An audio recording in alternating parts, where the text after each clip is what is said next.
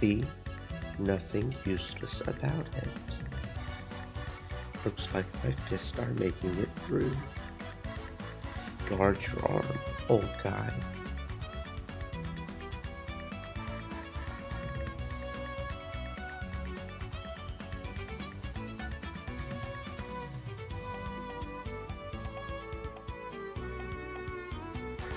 It seems I will have to get a little more serious.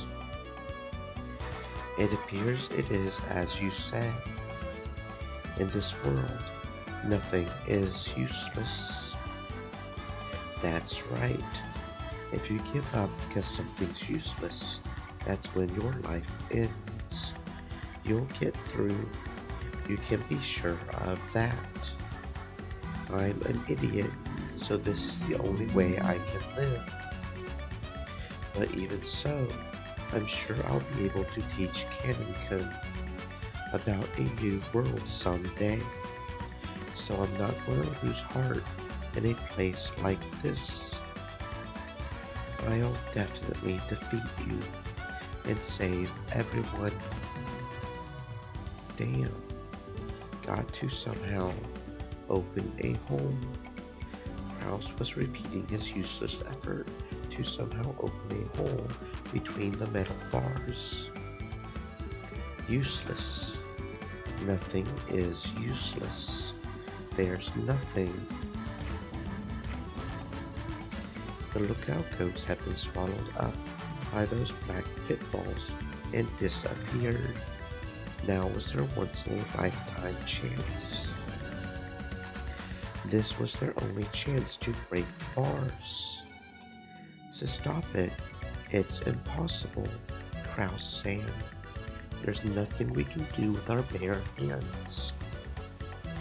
Let's look for a tool. Don't waste time on the impossible. If you give up because it's useless, then it's all over. That's what my daughter said. Even if my body won't fit, as long as a small person like Shannon or Cannon can make it through. Now that we've reached this point, action is more important than racking our brains. Let's work together. I'll do it too.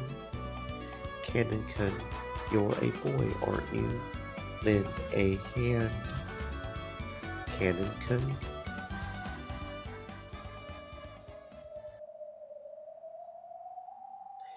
Kraus Sama, please stand back. What? What are you planning? Okay, Nasan? Just one more time. Let's try struggling. Yes, I too will struggle one more time. No, not just one more time. Over and over again. Jessica's voice had reached Cannon. It certainly had permeated into his cold, rock-like heart. And George's voice had reached Shannon. If the love he had shown was embodied by strength, she would have to respond in the same way.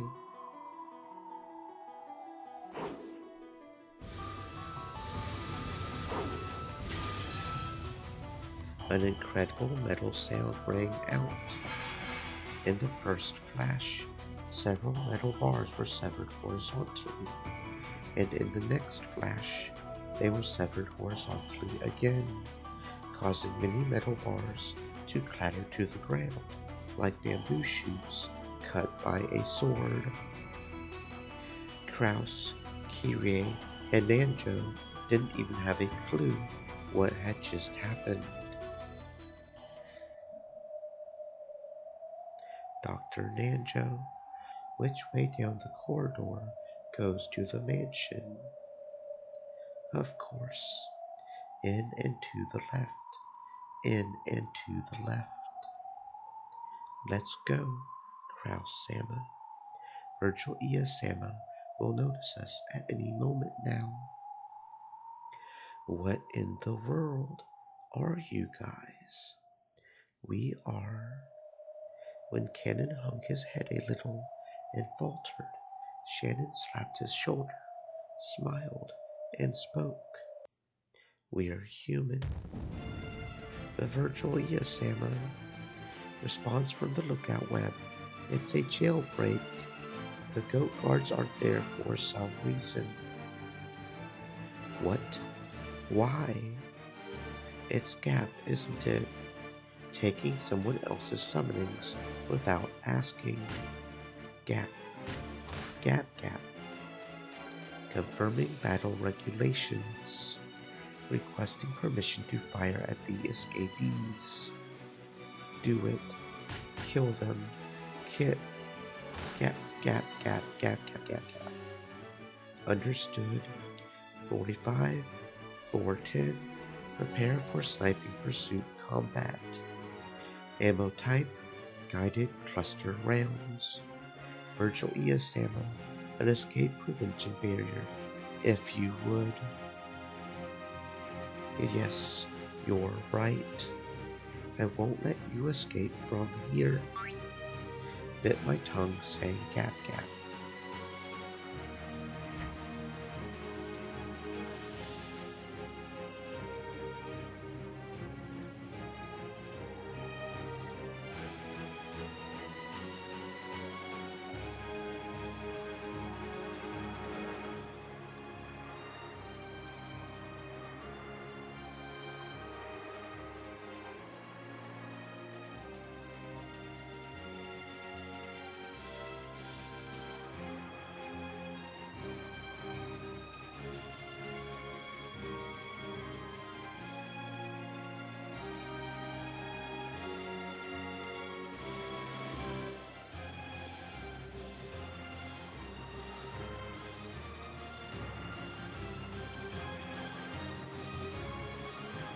The underground passage in front of them was once again blocked by metal bars. The door was, of course, locked. However, that was no problem for them now. "Cannon, it's those metal bars again. We're counting on you." "Yes, Kraus-sama." "Still, that's incredible. I wonder what kind of principle it works on." "I'm not interested in principles. All that matters is that he can sever the metal bars, and that we can escape from here. Don't worry, Cannon. Do it." "Leave it to me." Cannon sliced the metal bars again with his red curved blade, but there was a harsh, strange noise, and the metal bars only had a slight scratch. "Well, what's this? These are sturdy." "Wrong. They're enchanted. It's one of Virtual Iasama's magic locks." "Can you cut through it?"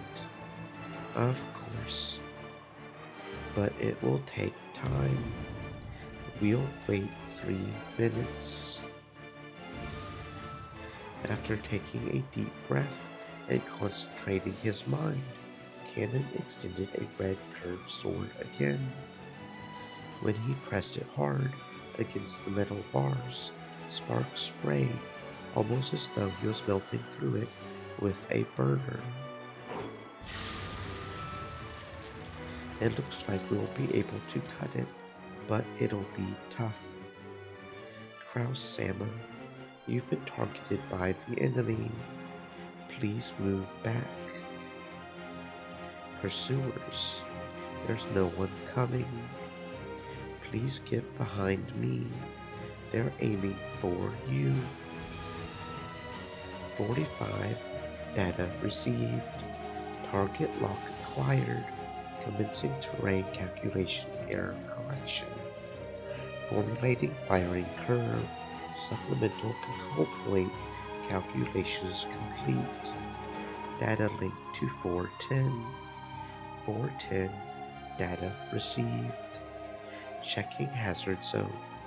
No problems. 0. Loading 48 sub-rounds.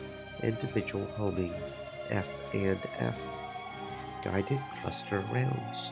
Preparations complete. 45. Firing preparations concluded. Loading guided cluster rounds. 410. Firing. A golden arrow that sparked gold was fired, leaving a gold tail streaming behind. It drew a curve, went through the door, through the keyhole, down the stairs, towards the underground path at full speed. So something shone. You can't block the golden arrow with a shield. Cannon Kun, interception stance. Let's link. Gatekeeper, understood. It's been a long time since I fought with you, Nay Sam.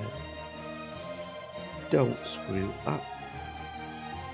Yes, I'll be serious. Then there's no problem. Cannon stopped cutting the bars and stood in front of Shannon.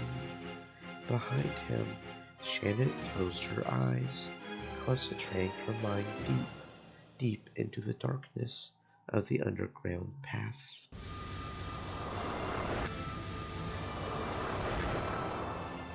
A guided cluster round is a special kind of arrow made up of 48 sub-rounds bound together. It explodes mid-flight and divides into 48 mini arrows. The strength of each individual one is low, but they pierce through all shields and possess a perfect wounding and killing power against personnel. And on top of that, each one of the 48 possesses autonomous guidance towards their individual targets. It's shown, it's divided, confirming guided cluster round division. 46, 7, 8, 48 sub-rounds, all rounds locked onto.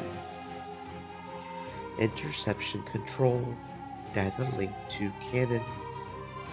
Cannon, data received. You're incredible, Nay-san. You can actually see all 48. Concentrate on interception prioritization. Trust your Nay-san. Of course, I don't even need to open my eyes. Commencing interception.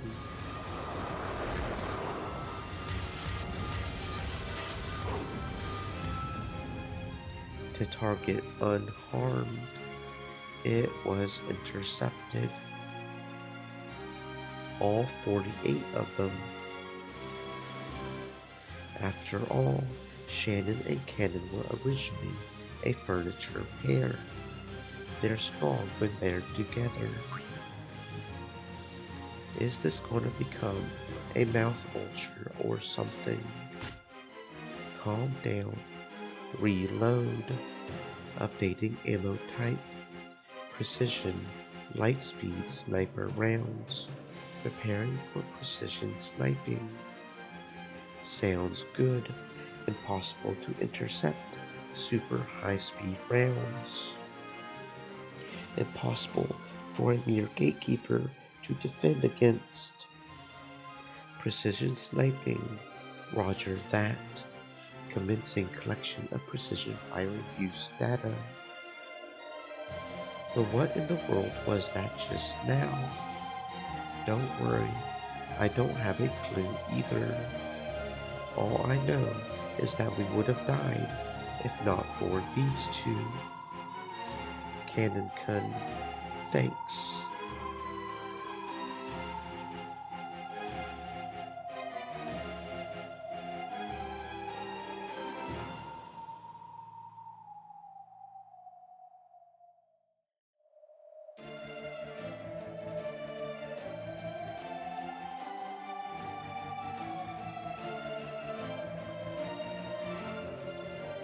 Go back to the metal bars. The next shot will probably be one we can't intercept. How can we defend against such an attack? We don't let them shoot. Cannon can initiate spirit particle combat countermeasures. At those words, Cannon closed his eyes tightly and ground his teeth. With Shannon at the center, a pressure and impact that only non-humans could perceive struck.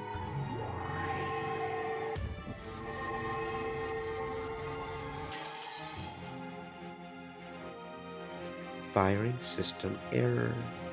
No good. Rebooting. It's spirit wave jamming. Activate spirit particle safeguards. Hurry. What are you doing? Cover your ears quickly. 45. An unseen, unheard impact had struck the Cheister sisters. 0 and 410 crouched down, covering their ears, but 45 didn't make it in time.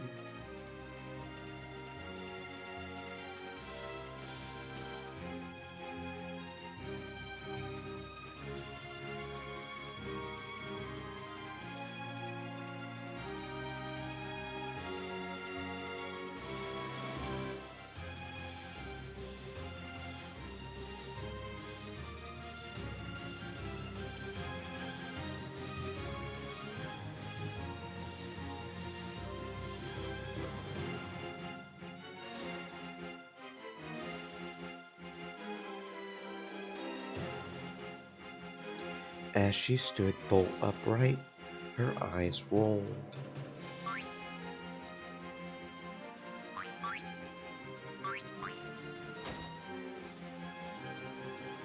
45 got damaged. Her IMEs busted. The noise is also horrible for me. 45, 410, and 0 damaged. Abandoning sniping posture. I came straight through the link. If we don't reboot, raising their spirit particle sensitivity for precision sniping had backfired. They had taken the full brunt of the spirit particle shockwave Shannon had released, and not only 45 who had been hit directly, but also 0 and 410 who had been linked with her were taken down. Are you okay? I will make you some more delicious black tea later, so get a hold of yourselves. My apologies, sir. Rebooting. Please wait several hundred seconds. All of the Cheister sisters had fallen over. They would probably get back up eventually, but it looked like it would be hard for them to return to the battle lines for a while. So, furniture was able to repel weapons, if only for a moment. I see. A plot to entertain. That child truly will be filled with unexpected turns. Virgil Ea tore the air with a large gesture, motioning as though opening a door. Come, arise, goat attendants. It's time to work. Catch and kill the escapees. Corpses are fine. We can just revive them anyway.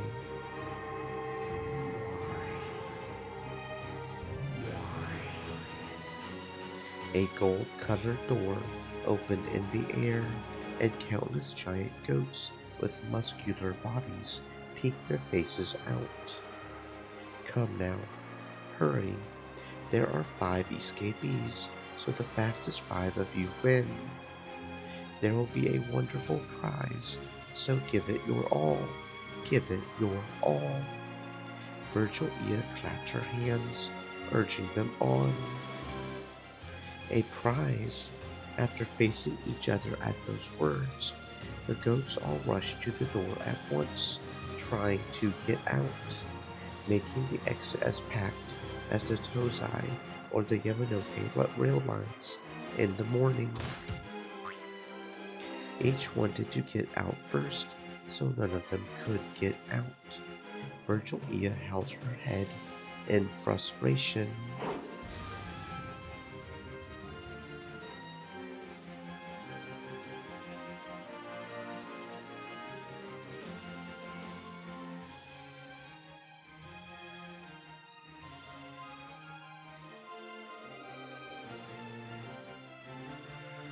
By that time, Cannon had managed to cut enough bars to make a crack that could be slipped through. It had been a bit of work for Kraus, large as he was, and Nanjo with his lethal waist. But even so, they all managed to make it through. But after they did, they only had a couple seconds to be relieved. Immediately, another set of metal bars blocked the way in front of them. This certainly is secure. I'll bet they really didn't want the people in here to escape. Cannon, sorry, but I'll have to ask you again. It may be tough, but please. There was sweat on Cannon's forehead. You could tell at a glance that cutting the metal bars, which had been made even more solid by magic, had physically exhausted him. Yes, leave it to me, Kraus-sama. Only you can do it. Please, we're counting on you. Only he could do it. Holding tightly onto those words, Cannon concentrated his mind once again and set himself to the task of cutting metal bars again. Enemies are coming from behind, multiple targets. Yes, this time even we can tell. The ground's really shaking. I can tell that some ridiculous monsters are rushing at us. Don't worry, I'll use a magic block to make a blockade of the metal bars we just came through. Mere goats won't be able to break it. Shannon held her hand out towards the metal bars they had gone through. But she stopped right away. Well, what is it?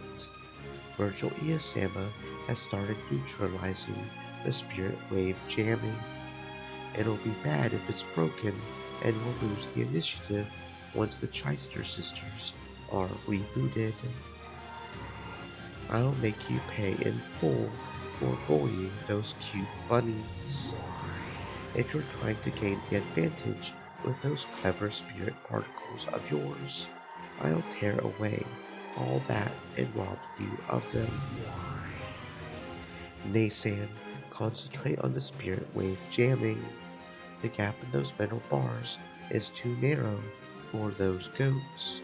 It should hold them back for a while. I don't have a clue what you're saying, but we know it's something pretty bad. Kyrie picked up a metal bar that Cannon had just cut. Kraus had no weapon, but he rubbed his fists, and the two of them glared into the depths of the underground passage where the shaking was coming from. I believe these are the final metal bars blocking the way. How far is it to the mansion from here? Quite a walk. The path is even, but I seem to remember walking for 30 minutes. So if we run all of it, it'll be half that time. They couldn't tell for sure since they didn't have the three-sided mirror, but there was no guarantee that George and Jessica would still be alright against demon opponents after all this time. If we run at twice the speed of walking, it'll be 15 minutes, and twice that speed would make it 8 minutes. And if we sprint all out at double that speed, it won't even take 5. No problem. Oh, what an unreasonable calculation. but that's how you calculate in a fire. My sincere apologies, everyone. Please watch my back. Leave it to us. Cannon, you cut the bars as fast as you can. Shannon, you concentrate on jamming this witch called Virgil Ia, or whatever.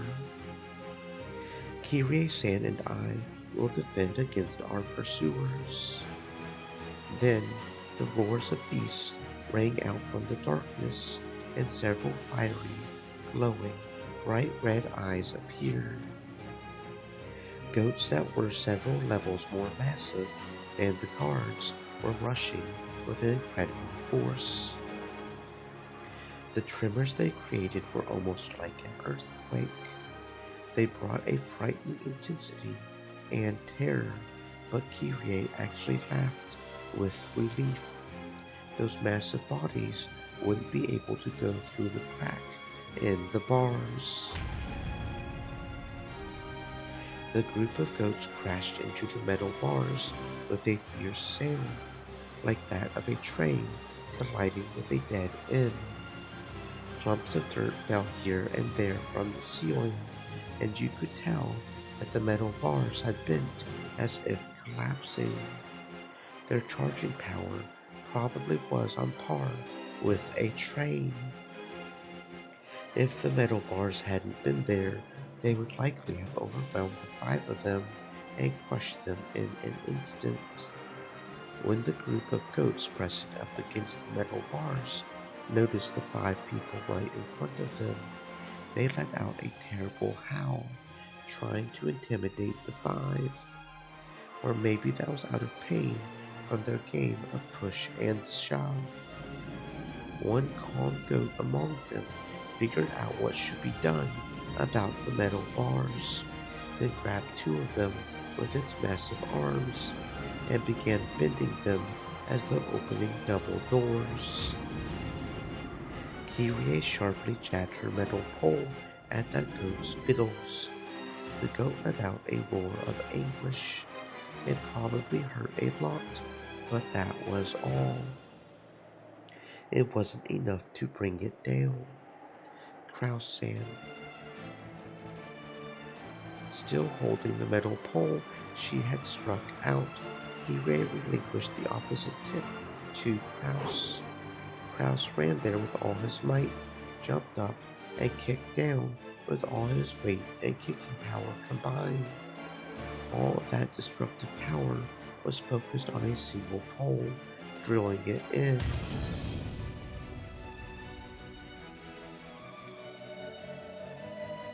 Are you okay?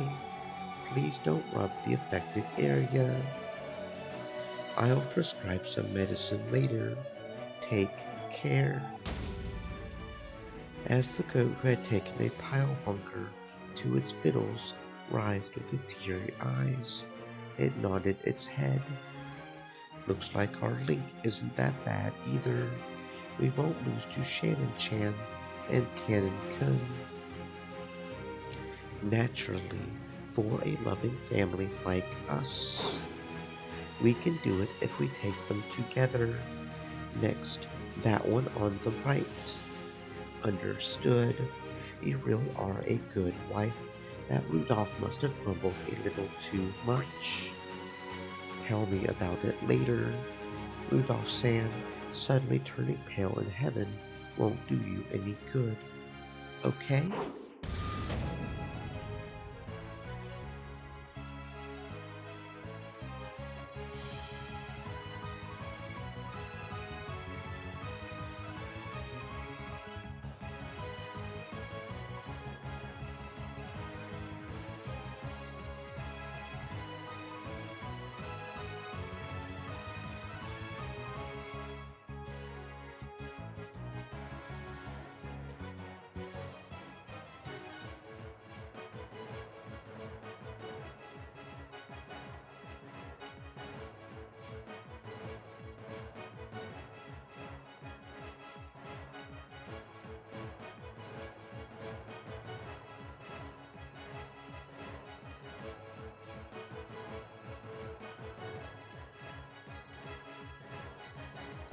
The goats' massive bodies were buried in rose bushes, even taking into account that a leg's power is 3 times that of an arm's. This straight surpassed common sense. To think that those massive bodies had been kicked in the chin and flown through the air. It was too fierce. Even George seemed a little surprised. To think that my kick works on monsters too. Now there's a shock. It's because of your counterattack style, barrier. The attacking power that raises you is added on to your own. Your kick has been supplemented by these monsters' superhuman strength. I don't really get it, but isn't that just perfect for me? No matter who attacks me, they should be prepared for a counterattack of equal measure. Non-aggressive defense. That's my policy. That's why Gap couldn't easily touch him. The counterattack style barrier had no defensive power.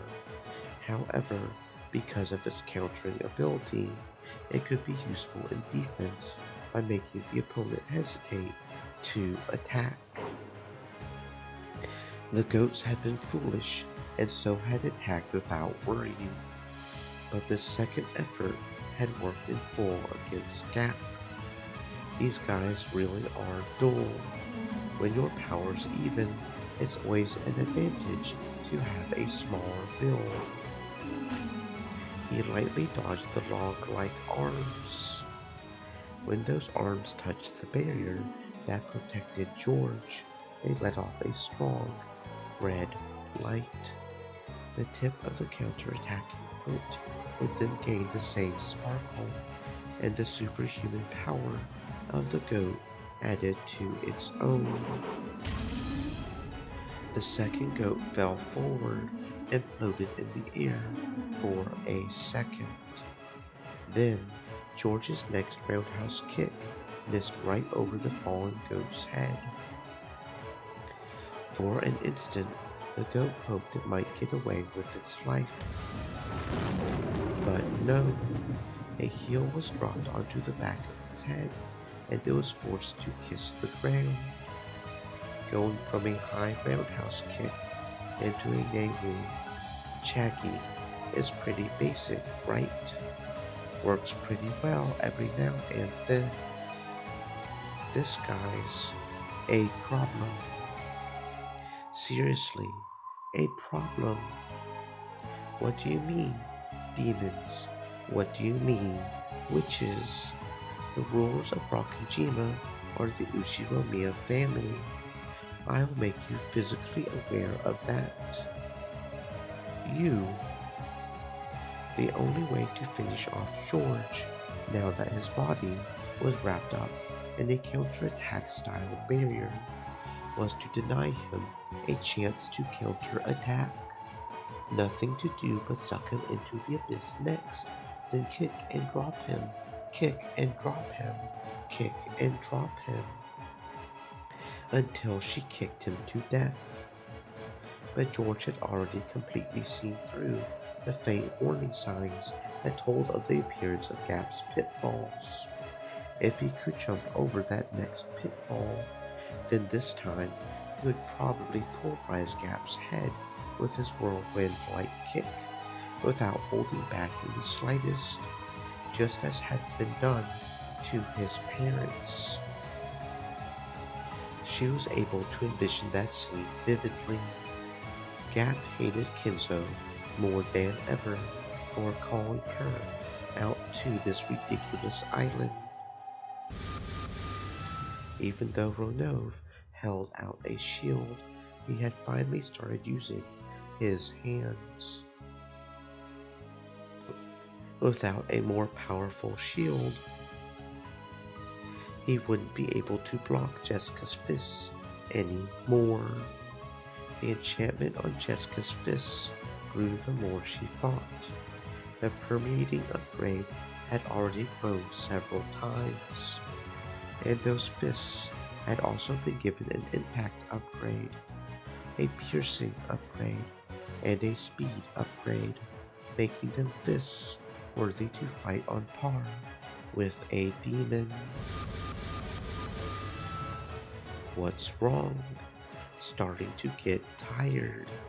You're getting all slow.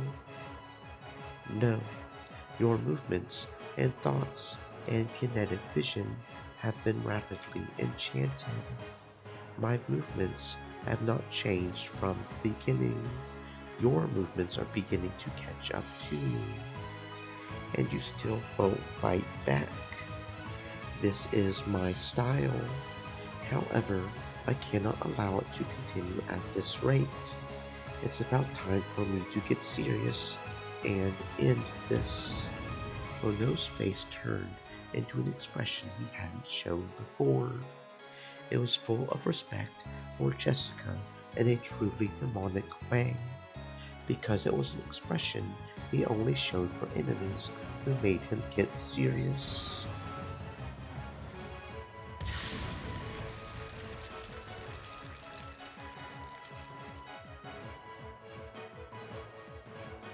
What the?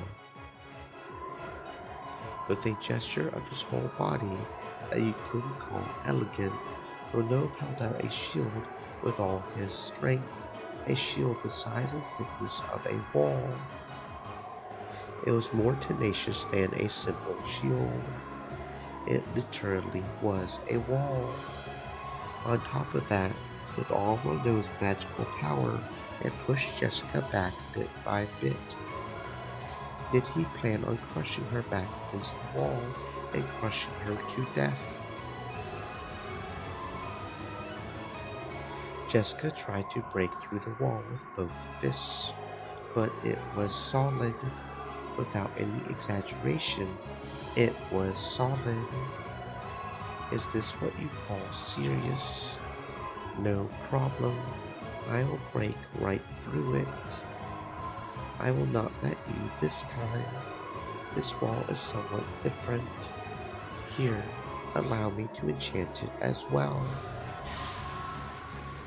When Renaud made a magic sign, almost like a ninja, the wall glowed red for just an instant, and some kind of ominous power dwelt within it. Jessica was able to recognize that almost immediately with her body. Every time her fist hit the wall, pain as though glass fragments had scattered and hit all over her body rebounded against her.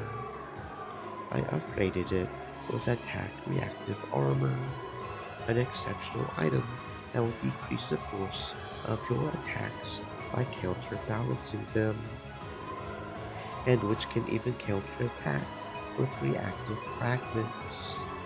It's perfectly fine to keep punching it, but doing so will damage you as well. In short, it's an endurance test between me and your wall. No problem. Will you fall to your knees first or be pushed into the wall first? Allow me to observe. Except I might break through it and smash that whole wall along with your face. Right? Watch it. Without hesitation, Jessica punched using both fists. Each time she did, a large amount of shards scattered, torturing her entire body. Instantly, several red gashes appeared all over her. She grimaced at the intense agony, but her eyes were burning with fighting spirit, and her lips curved in a grin that stood in sharp contrast to the pain. Cannon, are you done yet? We are fine, but the metal bars blocking them don't seem to be. Just a little more. There's no stopping these guys. These metal bars might break just from them shoving each other. The group of goats made the metal bars creak. Several arms grabbed the bars, twisting them with superhuman strength. However, some bars were being pulled in opposite directions by different hands. Apparently, they really were stupid. The way those countless hands grabbed the metal bars sometimes happened to match up by chance. Several hands grasping two metal bars neatly put their power together and pulled the bars to the left and right. The incredible sound of metal bending could be heard, and that crack was getting larger, bit by bit. They attacked the arms of those goats, one by one, but they weren't getting anywhere. They couldn't stop the gap from spreading, left and right. At that time, there was a loud metal sound behind them. Cannon had finally finished cutting. Quickly, Kyrie-san, ladies first. You go next, Dr. Danjo. Kraus-sama, please leave this place to me. This is... Cannon's red sword that had cut the metal bars disappeared. Sorry. We've entered Virtual Iya-sama's spirit particle area of influence. Our magic power has been neutralized. How dare you resist me this far? I, who is called a great witch. You can no longer use your magic in that underground passage. A magic circle column drew a complex magical formula with Virgil Iya at the center. With such genuine magic being used, Shannon's power couldn't even compete. On the contrary, it was surprising that she had withstood as long as she had. Spirit particle supremacy ensured. Come, Shyster sisters, it's your turn now, right? Wait, are you still rebooting? Why are kids these days so bad at waking up? But my apologies. We are all different versions.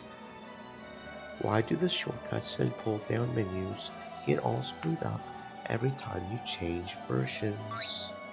You did not shut down correctly last time. Administrator privileges. What's going on? I don't know. Fix me, quickly. Call the Imperial Guard's troubleshooting team. What? You can't help us without a user code. 45 had the user code.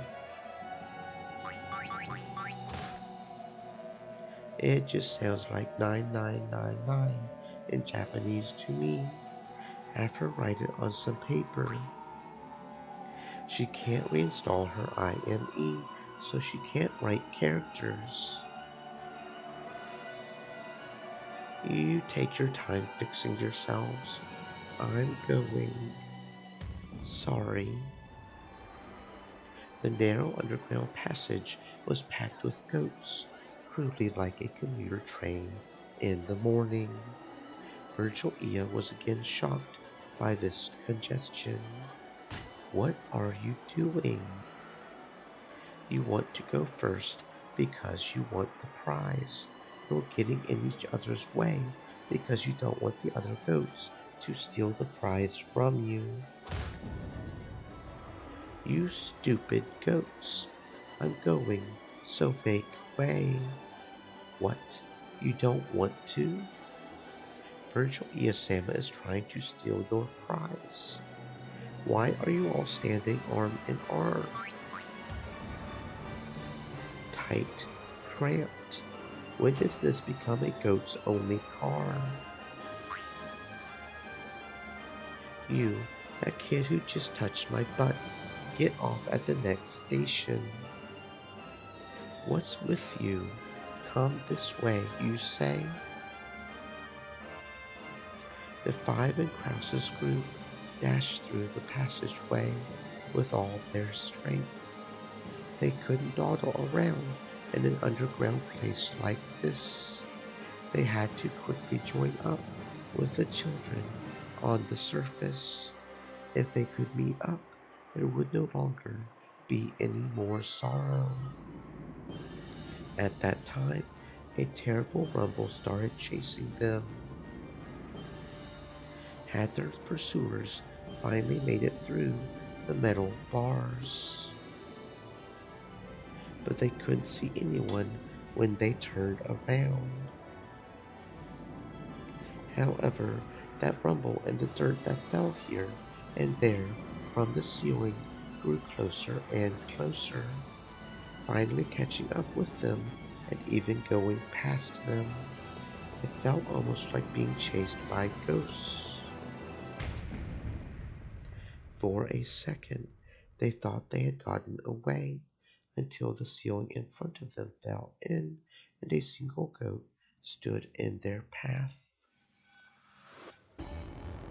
Virgil Ea was sitting on its shoulder. This wise child knew a shortcut.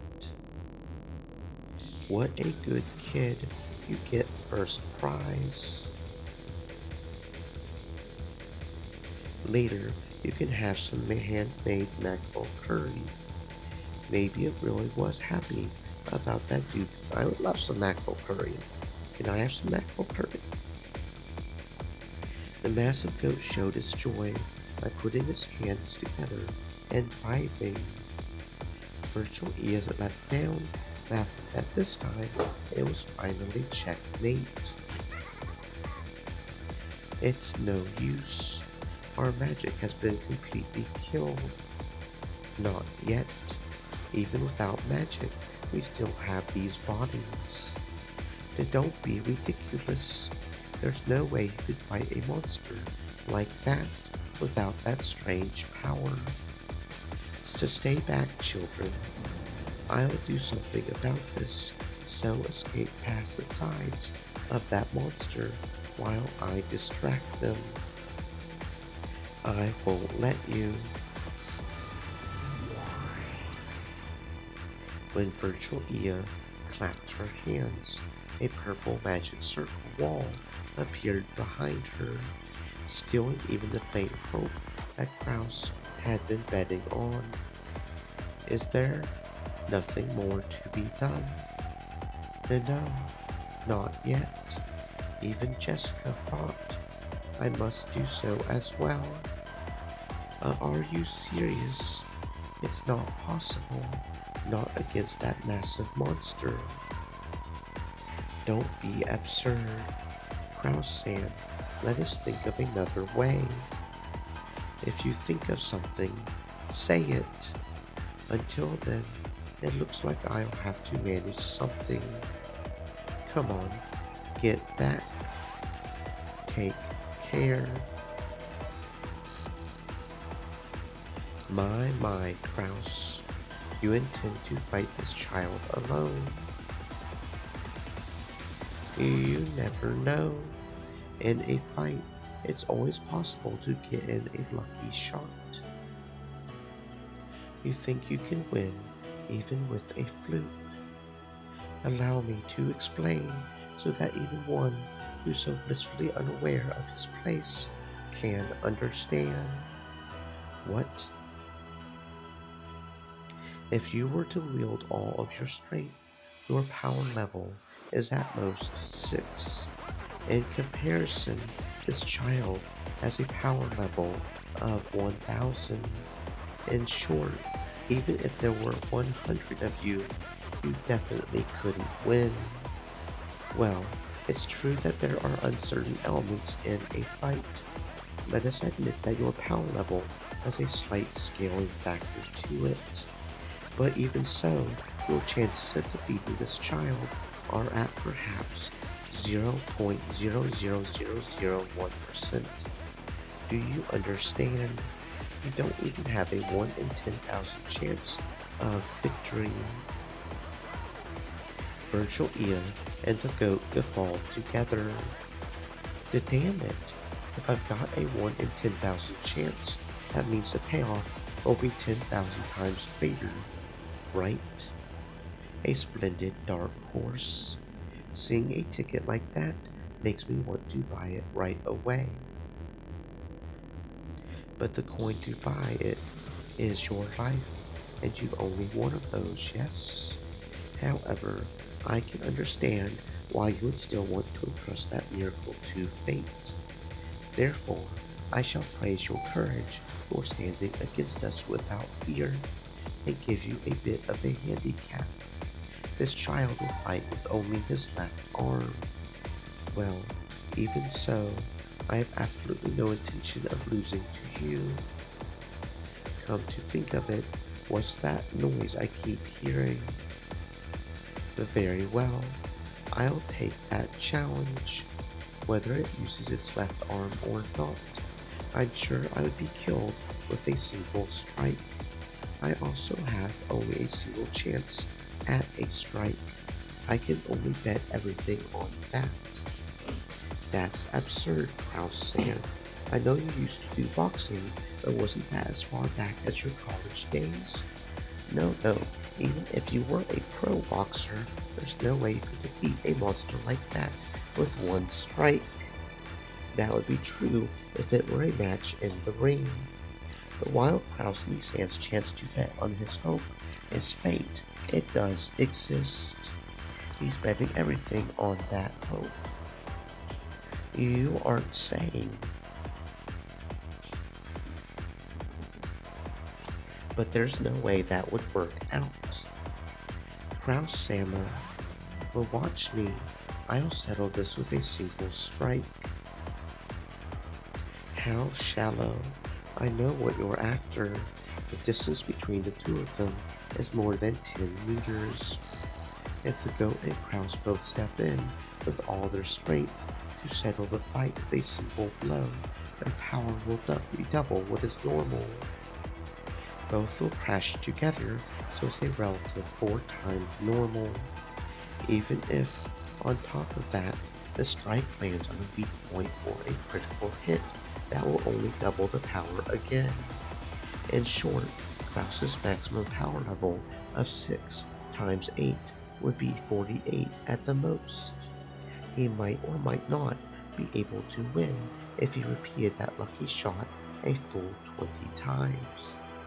If you're killed every time you take a hit and your damage still accumulates. Let's see. Perhaps you might finally win when we get to episode 24. Yes, if only the series could stretch on so long. Either way, you don't even have a slight chance at a victory. Seriously, what is that sound?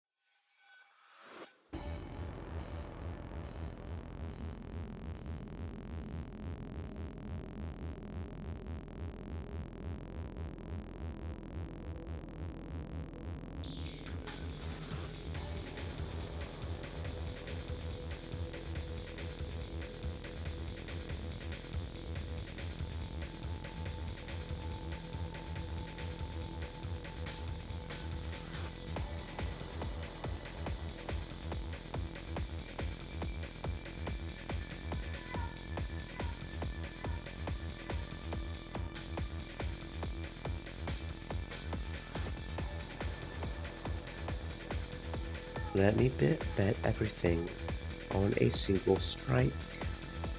You have no reason to hold back either, Goat Kun. Come at me seriously. He's requesting that you go all out, smash him with a single serious strike, and turn him into chunks of meat. As the goat got excited and beat its chest over and over, it took a position as though preparing for a sprint. Is this what you wanted? Bet your hopes on the greatest limits of your power level and despair when even that gets you nowhere. It rang again. What the heck? It's really starting to get on my nerves. Here I go. Ready? The goat howled in response. Then, with a matched timing that only the men confronting each other could comprehend, the two leapt forward like bullets shot out of a gun. The men howled, collecting the strength from all over their bodies into one arm each. The goat's fiery glowing eyes clearly locked onto Krause's face. He could perfectly see a vision of when he would step forwards, when he would punch through Krause and blow him away, and when he would win perfectly. The long, painful days up to that point drifted through the goat's mind. Those painful days of training when his senpais had picked on him. Those faint glimpses of the warm concern his senpais felt for him. And the joy of that day his power had been acknowledged, when he had been accepted as one of the comrades. I never showed proper respect to my parents. That's right, didn't I plan to wash my hands of this business when this job was over and return to my hometown? I'm sorry, little goat sister. Your Oni-chan always caused you so much trouble. And I actually have a childhood friend, and I'm gonna marry her when I get home. No, stop tripping all these loser flags. You can't handle that punch. Dodge it. It happened the instant before the two clashed and their punches crossed. You fool, Virgil Ea. Looks like you failed to make a calm and rational decision. You mustn't take that punch. Knock it aside. The very instant the goat's left straight and Krause's right straight crossed, the goat obeyed Virgil Ea's order with super fast reflexes and pulled his straight back, repelling Krause's punch. That's right, Virgil Ea's decision probably had been wise. After all, the number of loser flags amplifies the power level of one's opponent. That was close. If you had taken that punch after tripping so many loser flags, imagine just how great a force it would have been amplified to. Come on, from there, smash the completely open right side of his face with a right straight. What? That promise about fighting with only your left arm? Aren't promises made to be broken? Tripped another one. I'm disappointed, Virgil Ea. You really have lost your composure. What's that? How was I not composed by noticing it beforehand and making him avoid it? Well, why is that, Kyrie-sama? If they had crashed like that, wouldn't it have been houses? I see. Even with 20 loser flags, that's not enough. Krause's and the goat's double rush made 4 times 4.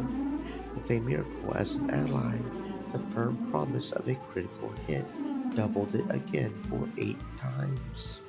On top of that, there's an amplification of times 20 equal to the number of loser flags, making for 160. At a glance, that was an incredible amplification, but even so, Krause's power level was 6. Even multiplied by 160, it only made for a power level of 960, just barely below the goat's 1000. That's why I said you weren't composed. It's your blunder. If they had crashed like that, you would have won. Even if that were so, it all comes to the same thing if this right straight smashes Krause's head. Die, Ushiromiya Kraus. Take this, the strongest strike of the boxing world.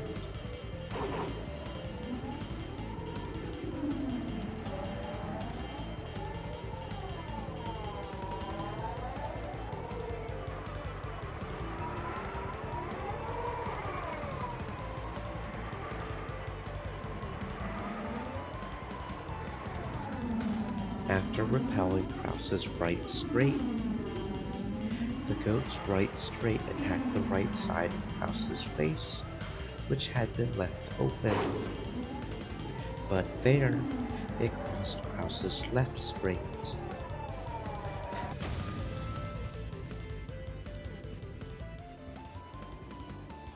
The two punches crossed, and time stopped as each aimed for the face of the other. To think that would be time for a simultaneous strike, but his power level stops at 160, making it 960. It doesn't reach up to my child's 1000. No, Virgil Ia-san, it's your loss. Why? You made him repel the first cross counter.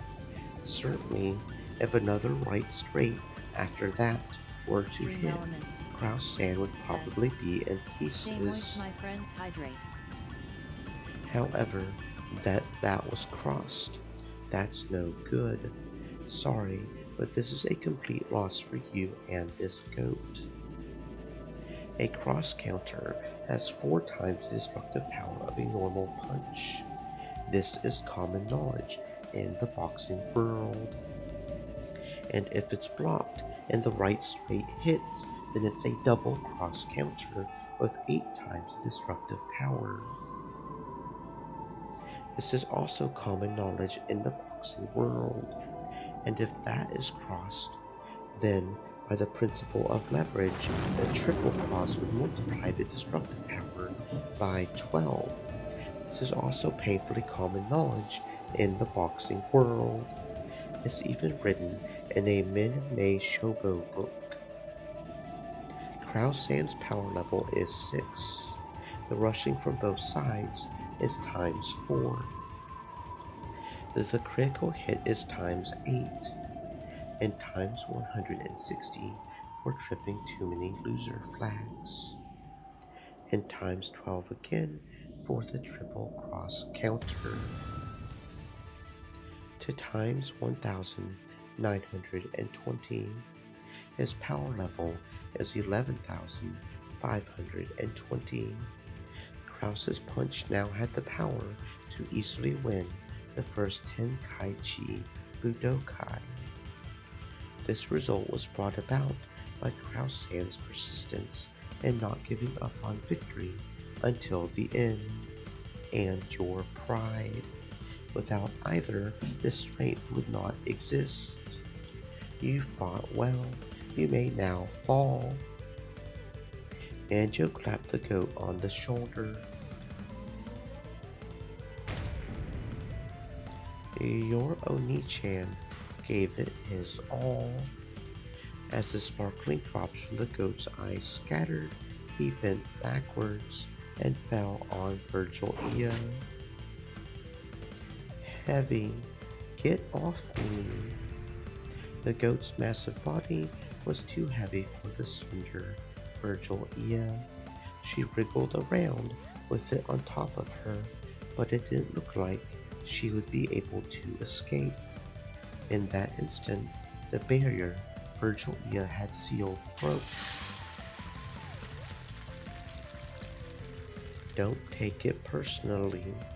It was the principle of leverage that led to your defeat. I wonder how the principle of leverage applied to that counter.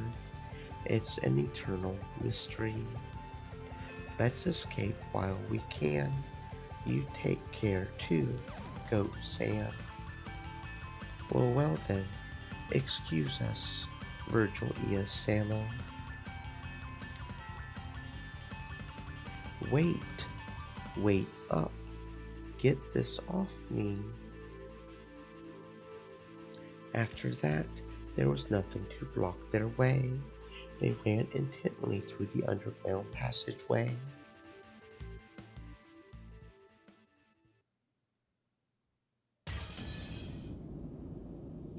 Jessica had finally been cornered with the wall at her back. Ronov advanced with his magic circle wall bit by bit and would probably crush her against the other wall eventually. Considering the distance, she threw out her fists. This would be her final strike. Jessica had dealt out many punches so far. The wall wasn't invincible. It had already started to crack, and it wouldn't be strange for it to smash at any moment. However, due to the rebounding damage, Jessica also had cuts all over her body and was all worn out. Please put a stop to this. I don't intend to crush you. It is up to the master to decide how to deal with you. However, I also intend to congratulate you, especially for your good fight. Quit fucking around. Not yet.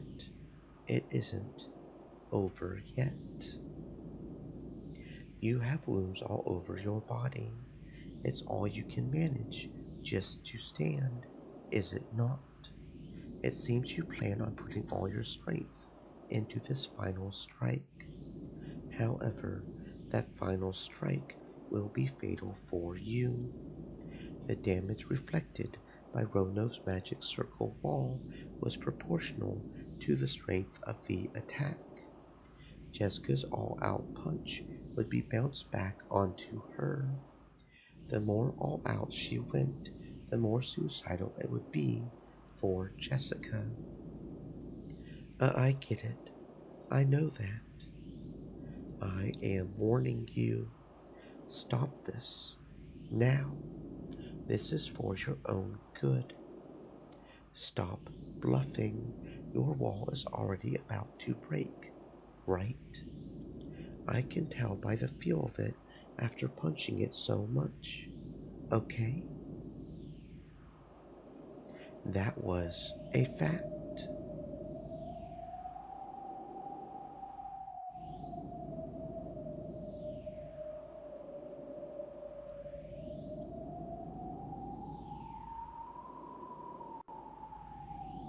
Rono's wall was already on the verge of breaking, and on top of that, Jessica's fists had been imbued with an unimaginable magical attack power by now, and their destructive strength defied the imagination. In the worst case, that destructive power might even pierce the defensive wall, smash Ronov as well, and create an expansion connecting this room to the next. However, that damage would rebound on Jessica as well. She wouldn't escape unharmed. I will say it just one more time. Stop. I say this out of consideration for you. Shut the fuck up. Prepare yourself. Jessica howled, putting all the strength of her greatest and final destructive power into her fist. She roared.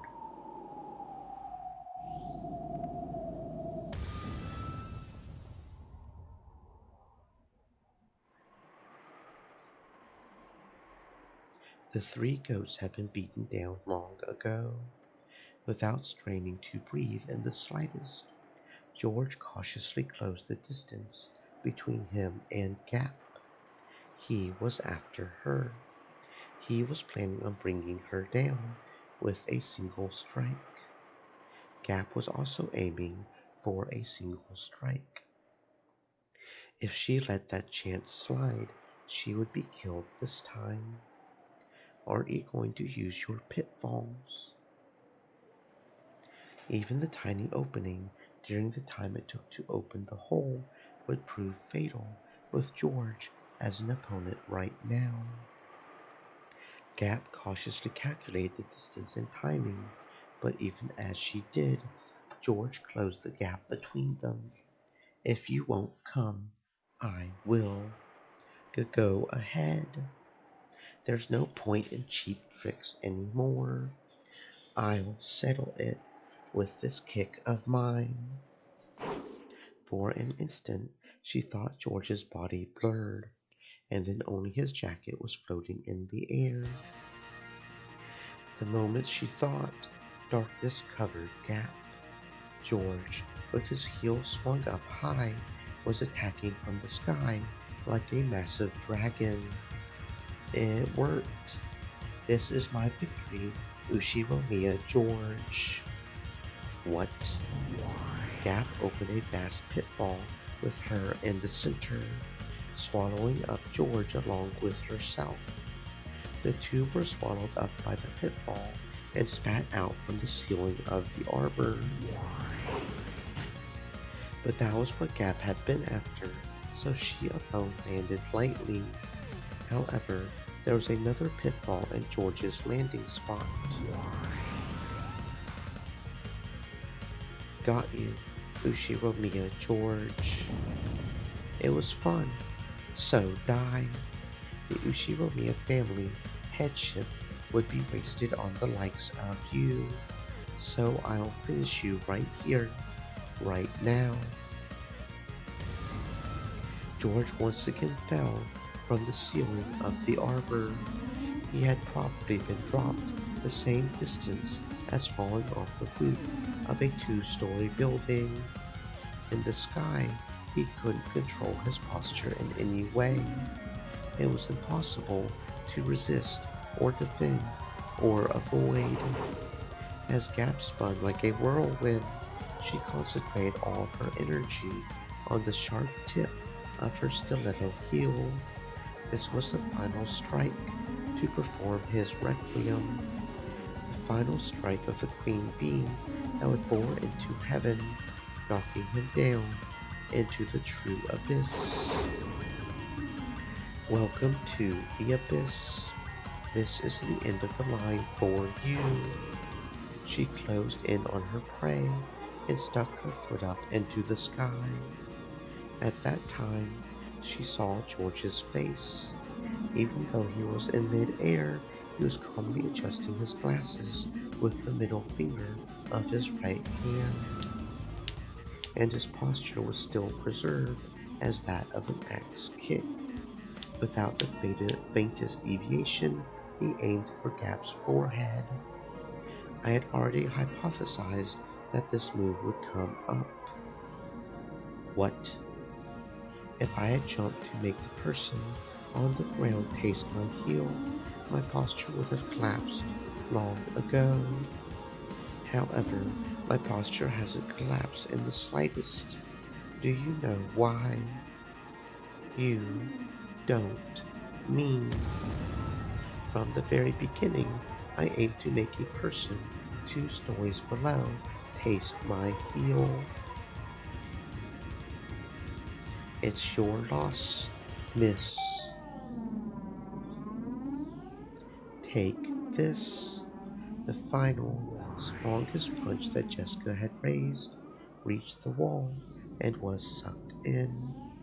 It was sucked into a black, large hole that had suddenly opened on the wall. Well, I did tell you to stop.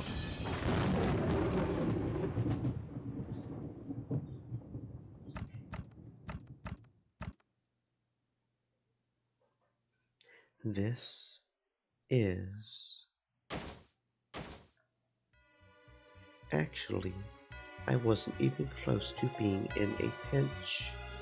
Sorry. Jessica's fist had gone for George's stomach, and George's axe kick had lined up on Jessica's head.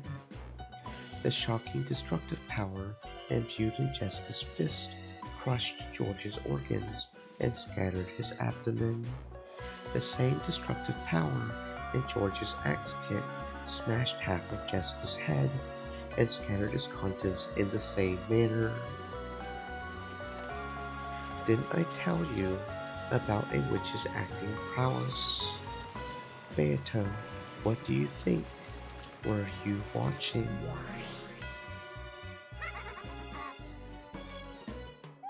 Not bad, just as planned. You really do get it, Gap. Beato and Gap casually high-fived each other.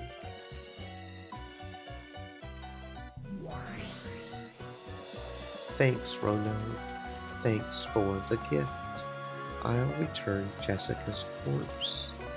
Separate the corpses of the two who are close.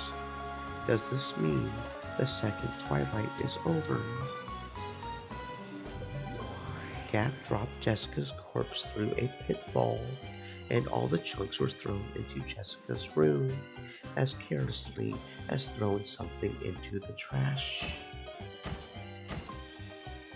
Jessica's corpse and lumps of flesh fell from the ceiling and poured out all over her room. Ono shook his head slightly at this gruesome change of scenery. My apologies, Jessica Sama. I did warn you. However, the true art of us demons, that is foreseeing this conclusion and giving you advice I knew you wouldn't listen to, really isn't something a human could understand.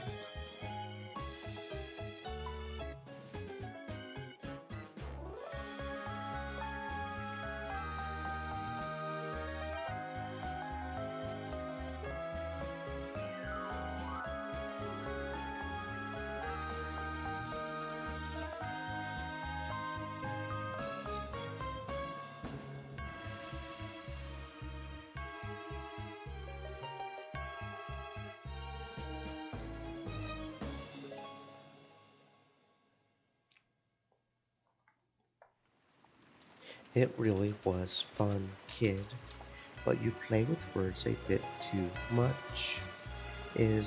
Maybe it's about time I started writing that. Really the best you've got. Are you trying to be someone from a light novel or something?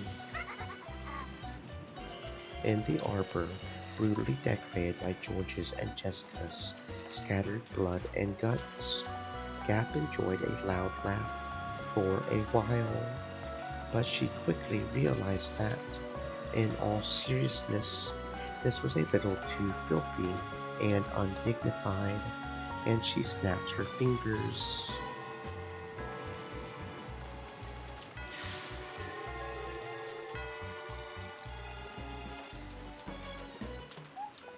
As she did, a cloud of gold butterflies rose up around her, stuck to each of the bits and bloodstains, and dropped them. Then George's corpse returned bit by bit, and the brutal corpse, with its guts torn out, was repaired into a clean corpse that looked like it was sleeping. Was this some act of sportsmanship towards a dead rival? The heavens were split, because Gap had lifted her leg high, pointing at the sky. See you, lover boy. This is game over, for real. Without a trace of mercy, that foot stepped down and was buried into George's forehead. The stiletto heel that was sharp as a weapon pierced George's forehead. With a bloop, it was pulled out. It was like a mark proving that Gap certainly had finished him by her own hand.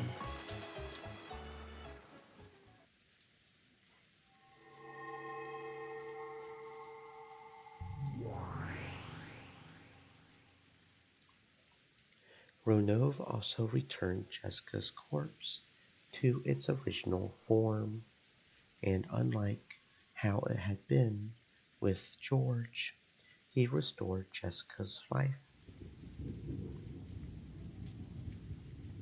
What in the world is this? A dream? No, that is wrong. You certainly did pass away, Jessica Sama. You should be well aware of the memory of your final moments. Jessica's mind was burning. For some reason, she remembered being thrown somewhere and having George's heel smash her head. Am I alive? No, you are dead. With my magic, that will only be postponed for a scant 3 minutes. After 3 minutes, the magic will end and you will return to being a tragic corpse with half of its head crushed. Well, what did you say? Death is brutal. In most cases, you aren't even given the time to ready your heart.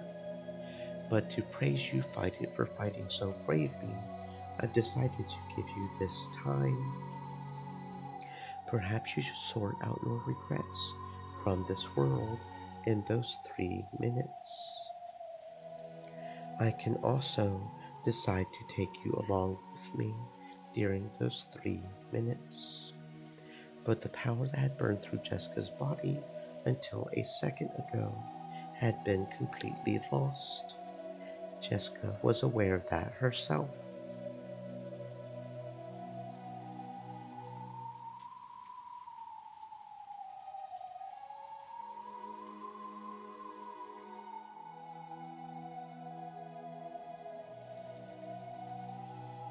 She was already dead. And that is all for me. If you would excuse me, it was fun, Jessica Sama. Rodolphe turned his form into a cloud of gold butterflies and disappeared. All that remained was the sound of the wind and rain, and the figure of Jessica as she crouched down, leaning against the wall. Jessica could tell she probably really would revert to the corpse she had been after 3 minutes. Was there anything she could do in those 3 minutes? She stood up and with a shaky gait took the phone that was on the desk.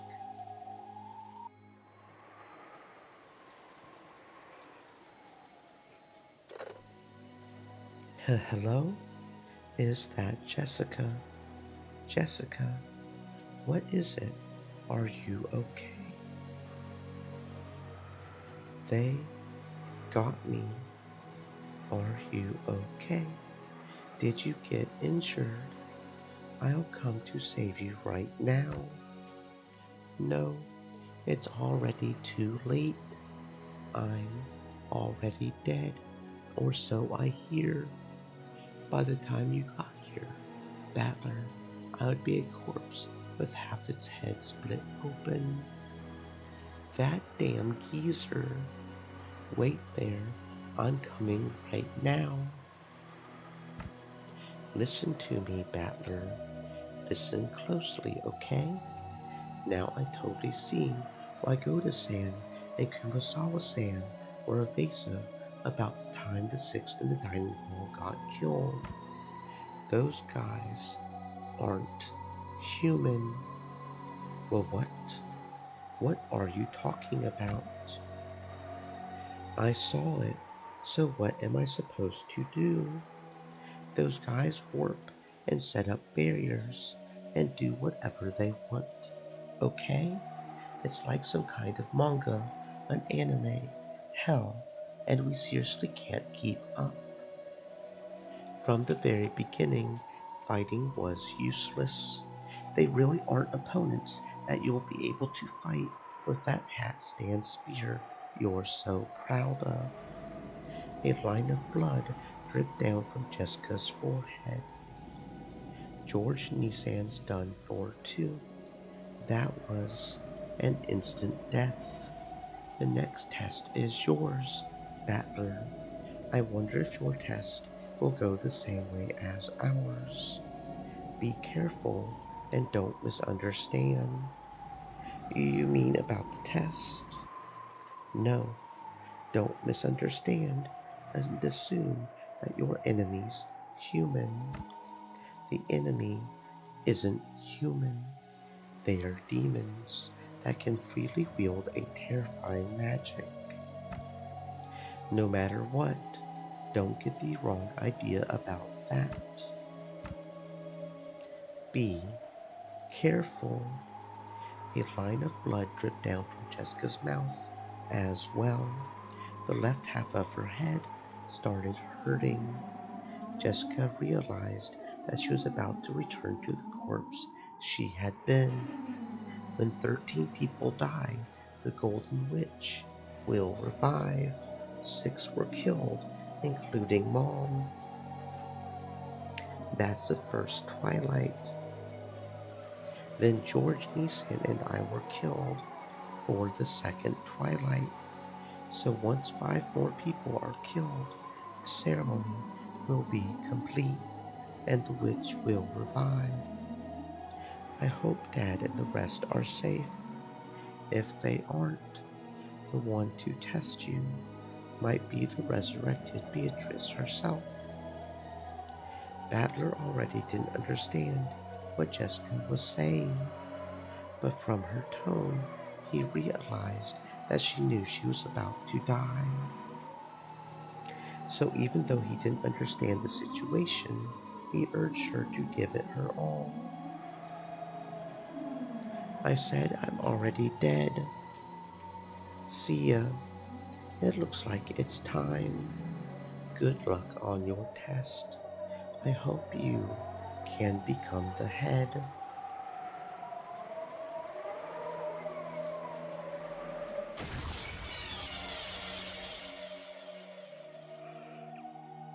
Jessica, Jessica, answer me. Jessica. Battler's sorrowful voice could be heard from the dangling receiver. As she leaned against the wall in that corner, crouched down, Jessica's head had been half smashed.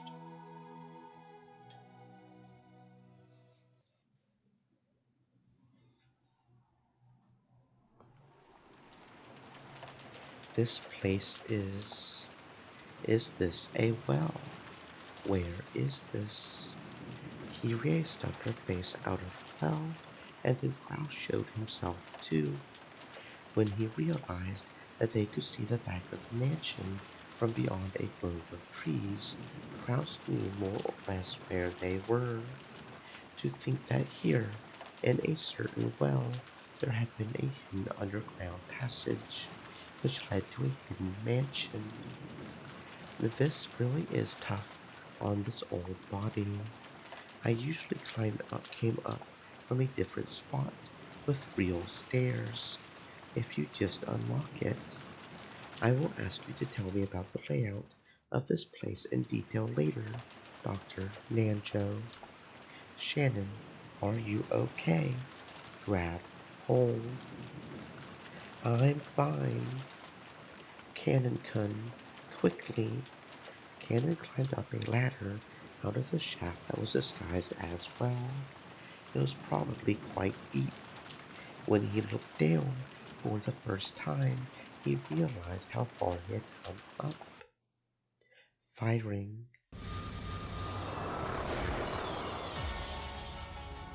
As Cannon was about to finally crawl out of the well, a hole the size of a basketball opened up in his chest. Everyone there looked through the hole to Cannon's chest to the scenery beyond. Kakanin-kun, nay, Sam. Cannon slumped backwards and was swallowed up into the depths of the well. Everyone run! The Chister sisters! They've locked on. We can't avoid them. Run! Let at least one of us remain alive. At that time, Kraus and Kyrie and Nanjo certainly saw a golden curved line appear from the well and sow itself through the side of Shannon's head. Shannon! Her head had been pierced. The three had witnessed it perfectly until it had shot out the opposite side, blowing it away.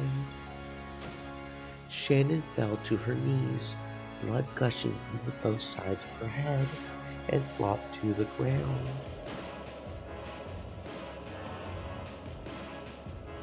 They're after us. Run.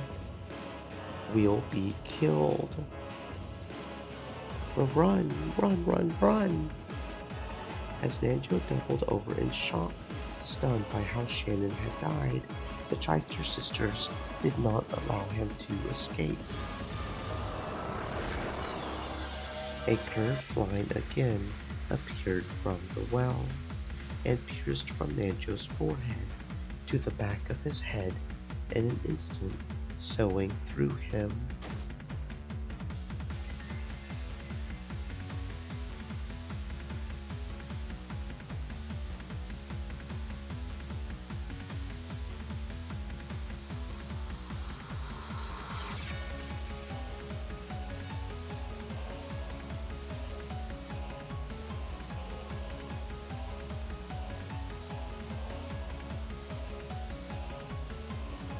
And so, Nanjo passed away.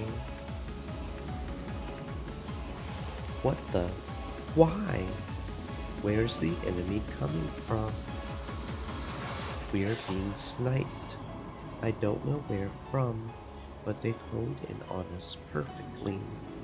Let's escape into the mansion, block their field of vision. The two dashed towards the back door of the mansion. Then, right as Kraus was about to shut the door behind him, a golden curved line appeared for the fourth time, piercing Kraus from the back of his head to his forehead and smashing that forehead.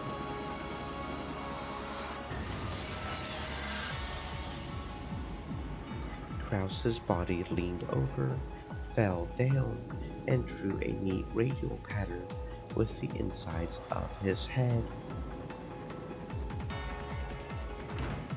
Kyrie ran wildly through the hallway, flew into some room, and locked the door. But even so, she wasn't even remotely convinced that this had saved her life. She would probably die soon. This was apparently one of the guest rooms. At that moment, Kyrie's eyes fell on a phone on a side table.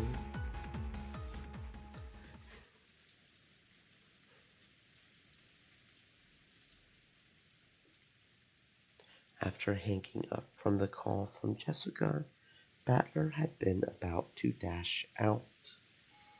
In that instant, the phone rang again. Hello? Kyrie-san. Yes, Battler-kun. I got lucky. I managed to escape the dungeon somehow. I really did have luck on my side. Where are you? Is everyone okay? Over here, it looks like George and Jessica and George Aniki are. Listen, I probably won't be alive for long. At that time, right after she thought, the keyhole of the locked door might have glowed gold, a gold curved line drawing a helix. No, a golden sewing thread penetrated in from there at an incredible speed and bored a hole into the floor by Kyrie's feet. That's unusual. The enemy, who sniped the other four, one after another, with extraordinary skill, apparently really does have trouble shooting me between the eyes with a single shot while I'm holed up in this room. But the next strike will probably hit. At this point, Kirie finally remembered the first massive killing in the dining hall. That's right. This is what killed Rudolph and the rest, all six of them.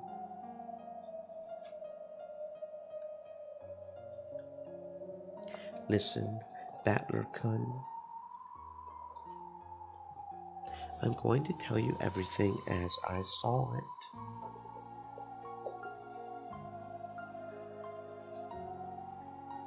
I'm sure you'll think there's something wrong with my head. Yes, it's okay for you to think that. Even I still haven't sorted out what it was I saw. Today, after you all returned to the guest house, the family conference began in the dining hall, and I'll tell you everything that happened next. Listen until the end without butting in. The call might be suddenly cut off part way through. If it does, at that time, I'll be dead. Kyrie-san. Then Kyrie spoke about Kinzo appearing and the family conference starting, about the six being killed and the five of them being confined, about how she had escaped somehow and ran away to where she was now, and how everyone had finally been killed. It was all spoken dispassionately, with no dramatization, just as she had seen it. She even spoke about how everyone except her had been killed, and how she had observed the moments of all their deaths, and how even now someone was trying to kill her. Actually, even while we've been talking, I've been attacked 3 times. Something like a strange gold thread keeps flying in through the keyhole, spinning around and aiming for me. First it was by my feet. Next it was close to my shoulders. Just now it grazed my ear. Its aim is getting more and more accurate. Looks like it'll go right between my eyes pretty soon. Run, Kirie-san. Run away. Where to? I've run this far, shut myself into a room, and even locked the door. Right? Now that I'm still being pursued, just where should I hide? Ki-Ri-A-San. Battler-kun. Are Jessica-chan and George-kun still alive? Not long ago, I got a phone call from Jessica. It kinda sounded like they were done for. Thought so. Yes, when we were being killed, one after another, I had a kind of premonition. I thought that perhaps the second twilight had been finished and the ceremony of killing 13 people before our twilights had been reached.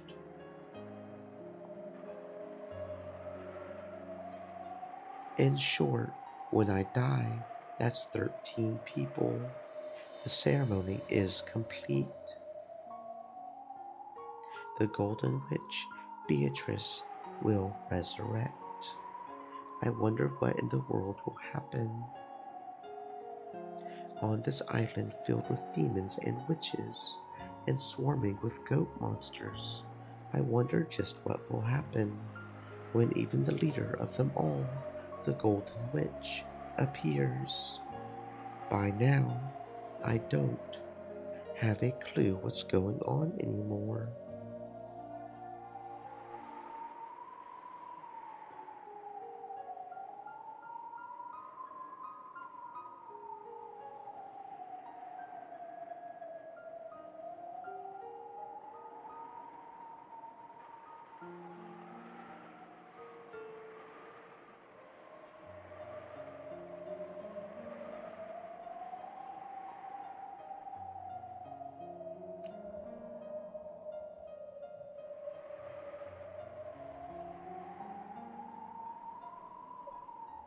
Kyrie San's voice had completely given up on her own life. Because Battler understood that he couldn't stop the tears.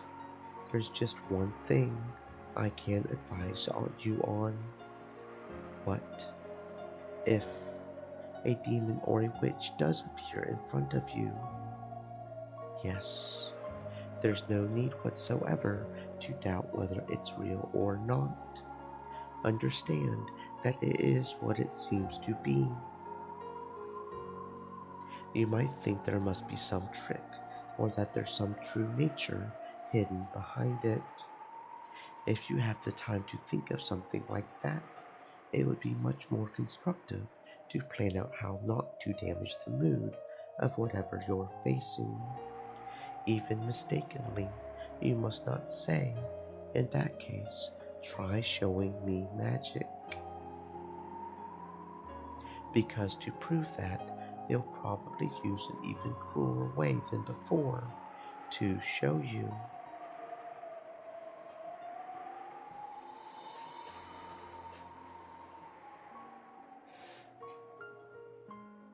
I can't believe it.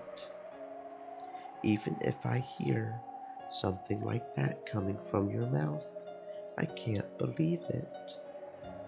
I understand. I understand why you can't believe.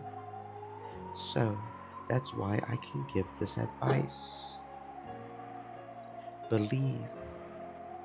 You're telling me to believe in Beatrice, and demons and witches and monsters.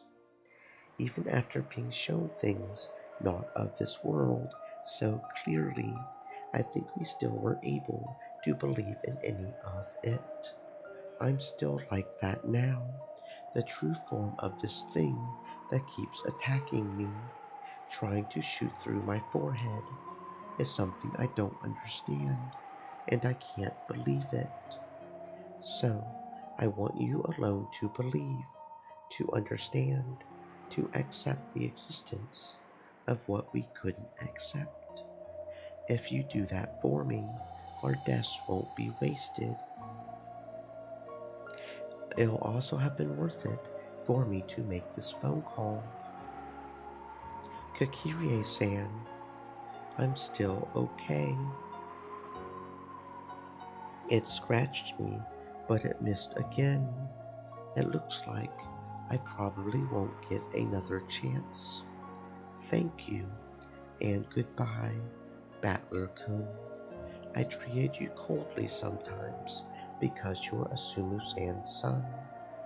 Forgive me for those days. What do you mean, forgive you? Right now, you are a mother to me, Kyrie-san. I felt as though I had heard an incredible sound at the other end of the receiver. Then a noisy clacking sound, as though the receiver had fallen to the floor. Kyrie-san, Kyrie-san. Kyrie-san did not answer through the phone again.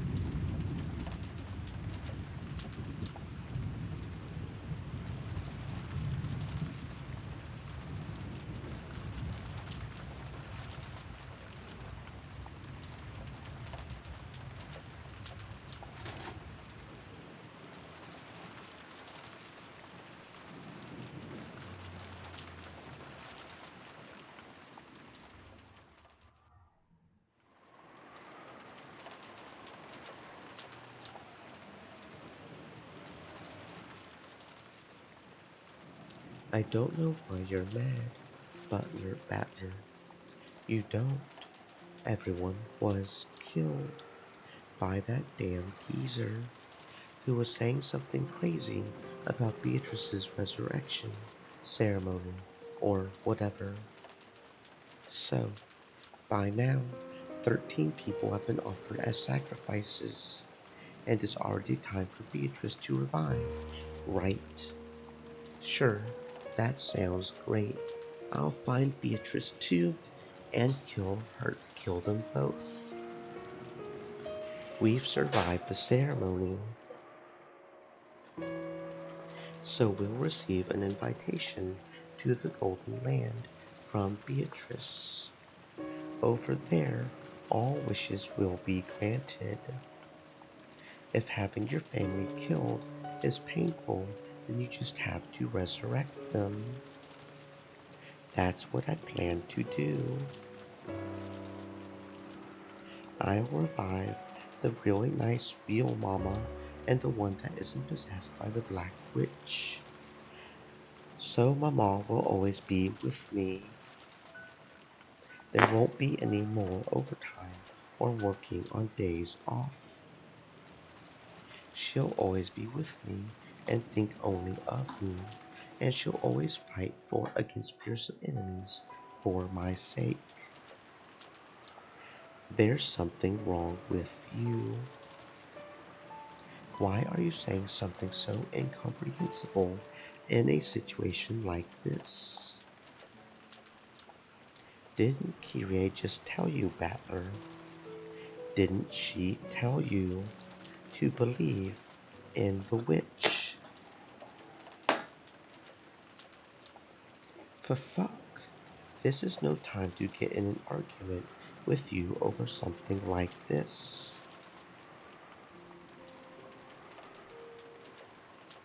Now there are no hostages or anyone left alive.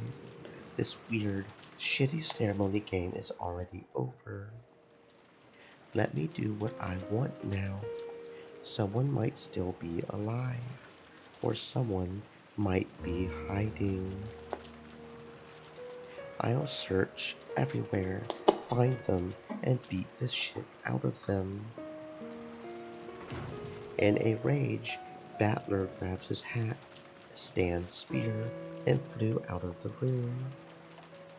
Maria watched him go, looking bored. Even though Beatrice will grant our wishes soon anyway. Stupid Battler. At that time, the phone rang out again.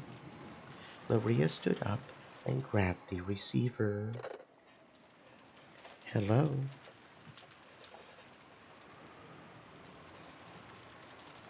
Of course, the sound of the phone also reached Battler's ears as he was about to dash out of the house. With a violent forcefulness, he turned around and dashed into the cousin room. Maria, who was the phone call from?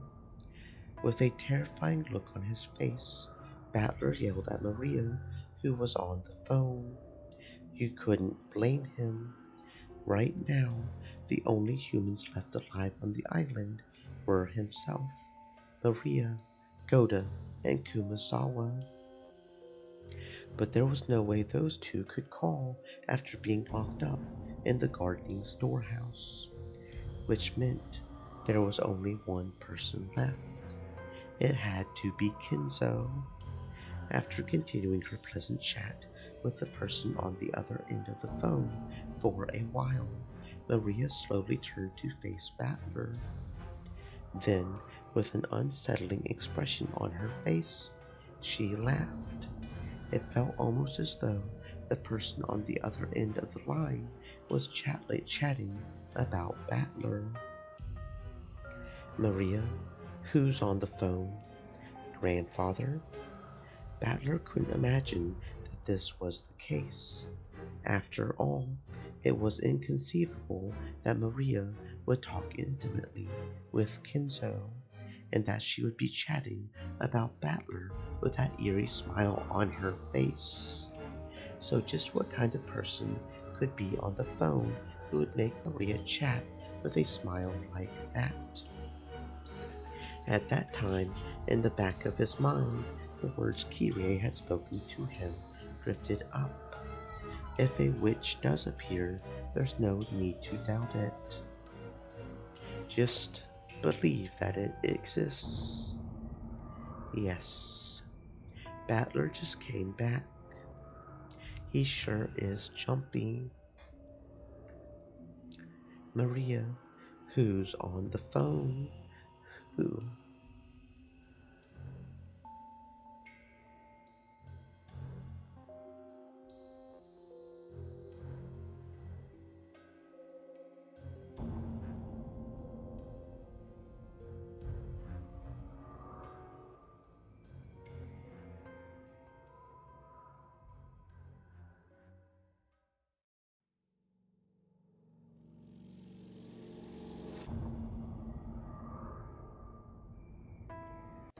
Hand it over.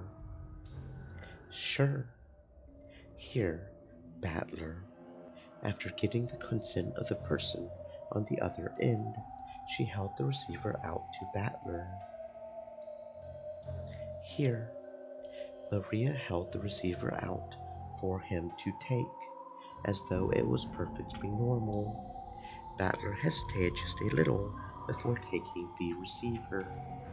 After all, by accepting the existence of the person at the other end, he would have no choice but to acknowledge them. As Kyrie said, there is no longer any need to doubt that they exist. Battler took the receiver. As he did, Maria briskly left the room. Battler, who was a bit scared to find out for sure who was at the other end of the receiver, questioned Maria before taking the call. Hey, where are you going? To where my test is. I wonder who the next Ushiromiya family head will be, Battler or me. Don't go. You'll be killed. I won't be killed. The ceremony is already over. And even if I am killed, I'll be revived. Whether one of us becomes the head or not, we've already been invited to the Golden Land. See you. Wait, Maria. Battler stretched his hand out to Maria's back as she left, but the cord of the receiver that he was gripping stopped him, just like a chain. He readied himself. Battler put the receiver to his ear.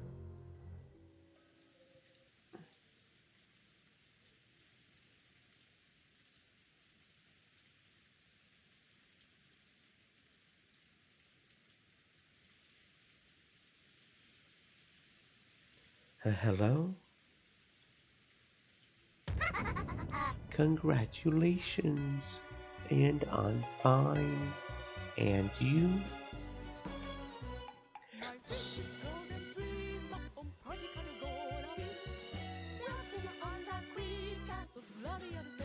Screwed up, mocking English filled his ears. It was the voice of a woman he didn't know. Who was it? The inside of his head was starting to freeze up. Who was it? What do you mean, who is it? Ushiromiya Battler. Normally, you would answer, yes, I'm fine, right? That takes me back. You do that one in middle school, right? That thing you do in pairs. You're insane. Who are you? Answer me. Say it in English. Isn't that your specialty? Don't fuck with me. Who are you? An underling of that damn geezer?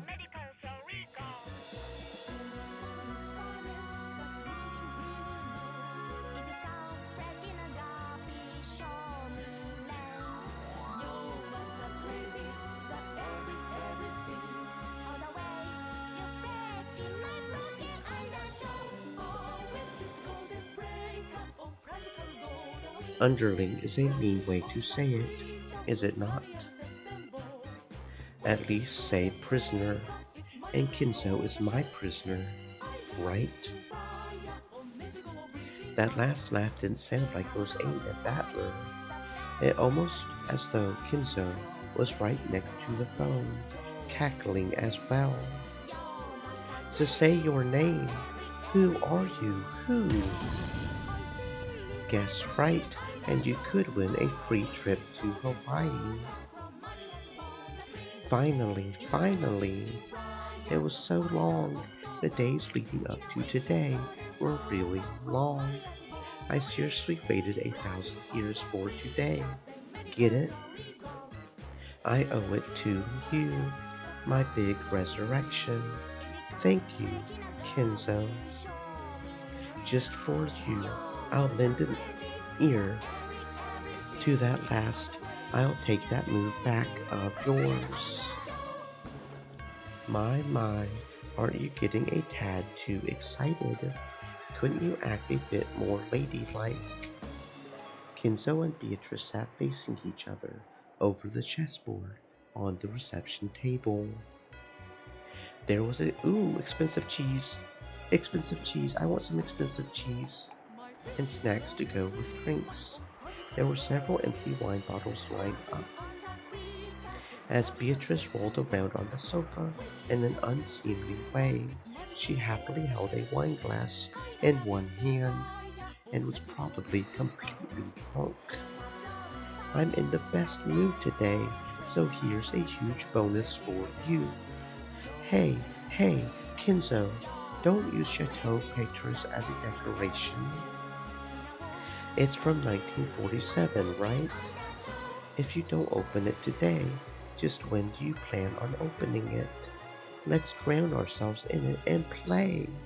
Then let's whack each other with the empty bottles. How amusing.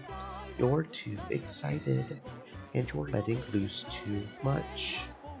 What about you, Kenzo? Aren't you happy to be reunited with me? It's the living world, the earthly world. Long live my flesh. What are you going on about? Are you saying that you're a Beatrice or something? Yes, I am. Thanks to Kinzo's 13-person murder ceremony, I've finally been resurrected. It's nice having a mouth. It's nice having a tongue. How fun it is to be able to talk to you like this. Come to think of it, even though we slapped each other with abuse so many times, over and over again, this is the first time we've had a conversation like this on the board during the game, isn't it? How very fresh. Oh, did you hear that pop sound just now?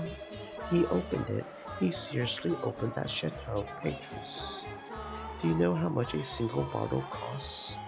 Almost as much as a whole 10-kilogram ingot. You see? To cut the crap, Beatrice, the golden witch, you say? Give it a rest. Where are you? Is that damn geezer with you too? I'll beat the shit out of both of you. Where are you now? Answer me. Oh, so you want to meet me. It's tough being such a popular woman. But please, don't try to chat me up when Kinzo's around, okay? This guy gets seriously jealous, so he has a bad temper, you see? But when Kinzo isn't around and we're all alone, I'll love you all you want in secret, okay? You're insane. Kinzo, I've changed my mind. I won't do Maria's test. You go. How fickle. So, are you saying you'll do Battler's test? Nothing wrong with that, right? That guy's so much like a younger you that it makes my heart race. Don't worry, I won't cheat on you. This'll be the only time I'll be alone with him. I'm always alone with you in bed, right? But no more tying me to the bed with a collar, okay? Well then, Battler, I, the Golden Witch Beatrice, will be conducting your test myself. As for the place, yes, let's make it the front entrance to this mansion. Battler, make sure you try seriously hard in this test to become the successor, okay? I mean, Kinzo's practically dead on his feet. If you become his successor, you'll be the new owner of everything on this island. If it's you, I wouldn't mind becoming all yours. See? Rule over me just like Kinzo did, okay? The front entrance of the mansion. Perfect. You drunk bastard. I'll sober you up. I'll fix that hangover with a burning punch. Prepare yourself. Battler impulsively slammed the receiver down. There was no need to talk through it anymore. I'll meet her face to face and settle this.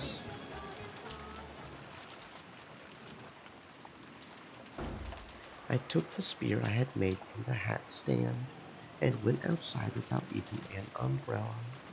It's hard to imagine that the young woman calling herself Beatrice is waiting for me alone.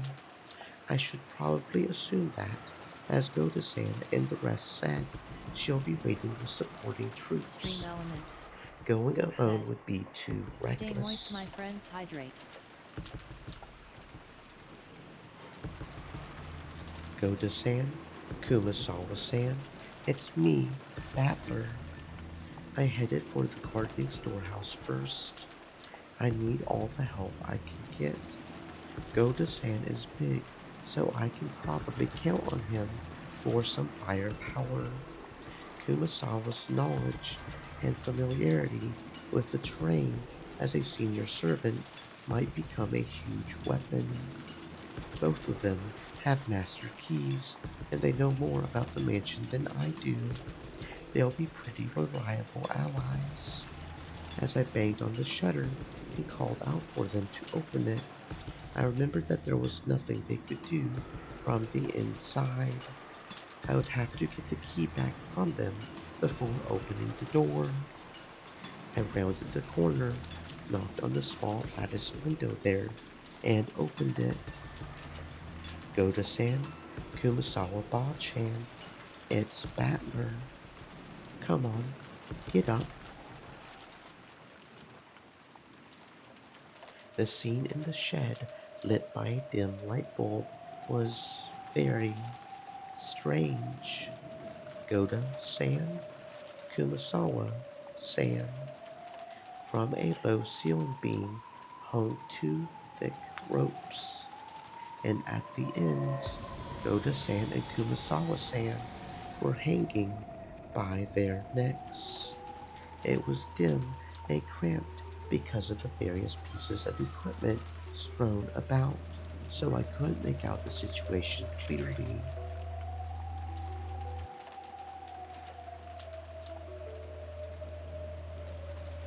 But when they showed not even a tremor after I called out to them, and because of the way the loops around their necks seemed to carry the full weight of their bodies, I could sense no trace of life from them.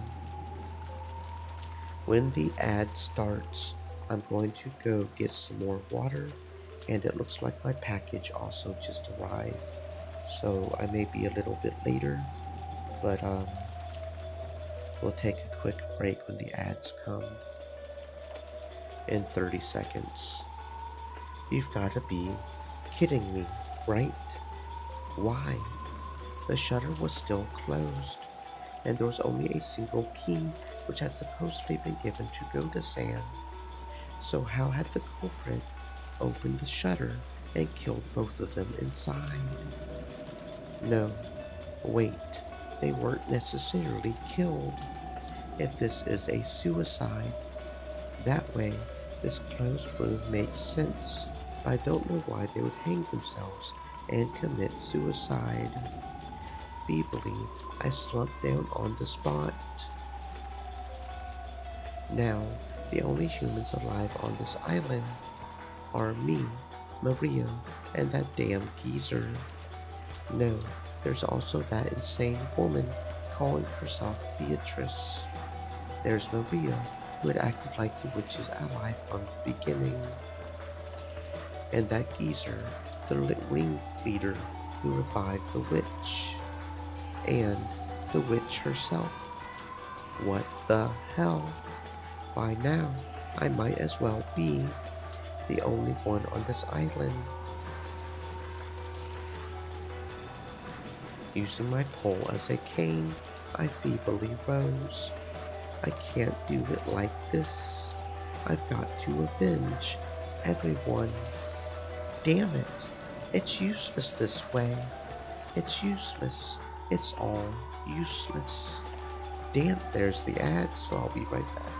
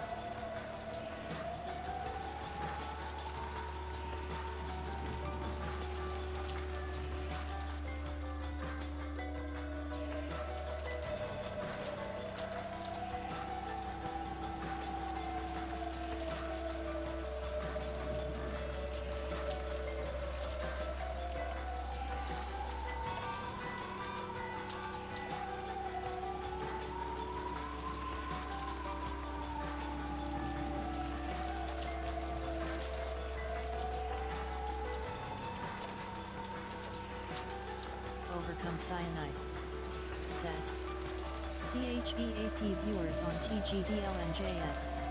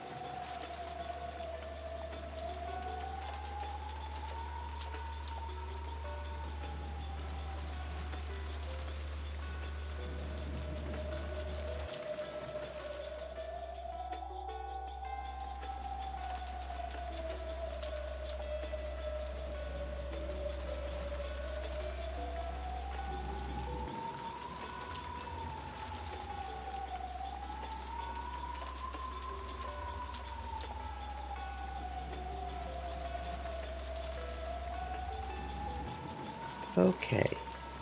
Package retrieved successfully.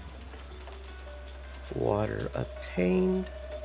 Water unobtained. For those that know, you know. A new bot over here. Gotta get spammed and scammed. I don't think you guys see him though. I think it got stopped. I'm still recording it, so.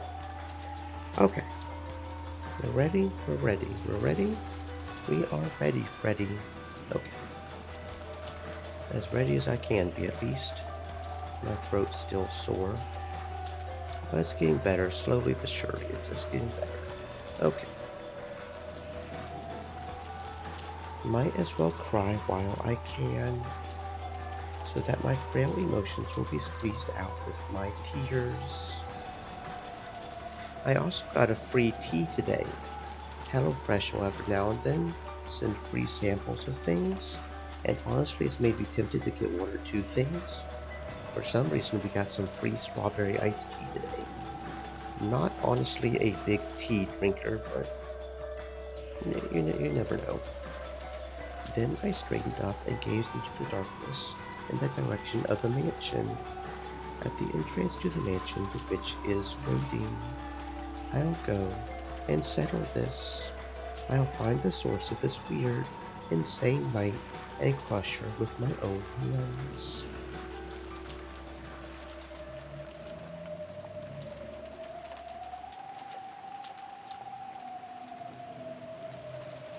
Amidst the pouring rain, I walked through the rose garden without an umbrella, letting myself get soaked. I could see the arbor on the other side. According to Jessica, it seemed that George Aniki had also been killed. Well, by this point, there's no need to worry about the lives of any hostages. I left the path, aiming for the arbor. Then I saw George Aniki's weather-beaten corpse. Aniki. Damn.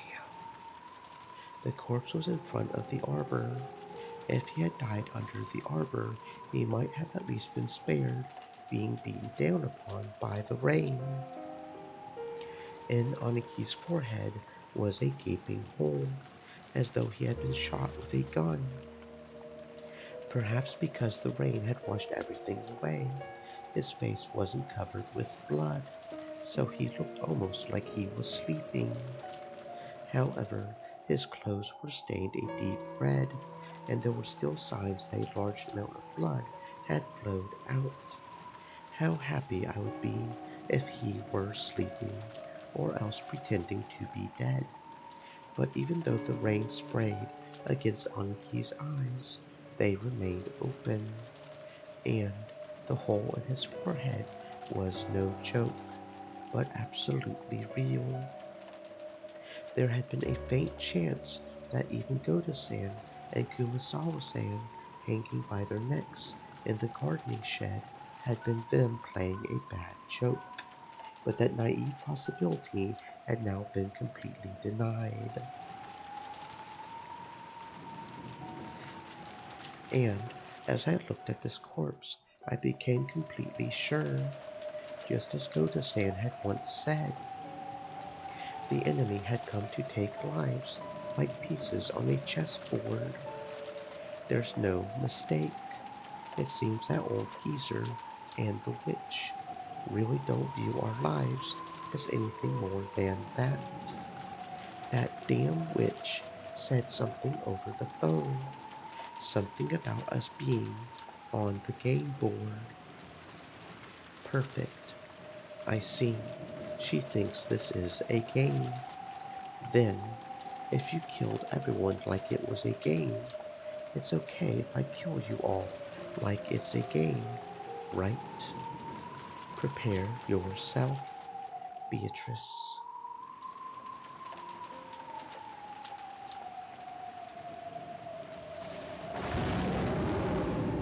The lightning caused the mansion's vast shadow to rise up. Finally, the mansion. As the massive shape came into view, there was no silhouette of any person. It seemed that there weren't any underlings waiting for me in a pack or anything like that. According to Kirie-san, there were massive amounts of attendants with goat heads. At least for now, I couldn't sense a large group of them hiding and staring at me. What's this? Beneath the roof of the entrance, there's something set down. What is this? A box. It looked like the kind of small box that girls often keep trinkets in. Or maybe it was the same kind of extravagant cigar case you would find in a reception room. Either way, it didn't look like something that should be here. It clearly looked as though I was being told to open it.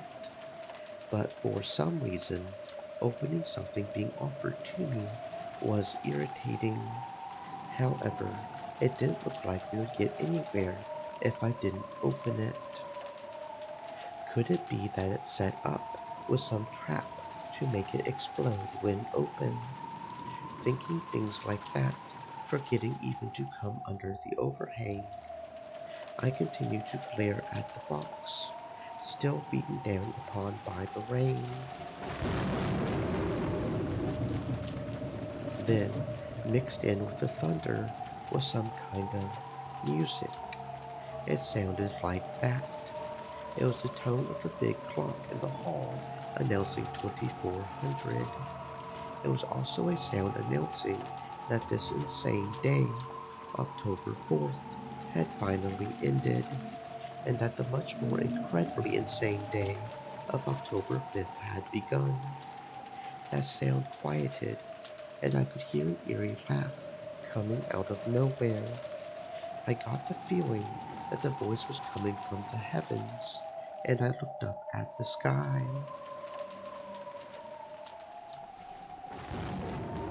What I saw there was a woman I had never seen before. No, it's not true that I never saw her before. I saw her once today. Yes, in the portrait inside the mansion. The clothes were different, but that face was just like the witch of the portrait. Who am I kidding? I already know who this person is. Are you Beatrice? Yahoy, battler! From the second floor balcony, leaning out under an umbrella and waving high spiritedly, was, without a doubt, the witch of the portrait. Beatrice. Was the plan for the boss to take a bird's eye view and let the goat underlings torture me to death? I adjusted my grip on the spear, and, imagining goats creeping out of the nearby shadows and the entrance and surrounding me, I raised my guard in all directions. Be at ease, There's no one here but you and me. See? No goat furniture, no demon butlers or teacher, not even the demon who's my close friend. And there's none of the gold butterflies that compose my flesh, no magic circles, and no summoners as witnesses. Do you know what that means? No clue. Quit babbling. It is true that I have met you several times, even in this world, almost as though we just missed each other. As you know, this world of humans is filled with a toxin just by your existence and your doubting of me, almost like solid ramparts strengthening the guard around you, the king. And through multiple games, I have advanced pieces one by one, split them apart, and cornered them, leveling your ramparts bit by bit. Then a faint crack finally opened, and I sent a bishop in so that it could approach right up next to you. But as you know, bishops are pieces with blind spots. As long as you stay on the black squares, a bishop on black can wield a massive influence. But if you escape just one step to a white square, even if I close in right next to you, I will not be able to touch you. That is why I have progressed through this game by sending in various pieces to prevent you from staying on a white square, forcing you out in front of me, the one who controls the black squares next to you. However, there are now holes opened all over your ramparts, and I was able to send in not a bishop, but a full queen. Do you know what kind of piece a queen is? A rook plus bishop. Is this what you're trying to say? That now you not only control the black squares that are part of the illusion of the witch, but have been able to eat into the white squares of the human world at will. That is correct. You have been calling the squares with the gold butterflies that are my minions, the illusion of the witch, and you have denied them as unobserved unrealities, right? I know. For that very reason, I have openly descended to the white squares like this. Do not worry, I'll call plenty of gold butterflies and goats, demons and witches later. If you wish, I'll invite you to the Golden Land. There, any wish can be granted. It's starting to look like someone knocked an ink bottle over the chessboard of this island. I see a pleasant phrasing. Soon you will be covered in ink as well. You will finally become covered with pitch black and will surely become a black king. You really are pitiful, drowning in a sea of ink right now, aren't you? No, that's wrong. I'll admit that the island has been stained completely black from your ink bottle, but there's still a white square left. Where? Right under my feet. Your ink of magic tried to cover the entire island, but it can't cover the ground my feet are standing on. Even if this island seems to be stained pitch black at a glance, I am me. I'm here, stepping on a white square.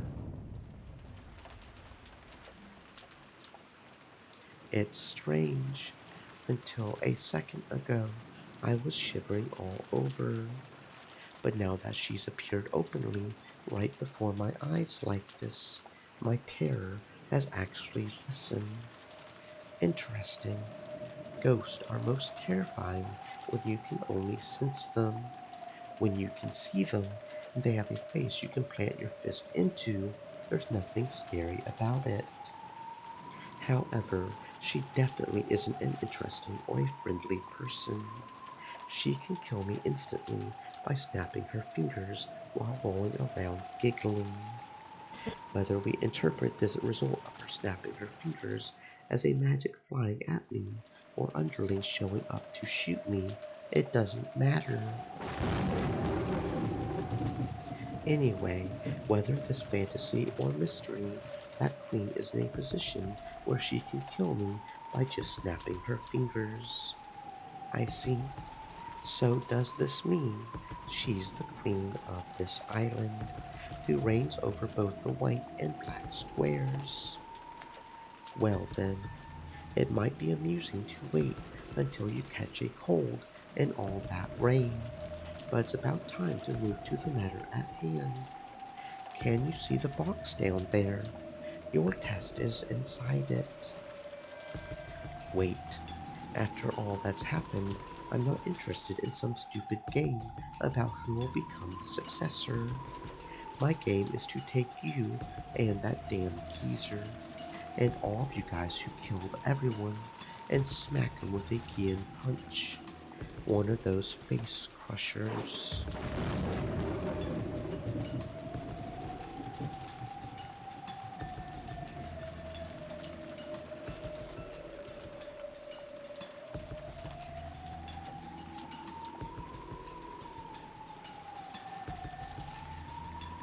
So, you will fly through the air up to my balcony. Very well, very well. Then, look, come on right now. Here, up, up. Damn you, acting so carefree just because you're in a completely safe place. I'm coming over there right now, so prepare yourself and wait for me. No, no, the door is locked. Of course, the shutters are down for all the windows. My castle isn't so fragile that a single knight like you could break in. I tried opening the door to the entrance anyway, but it really was locked. When I looked around, I noticed that the shutters were closed on the windows after all. Normally, those wouldn't be closed. Looks like you prepared for everything. Where's the key? Godo-san and Kumasawa-san probably had master keys, but they were closed in the closed room of the gardening shed. I can only give up for now. Guess she's no fool herself. Do you really want to be right beside me so much? All right, if you impressively pass your test, why don't I grant you an audience? If you pass, then you'll become the successor and my new master. My flesh and soul will be yours to do with as you please, for I am no more than the Ushiromiya family's furniture. Well, it looks like you want to make me take this test, no matter what. Okay, I'll give it a shot. If I pass, my first prize will be a punch to your face. Scary, scary, but it's not like I mind being controlled by violence. You see, grab onto my head, make my face twist in pain, tear me apart like a hawk does with its talons to its prey, scratch at me and trample upon me. Remind me of Kinzo in his younger days once more. That single time in my 1,000-year life. Remind me of that day I was taught the joy of being controlled, surrendering, and being reduced to furniture. You damn drunk, we aren't getting anywhere. Ignoring the stupidly smiling witch, I picked up the box. Yes, open it. Inside is a letter. Read it. I opened it. There was a faint smell of cigarettes. Apparently, it really had originally been a cigar case, but there were no cigarettes or cigars inside. Instead, there was a Western envelope with the one winged eagle crest, and when I opened that too, there was a letter inside. I looked up at the witch. She was grinning down at me. It seemed she was looking forward to seeing what kind of reaction I would have to the contents. Just perfect. Its contents were something like this. Among the three mentioned below, in order to gain two, sacrifice one. Your life, blank's life, everyone else's lives. If you do not choose one, all of the above will be lost. What's this? Some pretty creepy stuff's written here. More importantly, the second one's blank, so I don't even know whose life it's supposed to be. Indeed, the second one is where you put the name of the one the test taker loves the most. For Jessica's test, it was Cannon's name, and for George's test, it was Shannon's. Since they had obvious feelings for certain people, those names are written in beforehand. But I don't know whom you have feelings for, so I didn't know whose name to write and left it blank. That's perfect. I love you, Beatrice. I'll stick your name in here. In that case, I'll choose the second choice. Happy now? Quit joking, quit joking. Please, Battler, tell me the name of the person you have feelings for. If you don't, then this won't be a test, right? Sorry, I don't have any girl in particular. Even if I did, why the hell would I tell you? In that case, this test will not work for you. What a shame, what a shame. And I was really wondering what kind of woman was your cup of tea. What would you do if I said I liked flat-chested lollies with long black hair? That wouldn't match you at all, right? Lies, you pressed sommelier. Blonde and bouncy is best, right? Am I not truly the embodiment of your ideal? If guessing your bust size is the test to become the successor, I'll take it gladly. Yes, this was the test to choose the successor, wasn't it? It was so fun chatting with you that I've been getting off a bit off topic.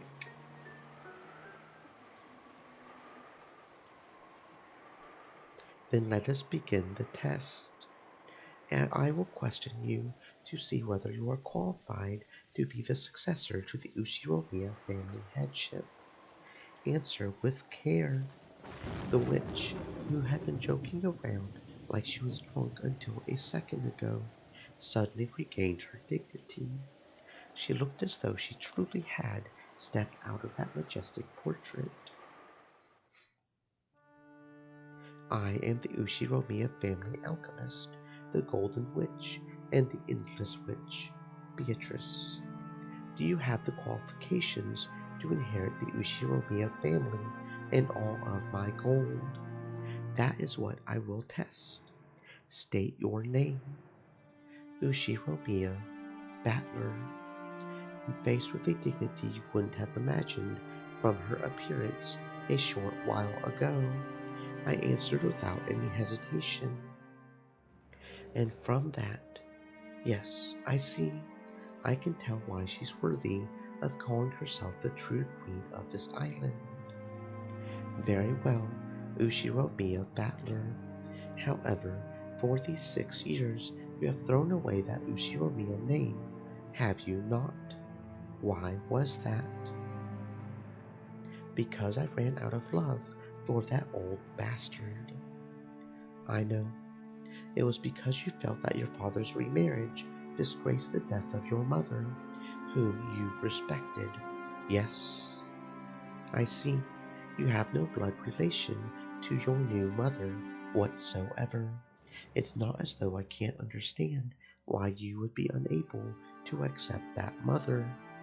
However, no matter whom your father remarried, that wouldn't change the fact that his blood runs in your veins, correct? What are you trying to say? I can somewhat understand the childishness that led you to resist your father's remarriage, since you wanted him all to yourself.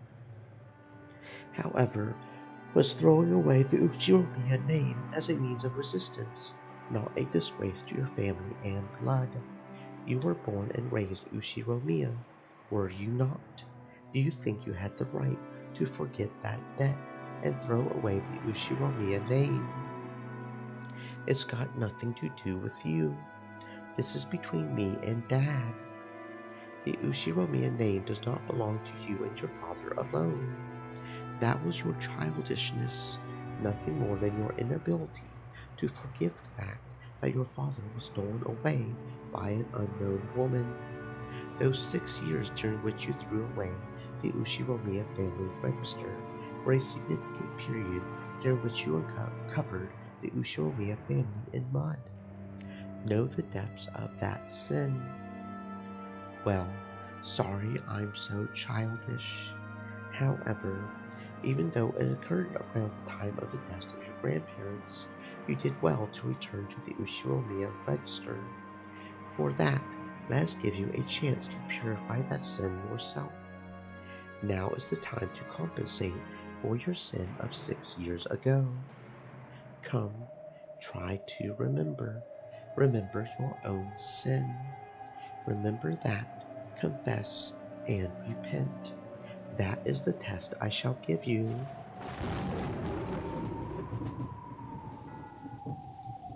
At that time, a massive thunderclap rang out, making my mind go blank. What do you mean, repent? Are you trying to tell me to apologize? The test has already begun. You may think as you wish. The witch's expression did not look like a person forcing a tough question on someone and sneering at them. She was asking seriously, and he could even sense a quiet determination. Even though the rain fell on Battler, he did not shift his eyes from that gaze. The witch threw her umbrella away. She abandoned herself to the falling rain, so that the rain would fall on her until Battler answered that question. She had chosen to let the rain fall on her as well until he reached an answer. For some reason, Battler understood that, and yet he didn't understand. Well, if you put it that way, I do think I was being childish. All things considered, even Dad getting remarried didn't cancel out the debt I owed for him raising me. I hear that Dad always kept on paying for my living expenses, and that he even said he wanted to participate in school events. The only reason he couldn't come was because I told Grandpa and Grandma not to let him come, no matter what. It's true that I can't argue back if you want to call that my childish resistance. But in that case, who would clear away Mom's, Ushiromiya Asumu's regrets, even though Mom was so devoted to our family and did the very best she could. Despite that, Dad was cheating with Kirie-san. He even got her pregnant with Angie, and then, along with her birth, he rushed to move them into his register. If that wasn't a betrayal of Mom, then what was it? Who will clear up Mom's regrets? But what you're saying is also right. Even though the cheating was a fact, the debt I owed for being raised was real too. In that case, they cancel each other out, so there's absolutely nothing wrong with me leaving the family, is there? That's right, I had the right. No, the duty to smack Dad in Mom's place, didn't I? But I didn't do that. I left without saying anything, as though I hadn't been there in the first place. And Dad forgot all about me and started a new family with Kirie-san and Angie. Doesn't that settle everything? But since then, 6 years have passed. Time healed the anger.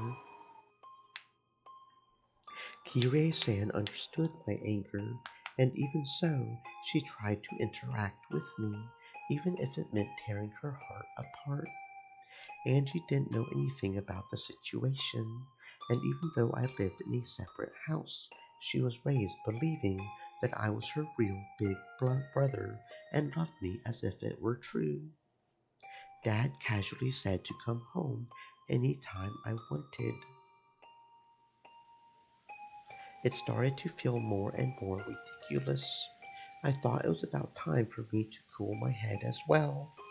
So I said I would put it all behind me as long as Dad apologized. Then came the day of Grandpa's funeral. Then he really did put his hands on the floor and apologize, looking unbelievably pathetic. Dad did that and seriously bowed his head to me. You see, when I saw that, I felt like it would be stupid to keep it up any longer. I'm sure Mom thought the same thing. Every time Dad and I fought, Mom would always laugh and mediate for us. Were you fighting over something that silly? Is what she would say. I could feel Mom saying that and laughing. So, though I couldn't actually say I would forgive him, I thought it might be okay to start over again from square one.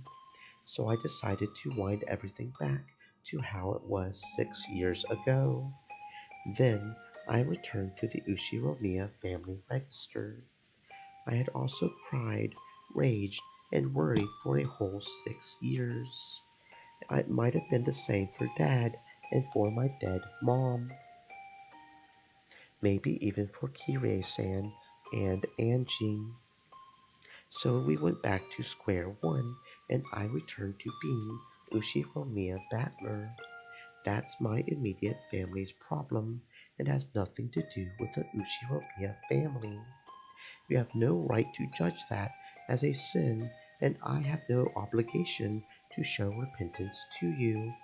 If there was anyone I should have done that for, you've already killed them.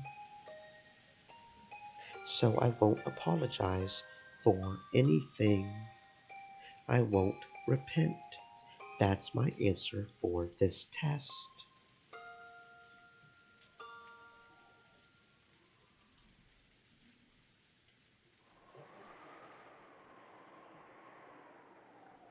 Is that all? What? Part of me had fully responded to her provocation, and I had supposedly vented out all the stuff I had kept inside my chest, stuff I hadn't wanted to show anyone. That was what the witch had supposedly been expecting. And yet, the witch's blank expression didn't change in the slightest. I had been sure she would start cackling and guffawing, sneering at my childish, foolish, and shameful past. But to the contrary, I could feel a sense of disgust about her.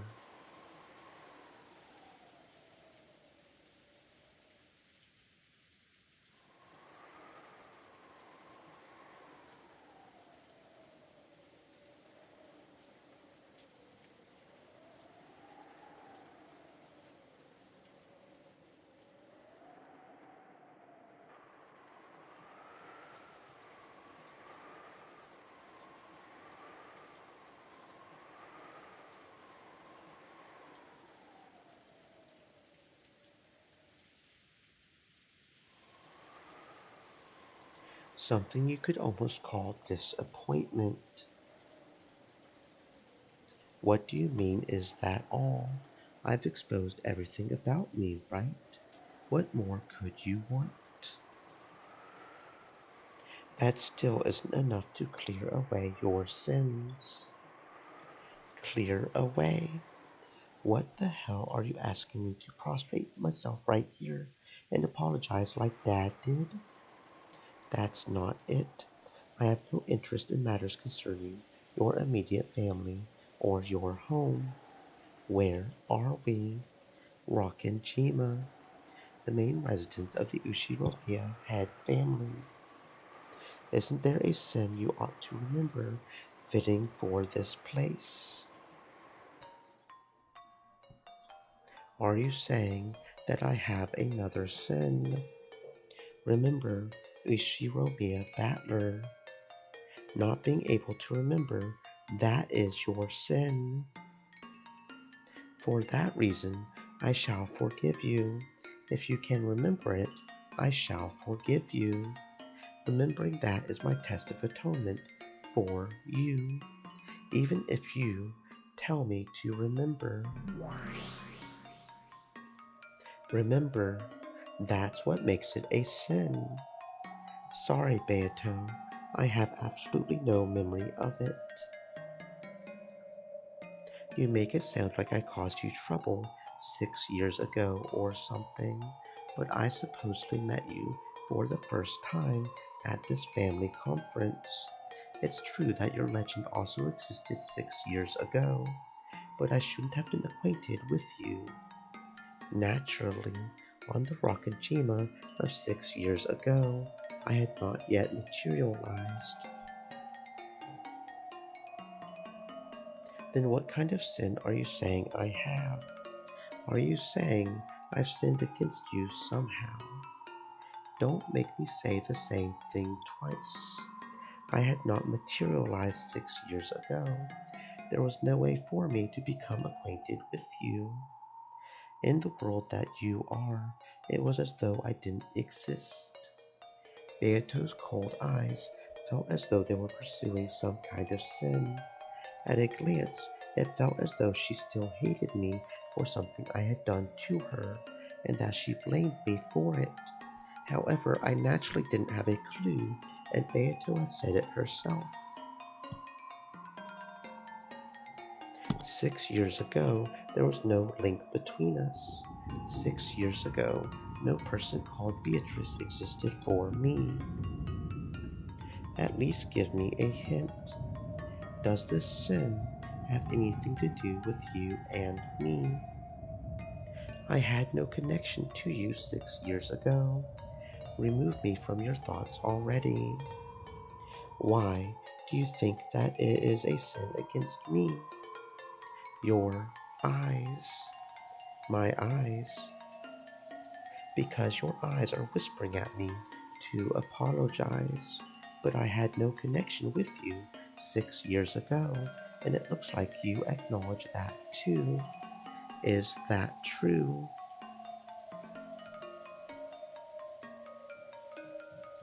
Is it really not a problem between me and you? I already said it wasn't. No problem between me and you has anything to do with this. But still, your eyes are telling me differently. So I don't even have a clue. Can you say it in red? Can you proclaim that the sin you're telling me to remember isn't something between you and me? Very well. The sin I am now demanding that you remember is not between Ushiromiya Battler and Beatrice. Then, why are you looking at me with those eyes? I don't know. I am simply gazing at you blankly. If it feels that way to you, perhaps there's something making you feel that way.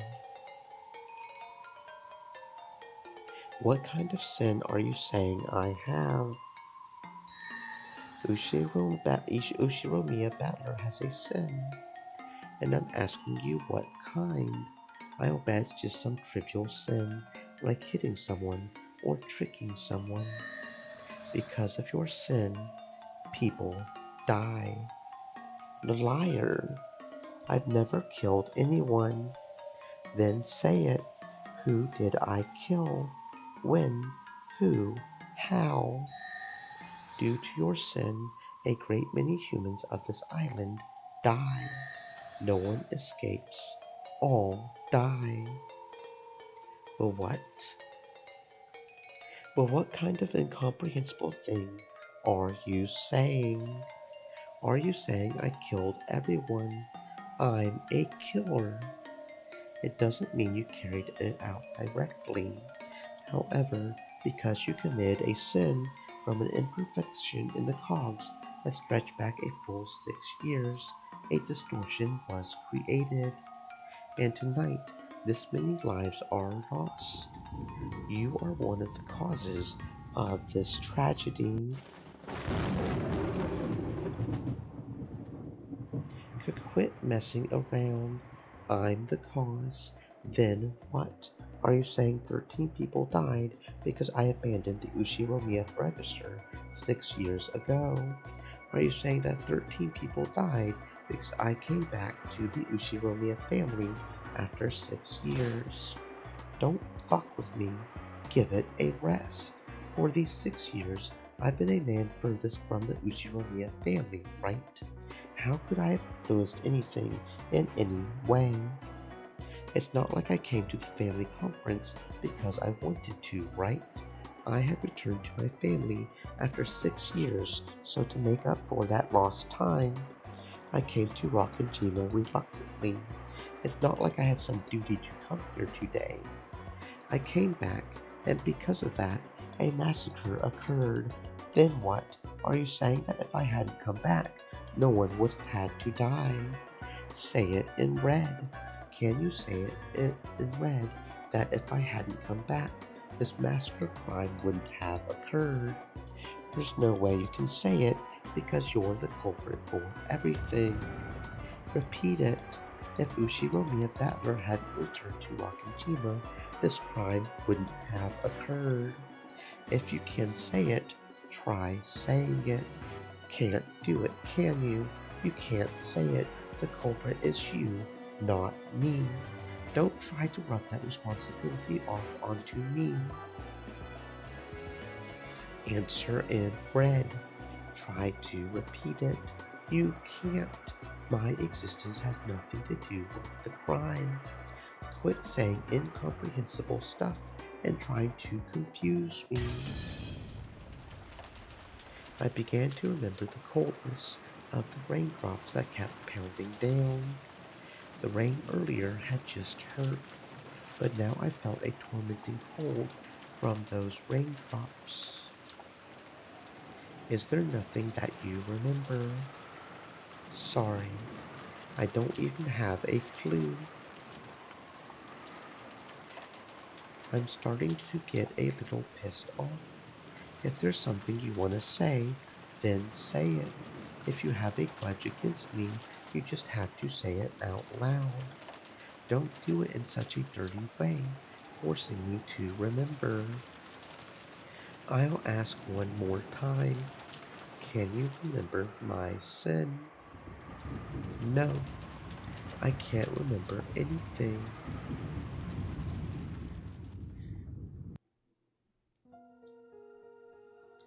So, he says that he can remember nothing. With this, are your regrets at an end? Indeed, even a hopeless bet can leave behind regrets if you do not take it. That's enough. The betting itself has meaning. That may be true, but in that case, this is the end of my regrets and my game. What will you do? Who knows? I'm not interested at all anymore. Sorry, but I wish to leave the game board now. I see. I understand. I will take over for the rest of the game. You may rest. Indeed. All that remains, I will finish. You may forget everything and bury your head in your pillow. A feather futon should gently protect you from everything. I'll be counting on you to finish up the rest. Leave it to me. Leave everything else to me. and sleep. The witch who had questioned Battler hid herself, and the other witch who had appeared from behind remained.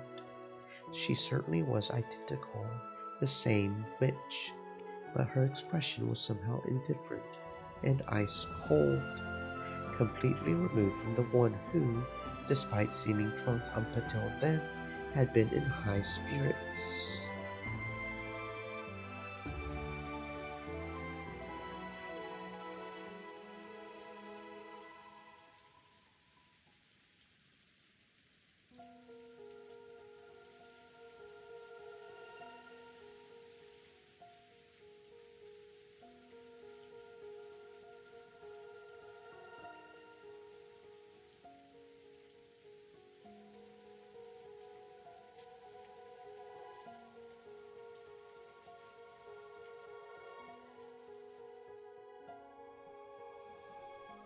Are you listening? Isn't this enough for that test thing? I don't care whether I passed or failed. I won't be satisfied until I can bash your face. Come down here, or else open this door. The witch did not answer. Her eyes were as ice cold as Battler's shoulders. She was now clearly a different person since the time she had first appeared on that balcony. The witch gazed into my eyes and gave two small shakes of the head. Even without words, I was able to gather that she was expressing some kind of disappointment. Without saying anything, the witch turned on her heels.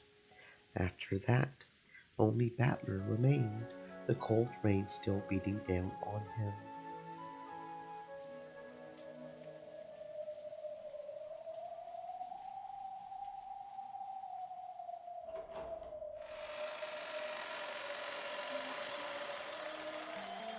The study was in the middle of a lively party. It seemed that Gap was making fun of Virgilia having tripped her up in some stupid way. They were and spitting their names at each other. With this as a sideshow, Kinzo and Ronov had opened a new bottle. You're back. How were the results of Battler's test? Maria's test got passing marks with no complaints. You see, I've despised her as a little girl. Little girl. But see. Why, oh my, not bad, not bad. It seemed like Kinzo was dead drunk. Facing Beato, who had returned, he laughed with the same level of tension as the time they had left for the tests. However, Ronov and Virgilia instantly noticed the change in enthusiasm. Gap also froze her expression and went silent. What is it, Beatrice, my beloved witch? Not enough to drink, not enough on the side. Let's pour it all over a cow or something and roast it Stream whole. elements. Not Said. bad. Stay moist, my friends, hydrate.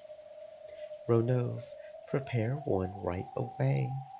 Beatrice, let's leave the results of Battler's test for later. Why don't we have a toast with spare rib first?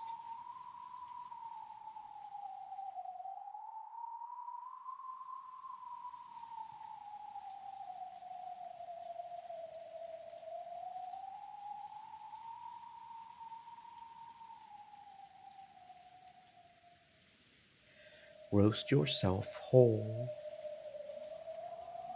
What?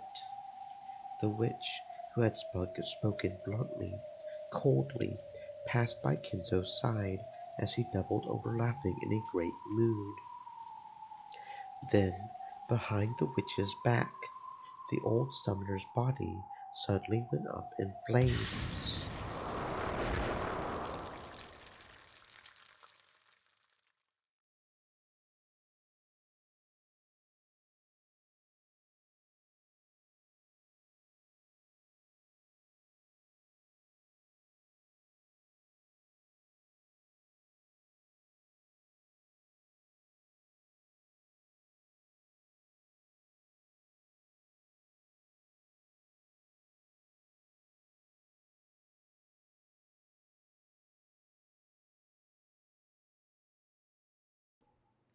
As crimson flame spat from his eyes, nose, mouth, every hole in his body, Kinzo rolled around. Even though it was a terrible hellfire, it didn't burn anything except Kinzo. Kinzo didn't have a clue what was going on. Unable to understand why Beatrice, who had been in such a good mood, had suddenly turned so cold, he rolled around. The dancing silhouettes of the witch and demons created by that massive rolling torch looked like a group of excited spectators around a burning at the stake. However, the eyes of the demons who watched over it were indifferent. When Kinzo finally stopped moving, the fire disappeared, leaving a pitch black corpse. The inside of the room was commanded by the stillness of the sound of the rain. What has happened, my lady? I've gotten over my excitement. Clean up those bothersome cinders. Beatrice's expression was unbelievably indifferent. There was an iciness that might easily bring the others to the same fate as Kinzo if they annoyed her. Yes, I will clean it up. Gap made a jet black pitfall swallow up Kinzo's cinders.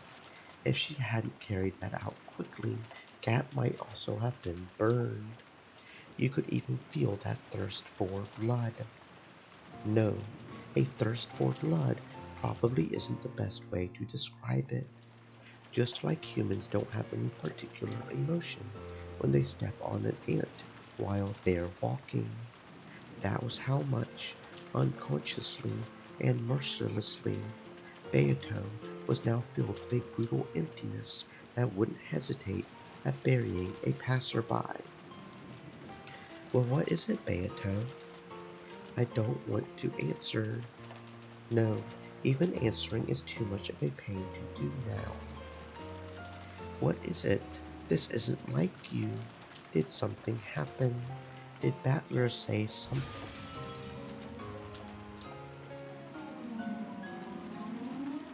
Beatrice didn't even answer. It seemed that she even ignored it. But there was a change in Gap. From her feet, a creaking, cracking sound rose like thin ice breaking, and in an instant turned Gap into a glass sculpture. Gap disappeared for a while. I'm in a very bad mood. Beatrice spoke that in a truly cold voice which could freeze the heart just by hearing it. Certainly. Then please allow us to retire. If you need anything, call at any time. After bowing, Ronov turned into a cloud of gold butterflies and hid himself.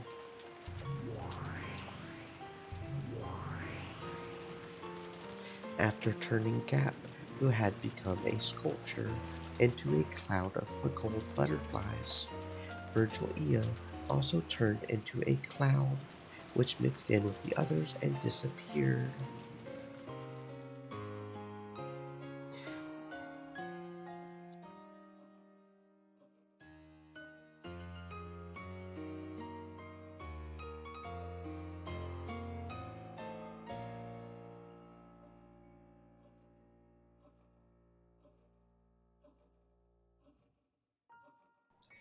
In the study made untidy by drinking, Beatrice stood still, alone.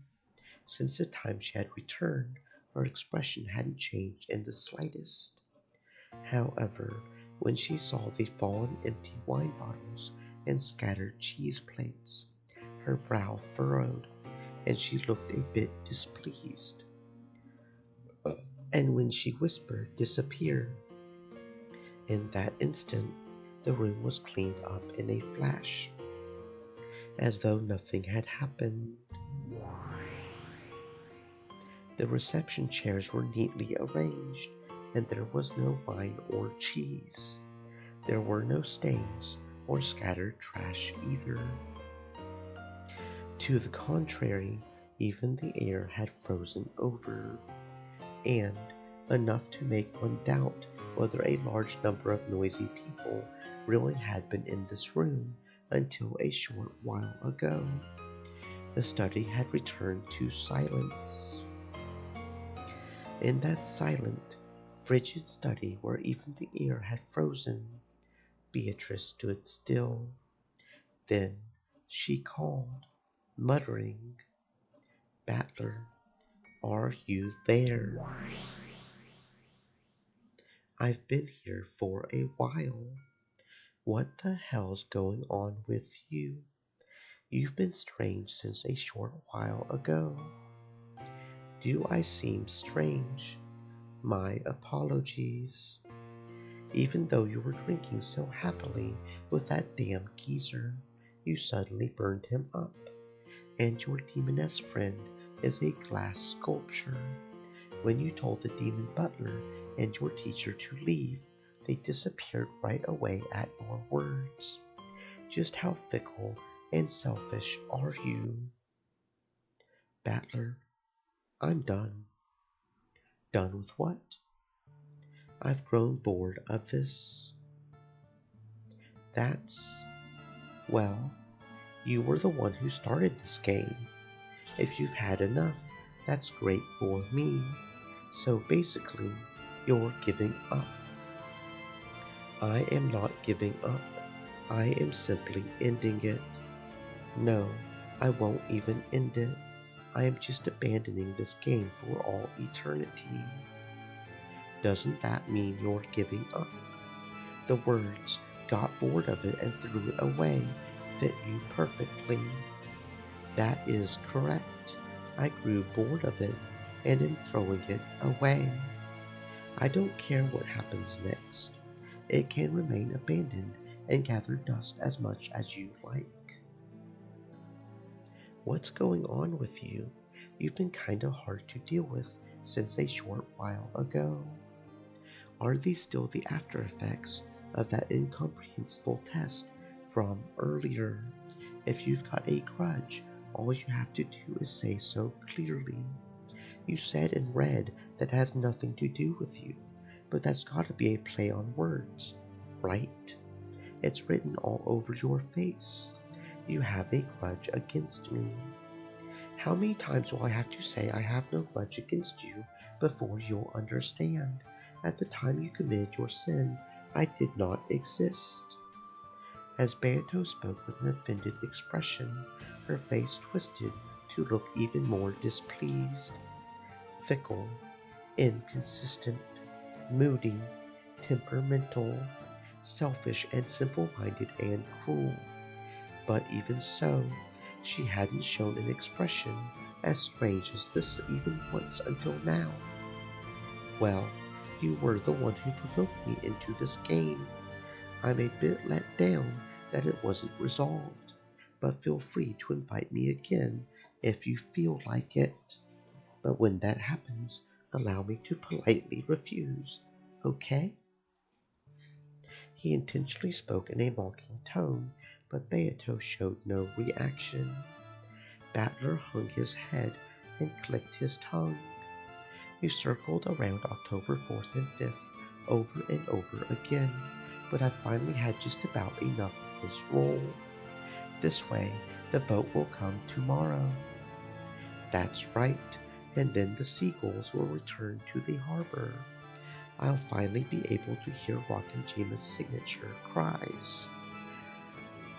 After all, maybe because of the weather, they weren't there at all when I came to the island.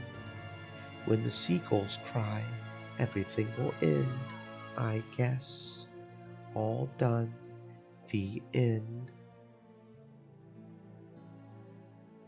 What a relief. What is it that you're misunderstanding? What did you say? I said that nothing would end. With this, everything will be abandoned. the game will be forgotten, and the pieces on the board will be abandoned as they lay. There will be no advancing or returning, no taking and being taken, no victory, no defeat, not even a tie, just abandoned. Doesn't that mean it's over? Wrong. On my turn, the game will stop for all eternity. Your turn will not come, so there will be no victory, nor defeat, nor a tie. In the past, I couldn't let you do that. After all, one of my goals was winning against you. However, I've lost interest, so there is no longer any point in making moves any longer. What do you mean by my turn not coming? I had thought that Beato getting tired of the game meant I would be released, and that I would be able to escape Rock and Jima. But for some reason, Beato's repeated words about the difference between abandoning the game and settling it caught my attention. Just what is it she's been saying, and why the bad mood? At that time, I suddenly heard a voice from behind me. When I turned around, there was someone I thought I might, or might not, remember from somewhere. A mysterious girl with no light in her eyes was standing there.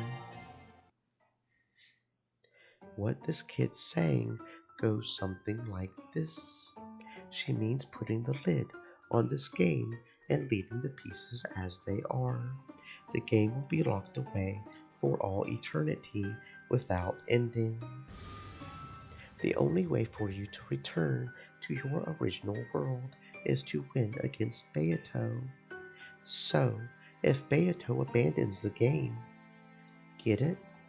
Suddenly, in a different place, was a girl wearing a bright pink dress. I had a feeling I had met her somewhere too, but I couldn't remember. More important was the meaning of her words. If the game is abandoned, then... That's right. A match won't be resolved unless enemies and allies meet. It would mean that you would never be able to win and escape from this world for all eternity. What it comes down to, I guess, is something like taking the key to the cage that you're locked in, fastening it to the collar of a pigeon or something, and letting it fly. This isn't funny, Beato. We didn't come this far to watch such a boring game. Calling it a day like this is no joke. I agree with Lando. I came here to make Battler win and to make you writhe in defeat. I still haven't achieved that goal. I won't stand for you abandoning the game at a time like this and running away. I acknowledge that would mean the curtain call for a game that disappoints you ladies. However, I, the host of this tea party, am fickle. Once it's lost its fun, I know no way of entertaining. I believe that's been my witch-like way of doing things from the very beginning. There are no problems. Yes, certainly, I won't go against your creed. I won't accept it. Quit fooling around. How much do you think I've supported you? You think I would be okay with that after all this preparation? Don't mess with me. I am saying that I am tired of it. Nothing more, nothing less. That's not going to fly. We'll have you continue this game. You want to win against Battler, right? You want to win and make him surrender, right? You're almost there, aren't you? Am I right? Don't ask me that, but I have an opinion too. Let me say it. What? This is a fight you picked. I'm prepared to settle this once and for all. I've come close to surrendering many times, but I've never had any intention of escaping part way through. leaving the match undecided. Since I'm here, showing the will to fight, you had better not run away, Beatrice. I agree. Getting Battler involved and then leaving without giving him victory or defeat is just way too irresponsible. Suddenly, even Gretel was there, and everyone was calling Beato irresponsible. It seems I'm mostly being called irresponsible because Battler will, as my opponent, be stuck. In that case, Battler, will you step down from being an opponent, as I shall? That way, I will have done nothing worthy of criticism. If I step down, will I be able to leave Rockinjima? There's no chance you'll be able to leave. Just be covered in dust and let it pile up on your shoulders. Quit fooling around. What an irresponsible person. You've killed such a large number of people. On top of that, using a witch's power, you've done it over and over. Killing in gruesome ways. I definitely won't let you escape without taking responsibility.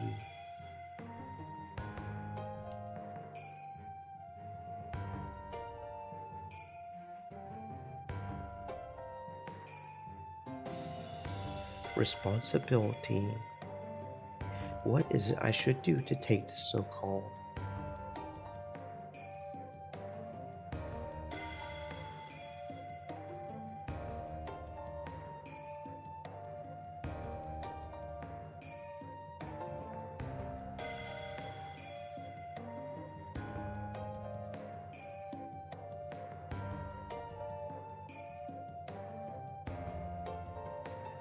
responsibility?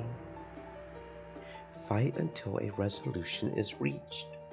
Battler will sit in the chair across from you, never giving up and fighting until he beats you. So you two, fight until you're defeated. If you don't like that, try and defeat Battler. I won't forgive you.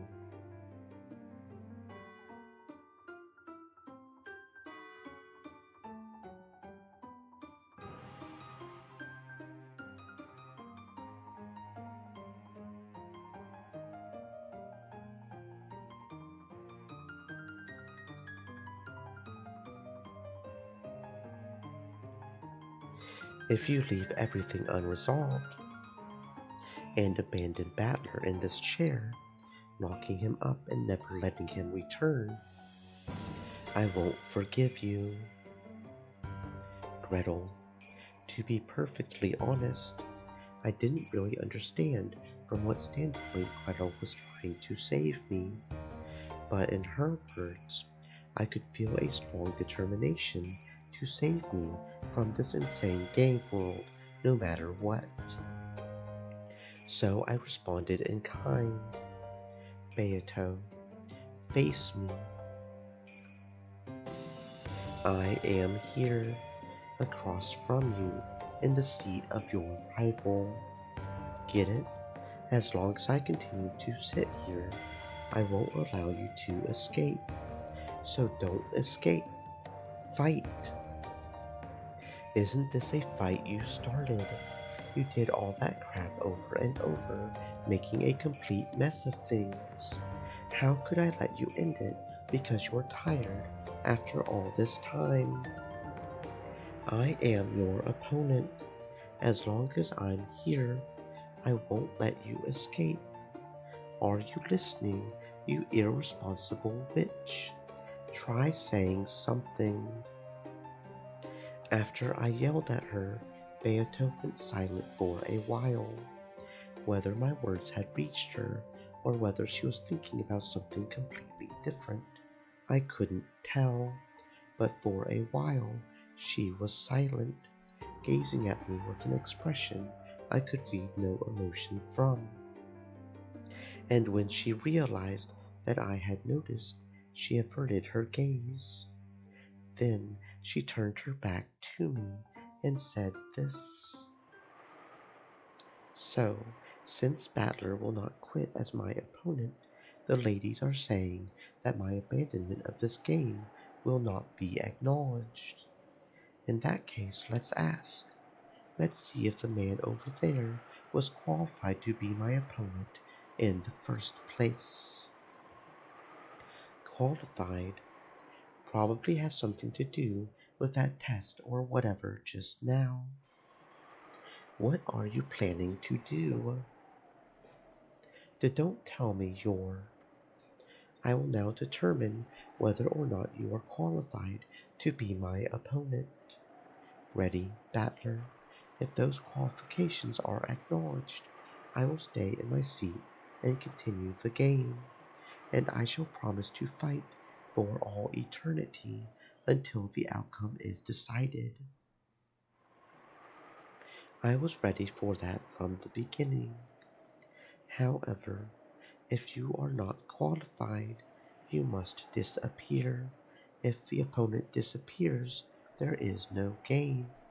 I can leave this place openly. Are the ladies satisfied? Interruptions will not be necessary. Go ahead, do as you like. But Battler, you make sure you answer well. The very reason I'm here is because I'm qualified, right? There's nothing to be scared of. You couldn't be. Gretel suddenly grew pale. I had thought her to be the calm, collected type, so that expression surprised me. Well then, Battler, I shall have you repeat it in red. You're telling me to repeat something. Damn you, stealing my signature move. But can I use the red truth too? How? If you wish for it to be that way, you can do it. It's easy. My name is Ushiromiya Battler. Pretty cool. Stop it. I know what you're after. But stop that. He's. When Gretel yelled, Beato glared at her. Then her form was wiped away in an instant. Shut up. Leave your seat for a while. You too, ladies. If you interfere, I will not hold back. We won't get in the way. Go ahead, do as you like. But Burn, this is bad. She's trying to erase Battler. What's that? What's she planning? Well then, I shall question your qualifications. Interesting. Attack and defense are reversed from a normal game. This is a very precious experience coming at the very, very end. Ready? Listen carefully. I will speak with the red first. I am the Golden Witch, Beatrice, and I opened this game in order to fight Ushiromiya Kinzo's grandchild, Ushiromiya Battler. I know that. So what? Repeat it. Ushiromiya Battler's mother is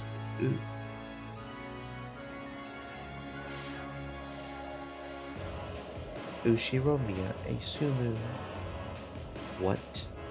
Why is Mom's name popping up all of a sudden? I do not require chatter. Just repeat it in red. Beato urged me with the same indifferent tone, but I don't have a clue what she's trying to do. I have absolutely nothing to feel guilty for that will trouble me if thrown in my face, and there's nothing that I'm hiding. There's nothing that could trouble me by demanding that I repeat it. So, why do something like this? Sure, I'll repeat it. Ushiromiya Battler's mother is Ushiromiya Eisumu. The red sure is convenient. No need to bother myself with bringing a copy of the family register. Idle chatter is unnecessary. Let's continue. Your name is Ushiro Miya Battler. Sure, my name is Ushiro Miya Battler. It was from Ushiro Miya Asumi that Ushiro Miya Battler was born. It was from Ushiro Miya Asumi that Ushiro Miya Battler was born. It was from Ushiro Miya Asumi that you were born. It was from Ushiro Miya. At that time, my throat suddenly closed. I was rapidly assaulted with a choking suffocation. Well, what's going on? Well, one more time. It was from Ushiro Miya Asumi that I was born. Damn. It was from Ushiro Miya Asumi that I was born. Well, what the hell?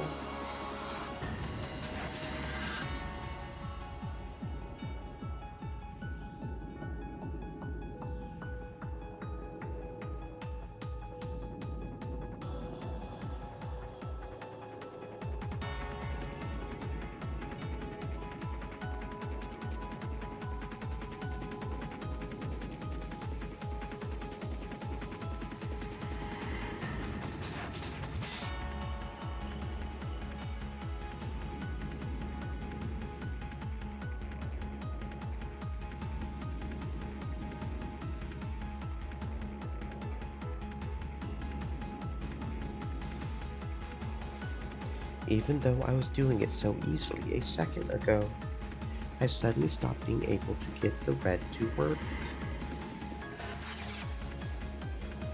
Do you refuse to repeat it? I'm not refusing anything. It's just not working for some reason. It was from Ushiro Miya Asunu that I was born. Why? Why can't I use the red? What the hell? My mom is Ushiro Miya Asunu, right? Why can't I say that back in red? What's going on? This is...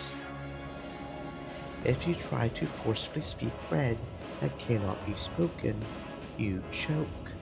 There is no need to strain yourself. Allow me to use the affirmation fact to press you in blue. Do you remember?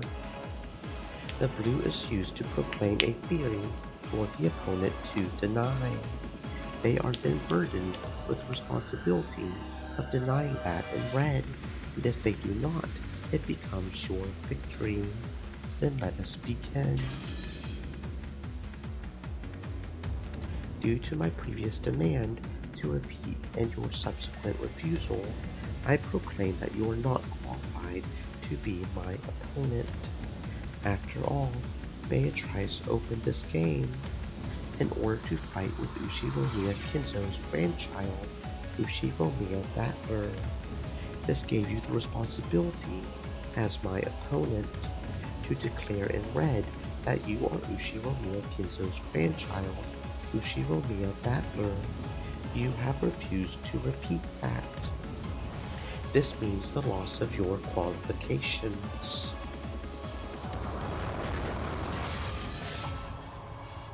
Deny something about that in red. Quickly. Sure, I am Ushiro Miya Battler. Because I can say that in red, I should be your opponent. It may be a fact that you have the name Ushiro Miya Battler. However, people's names are not exclusive. There is a possibility that multiple humans have the name Ushiro Miya Battler. In short, this is what it means. You are a different person with the same first and last names as Ushiro Miya Asumu's son, Ushiro Miya Battler. Well, what did you say? Don't be so stupid. I'm Mom's child, Ushiro Miya Asumu's child. It was from Ushiro Miya Asumu that... Damn! Why? Why can't I say that I was born from my mom? How could something so stupid be true? No need to suffer. I will not toy with you. This is checkmate. You are not Ushiromiya Asunu's son. You're kidding me. Who are you? What person calling themselves Ushiromiya Battler? Oh, wait a second. I am Ushiromiya Battler. It was from Ushiromiya Asunu that I was born, and I'm Dad and Mom's son. No, there is no way that you're my opponent, Ushiromiya Battler. With this as proof. Proof, you say?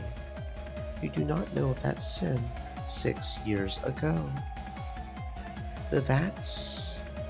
No, the true Ushiromiya Battler would not have committed a sin, but a sin did occur in the end. That span of 6 years became a blank space, and a man who knew nothing of that time took on the name Ushiromiya Battler and appeared on Wakinjima. That truth goes like this. 6 years ago, my opponent, the true Ushiromiya Battler, was already dead. You were part of a plot by Rudolph having something to do with distribution of the inheritance. A body double set up in Ushiromiya Battler's place. How could something that stupid be true? That's so ridiculous. But Battler, get a hold of yourself. Well, if he can't counter back, there's nothing more to do. Battler did not possess that qualification. That's how it is. Are you okay with that, Bird? If you accept that, you'll lose too, right? Won't you win? Why are you taking Battler's side?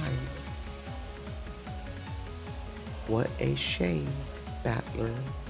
What a real shame that you didn't have the qualifications to be Beatrice's opponent.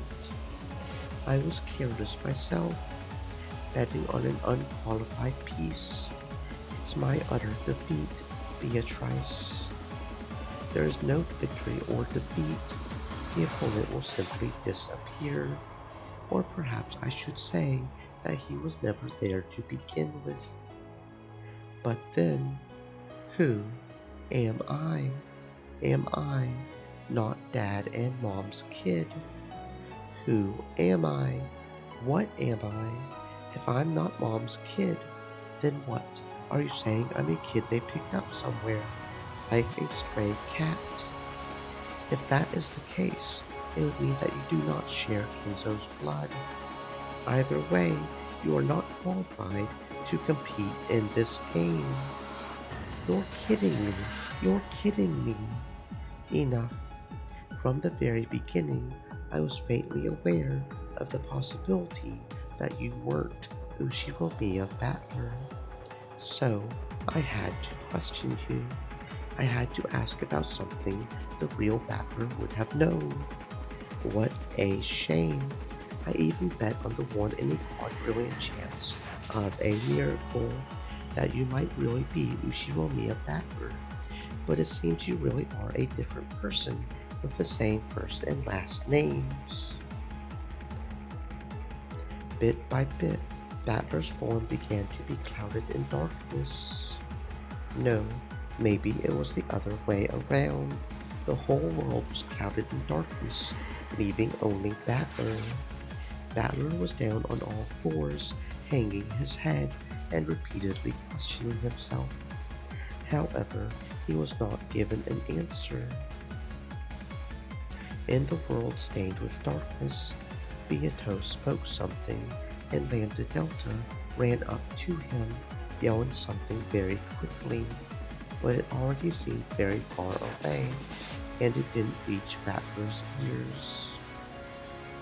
Then he, not knowing who he himself was, erased himself.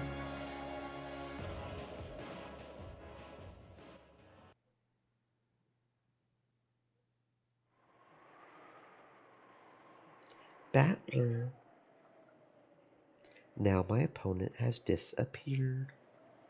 Well then, if you'll excuse me, and ladies, you should get ready for your journey. No more festivities have been prepared for in my territory. It was good seeing you. Goodbye. Without saying anything more, she clouded her own form in darkness as well and disappeared. Are you okay with this? Battler, that disappeared, right? I know how much you hate losing. Are you really okay with this? Weren't you betting on my defeat? Good for you then. Congratulations, Lambda. Let's meet again in some other world. Okay? Well, this is a world of endless fragments. The chances of us having some connection again somewhere are probably less than 1 in a quadrillion. Anyway, it was fun. Bye bye. Wait up, Burn. Chasing after Burn Castell, who had disappeared first. Lambda Delta disappeared as well. After that, everyone was gone, and the study was now completely empty. It returned to silence, almost as though no one had been there from the outset. No one was here in the first place. The silent study spoke that wordlessly, and the sound of the wind and rain began to fill the room bit by bit.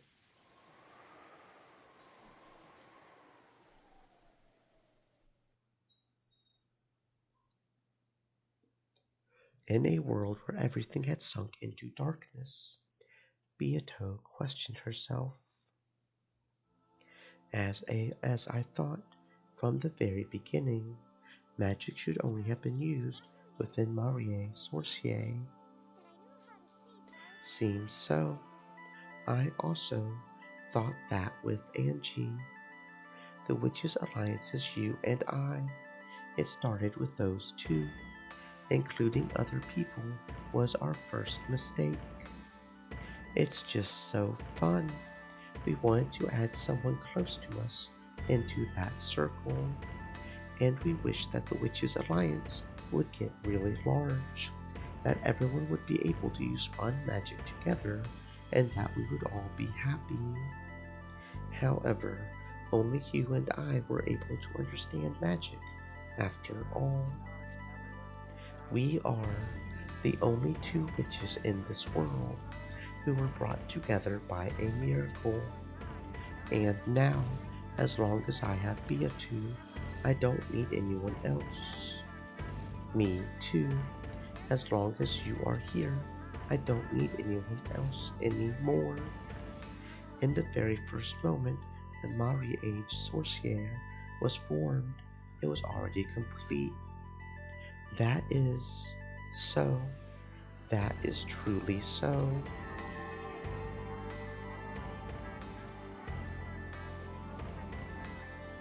It was once a witches' alliance to make everyone happy together with magic. I wonder when it got this screwed up. What did I want to do when I started this game? I can't really remember even that. No, I may remember, but that's a feeling I now wish to throw away to the far side of oblivion. It's okay. Why not forget everything? Let's have a marriage sorcier just for the two of us.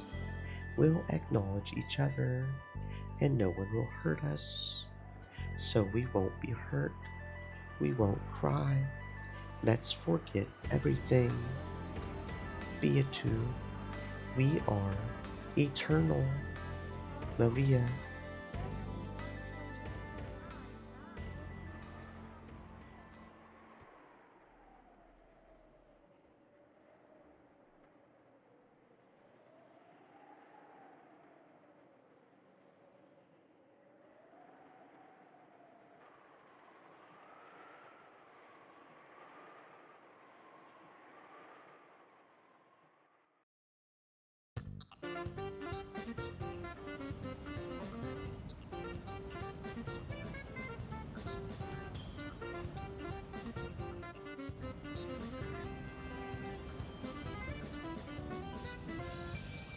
Amakusa, could you turn that off? My bad. You don't like M. Saki? I'm just not in the mood. Amakusa turned the radio off. The world of cheery sounds was immediately swallowed up by the roar of the sea and blotted out by the ocean's gray.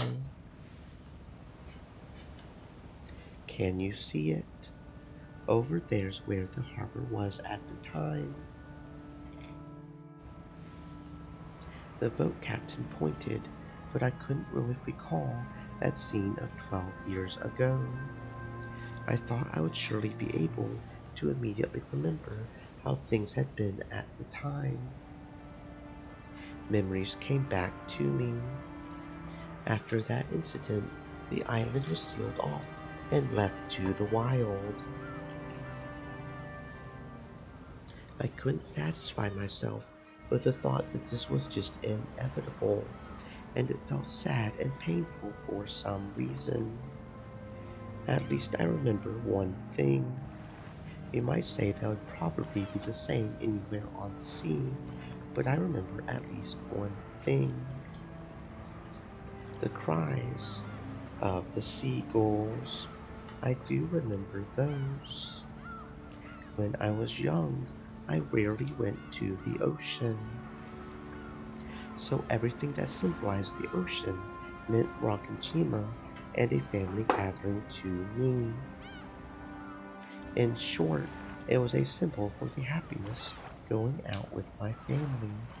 However, at this point in time, it seems doubtful whether that even was happiness. In my younger days, the trip had felt like a relaxed family vacation, but considering my parents' situation at the time, it was surely a very different trip to handle, with the distribution of the inheritance filling the place with the smell of gunpowder. I can remember going all over the place, completely ignorant of my parents' feelings.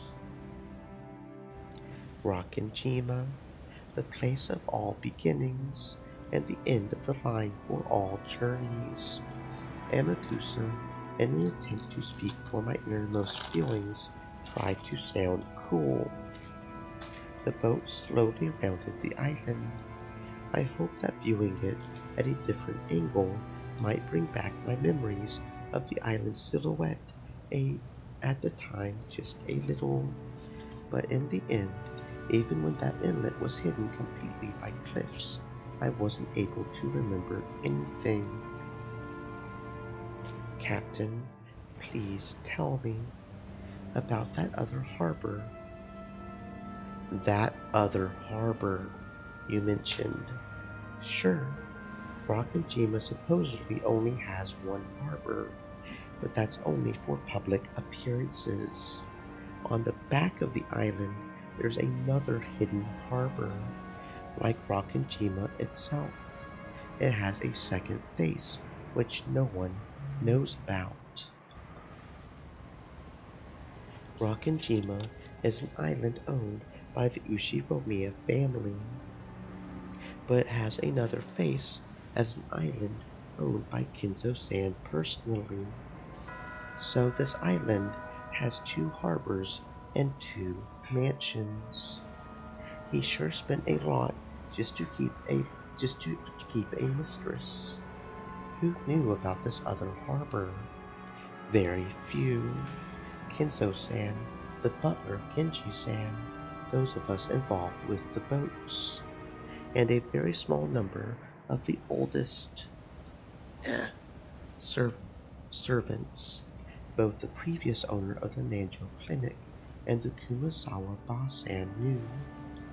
Naming them off like this makes it sound like there were quite a few, but basically there was a small number of people who knew. Please tell me about that other mansion. I was only told that there was a mansion called Kumadorian.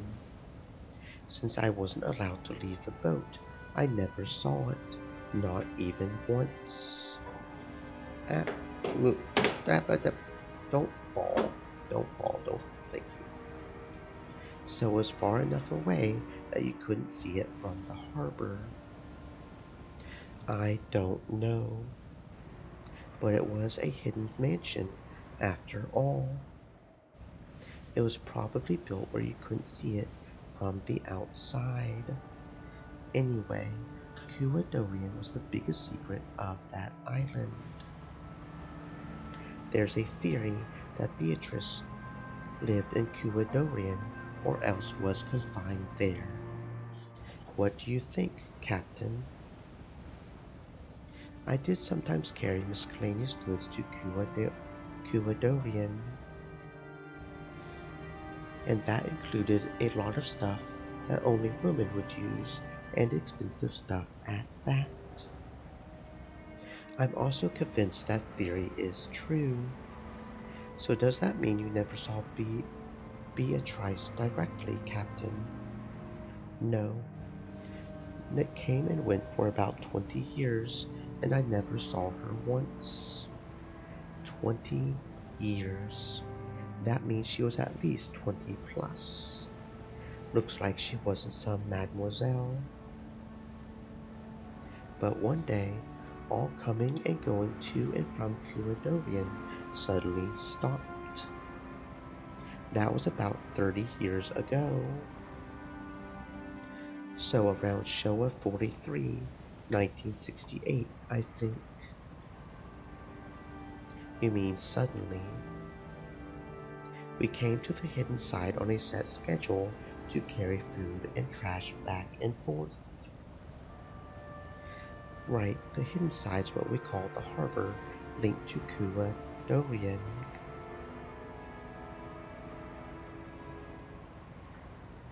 I get it. So then, one day, we got an urgent message from Genji-san. He said that until we heard differently, there was no need for us to go to the hidden side anymore. And did you hear differently?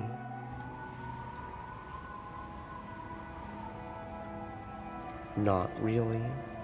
Long story short, one day I was suddenly told that they wouldn't need regular service to the hidden side anymore, and that I didn't have to take food there either. At first, I thought I was being fired, but I quickly figured it out. Going by the reactions of the servants who knew of Kuadorian, I managed to guess somehow. Beatrice died, and there was no longer any need to take food or people to care for her. That's what I think. From that point on, I was never told to take a boat to the hidden side. However, after that, Genji-san came to see me face to face and got pushy, strongly urging me never to speak of anything related to the hidden side. Oh, Mischievous hello, Moss hello. said, Welcome on in, "You've been friends. raided by a mischievous My jester name and their is chaotic Jade. For clowns." those who don't know me, I'm a turtle unicorn.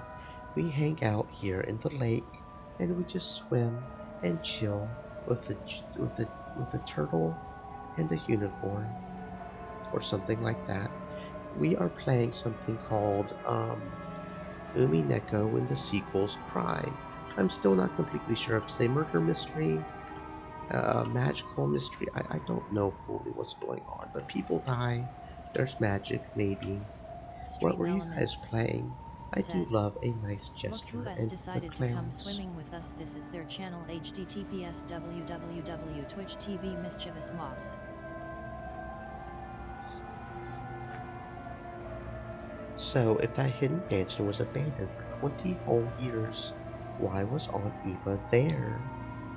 On that day 12 years ago, Ushiromiya Eva somehow escaped harm alone in a hidden mansion 2 kilometers away from the mansion. Why was she in a hidden mansion that had been forgotten for 20 years? I saw on the talk shows. Even I don't have a clue what happened. Not once did I guide Eva-san to the hidden side. I have no idea how or why she knew about or reached Kuadorian. I wonder if it was possible to reach this hidden Kuadorian by land.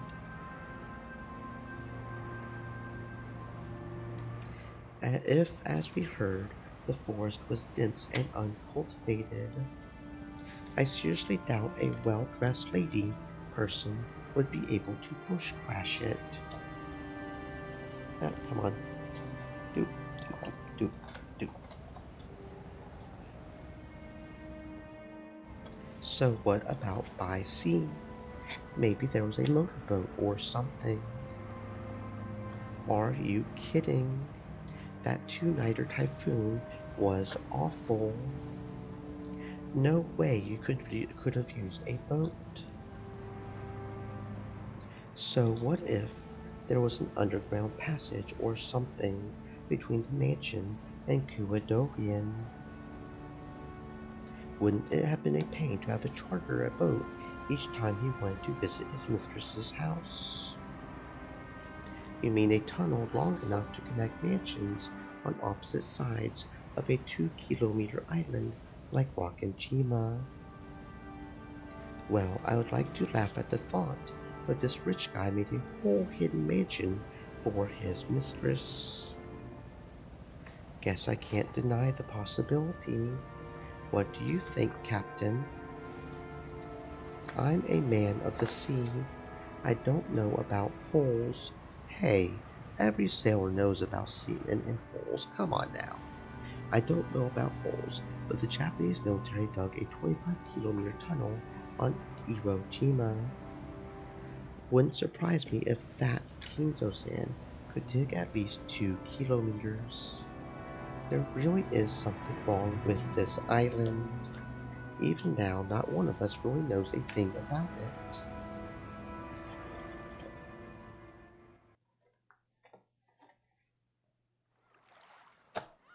The boat reached the shore. They would have to walk a short ways to reach the mansion. I'll wait here. The mansion's that way. The path from back then's probably still there, but I'll bet it's covered with plants. Make sure you don't get lost. Right, let's go. Thanks for everything, Amakusa. You wait here too. I had a feeling you would say that. I'm just delivering something. I'll be troublesome for them if you come too. I imagine your toxin is strong. Toxin. I'll be back soon. Today, our main goal is Kuadorian. After I deliver this, I'll come right back. Angie put on her knapsack, holding the flowers she would offer. Give her some space, young'un. See you soon, little lady. Your family's waiting for you.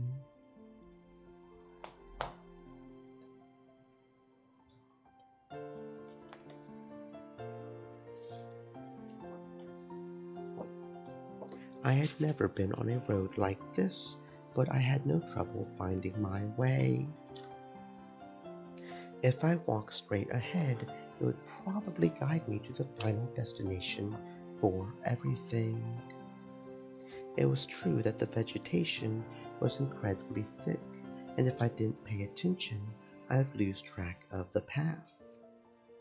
But the road that was left was much clearer than I had guessed it would be. Still, that didn't change the fact that it was a bad road. Contrary to the distance shown on the map, I was forced to walk a long way.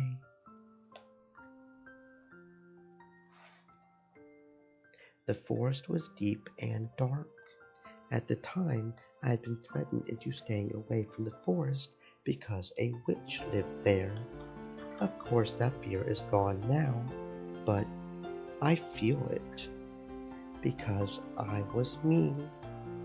I could feel the presence like an aura of the Golden Witch Beatrice. Here and there were massive fallen lumps of rock, along with overgrown trees and ivy. The voices of birds and bugs. Yes, I feel it.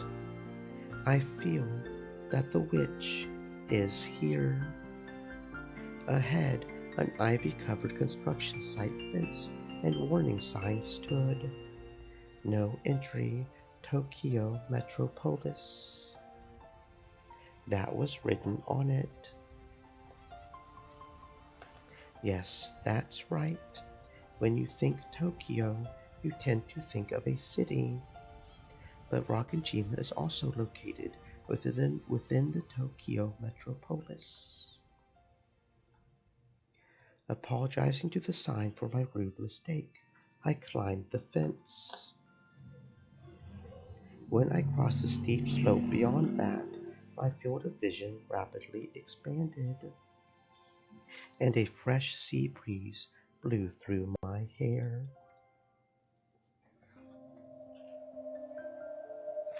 It was like the top of a little hill. Below me was a vast view of the island. I could only see desolated forest and rock walls spread out below me. But I realized that the mansion was probably somewhere around there. The steep downward slope beyond this hill had probably been caused by earth and rocks collapsing from 12 years of wind and rain. It had become a slant filled with crags that you might even call gentle cliffs. And it would be easy to tumble down, though it looked like climbing back would be pretty difficult. In any event, it seemed that proceeding any further would be impossible.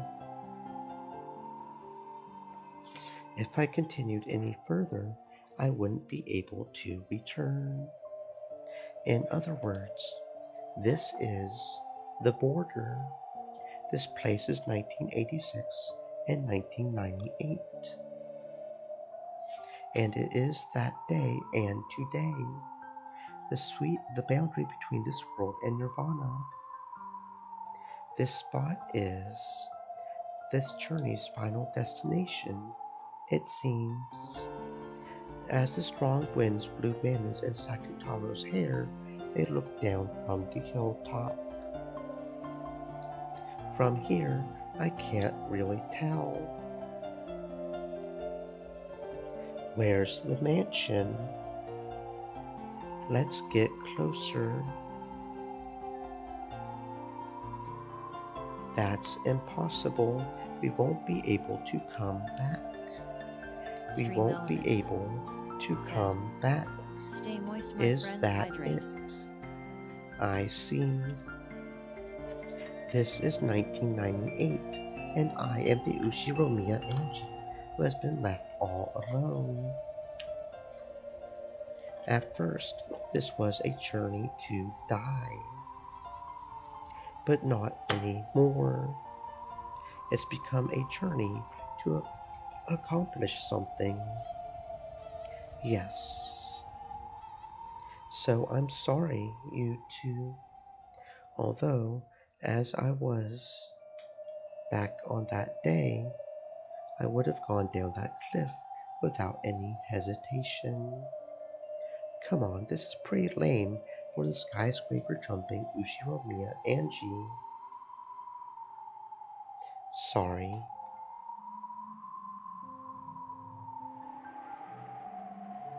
This place is as good as any. After all, you can feel the wind of that day.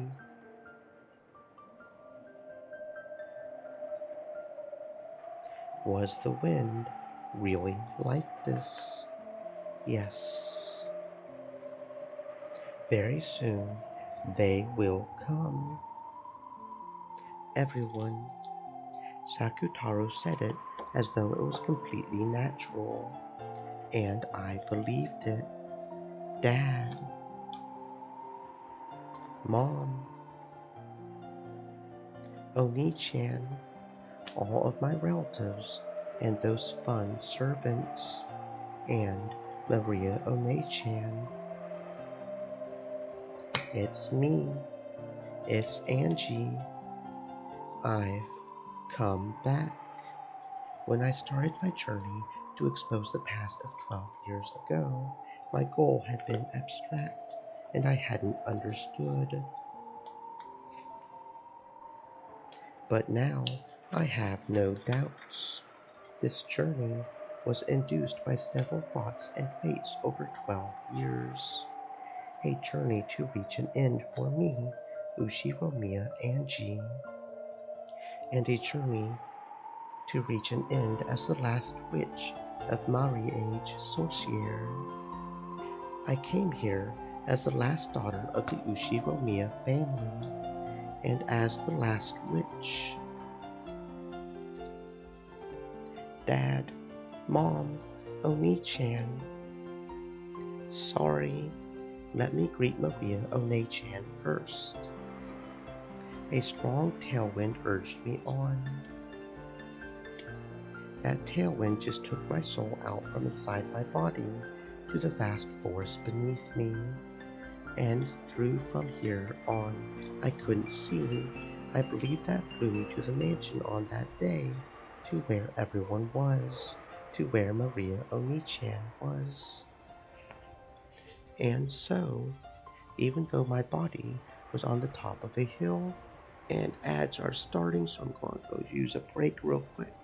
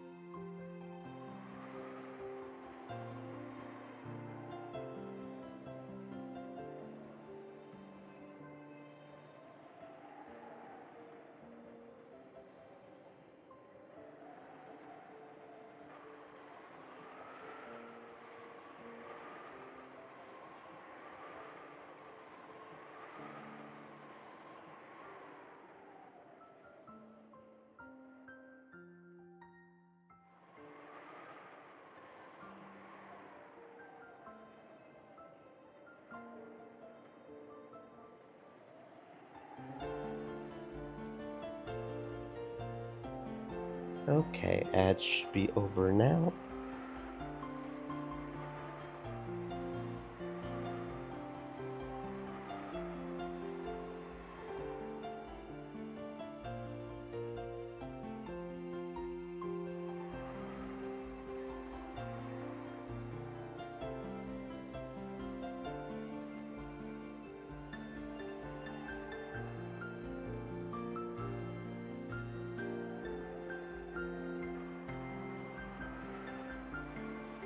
Okay, are we good now? I have to ask my own body that, because even my own body doesn't know sometimes, right?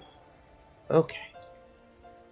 Even so, even even though my body was on top of a hill, a strong wind blowing against me, My soul was now certainly dancing through that sky. The vast, vast sky of rock and Chima. Below me was the green of many trees. But I understand. I can comprehend the presences of my family and relatives and all the servants. And Maria Onechan, too. I could even comprehend Maria Onechan as a witch. It was vast, more so than any vast space I had imagined up until now. Maria Onechan, can you hear me? Listen. Angie called to the Maria of that day. She told her of her long journey she had undergone, of her long delayed realization of just how much she had wounded Maria in her youth.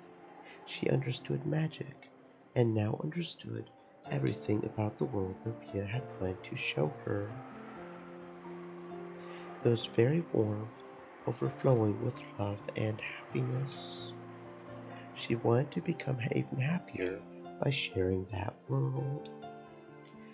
But I trampled it. So now I finally understand everything. I understand magic. Our magic is surely very faint and fills the space beside us, but it isn't something that anyone can see with their eyes. Magic is, yes, I can clearly say it. Without love, it cannot be seen. Sorry, One-chan, I've already been excommunicated from the Alliance of Witches, but now I understand how wonderful it is.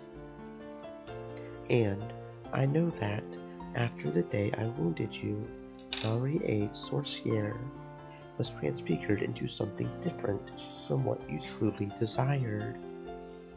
Even the magic that spat anger by cursing people was probably important to One-chan in those days. One-chan's environment was sad enough to permit that.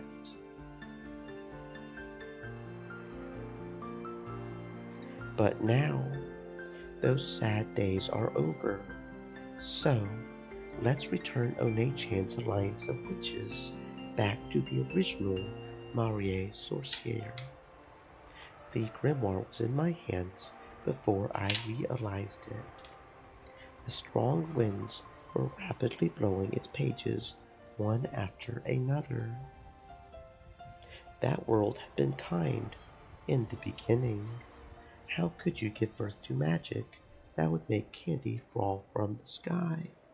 How could you give birth to magic that would make tomorrow's dinner cream croquet?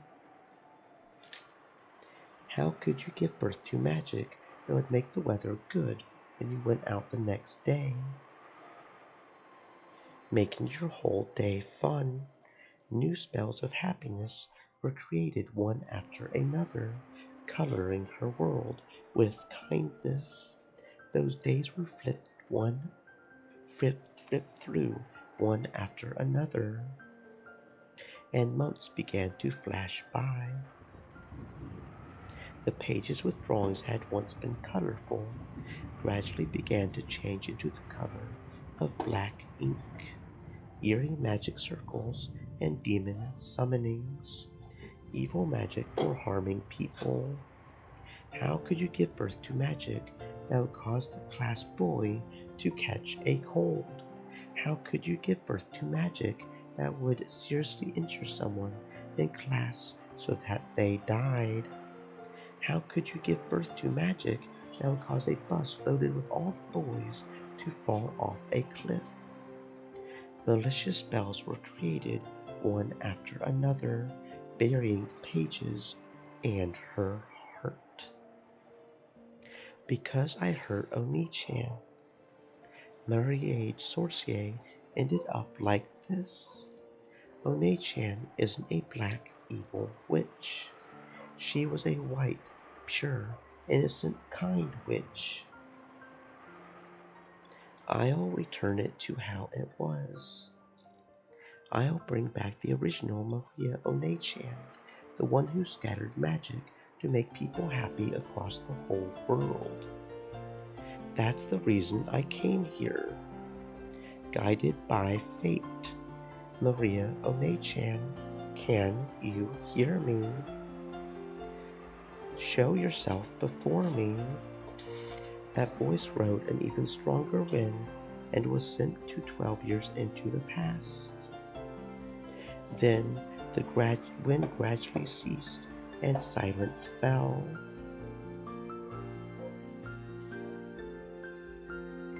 I could hear the sound of gravel being stepped on. I listened to those footsteps, surprised at this miracle.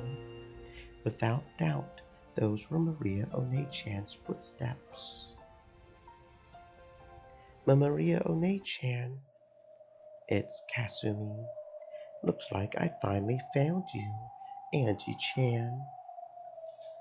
Before I knew it, Aunt Kasumi and her black suits, a total of 7 people who didn't resemble Maria One-chan in the slightest, were standing there surrounding me, and it felt like my voice had been just about to reach Maria One-chan too. Because of these guys' toxin, that magic was cut off. Angie clicked her tongue at that, but Kasumi probably didn't hear it that way. Are those flowers for your deceased family? How admirable. You're going to throw them, right? Go ahead, we'll wait that long. Just what are you waiting for? But Angie could more or less guess.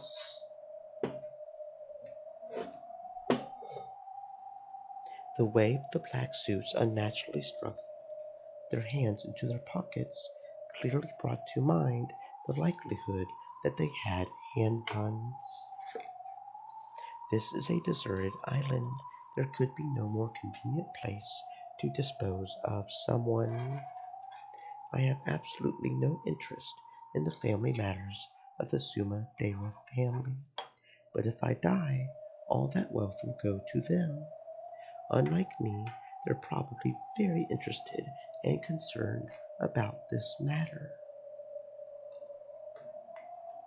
Of course, it seems that if the massive amounts of stock I own suddenly go to them, it'll be pretty bad for the Ushiromiya group as well, and they're apparently having a secret feud, fighting over me all by themselves. That's probably why President Okonogi gave me Amakusa as a guard. Having Amakusa wait on the boat was a regrettable mistake. Aunt Kasumi, how long have you been waiting for this ambush? Since early morning. Thanks to that, I'm completely tired of waiting. After all, there are no cafes or dressing rooms here. No toilets either, so I guess you had to elegantly drop a load behind a tree. A lady with half Sumadera blood flowing through her veins will not use such filthy words. You really are Sumadera Kyrie's child, not a trace of grace. She grabbed me by the hair and forced my face up to hers, and then spat at me. My words might be filthy, but they're no worse than her spit. Every time you talk to me, Aunt Kasumi, it's always about Mom. Am I really that much like my mother? Yes, you are. That impertinent gaze. Your mouth and nose are the same, too. Freewheeling and irresponsible. She thought nothing of the long history and tradition of the Sumadera family and selfishly flew out of the house. My entire life has been devoted to cleaning up that mess. I guess your life really has been covered with crap. When I was slapped on the cheek, my ear was smashed, and for an instant my head rang. My hair was pulled, spinning me around, and I fell to the ground. And in a flash, the ground was kicked, and I was struck with sand. Yes, you truly are like me, Sam. That gaze, like you're mocking me somehow. Yes, I remember so many things. You're a sad person. I'll bet that since you were young, you always got compared to Mom and scorned. And for your entire life, you'll never be released from that wretchedness. A little girl like you couldn't possibly understand. Ooh, I like that. Okay, mildly distracted. Not me, nope, not me. You see, your mother is a loser who threw everything away and ran away from the Sumadera family, right? Do you know how much trouble I went through because of that loser? Any trouble you went through has nothing to do with me. Sorry, what am I supposed to do about something that happened before I was born? When will your life begin? It never will. For all eternity, you'll always continue to be sneered at by my dead mother until you die. If only you would just die. Why are you living? You little piss. You all make her some tea. Leave it to us, you big mouth, shitty brat. Let us teach you a lesson.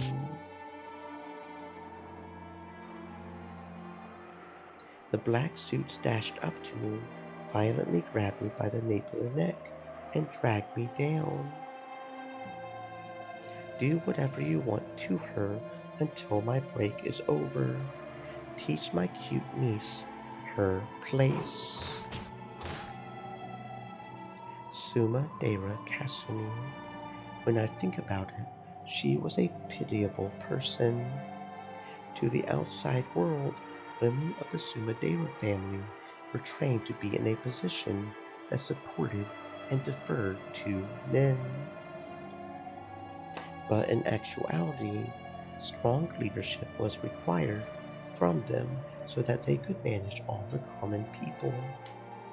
The role demanded of them was that of a female commander, like a literal reading of the word Okami. Managing the Sumadera family with all its traditions was not something that could be accomplished with just an ordinary level of dignity. It was an unimaginably heavy responsibility. Normally, this would have been demanded of Kyrie. Kyrie had undergone that harsh training, and Kasumi, as the youngest sister, should have been able to take it easily. No, on the contrary, she had lived like a lazy, selfish, and affluent princess.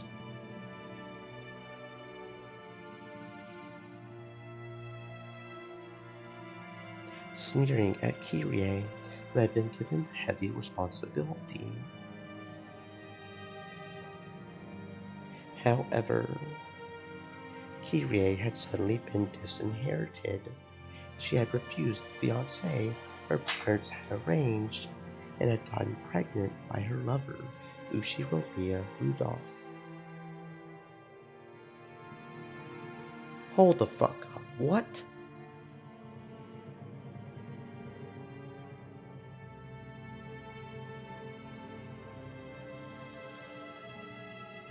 Okay, yeah, no, I'm getting my names mixed up. Sorry. Ignore me and my poor naming abilities. Anyway, From the Sumadera's perspective, even though the Ushiromiya family held a vast fortune, it was a low-level family that already collapsed, and to not become even a legal wife, but a mistress to the second family of that son, of that family. Normally, a daughter of the main family would be shown no mercy for such dishonor. Thou would wrap her up in a mat, place a pole on end. I feel like I dropped something, but I don't know what I dropped. You guys know that feeling when you feel like you dropped something, but you don't know what it was you dropped? And it's going to bug you because it's like, okay, I know I dropped something. I feel like I heard something drop. Was it my balls? Maybe it was my balls. Okay. I don't know. Anyway. Um, but Kirei's punishment ended with disinheritance, an unbelievably warm-hearted decision. After that, the Sumadera family began receiving favorable treatment from the section of the Ushiromiya group.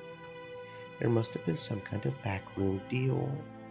In other words, Kirei left open the Sumadera family under the pretense of getting financial support from the Ushiromiya family.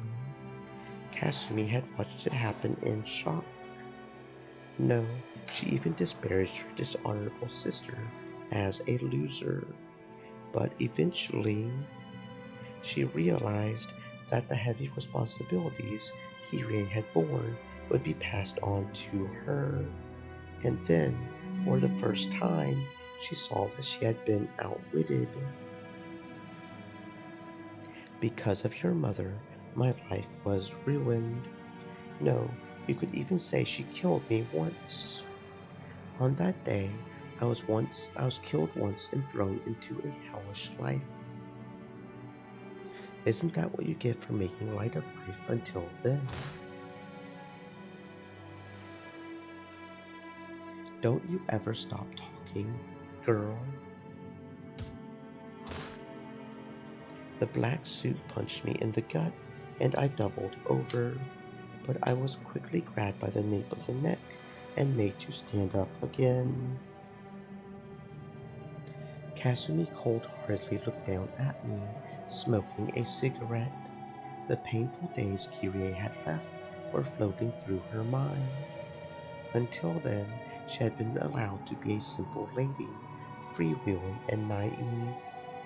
Only the older sister, Kirie, had been harshly trained, and she, the younger sister, had been able to live as nothing more than a princess. Then, suddenly, everything got flipped over, and her life came crashing down. My life's my lifestyle, and the way I lived were all stolen from me. Do you know how much I was derided by those relatives who didn't know the details, all because of my sister's dishonor? I detested her. I detested your mother enough to make me spit blood. Glad to hear it. Keep up the good work.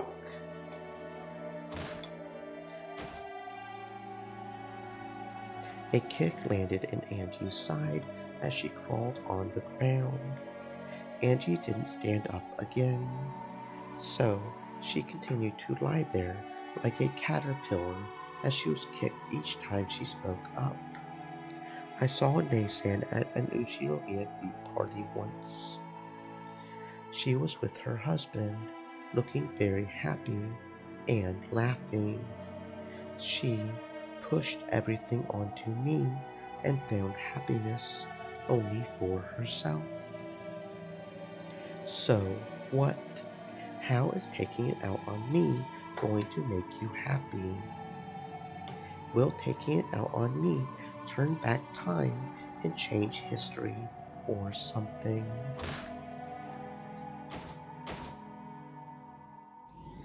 You said something a short while ago. When will my life start?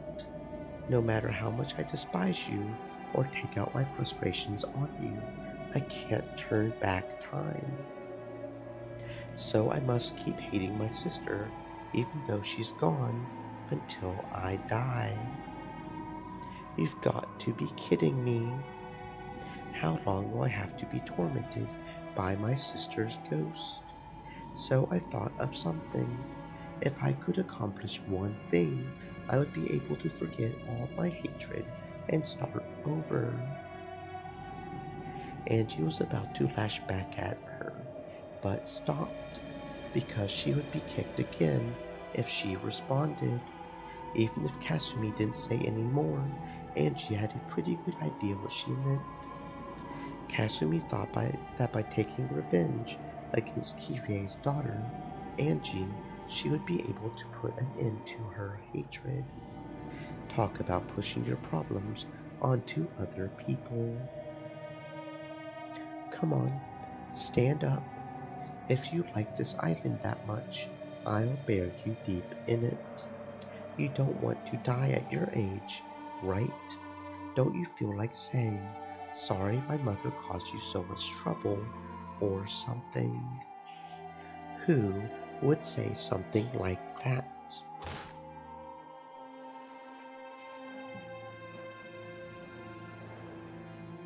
Angie, Angie!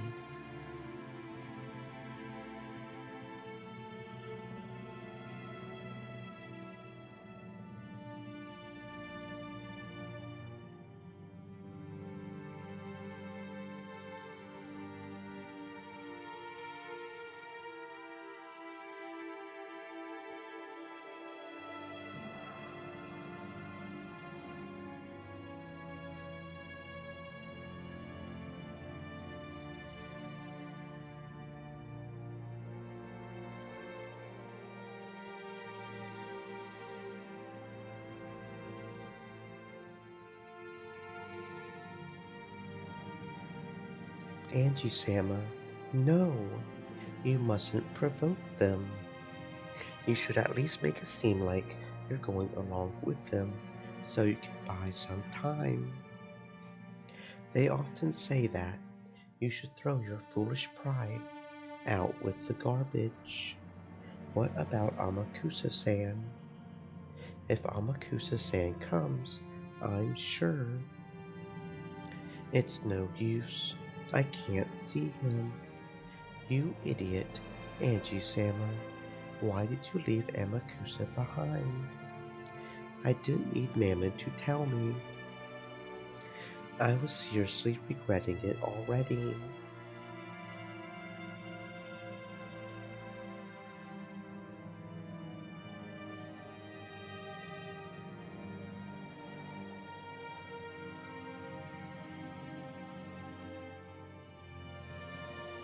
I walked a long way. The forest was very thick. I've got no doubts that signs of activity here won't reach the boat. During the time it took for Kasumi to finish casually smoking a whole cigarette, I was continuously tormented by the black suits, as she had told them to. The moment I grabbed at my head, my scalp was kicked by someone at a bad angle, and my head was filled with stars. The feeling of stars flickering in this gray, twisted world was one I remembered clearly. My life was very similar to the one Sumadera Kasumi led. After all, as the successor to the Ushiromiya family, I was tormented constantly with various kinds of bullying under the guise of education and training. Yes, having the inside of my head filled with stars like this is a feeling I know well. When being reprimanded for some error in manners I seem to have made, the discussion always turned to whether I was fitting to be the successor or not. On and on about the honor of the Ushiromiya family and how deep that was. By the time the conversation reached that point, I would forget what mistake I was being blamed for in the first place. No, in fact, it was the same for Aunt Eva. After all, sometimes she would ask herself, what was it again? But in the end, she wouldn't be able to remember and would say something like, if I'm angry, it must be your fault, Angie. The fact that you're at fault is what matters, so who cares if I can't remember what it was you did? There would be some ridiculous reasoning like that, and then she would keep on punishing me. Yes, Aunt Eva's punishment wasn't something that would continue until I learned something, or acknowledged my mistake, or apologized. It would continue until Aunt Eva wanted to stop. So this violence was a bit nostalgic in a way that made me want to vomit. I opened my eyes, and look, there's Aunt Eva, right next to Kasumi, who's smoking a cigarette. I can see Aunt Eva, almost as though the two of them are laughing together. When I think about it, even Aunt Eva's life might be a thing worthy of my sympathy. The responsibility and pressure of being a member of the Ushiromiya family, which she often mentioned to me.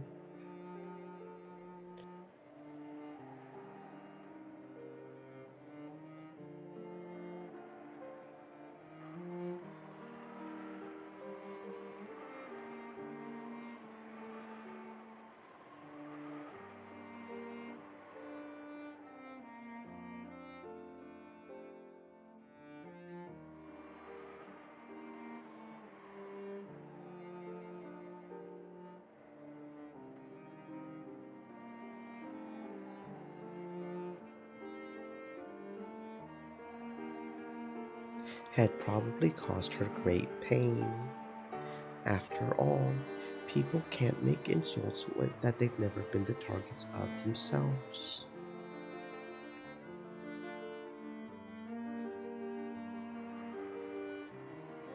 It was probably the same for Aunt Rosa as well. As the youngest child of the Honorable Ushiromiya family, she must have gone through many tough times. So, it was just like what Aunt Eva did to me. Just like what Sumadera Kasumi is doing now. Aunt Rosa must have been the same. People tend to push the pain they're burdened with onto other people. Otherwise, they can never escape from that pain. So on, in eternity and perpetuity, the chain of its pain and sadness does not end. That's why Maria Onechan's magic was so incredible. With her magic, she didn't have to bear the pain caused by Aunt Rosa. The pain probably was pushed onto her. Its weight probably tormented her. But Onechan didn't carry that burden on her own shoulders. She purified it and filled her world with happiness. So I'm sure if Maria Onechan had had children in the future, she probably wouldn't have pushed the pain that had been forced on her onto her children. That chain of pain and sadness that stretched back for who knows how long, which she couldn't understand and which she had inherited, which had been forced onto her. Maria Onechan cut it with her magic. What's wrong? Got a bone to pick with me? In the past, I would have snapped back. I would have met her hatred with hatred so that they would cancel each other out. No, nothing got canceled out. The thing being forced on me ended up right there on my shoulders. Just like how even now, I hate her. So, now that I know of magic, I'll look at the human called Ushiromiya Eva again. What I could see through, too, was a sad human form, no different from me, who had lost her family and who bore deep wounds in her heart, unable to withstand the pain of that torn heart. She was doing nothing more than howl sadly, like a lion crying in pain, like a child. Even Ushiromiya Eva was someone I should have felt compassion for. She needed someone to understand the difficulties and pain of her childhood years. Even she, who was the only survivor of the Rockinjima crime, who was faced with the curiosity of all of society, who was publicly slandered and forced to have salt continually flung into the wound, had needed someone's compassion in order to let Eva forget her pain and sadness at least a little. The Black Witch taught her magic, just like the times that had possessed Aunt Rosa. It was the same magic of anger and sadness that Beatrice had taught Maria Onechan when she was mourning for her torn apart friend, Saku Taro. That same magic, that witch, had probably dwelled inside Aunt Rosa too. So I mustn't hate Ushiromiya Eva. Maybe I should have become her ally, as the only person in the world who could understand her. What did I say to her when I was young, when she returned alive, all alone? Could it be that I acted as though she had killed my family and returned on her own? I can't believe it. Aunt Eva, who has never been more than an object of and a more than a object of and a synonym for hatred throughout my life, is turning into a human I can understand. So I can see, right next to Aunt Eva, the form of the Black Witch who taught her the black magic. Aunt Eva was crying. It was only natural. Not only was no one willing to understand the pain of losing her husband and son at once, but her only relative had insulted her, saying, "Give me back my dad and mom." I can make the excuse that I was merciless because of my youth. However, to her at the time, it had probably been cruel enough to sever the last thread in her heart. In the following days, the talk shows and magazines publicly slandered her. The truth of her husband's business and character, and even her beloved son, were negated. She no longer had anything left. She could do nothing but cry and howl, trying to forget the pain and sadness at least for a while. After all, she could only feel a tiny bit of release, and only during the time that she howled. And so the Black Witch taught her how to howl. The one I hated was the Black Witch. Black magic can probably release one from that pain for an instant. However, it never lifts that weight from a person's shoulders. On the contrary, it forces that weight onto further victims, filling the world with hatred. If only Aunt Eva knew of white magic and had a true witch nearby. Shouldn't that have been me? Didn't I learn the magic to create happiness from Maria Onei-chan?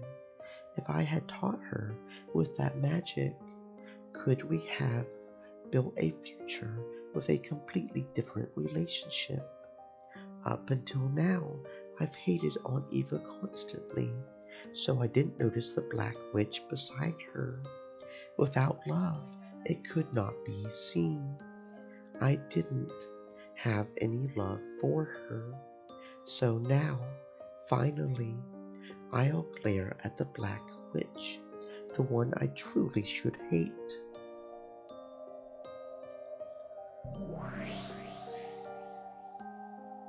What's this? You can see me. I see you. The one I should have hated wasn't on Eva. It's you. Awesome. To think that a lowly human could see a witch like me. So, are you trying to say something with that glare? Do you hate me? Hate. Yes, I do. But that's not quite it. I just think you're sad. Sad? What are you saying? Come on, go ahead. Why not hate me as much as you want? I won't hate. Hating you means I'm doing nothing more than inheriting on Eva's hatred. I'll put a stop to hatred. I'll accept Aunt Eva's pain, purify it, and throw it away. What kind of epiphany do you think you've had? Is your head all right? Seriously, if only you would just give up and die. You guys, kick her more and more, okay? Not her face though, 'cause it would be boring if her pitiful face got any better.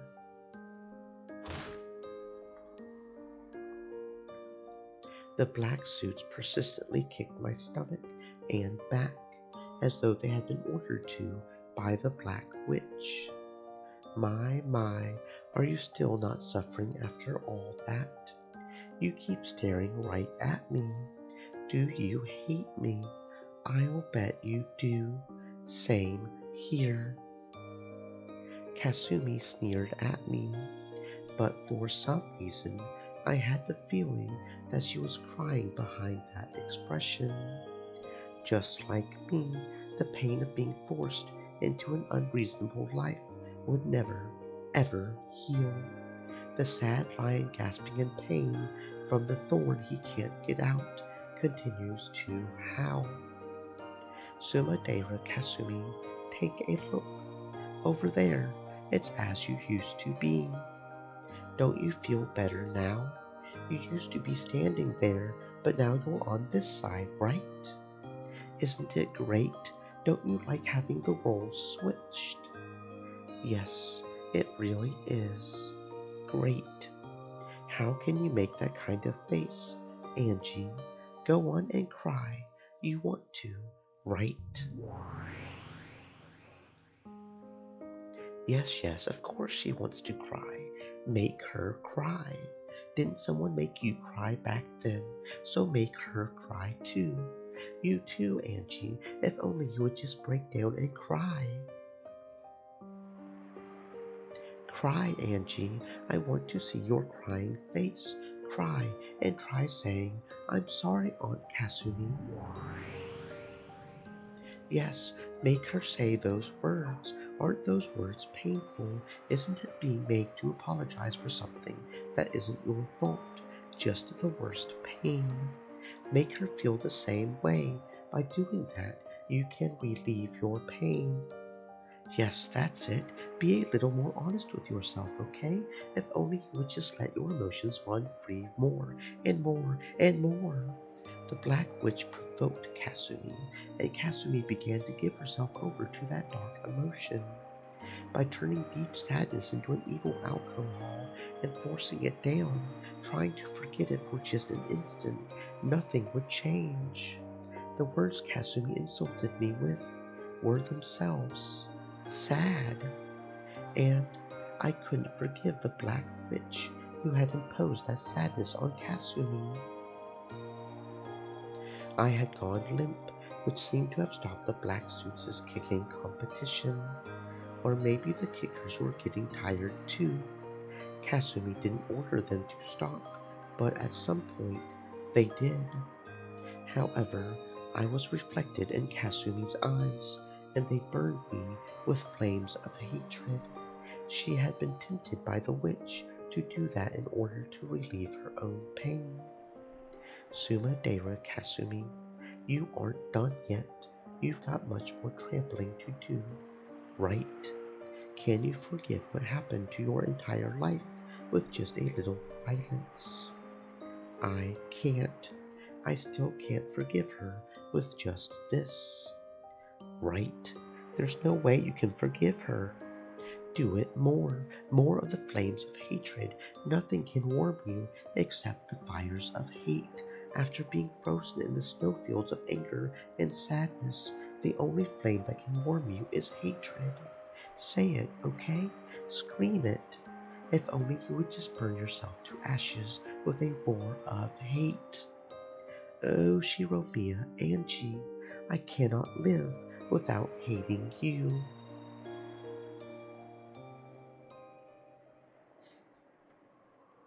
Suma Dera Kasumi, look at that bundle of flowers.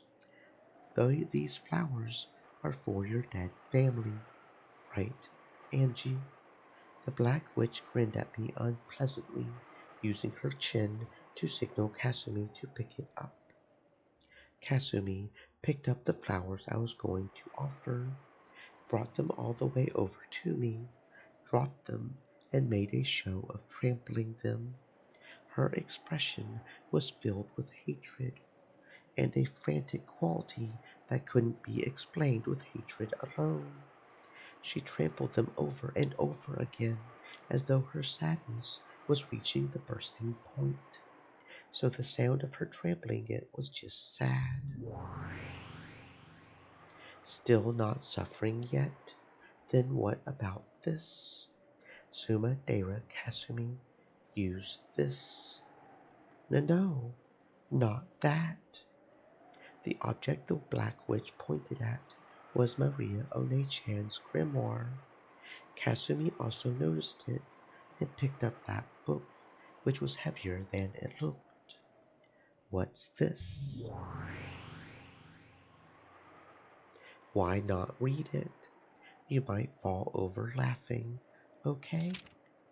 Kasumi opened the grimoire, skimmed over the contents, and snorted derisively. Give it back. That's One-chan's. Of course, my hand couldn't reach.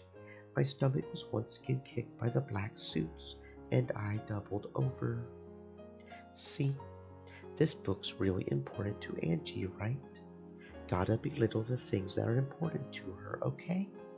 That'll work better than punching or kicking for a girl like her. You know that better than anyone, don't you? As though remembering something painful, Kasumi's face twisted for an instant, but that quickly disappeared, changing into a scornful smile directed at me. What a creepy book. Did you write this? Stop it. Give it back. Look at that face. Belittle it more.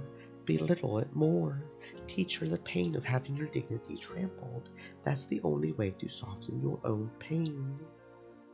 What's with this embarrassing book? I'll admit I did have a little interest in fortune telling as a girl. But isn't this going a bit too far? Magic? Ew. You're one of those, aren't you? It's like in those cartoons where a girl says that something something spell and transforms into a witch, right? You like those, don't you? How pathetic. Cackling, Kasumi opened to a random page and showed it to the black suits. The black suits looked too and guffawed. That sneer didn't wound me, but I couldn't forgive it. After all, that sneer was ridiculing Maria One-chan. I don't hate Kasumi, but for forcing that unhealing anger and sadness on Kasumi, I cannot forgive the Black Witch.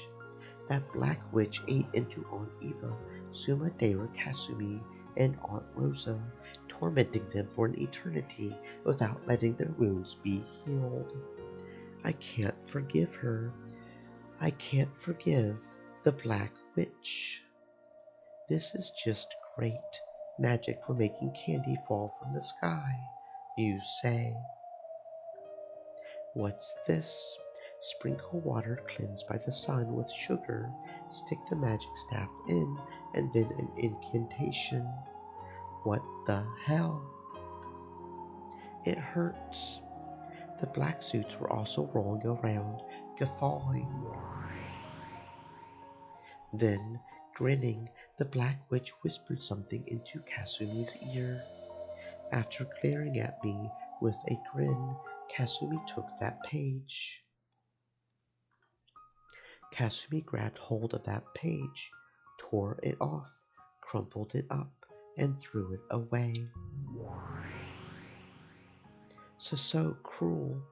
That was Maria's magic. Really? How sad.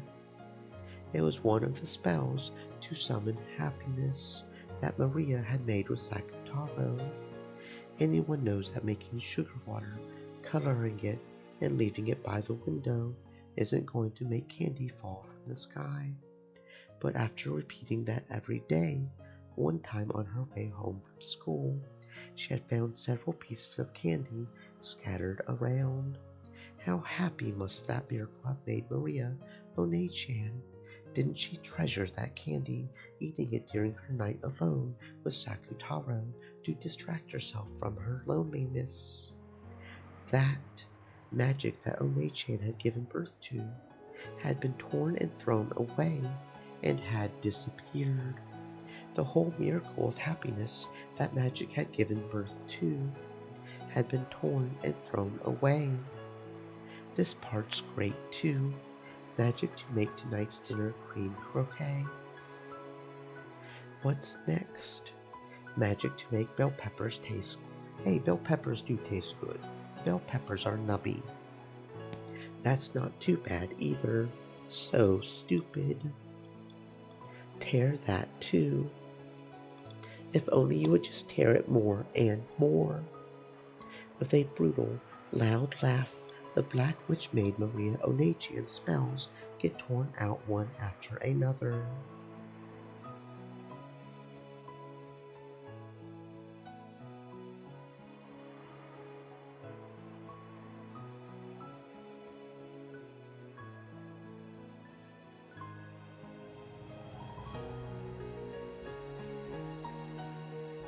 Magic of happiness was sneered at, torn, and thrown away. Stop it, stop it! Don't defile Lady Maria's magic. Don't defile it with your filthy toxin. Mammon cried and yelled, but she had no way of reaching Kasumi. Come on, why not defile it? Miracles of magic. Magic to bring happiness. No way, nothing like that exists.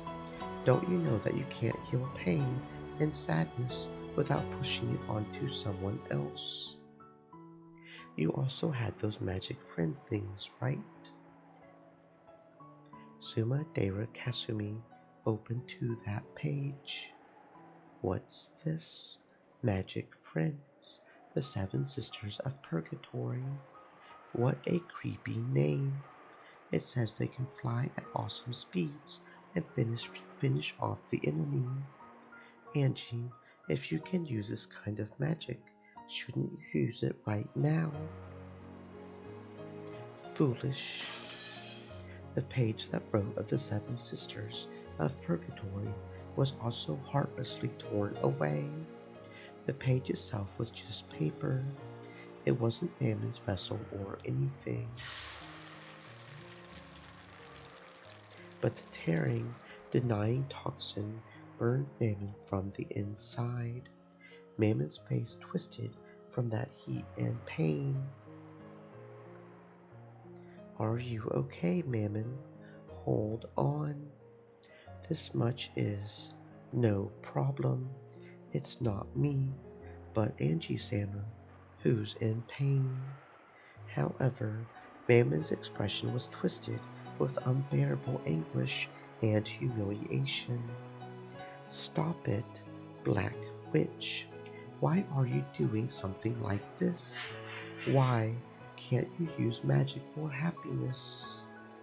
You're a magic friend too, right? I'll defile you too. Sumadera Kasumi, look for this guy's page too, okay? What's this one? What's with this crappy scribble of a lion? Sakutaro. What a weird name.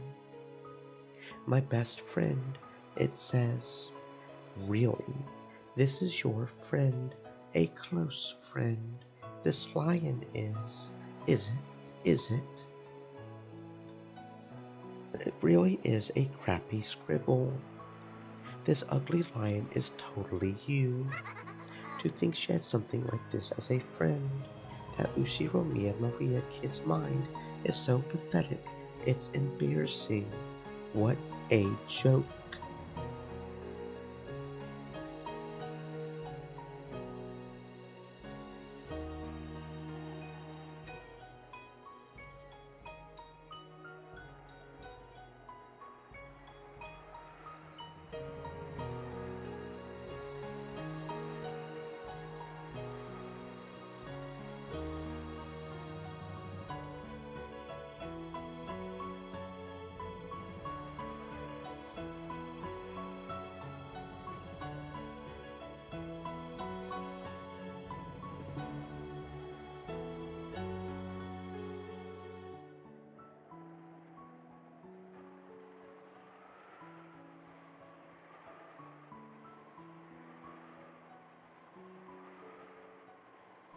She's like a moron. If only she would just give up and die. Don't make fun of Maria. Stop it. Don't break it. No way. There was a shrill sound. The page had been filthily ripped out. The picture of Sakutaro that One-chan had drawn was violently ripped in half.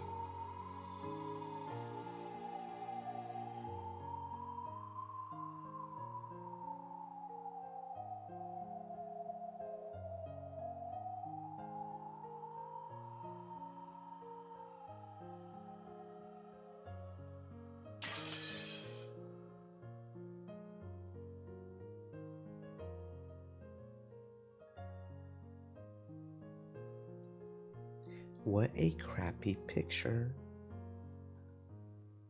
You all laugh too, okay? A pair of the black suits laughed vulgarly and heartlessly tramped the two halves that had been torn and thrown away. Sakutaro, hang in there. I'm not sad. I just can't stand it. I can't stand that Maria's being made fun of, and I can't do anything about it. To humans who Stream can't Elements see us, said. Stay moist, my friends, hydrate. it's as though we don't exist. We can only interact with humans that need us. That's why we're furniture. As Sakutaro and Mammon supported each other, they crouched down, sobbing. I couldn't stand it either. Those who can't see how wonderful the world of magic is can't understand it. You can't explain it to humans who can't understand. So it gets belittled. If you could show them it, but you can't, because in front of humans who are filled with a magic-resisting toxin and who can't understand magic. Magic cannot be used. I really don't get it. From this delusional diary, I've got to assume that something's wrong with your head. It really is fun to take a peek into your mind, you creepy child. Both you and Maria, and that stuffed animal And the furniture over there too, right? I could laugh. You don't have any friends, do you? You're always all alone, so stuffed animals are your friends. What a pitiable child. Don't worry, I understand. I know what it's like to live that way. So I'll accept it. You really are a pitiable child, right? To you, it probably would look like something made by a pitiful child. That's right. If 100 people were to read One-Chan's diary, 100 people would probably think the same thing. I used to be like that too. But despite all of that, Maria One-Chan summoned a world of happiness. Don't deny that magic, that happiness. Such a stubborn child you are. Very well. This is the last one. I'll tear apart the source of the truly foolish magic that you and Maria believed in. Sumadera Kasumi, read this page, okay? What's this colorful page? What's this? Magic 2. Always be friends with my beloved mother. Stop it! Not that page. This magic's really simple, isn't it? It looks like even I could do it. Even I could remember an incantation this short. Shall I give it a whirl? It really is a short incantation, isn't it? Okay, give it a try. Let's have everyone spit it out. With expressions that ridiculed it from the bottom of their hearts, the Black Witch and Kasumi tapered their mouths, and they said it aloud. The black suit stared blankly, asking what the hell that was supposed to be. Then Kasumi answered, cackling, "This is supposed to be an incantation. Are you kidding me? Come on, why don't you guys try it too?" The black suits imitated that moaning voice, making fun of it. That was the incantation, or the magic that would let her always be friends with her beloved mother. What the hell? How stupid! If you could make family relationships better just by saying that, the world would always be peaceful. A stupid moaning voice. Too bad that if you do this over and over again, people will think you're a pathetic, stupid kid. Are you a moron? Stop it. At least don't belittle that magic. It was the day of a picnic when Maria One-Chan and Aunt Rosa were alone. It was written that this was one of the top 5 happiest days of her life.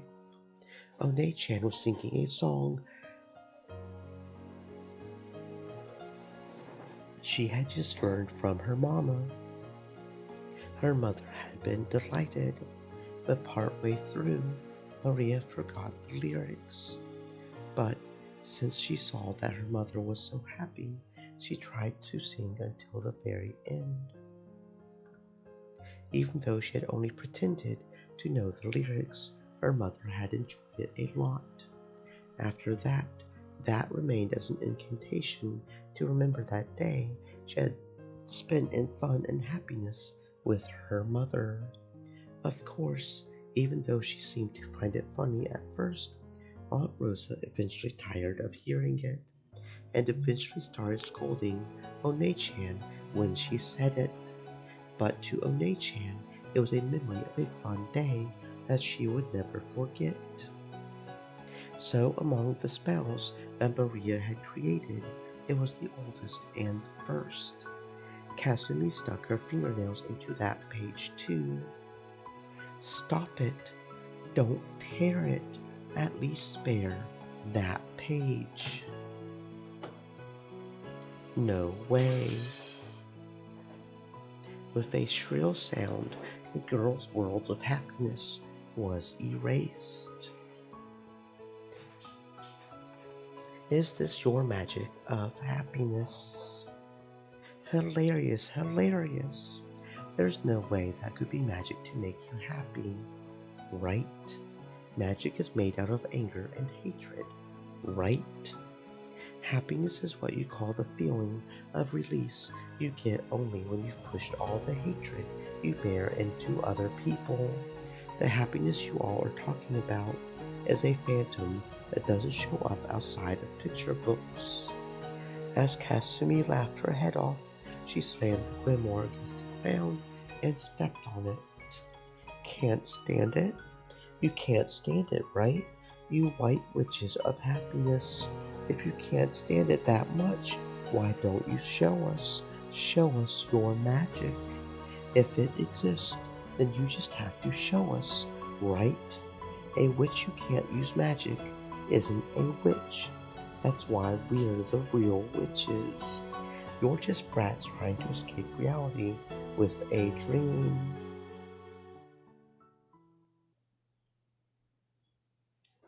Then, if I can show you magic, will you believe in One-chan's magic?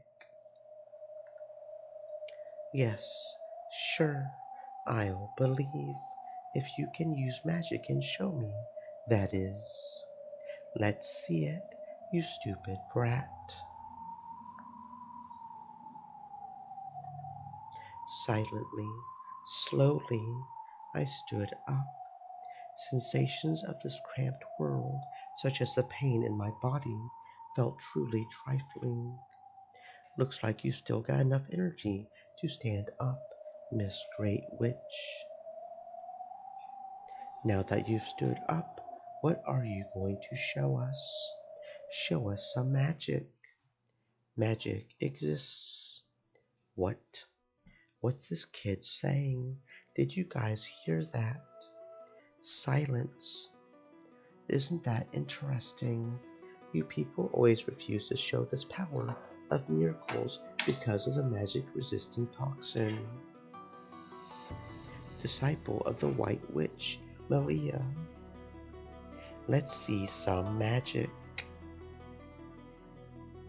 Do you have any clue how many humans have believed in that miracle before being betrayed?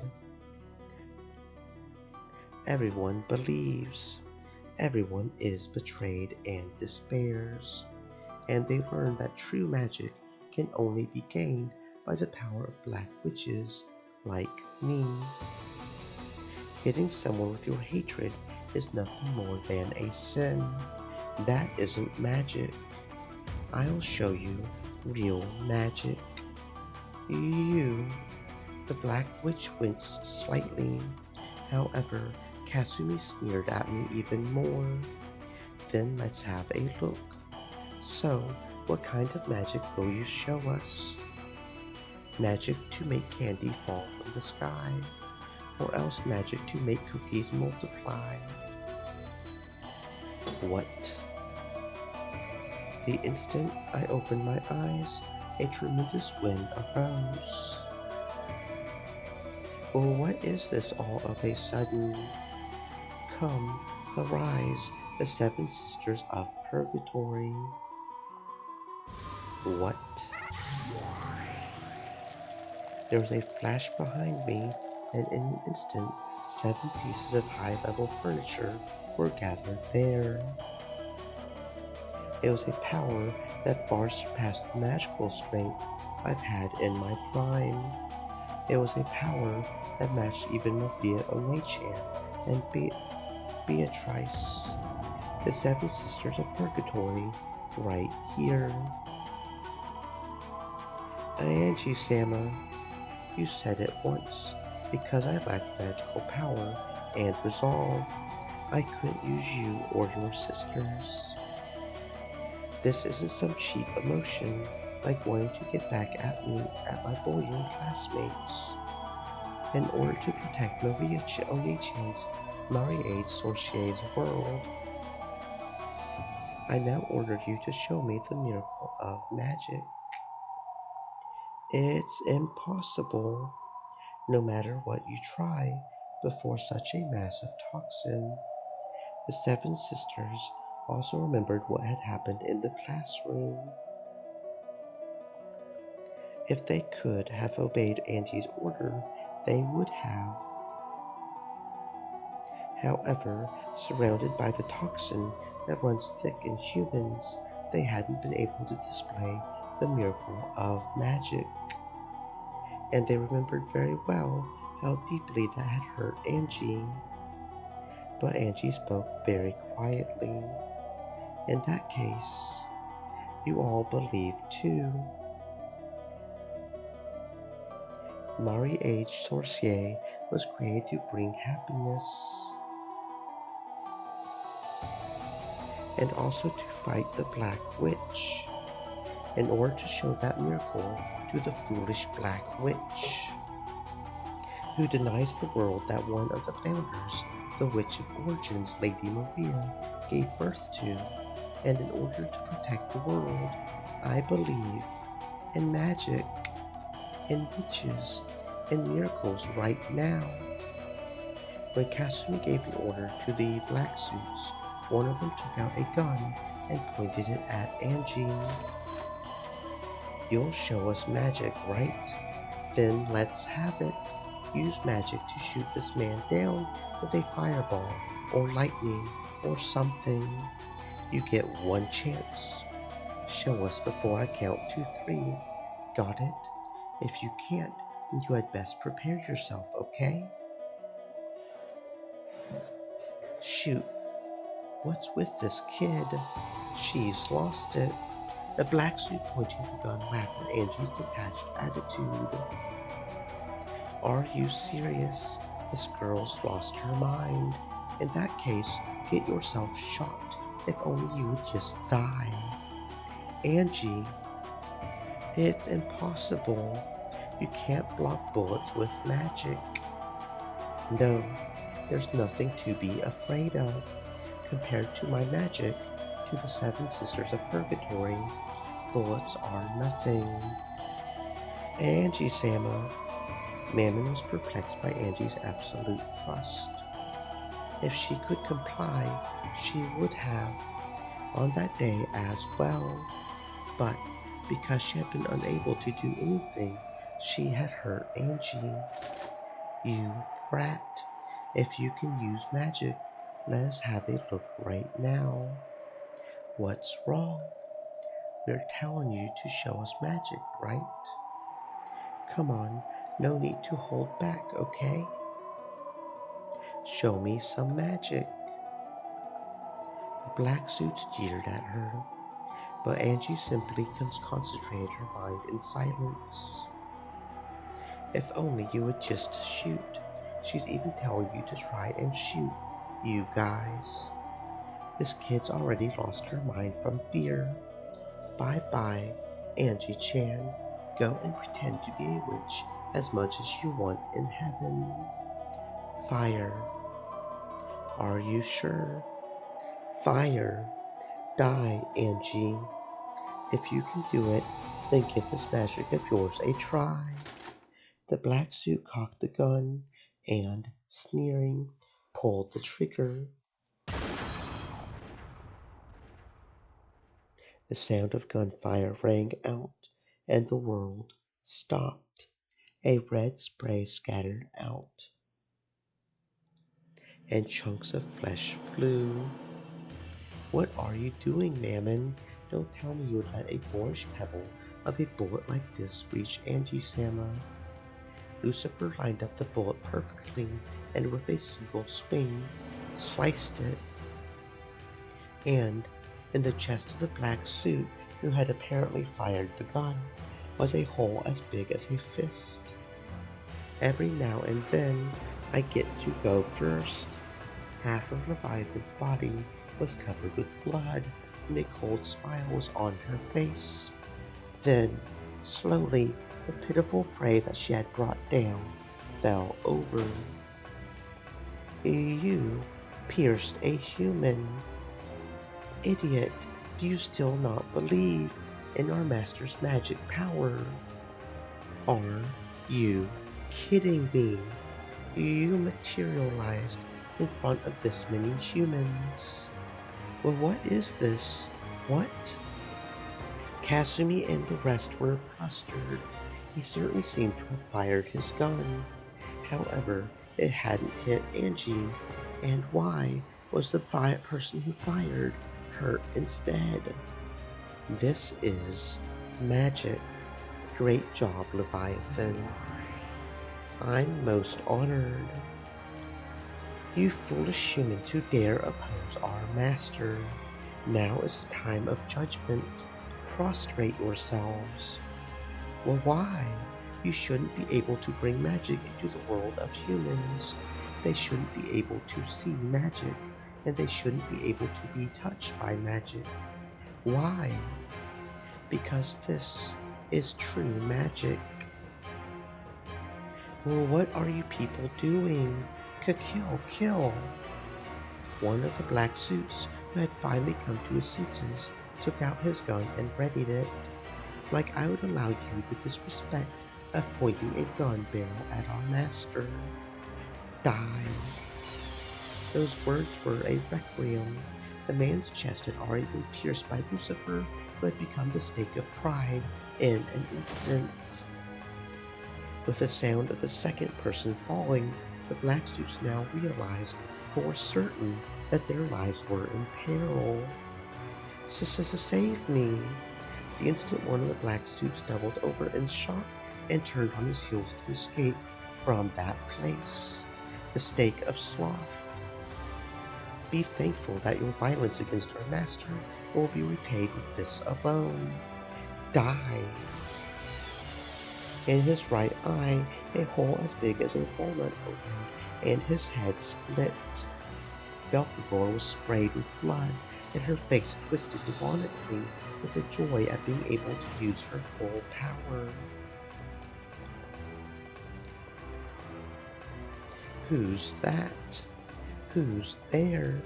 Where are you? The black suits were flustered, pointing their guns in every direction, but they didn't understand what was happening. They knew that something terrifying was coming for them from somewhere, but they didn't know where. Dumbass, that the enemy is right before your eyes. The witch's furniture is after you. But they couldn't see, because they didn't believe in magic. They could not see. Just as the black witch said, Satan was standing boldly right in front of a black suit. However, the black suit couldn't see her at all. Did you think humans could see our forms?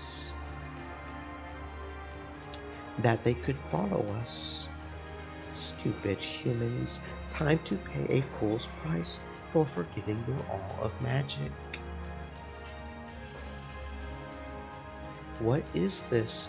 What's going on? You can't see it because you have no love. Impossible. Even though there are so many humans here, even though the magic-resistant toxin is everywhere, why can't you manifest your magic? Who are you?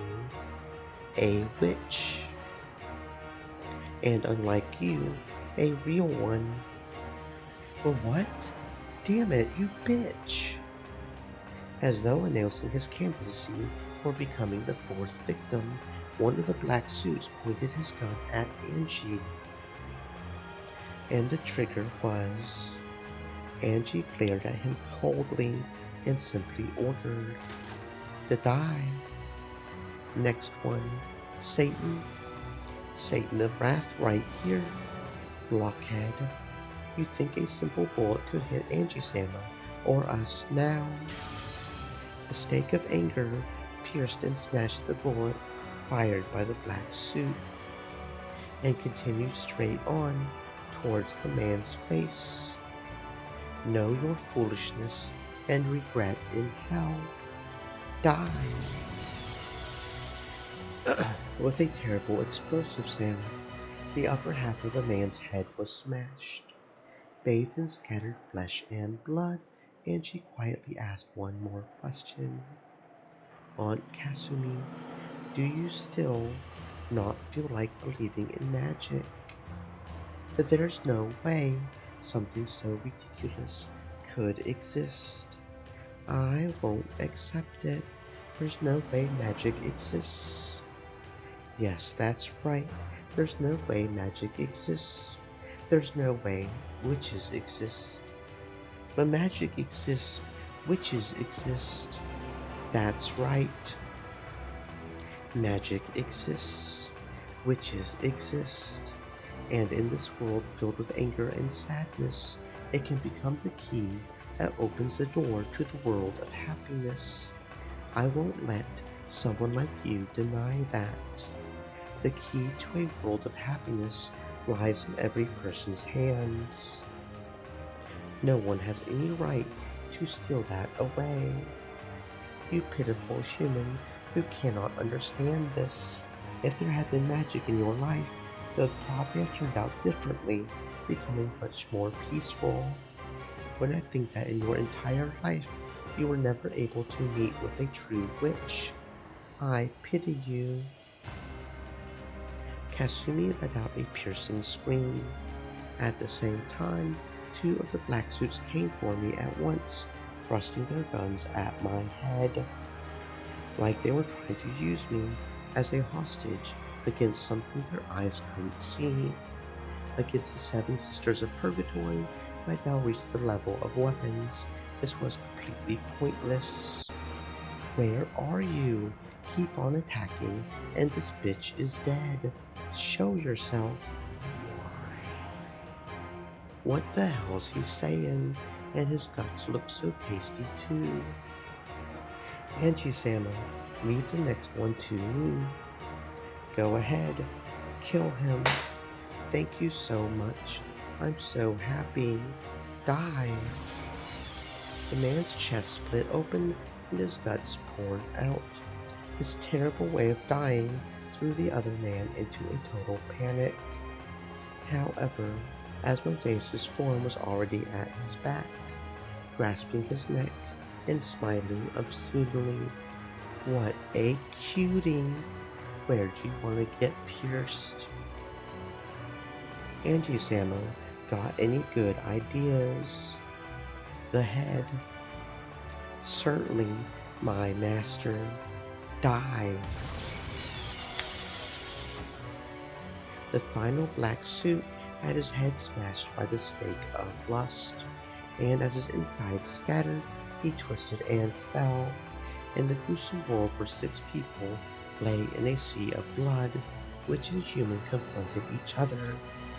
Sumidare Kasumi, I sympathize with your sad life from the bottom of my soul. I'm willing to grant you magic that can seal up that unfillable hole in your heart. If you can believe, that is. Then don't be ridiculous. I will never accept something like this. As Kasumi, who was scared out of her wits, stepped backwards, she picked up a handgun that someone had dropped.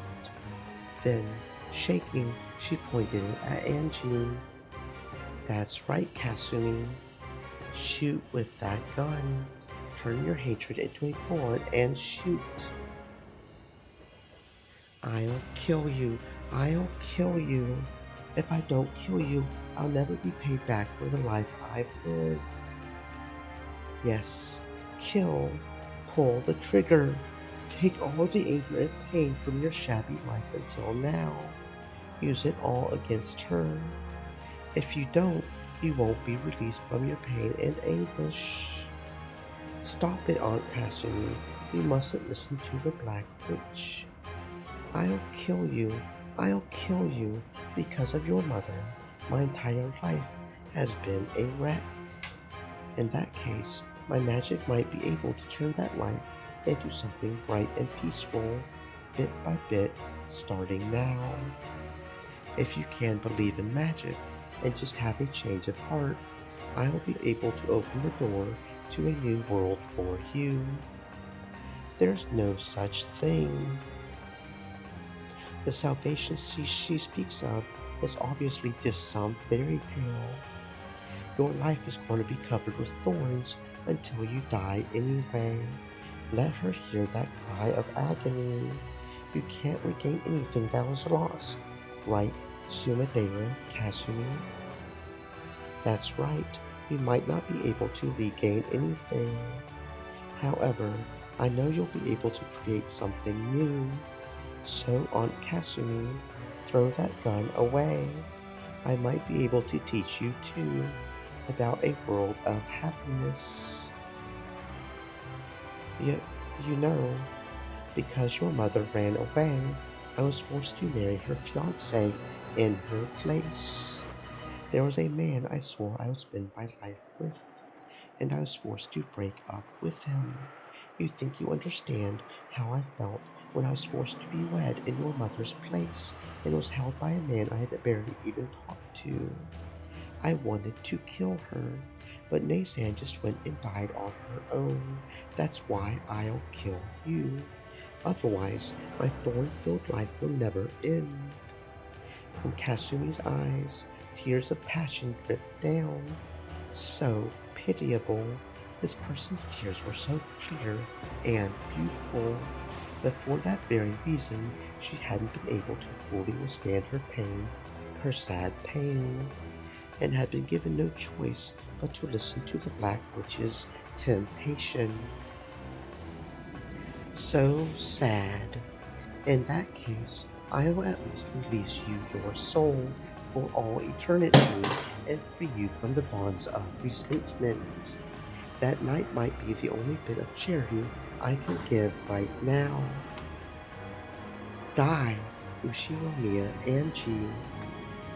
Goodbye, Aunt Kasumi. Take a long rest in a quiet world. I no longer feel hatred or anger for you. I just want to let your soul rest in peace.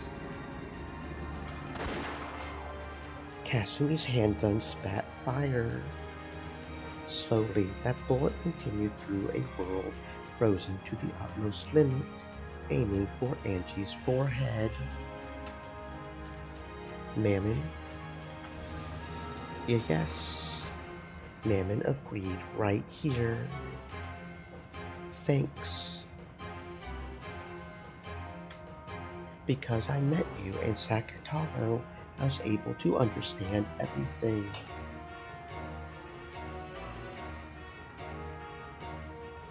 Angie, look away, Sakutaro. Mammon, release that woman and protect the honor of Marie-Age Sorcier. Yes. Prepare yourself, Suma Dare, Kasumi. Even though the world was frozen, the stake of greed flashed like lightning and had already gotten behind Kasumi. If there's any virtue in you, we'll meet again on the mountain of purgatory. Die! The upper half of Suma Deva Kasumi's head was smashed. Her cage of flesh was shattered, and she was finally released.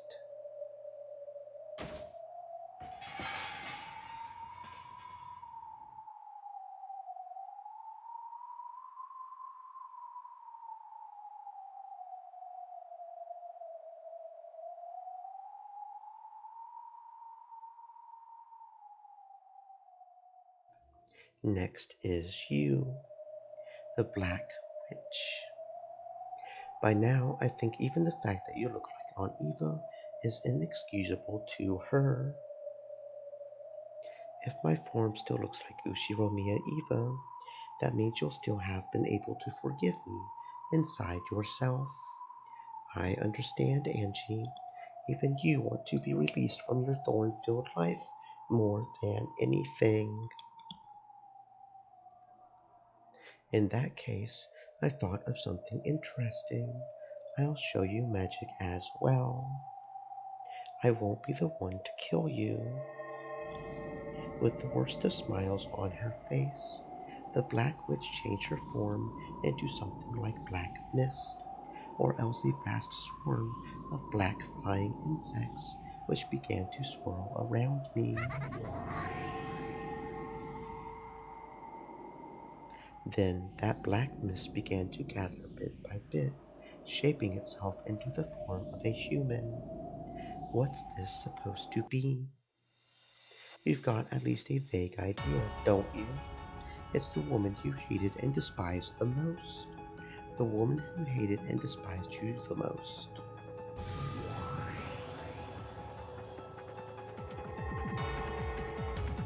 When the black mist cleared, over there was Aunt Eva's form, as she had been during her life. Her hands were holding a gun. Aunt Eva died. Long time no see, Angie. I've come back from hell to kill you. Aunt Eva glared at me with a mad laugh. But I'm not that surprised. Aunt Eva was that kind of person. Said, "Good evening." Hello, Mora. Welcome on in. I hope you're having a fantastic existence. I imagine my funeral came as quite a relief to you, right? I feel the same, since I'll never have to see your face again. I had just one regret, and this is it. Killing me. Was that your last request? How pitiful. Even after death, my aunt wasn't released from her pain. The Black Witch's power is itself the source of my magic. Anger and hatred taught me how to work hard and persist. Completely different from this magic to escape reality that you speak of. The magic you speak of is nothing more than stress reduction through outbursts of anger. Our magic is different. It can remake the entire world. It's in a totally different class than your wicked magic. In that case, let's settle which is the victor right now, black or white. You see my black magic miracle reviving even after death and pointing a gun at you like this. How do you intend to stop that with a miracle of white magic? I've surrounded you with a magic-resisting toxin. You can't call the Seven Sisters anymore. That miracle just now won't occur again. Having it occur despite all that is why it's called magic. Okay, Mammon, lend me your power. But Mammon didn't respond. She didn't appear. Certainly, as she had said, the magic-resisting toxin had burned everything up like a wasteland torched by a blazing sun. This might be a little tough. It's useless to call out. Never again. The Seven Sisters of Purgatory will never answer. And being able to call them even so is what makes it magic, right? How pitiful. So long, Angie. The few days we spent together were fun in their own way. This is goodbye. Aren't you glad that the end of the line for you turned out to be this place? Yes, seriously. How thoughtful of you. Thanks. Then this is farewell. The barrel of the gun rose slowly so that you could see all the way down it. Then the trigger was slowly. At that moment, the gun exploded. It wasn't that it fired, it burst. You're kidding me. In shock, inside a frozen space, Eva looked at the ruptured gun.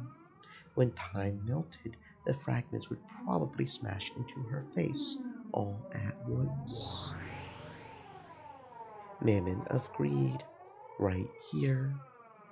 You're kidding me.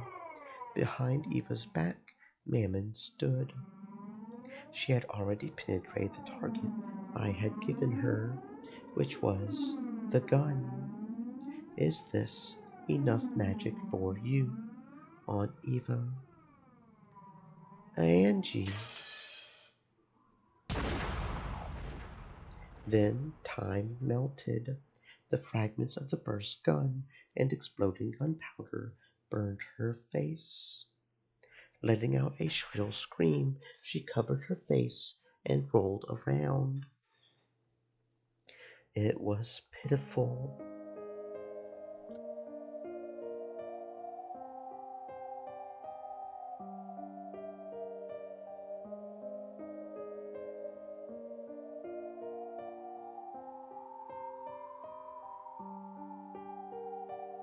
Your luck was bad. This is game over, Aunt Eva. I signaled to Mammon so that Eva would be freed quickly from the pain of her burnt face as she writhed around. Thank you, Mammon. This time I want to apologize again and from the bottom of my heart for calling you all of you powerless on that day in the classroom. You were excellent furniture for protecting witches. I'm the one that's grateful. I feel truly honored at being able to meet a good witch, a good master in the end, and at being able to fulfill my duty as furniture.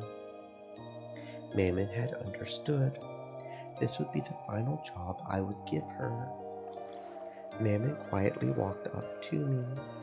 Then she looked down at Eva. Aunt Eva, thanks for sticking with me for so long. This is farewell. Have a nice dream. See you in hell. Cool. Then the light sound of her forehead being bored into rang out. The battle of gunpowder smoke and fury, of white and black magic, ended. I get the feeling it was a long, truly a long journey, and the world slowly sank into darkness.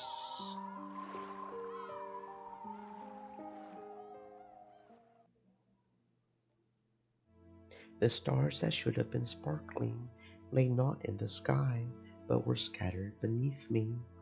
When I realized that the pearl and ruby made a red and white stream, I noticed that it was a vast nighttime scene spread out below. I was in the sky of that nighttime scene, neither standing nor flying, but simply floating. From nowhere in particular, I could hear a clap, a truly dull applause. I know, it's the one who ordered me to go on a journey. Berncastel, congratulations, endless witch Angie Beatrice. At the end of your travels, you understood everything about magic. Yes, I now understand everything about magic. I am a witch, the last witch who inherited the magical world created by Marie-Age Sorcière. No one besides you can tear Beatrice's world to pieces, because I know witches had learned how to resist them. Magic is made of love and sadness and anger. No matter how cruel a witch Beatrice might have been, the source of her magic is the same. And that's why I wish I could leave that world of hers alone. After all, in her eyes at least, that world is complete. But then you would have to give up on your family. That's right. So, I don't like doing it, but I have to fight. The very reason I left on this journey to become a witch was so I could bet on the faint chance that I would be able to take my family back someday. Unless you kill Beatrice, the only words of isolation can exist for you. As one who has traveled to billions of fragments, I guarantee it. I understand. I can't afford to have compassion. I must make my heart a demon and tear her heart to pieces. It's good that you're steady in that resolve. I was worried that, as another witch like her, you might grow attached and lose your will to continue. It felt a bit hollow hearing that from a person whose face was almost always expressionless. Bern Castell, the mysterious witch who invited me on this journey. At times, I've suspected that you might have lied to me. Why? I am the Angie of 1998, so even if I save my family, they will only be saved for the Angie of 1986. They won't be saved for me, so I've sometimes felt like I was being deceived. That is correct. I deceived you. But now I'm grateful. After all, in the end, you did teach me how to get my family back. I didn't teach you anything. If you know something, it's because you've reached that mental state by yourself, as a witch. That mental state is different from my own. I personally cannot understand it, but if that's the truth, then congratulations. I'm not a player in this game, but a piece. You said that to me, right? Yes, I said it. Now I fully understand that role. A piece doesn't need emotions. It just has to give its all for victory's sake. Yes, that is correct. A game requires that you each make the best possible moves, right? If your moves get distorted by hesitation and confusion, your opponent will be confused as well. Sorry, Beatrice, but don't hate me. Ushiromiya Angie still needs her family, so I have the right to fight you so that I can take them back. And you have the responsibility to be challenged by me to a fight. So, don't hate me. In exchange, if you do win in this game, I'll give you my blessing as well. Come on, let's go. As the piece I am, it's finally time for me my true turn. Sorry, Beatrice. I won't hand Oni-chan over to you. The world whitened. It wasn't white. It was a gold color as bright as can be. There was the beautiful Ushiromiya family rose garden. However, the flowers on the roses were all gold. The nectar was also gold colored. The butterflies gathered there were gold as well. This is the Golden Land, the promised land that the witches of Mari Age Sorcier had finally been guided to. There, all wishes are granted and all magic and dreams are born. In that garden of gold roses were two, and only two, witches.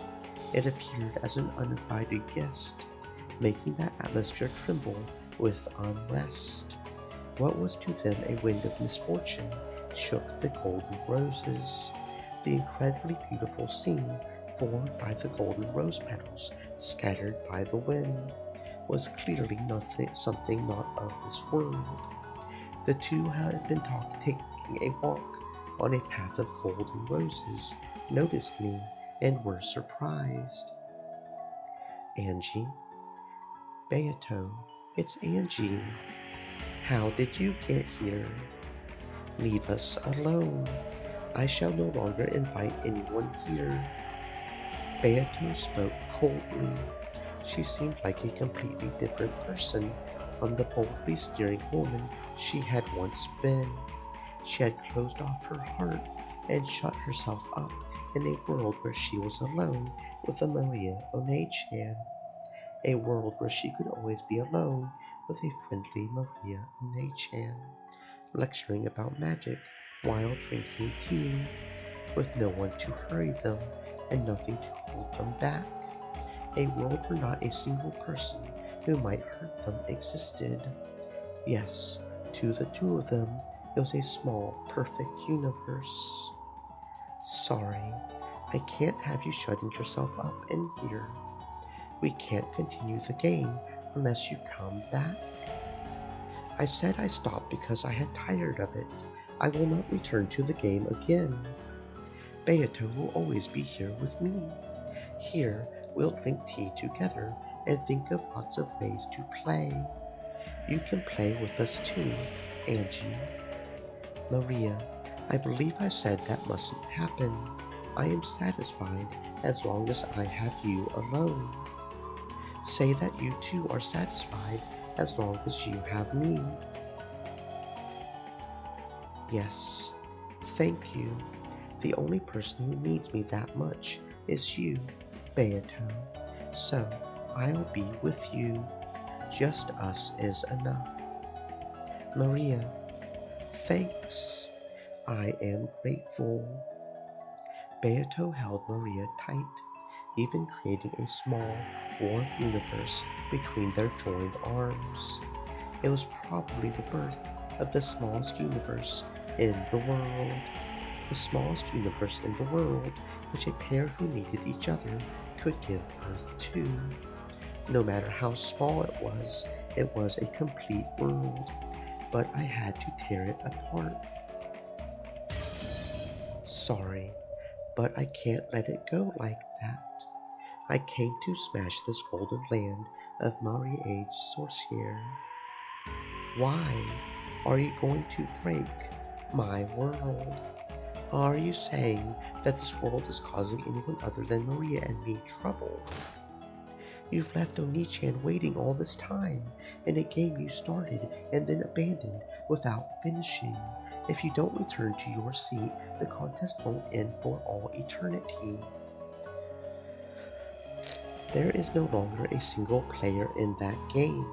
Battler vanished, and I did as well, coming here. That game is already over. It isn't over. You started the game, right? Take responsibility and see it through to the very end. Will you defeat Battler and give birth to the world you truly wished for? Or will you be defeated and everything swallowed up by your magic released? Take responsibility until the very end. Don't, Angie. Beato will spend her time in this world alone with me for eternity. And I don't need anything else as long as I have Beato. Here, all wishes are granted.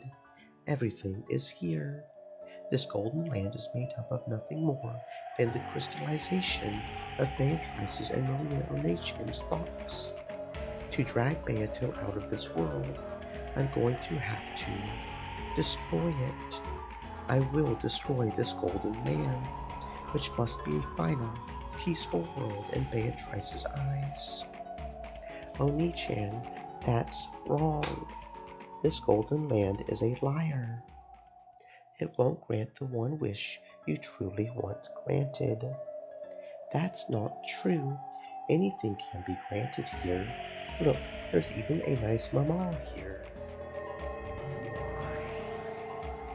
Gold butterflies gathered behind Maria, forming into a kindly smiling Aunt Rosa. After smiling sweetly at me, it became golden petals and crumbled. Here, anything can be created. Even Angie, even Battler, even George Oni-chan, even Jessica Oni-chan. You can summon as many as you want, and everyone is nice. You come too, Angie, and let's play together. Sorry, Oni-chan. And what about Sakutaro? Upon hearing Sakutaro's name, Oni-chan looked like she was choking. Stop it. Do not speak that name. Beato's expression changed as well, and she hugged Maria, guarding her shoulders. Sakutaro's name was still taboo for Oni-chan. Why can't I say it? It's the name of Maria Onechan's best friend. Why won't you invite that close friend to this wonderful golden land? Why, in this golden land where any wish can be granted, is Sakutaro the only one you cannot summon? That is... It's all right, Maria. You don't have to remember Sakutaro. Sakutaro was killed by Mama. Maria Onechan flew into a rage with a terrible expression on her face. Surprised by that voice, the butterflies throughout the garden flew up, blowing around like a typhoon of flower petals. Yes, I know, Aunt Rosa took your precious stuffed animal, Sakutaro, and tore him apart. Maria's scream became a storm that violently scattered the golden petals and leaves. It truly was a storm of gold. Stop! Stop, stop, stop! Why are you trying to reopen the wound in Maria's heart? Don't defile the sleep of this precious friend to both Maria and myself. In that case, why don't you revive that precious friend for her with your magic? I would do it if I could, but that stuffed animal was an article Rosa created herself. The magical meaning of that individual object being torn apart is... Don't try to fool anyone. Why can't you revive Sakutaro? There's only one answer. It's because you aren't a real witch. I can revive him. With my magic, I can revive him as often as I want. Like this. I could even bury this garden in Sakutaro's. Yes, I'll bet you could with your magic, but Onechan definitely wouldn't be able to see the Sakutaros you create. You know why, right? I'll say it again. It's because you aren't a real witch. Stop it! Why do you keep saying such mean things, Angie? Beato can use a lot of magic. She's a wonderful witch. She couldn't revive just Sakutaro, but she can do absolutely anything else. So I can at least do without Sakutaro. No, Ote-chan, that's wrong. There's nothing a witch can't do. As soon as she couldn't do that, it was clear that Beatrice wasn't a real witch. That's wrong. It's because Sakutaro's stuffed animal vessel was something Mama made specially herself. And that's why she can't revive him. It's Beatrice's. Your magic's so inconvenient. In that case, are you saying you can revive Sakutaro? Are you saying you can do that with your magic? I can. What? Maria Onechan. I'll show you some real magic. I'll revive Sakutaro for you. But really, even Beatrice couldn't do it, right? But really, yes, I can. In exchange, promise me. Once I've revived Sakutaro, yes, leave this golden land. I will not permit that. This world is Maria's and mine. If Maria leaves, it will break. The minimum number of humans it takes to create a universe is 2. Otherwise, that world is destroyed. To drag out the witch shut away in the Golden Land, I'll have to destroy this world. Yes, that's the proof that you aren't a witch. A real witch can create a universe alone. The Mariage Sorcier Alliance of Witches. The very existence of this alliance proves that you aren't a witch. No, I won't hand Maria over. I hate you. Leave right now. Get out of here. Dragging everyone into a game of your own accord, then getting bored and chasing them out when your mood changes. How selfish can you be? Take a look, Beatrice, and you, Maria Onechan. This is true magic. Oh, will you really revive Sakutaro? There's no way you can. This is a golden land for Maria and me alone. There is not a single spell that an outsider like you could use. As you are now, you couldn't even create a single butterfly. Be quiet, Beato. Don't get in Angie's way.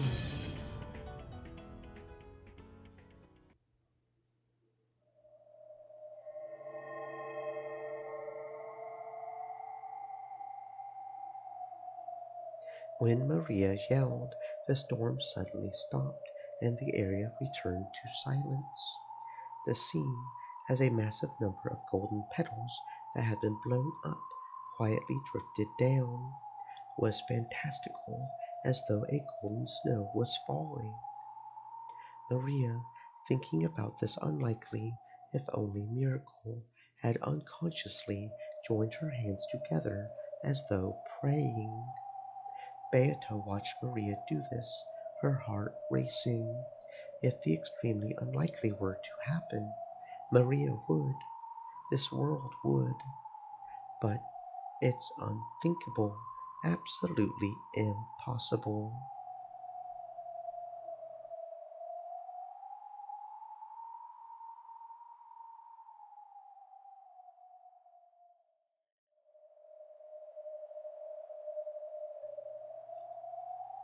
That stuffed animal, which had been the only one in the world, was torn apart and thrown away, and not a thread remained. Reviving it was certainly and absolutely impossible. This is my golden land. A world where magic that isn't mine certainly cannot exist. If you think you can do it, let's see what you've got. Ushiromiya and Jean. At Beato's scream like cry, the world lost its sound. I slowly recited the incantation for true magic. Come, try to remember Maria's close friend, Sakutaro. Try and remember what form you had. Try and remember what a lovable stuffed animal you were.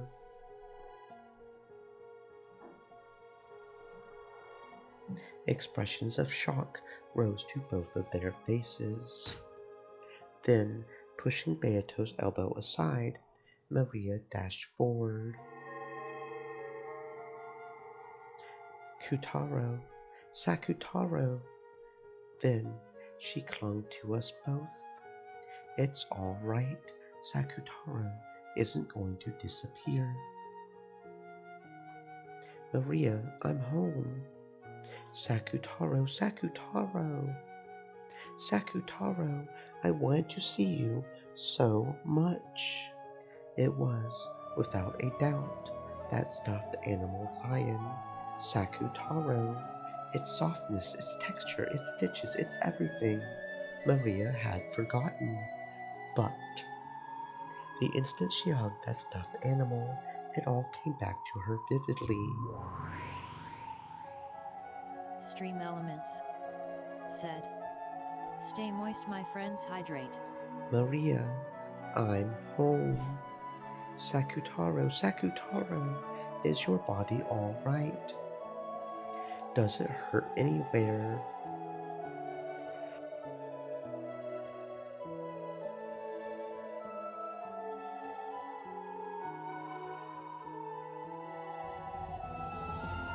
Even though something so horrible was done to you, are you okay?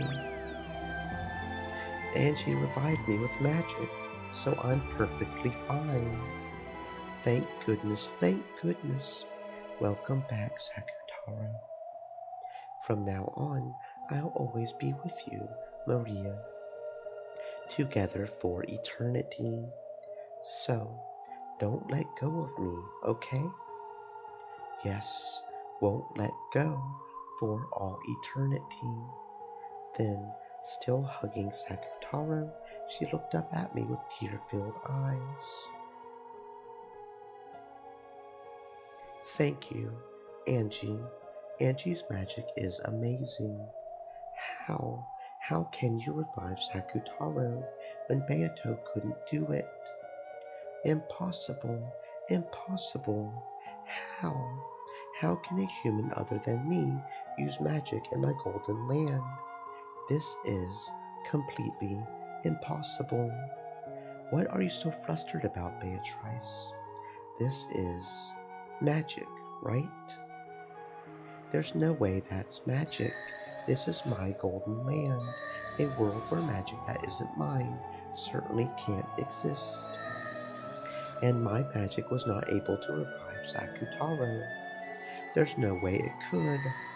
That is a special stuffed animal made by Rosa for her daughter's birthday, and in the entire world, the only.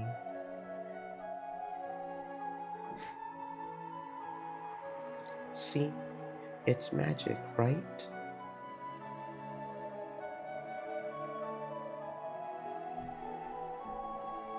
With this miracle that she couldn't possibly accept, Beato understood all of my magic.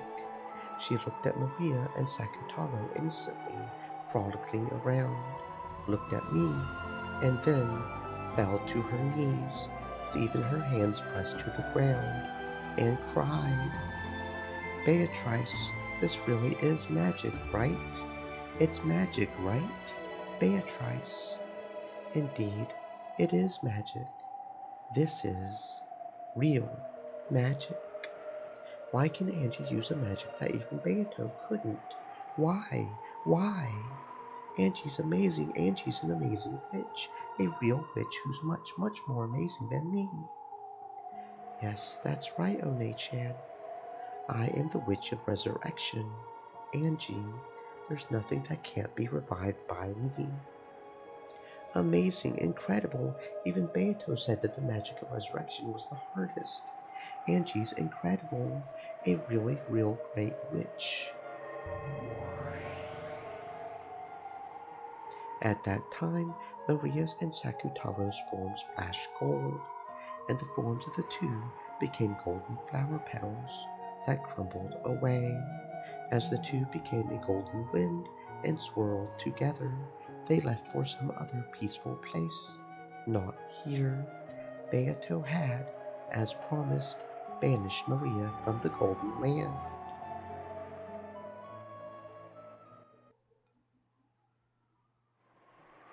Goodbye, Maria One-chan, and be happy forever.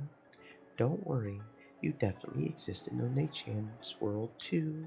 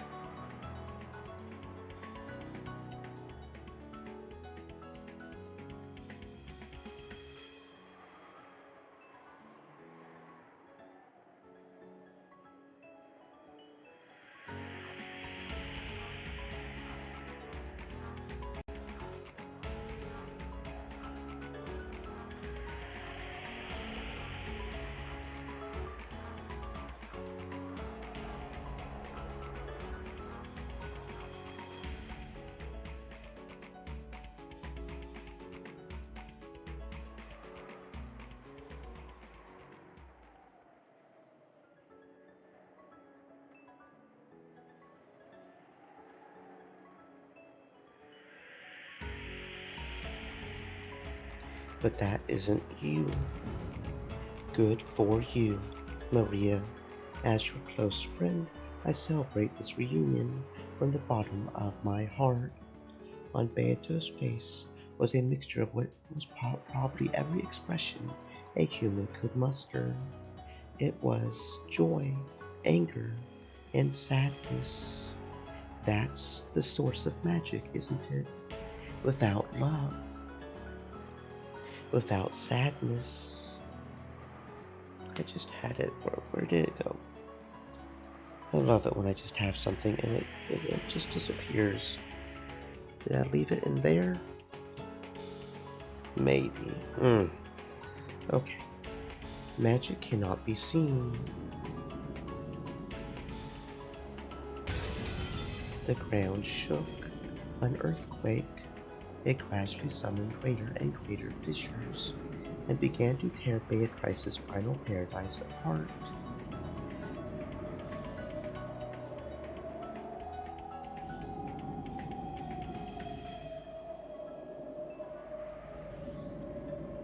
Golden butterflies fluttered about, trying to escape, but there was nowhere to escape to. And Beatrice was the same. The golden land began to crumble away. The earth crumbled down like a floor falling through, and Beatrice was sucked into the depths of a jet black darkness. Then she was mercilessly slammed against a jet black floor. It was a dimly lit, smoking room. There was no door to exit by, and while there was a window, it let no light into Beatrice's shadowy smoking room. Even though Beato was moaning from the pain of being slammed against that cold, hard floor, she shakily rose to her feet. There was a seat there, and the game table, still just as it had been when she had left it. The game board also remained in the same state that Beato had left it in. That's your seat. Sit. So, this is the only seat for me to sit in. Beato put a hand against her own seat and laughed sadly. Win or lose. That's all you've been given.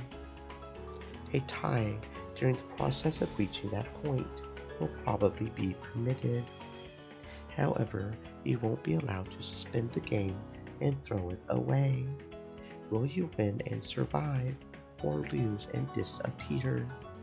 Until one of those two things happens, you will not be permitted to rise from that chair. That should be your only duty as the host of a witch's game, as the Golden Witch, Beatrice. Laughing weakly, Beato sat in that seat. Then she rested her elbows and covered her face with both hands, showing off a smile with nothing but her mouth. Not permitted to escape an unwinnable game. Then, very well, why don't I repeat this until I lose?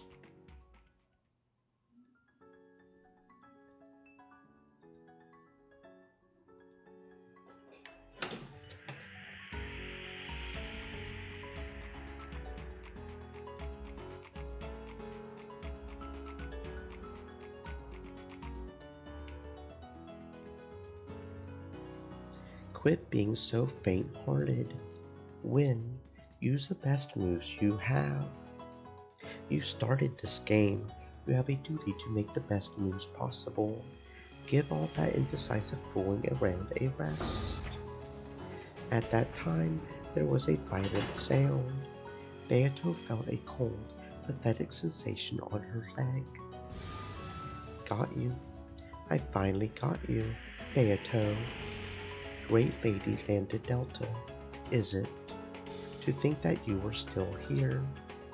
Beato's throat was caught in an ice-cold steel shackle, tying her to the chair she sat in. She would no longer be able to escape from this seat. You won't be able to escape anymore. Got it? I can be more persistent than I look. Surprised? It's more surprising that you don't realize how persistent you look. You are not permitted to leave early or suspend this game. You'll fight for all eternity in order to win, okay? You don't want to lose, do you? You want a little peek at the kind of wonderful world you'll be thrown into if you lose. Don't worry, you can win because I, the great Lady Lambda Delta, will be looking after you constantly until you win for all eternity. But even if I wish to fight, there is no opponent seated across from me, correct? Don't worry, I found Battler. When Berncastel appeared and clapped her hands, Battler appeared from the sky and plopped into the opposite chair. Battler's eyes were slightly opened, but there was no sparkle in them, almost like a doll's. Without one of the pillars that established his soul, had fallen into the depths of darkness and had been drifting about all this time. He should have been scattered and disappeared like mist. Berncastel had managed to scrape him together. It's incredible that she managed to bring him back into a human form. However, even though his flesh had returned, his soul had not.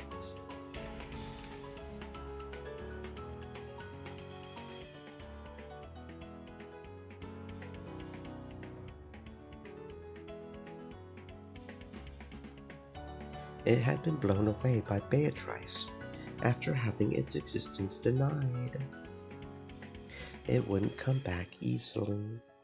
Battler won't run from this fight either, not until he defeats you. Just because your chances of winning are shrinking doesn't mean you'll be permitted the inelegance of abandoning everything and running. Even he doesn't want that. Isn't that right, Ushiromiya Battler? Battler didn't answer. His heart was still dead. His eyes wavered slightly at the question, but he couldn't answer. Battler, get a hold of yourself. You are here, and the enemy is before your eyes. Fight, fight to win. Battler lazily repeated that, speaking incoherently. He would come back. The wound he bore on his soul was no small thing. That was only natural. Beatrice had woven her red, and he had been denied. He had learned that the mother he had respected was not his birth mother, and he didn't know who he was. He was not Ushiromiya Battler. Don't talk stupid. You are Ushiromiya Battler, no one else. No matter who acknowledges that or denies that, make sure you believe it yourself. After all, you're the only one who can create your own world. Don't lose the world for your Ushiromiya Battler. Then, who am I? I'm not my mom's child, right? Where was I born from? Battler asked that question as his eyes, which still hadn't regained their sparkle, stared lazily up at the ceiling.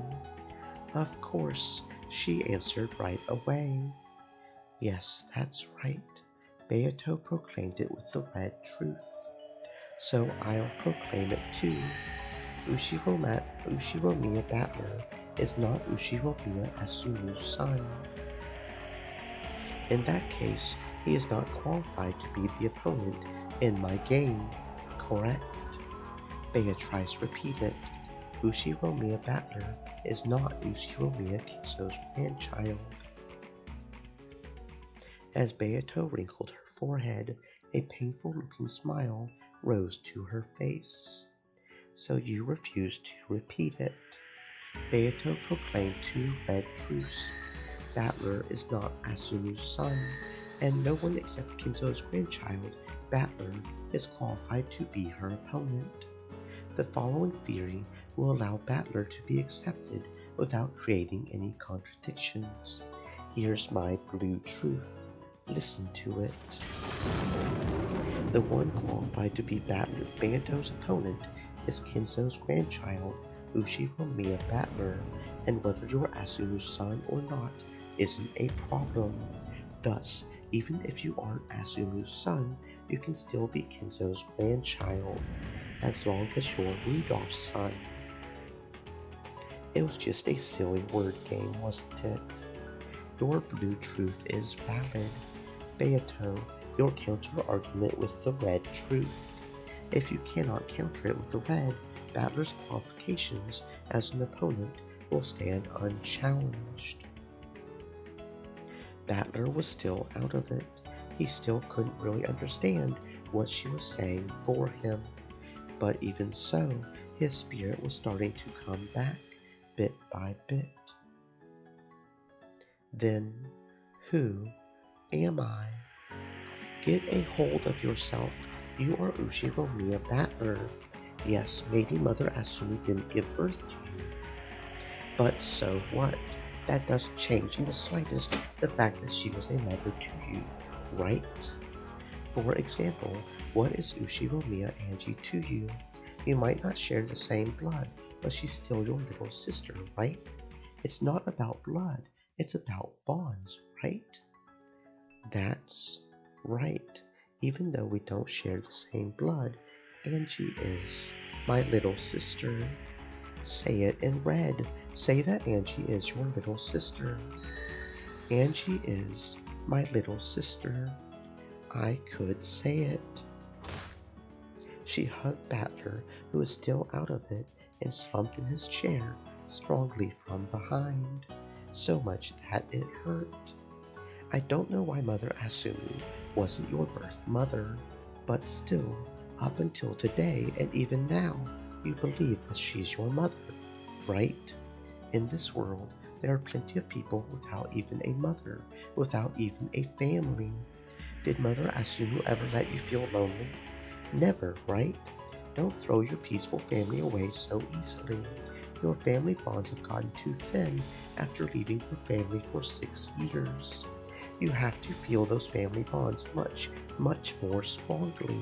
Remember, for Mother Asumu's sake as well, don't lose your love over a foolish witch's rant like this. You're right. Mom was always on my side. Where is this place? It's dark, and I want to go home. Where's all my family? The light still hadn't returned to Battler's eyes, but tears appeared. Your little sister is waiting at home for you to come back. If even you don't come back, she'll be all alone forever. For your little sister's sake, please win this witch's game. Angie, my little sister. But I still don't get it. Why do I have to keep repeating this incomprehensible, cruel game with Beato? I've had enough. In that case, settle this game quickly and go back home. Ushiromiya Battler, how long are you going to play around in a place like this? Your little sister is waiting for you to come home. That's right. Battler had been caught up in this strange game before he even knew it. And still unable to understand why he was fighting, he had been constantly sucked into the witch's pace, played with, and made to fight. That should have been his most simple and first question. Because he didn't understand that, he had lost his purpose in fighting. That's why my voice won't reach Battler's ears. Instead of a vague purpose, like winning against the witch, or because he couldn't forgive her, he has to be aware of a purpose for which he must win. That's right. I want to go home. I want to go home with Dad and Mom and Angie. I've had enough. Enough of this place. I've had enough of witches. I've had enough of games and murders. Enough, enough. Battler's soul is starting to come back, but it can't quite reach. You've had enough, right? then fight so that you can return to your family. Destroy Beatrice and go home. No, I've had enough of witches, enough of Beato, enough of everything, and even you're probably just another one of the witch's allies. I could be betrayed again at any time. You can't trust anything. You can't trust any words that aren't read. Don't bother me. Don't bother me. Battler's soul howled. She hugged his head from behind, strong enough that it hurt. Come home quickly, Oni-chan. Don't leave me all alone. Who are you? It's me. It's Angie. Dad and Mom and Oni-chan. No one came home. I'm so lonely.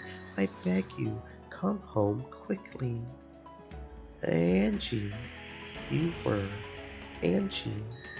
That's right, I'm Angie, the Ushiromiya Angie of a world where no one comes home. My entire family never came home from Wakanjima that day. The witch before your eyes stole away my whole family, even you, Oni-chan. Only you can finish her, Oni-chan. Finish her. Then take your family back, and then come home to me. Beato did that to my family. As she says, I will not run away or hide from it. I stole Ushiromiya Angie's family away from her. Battler is my toy. His father and mother are both my toys. I won't give them back to you. You may continue to wander all alone forever, awaiting the return of a family that will never come back. From Angie's arms that held him, the painful, sad days that had been experienced by his lonely little sister flowed into Battler.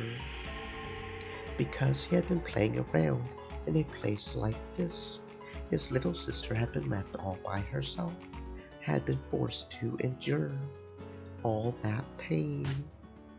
Angie, damn, what am I doing? Thanks, Angie. Your Oni-chan has been forgetting something important this whole time. Battler tried to turn around, but Angie was hanging onto his head with an incredible force, so he couldn't turn back. Was it sweat? Hot drip drops were splashing on the nape of Battler's neck. What they were, he knew from holding Angie's arm that clung to him, because it stained Battler's hand, his fingers, red, blood. Angie, are you okay? Hey. It dripped and splashed. He didn't know what was going on. Battler didn't know because he couldn't turn around. But the hot drops that stained his entire back were surely blood. In order to save you, Oni-chan, in order to come here, there was a single rule I had to follow. This is it. Letting you, Oni-chan, know that I was Angie.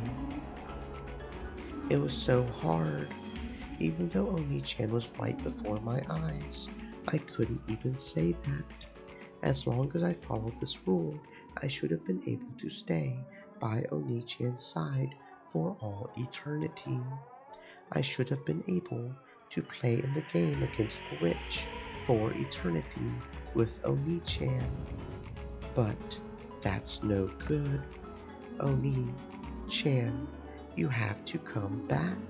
Your sister's waiting for you at home. That person isn't me, but this way your sister will be saved. Angie, there's so much blood, so much.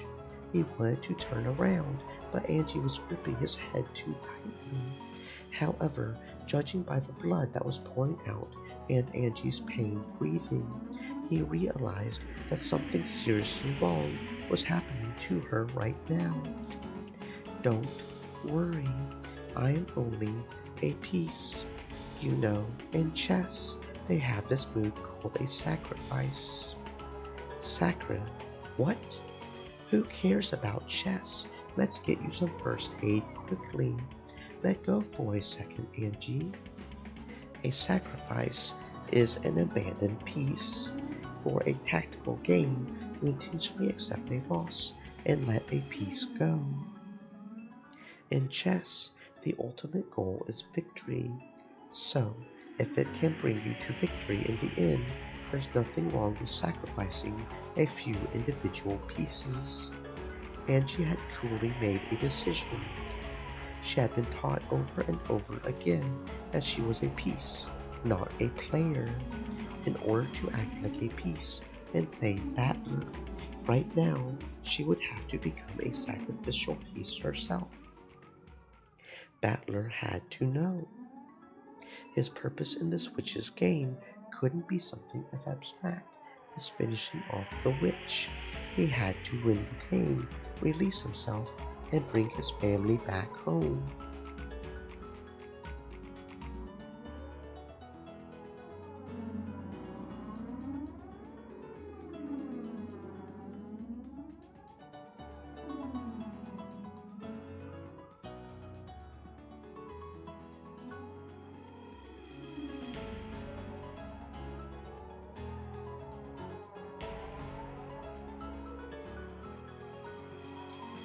Why? Because he had a family, a little sister, who was waiting for him to come home. A being was created so that Ushiromiya Angie's voice could reach you. That's me, Angie Beatrice. I'll sacrifice the piece I am to give you the will to fight, to give you purpose. My purpose isn't to play with you in a witch's game for all eternity. I came to bring you Ushiromiya Angie's mourning and sadness. That is my unshakable purpose. Angie, Angie. The white, thin arm that held Battler became pale and transparent, almost like wax. And even so, the fresh blood stained it so cruelly. I will disappear now, but Oni-chan, fight with all you've got, and I'm sure you'll come back to me. I'll be waiting, always. I had planned on helping you out a lot more than this, but I couldn't do anything. Sorry. Don't worry about that. You taught me, didn't you? You taught me why I have to win, and that I've got to win for certain and come back to you. What am I doing lazing about in a place like this? Yes, I won't play around anymore, 'cause I'll come back. I'll come home. I'll definitely come home bringing a souvenir. I promise. I don't need one, so promise me one thing. What? I'll promise anything. In a second, I'm going to let go of this hand. It hurt, didn't it? Sorry, I held it so tightly. I'm okay, so you don't have to turn around. So, in the end, let me see the coolest part of you, Oni-chan. Rise from your seat, point at the witch before your eyes, and announce that the game will start up again. Angie's hand slid and disappeared behind me. There were bloody fingerprints left behind, blurred by her fingernails. But I turned around right away to take care of Angie's wounds. Angie, Angie. Crap, and you even promised that you wouldn't turn around. Angie, well, where? Behind my chair.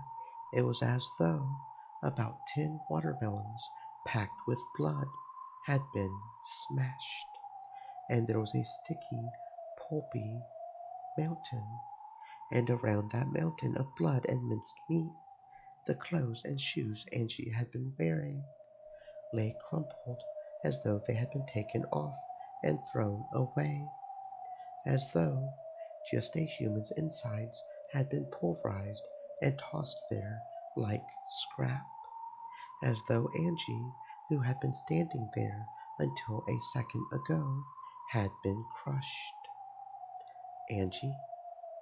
Well, where's Angie? Where did Angie disappear to? Hey, where did Angie go? The two young looking witches said nothing, and just silently looked at the mountain of blood and meat and clothes. But I didn't want to accept it. I definitely didn't want to accept it. I was right in front of you. I was watching the whole time, watching what happened to Angie behind you. Do you know? Where did Angie go? While she still lived, pinch by pinch, massive, red-hot pincers tore chunks of flesh the size of a thumb off her and threw them away. I was watching. I saw as countless cruel tools, burned red-hot in the witch's furnace, approached Angie from behind, and one at a time pecked at her, twisted her, ripped chunks off her, and tore her to pieces. Angie should be proud. In order to share some last words with her brother, she stopped herself from gasping at that pain until the very end, as if something like that could have happened. But on top of that mountain of flesh and clothes, what had fallen there was without a doubt what she had been wearing on her head, those pink jeweled hair ornaments. To be honest, I had thought they were a bit too childish for her and didn't suit her. So I remembered them well. Why did Angie wear such cheap hair ornaments all the time? No, the thought that this was Angie couldn't possibly be. You're pretty blunt, Beato.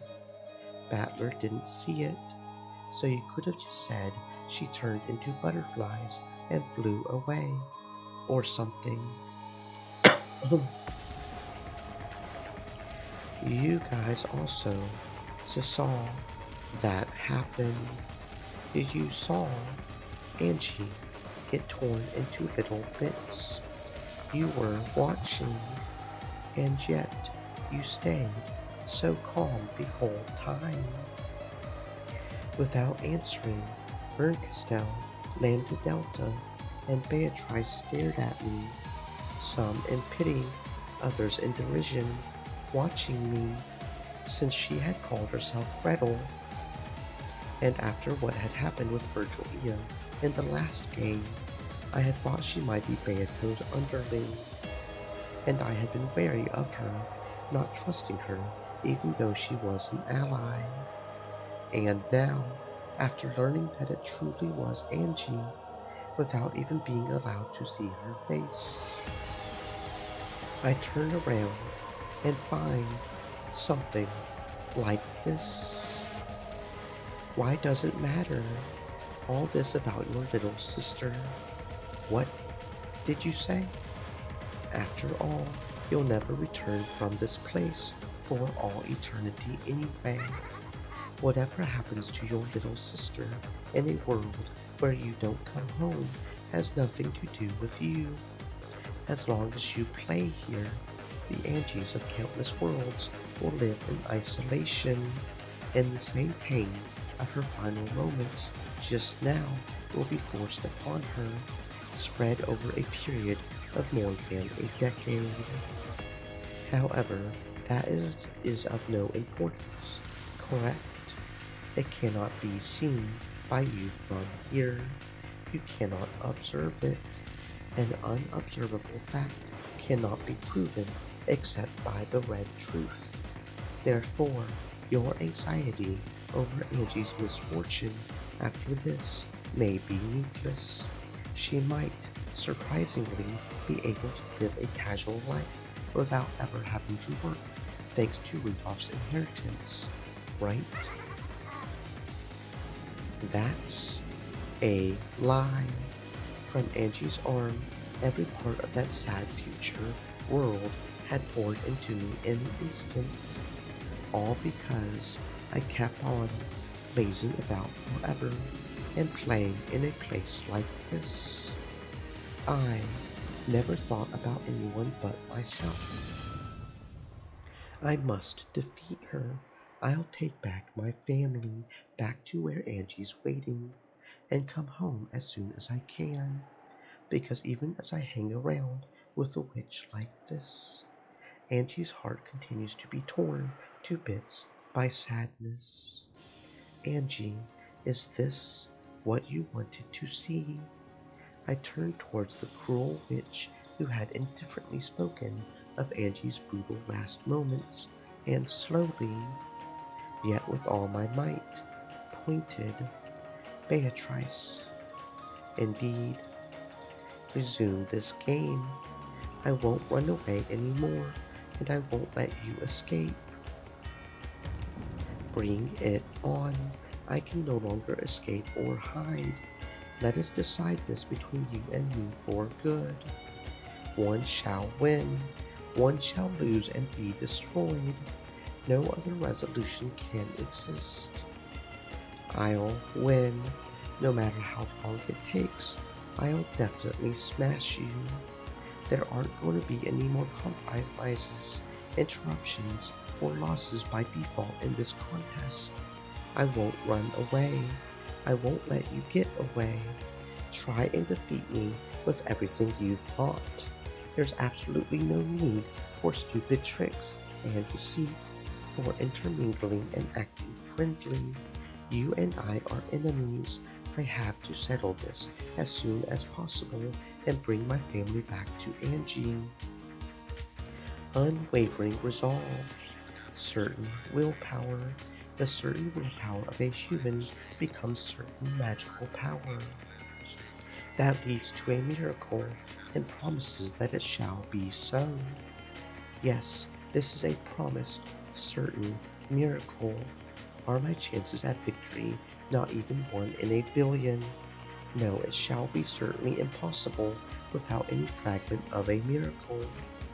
Before I knew it, a cold, stiff chain had bound my other leg without a sound, tying me to the chair.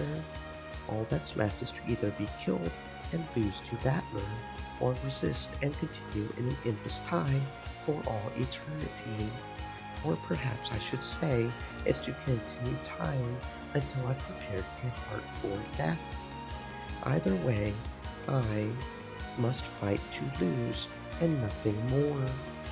I have already been bound by the chains of eternity, and Battler won't let me escape either. Should I beg for his forgiveness? Should I beg for compassion by appealing to his pitying heart? Should I forget appearances and prostrate myself? Because of the chains, even that choice will not be granted me. Checkmate. This is a perfect stranglehold. However, I am the Golden Witch Beatrice, the demon lord of gold who reigns in the Golden Land. Even in a fight to lose, there's an attitude fitting for me, and I have the right to adorn my death in a manner suited to me.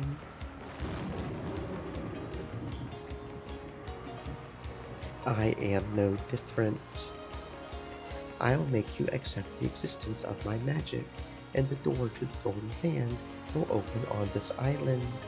You shall become the guest of honor at that first tea party.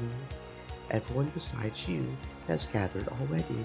You see, because the honored guest's arrival has been delayed, the tea party cannot begin. Your father, mother, cousins, everyone else are getting tired of waiting for your arrival. Sure, that's perfect. That's just perfect. What the hell is magic And what the hell are witches? I'm done playing with you. Here we go, Beatrice. Come as hard as you can. There will be no compromise, interruptions, or losing by default. One shall win, and one shall be destroyed. If you have no desire to lose, then you must defeat me. Kill me. However, I won't be killed so easily. Until you can prepare a fitting end for me, I can resist over and over again. Can you do that? No, you probably can. You surely can. Come, come and kill me. Is it that hard? Then let's go with the usual.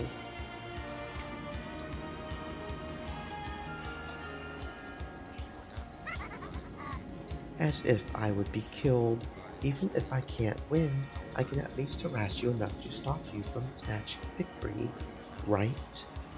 That's a good look on your face. Try and kill me. Ushiromiya Batman.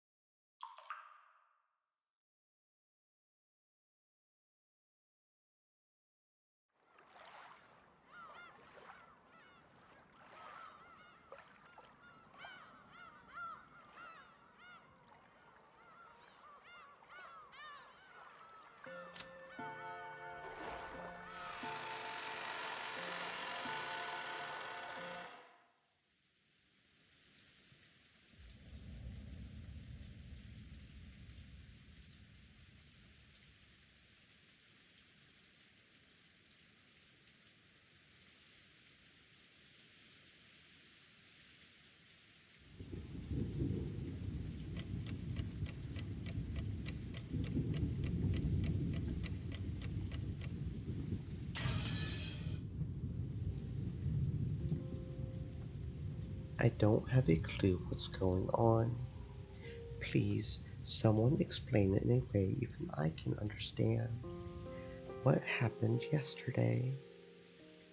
I was in the kitchen of the mansion, grabbing some food without permission.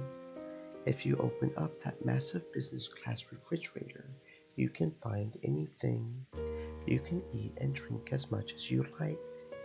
Even if the typhoon didn't clear up for a week, I would have had more than enough to eat. With wine in one hand, I was helping myself to some dry cured ham. I wonder just how expensive this wine and ham are. You ingredients are out of luck too. If only you had had Goda's hand to cook you, you could have been reborn as much more incredible food. I looked at the clock. Very soon it would be 2400. October 5th, the second day, would end. The insane October 4th, yesterday, seemed like a lie. That's how much. Nothing had happened after that test thing. Nothing happened. No phone call came, and no letters came. No person came, and no one attacked me. Nothing happened at all. I want to start demanding a refund on all the time and energy attention stole from me, because after that, for an entire day, a full 24 hours, nothing happened. So surely nothing's going to happen now. A full 24 hours ago, Beatrice called me to the spot in front of the mansion's entrance. There, I was given a strange test to determine the successor to the headship, or whatever. I gave a serious answer in my own way, but it somehow hadn't meshed with the other side. Beatrice got pissed for no reason and fell silent. I yelled at her to try and say something, but she gave no answer. When I asked where Maria was, she just told me to go to the chapel and left. To tell the truth, it was an anticlimax. No matter what kind of weird test you give, at least tell me whether I passed or failed. Are you trying to say, thanks for coming, your results will be mailed to you later, or something? Quit messing with me. Anyway, I then headed to the chapel. After failing their tests, both George Aniki and Jessica were killed. I couldn't let Maria get killed too.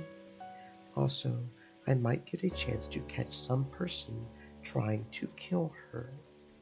As a little kid, I often heard from Jessica that you would get in trouble if you went near the chapel, so I would never be there, but I at least knew where it was. I couldn't find any trace of a person there, but there was a key bundle lying in front of the door. I thought this might be someone telling me to open the door, but after trying all the keys, I found that none of them fit.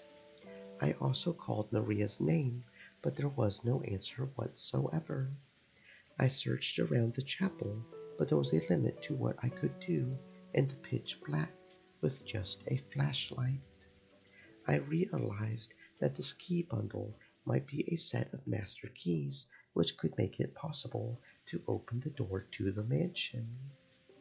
I found no sign of Maria, so I returned to the mansion. The mansion was wrapped in silence and in a horrible stench. However, it's amazing how good humans are at adapting. The inside of the mansion must still be wrapped up in that smell. However, I grew completely used to it and stopped minding it. It didn't seem any worse than any old house where someone had burnt some meat. At first, I was bewildered by the stench, but I decided to head to the dining hall for the time being and found those corpses that were so pitiful. Goda-san and the rest had hesitated to speak of them in detail. It was the remains of Aunt Nasuhi and the others who had become the first victims. Half of each head had been completely split open, and it was so gruesome that even without knowing a thing about examining corpses, I could say that they were dead. And on top of that, the remaining halves of their faces were left like normal, so it was even easy to identify them. Really convenient corpses these were. And in addition to those 6 bodies was one more. This 7th corpse was Maria. She lay next to Aunt Rosa as though sleeping alongside her. I cried at the death of an innocent young girl, and at the cruel way my dad and the rest had died. I raced through the mansion, swinging the hat stand spear, yelling, "Come out here, bastard!" But I couldn't find any trace of anyone else. Thinking they might be planning to hide somewhere and attack me from behind, I went around searching for hiding places, sometimes growing more cautious, and sometimes intentionally letting my guard down in various ways. But in the end, not even a kitten appeared. Then morning came, my tension and fatigue combined with my drowsiness, making for the worst kind of dawn. Humans are pretty incredible. Even when a murderer might have been hiding somewhere, we prioritize drowsiness and fatigue over our own lives. By that time, I was starting to feel pretty ridiculous. After all, for a full 6 hours before dawn, I had walked around the mansion, yelling at the culprits to show themselves. My search had been a careful one, and I had tired myself out and let my guard down. Even so, no one came to attack me. Basically, I'd lost patience with them and figured they could do whatever the hell they wanted. The boat won't come until the typhoon passes. They said on TV that won't pass until tomorrow, so I've got another full day today. Lazing about lost its interest, and even though I knew it would probably make the police mad, I decided to play detective a bit.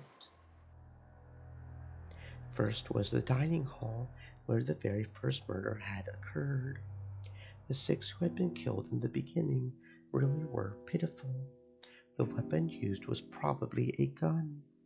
Maybe their heads were split open by something powerful, like a magnum bullet or a shotgun. It was a reasonable theory to hold. Compared to that, the seventh corpse, Maria, had died in a much better and cleaner way. At a glance, I could see no external wounds and didn't understand how she had been killed. But by her mouth were traces of bubbles that she might have spat out, and it looked like a typical death by poisoning that you might see in a TV drama. Wasn't Maria called out to the chapel and given a test? So why was she in the corpse-filled dining hall, lying next to her mother, dead? Even if the cause of death was poison, who gave it to her? Her clothes weren't disturbed at all. It's hard to imagine that she was forcibly pushed down and given an injection of poison. It's probably better to assume that she was given a capsule of poison or something and made to swallow it. But compared to the scattered and violently mutilated corpses in this room, Maria's corpse was too clean. If they had a gun, they only needed to pull the trigger. But poisoning, whether by having her drink it or by an injection, would take a lot more effort. Considering the culprit's brutal nature, you would think Maria's death alone was given special treatment. Why was only Maria given a sleep-like death? True, being killed is always a pitiful thing, but for some reason, Maria's death alone seemed very courteous to me. Both of Maria's hands were joined on her chest, as though the dead person had put them there herself. Did Maria do that herself before dying?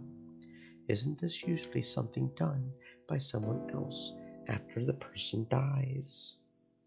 As though sleeping with her mother, whose head was half crushed, Maria dozed in peace. For some reason, that contrast really bugged me. Including the direct cause, it's probably safe to say that Maria's death is shrouded in mystery. And more than anything else, the biggest mystery of this dining hall was the pitfalls. The pitfalls that both Uncle Krause's group and Goda Sands had mentioned. After the first six were killed, five more fell through pitfalls and were captured. What are pitfalls? Those things that suddenly open and you fall through them, right? The room had a solid floor with a carpet that looked dignified if a bit worn out. No matter how you looked at it, it was a single piece. If a pitfall had opened up, there would have to be a scene just in that place. And if there had been some trick like a pitfall, wouldn't it creak when you walked on it? No matter how much I walked around, feeling the carpet, I just couldn't imagine that a pitfall was hidden here. Anyway, it would be one thing if a single person fell, but a full five people did.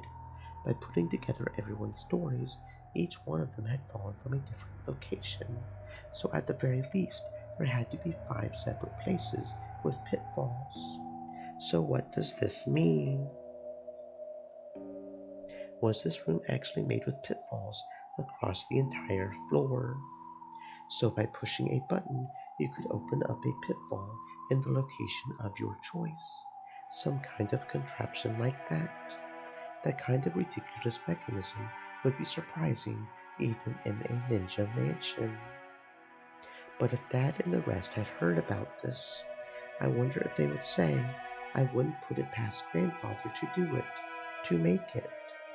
At any rate, I didn't learn anything more from the dining hall. Do the pitfalls not exist? Or do they exist?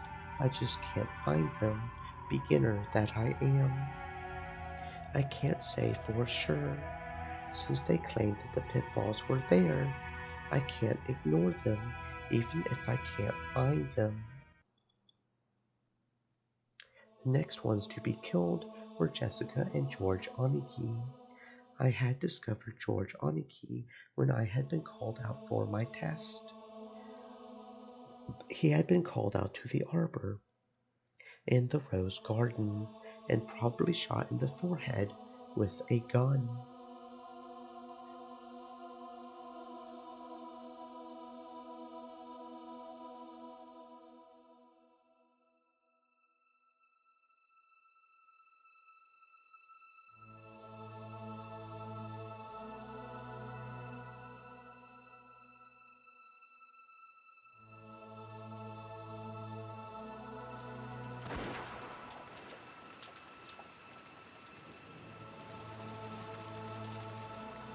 Jessica had been called to her own room on the second floor of the mansion. The door to her room was locked, but that wasn't a problem at all since I had a master key. Inside the room, it was horrible, but after the dining hall, I was used to corpses, so I had built up a bit of an immunity. The phone receiver was loose and dangling. Had she been killed while still on the phone with me? Jessica was leaning against the wall right next to it, with half of her head split open. As far as I could tell by glancing at the scene, it looked as though she had been killed while on the phone. In that case, had the culprit been right there before her eyes? I hadn't gotten that impression when listening to Jessica's voice over the phone. I'm pretty sure Jessica said, "They got me." It's probably best to assume that she had already received a fatal wound at the time of the phone call.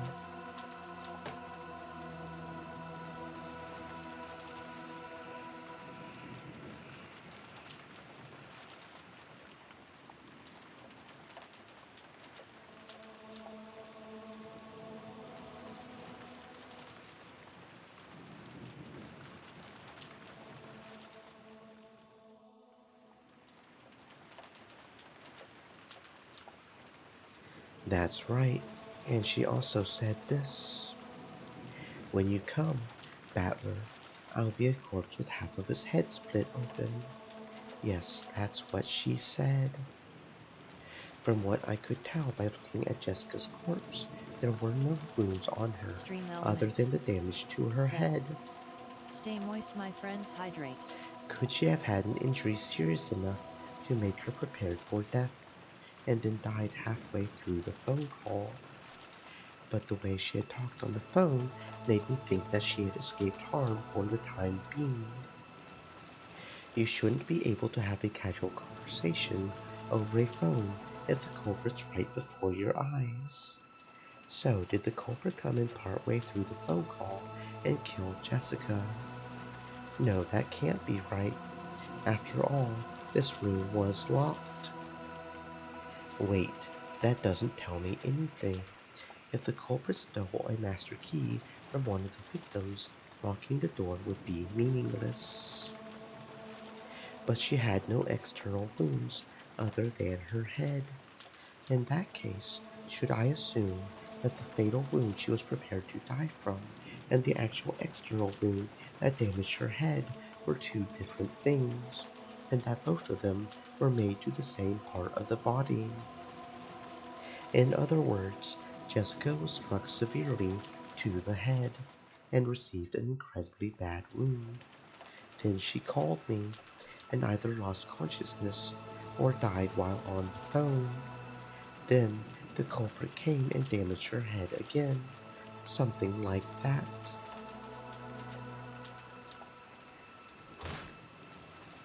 After being called to this room, Jessica was attacked by the culprit and received a serious injury. Then the culprit thought she had been killed and went away for the time being. But Jessica miraculously started breathing again and called me with what would become her dying message. Then the culprit realized that they had failed to kill her and rushed back to deliver the final blow after Jessica fell unconscious from massive blood loss. That seems to add up, more or less, except for how Jessica was able to accurately predict the nature of that final blow. And there was one more thing that bugged me about the phone call from Jessica. Jessica had said this: George Nissan's done for too. That was an instant death. She said it almost as though she had witnessed George Oniki being killed. But while you certainly could see the rose garden from the window in Jessica's room, and you could even see the roof of the arbor where George Oniki had been summoned, it was very far away. And on the fact that it was on the night of a typhoon, and it's very hard to imagine that she was able to witness everything that happened by the arbor from this window. And more than anything else, Jessica left before George Oniki, so she shouldn't have known that George Oniki's test took place by the arbor. Why did Jessica know that George Oniki had been killed? Also, during my search of the entire mansion, I found Kirie-san's corpse as well. It was in one of the old guest rooms at the back of the first floor. In the past, before the construction of the guest house, the relatives had spent the night in these. Kirie-san's situation matched Jessica's perfectly. She had probably been killed during her phone call with me. The receiver was hanging untidily, and Kirie-san lay crumpled on that corner. But the way she had been killed was very different from Jessica. Her head wasn't smashed. Instead, a stake with an occult design was buried into her forehead. It was so gruesome, so I pulled it out. After pulling it, I realized that this might get me into trouble with the police later. So, a little too late, I set it down by Kirie-san's side. Its tip was sharp and stained with enough blood that it must have penetrated fully to the brain. I don't know what kind of metal it was made of, but it was about as heavy as a paperweight. Certainly, if you were stabbed all out with something like this, it might cause a terrible wound. I probably knew what that stake meant. It's one of those. The style of killing from the fourth twilight on in the witch's epitaph. It's probably that, gouge with a stake and kill thing. However, a human skull is very firm. No matter how much someone mustered their strength, could it really have been pierced so neatly?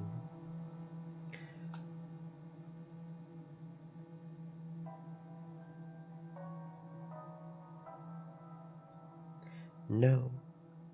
By my reasoning, the stake wasn't the cause of death, but had just been used to damage the corpse after death.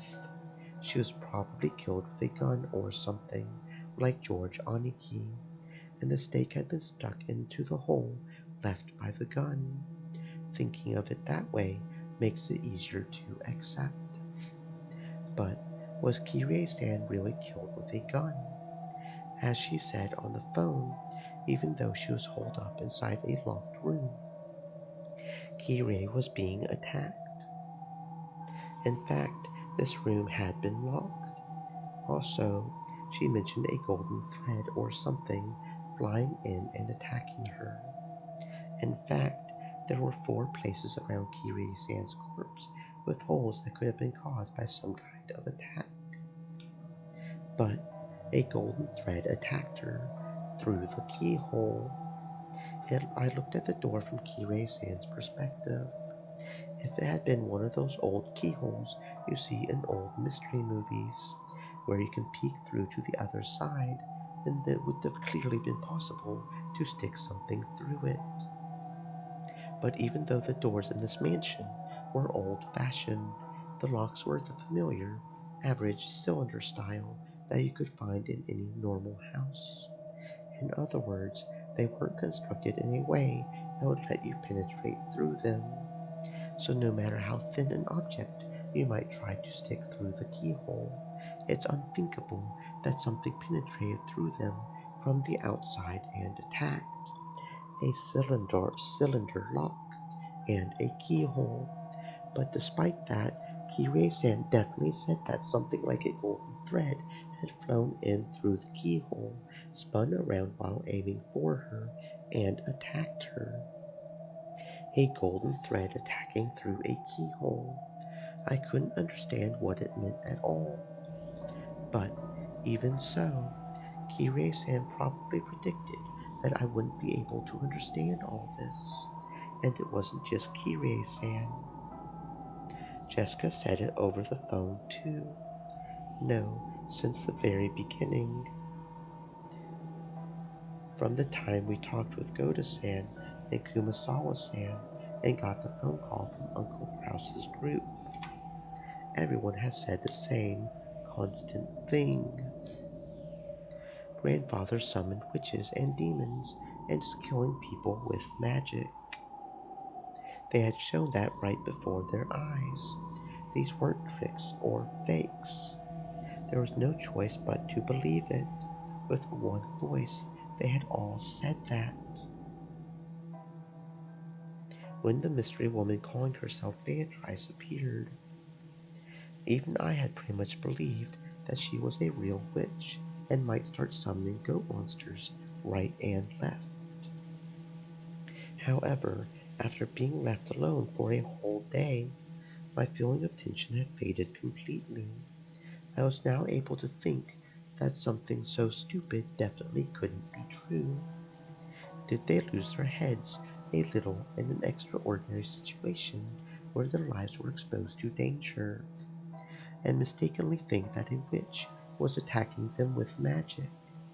But multiple people gave the same kind of testimony, and on top of that, none of their opinions conflicted with each other.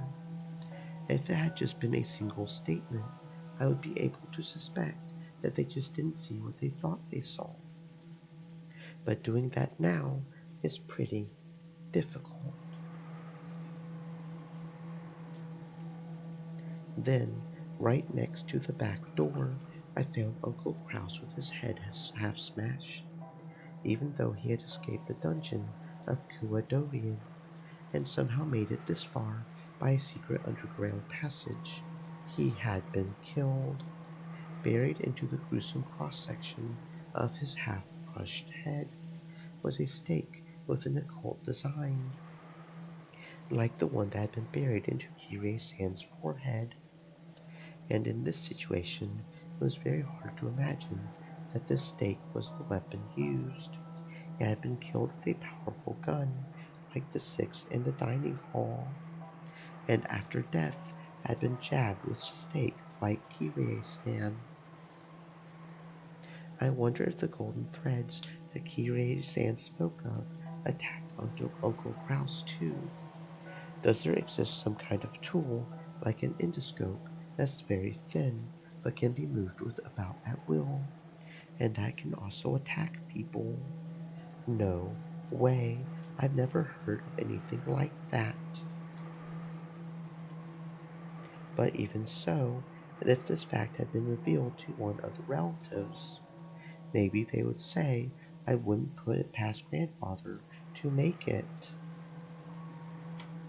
since I can't deny the existence of a golden thread X that can be moved at will and attack people. I can either accept that this mystery weapon exists, or else I'll have to accept that this murder was committed with magic.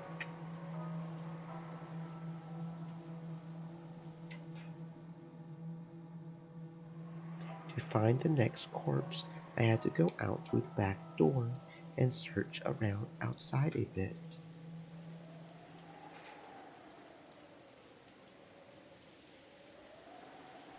Behind the mansion, in the wild grown up bushes that were almost walled off by the forest, there was something like an old well, and right next to it were Dr. Nanjo and Shannon Chan's corpses. Both corpses had their heads smashed, and though they weren't stuck in, there were stakes lying right next to each damaged head. Each corpse was atrocious, but having to look directly at Shannon Chan's lovely face, which had been half blown away, was very painful. Then there was the well. I had heard that inside it was a secret underground passage to the mysterious mansion, Kuadorian. By this time, I had begun to think that Beatrice and her accomplices might have used this underground passage and left for Kuadorian, even though I hadn't seen a trace, even though there had apparently been at least 10 of them, I hadn't seen a trace of anyone. It seemed very likely that they had already escaped to a different location. There's the typhoon. They can't go out to sea. It goes the same for the forest. There's no way they could traverse such a deep, uncultivated forest on foot. In that case, they had only one place to go. The mysterious hidden mansion, Kuadorian, though the secret underground passage at the bottom of a well. By this time, I had entirely lost my fear of being killed if I happened to come across the enemy. Don't fuck with me. This time I'll storm into your mansion. Well, what the hell? The damage! The old well had a firm cover on it. The cover was an iron grill. The gaps between the bars were perhaps 20 centimeters across. You could peer inside, but it really wasn't something a human could pass through. If I hadn't known better, I wouldn't have thought it anything more than a simple cover to prevent falls. But from what Kirei-san had told me, I knew that its purpose was to prevent intruders from entering the secret underground passage in its depths. But the cover was extremely firm and rigid, and no matter how much I pushed or pulled, I couldn't get close to opening it. I couldn't find any obvious lock.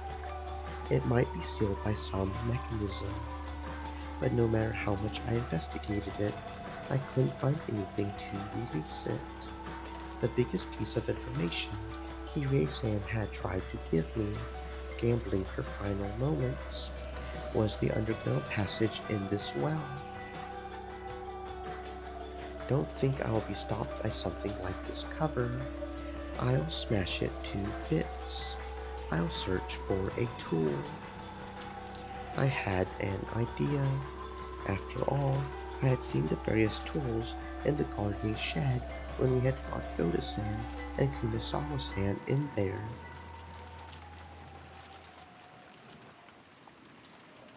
But the shutter to the gardening shed was locked. On top of that, the key was with Goda-san, who was dead on the inside. In other words, this gardening shed was a closed room. There's no way to open it from the outside. In that case, I've got to break the shutter. There has to be a tool for that somewhere. Kinda feels like I'm going in circles here. Then, while searching for that, I learned that the source of the stench that had permeated the mansion this whole time was the underground boiler room. The boiler room was dimly lit, humid, smelled horrible, and on top of all that was incredibly creepy. But there were several large tools there, and I managed to find a fire axe and some massive wire cutters. And grandfather's corpse.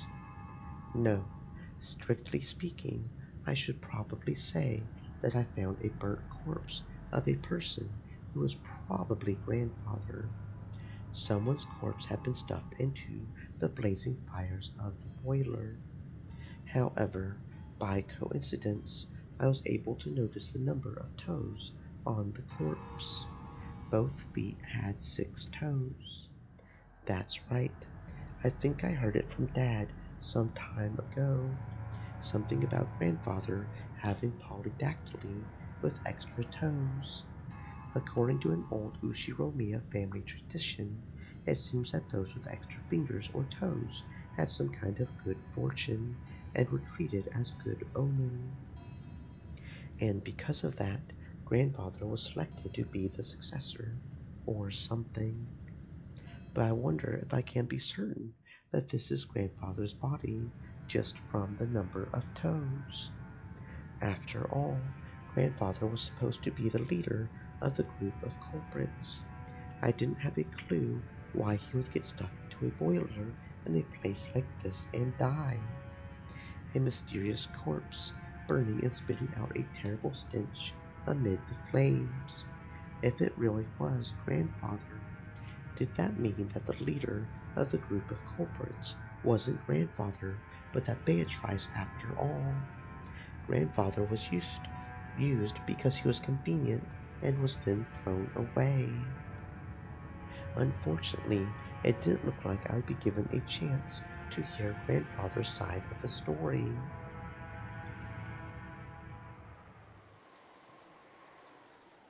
Now that I had obtained a tool, I thought about rushing to take on the cover to the well, but I decided to break the shutter to the garden shed first.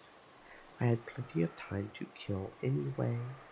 I figured I should check on the condition of Goda-san's and Kumasawa-san's corpses.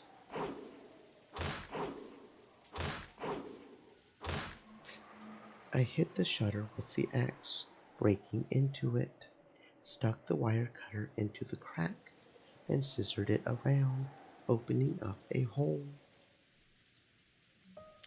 Then I faced Goda-san and Kumasawa-san's corpses once more.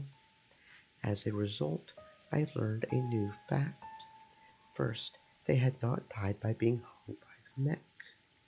Both of their feet were solidly on the floor, and on both of their foreheads were signs that they had been shot with a gun.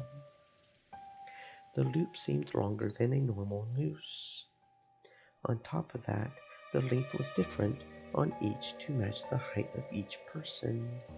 In other words, the lengths had been adjusted so that both Goda-san, who was tall, and Kumasawa-san, who was short, had their feet solidly but barely on the ground. Also, while the ropes carried both of their weights at their heads long, both of them had somehow slacked below their knees. That meant that if they had stood up with these loops around their necks, there would have been some extra length. In other words, these loops wouldn't have been that great for hanging people. The direct cause of death was probably a shot to the head. It was gruesome. Their insides were still dripping out from those gaping holes, staining their faces a deep red. It's probably best to assume that they were then hung, pulled up, and left exposed like that. If they had been shot with a gun, they would probably have been lying down on the floor. If that had been the case, you wouldn't have been able to tell they were dead, even if you peeked through the window. The mountain of stuff would have gotten in the way, so if they had been lying down, they would have been hidden. To make the test of these two known to the rest of us, who couldn't go inside, they would have had to hang them like this, making it visible from the outside.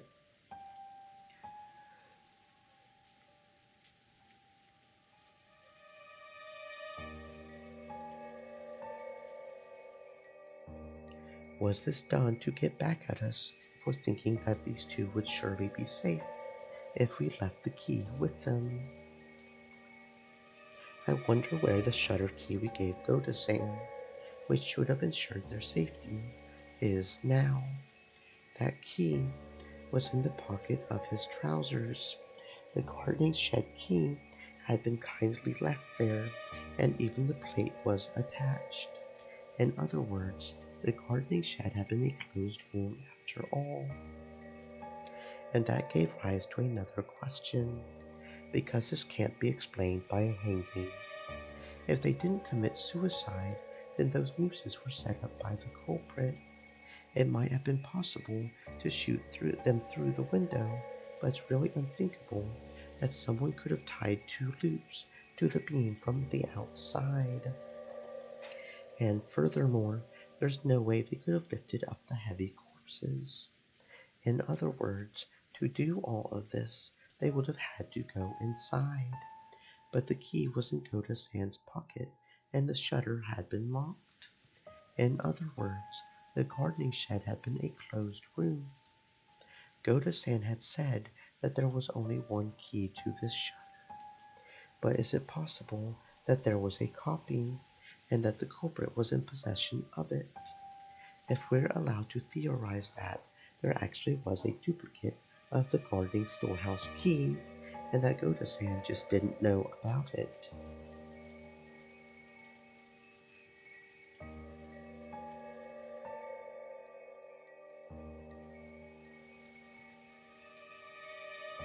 Then this isn't even close to a closed room. But why is it that, despite the fact that almost all the other corpses were shot to death and left almost completely alone, just these two corpses were intentionally hoisted up? I couldn't help but feel something a bit odd about that. After this, we assume that the corpse in the boiler was grandfather's. The deaths of 16 people have been confirmed. There were 18 people on this island. I'm here, and there are 16 corpses. Canon Kun's corpse is the only one I haven't been able to confirm.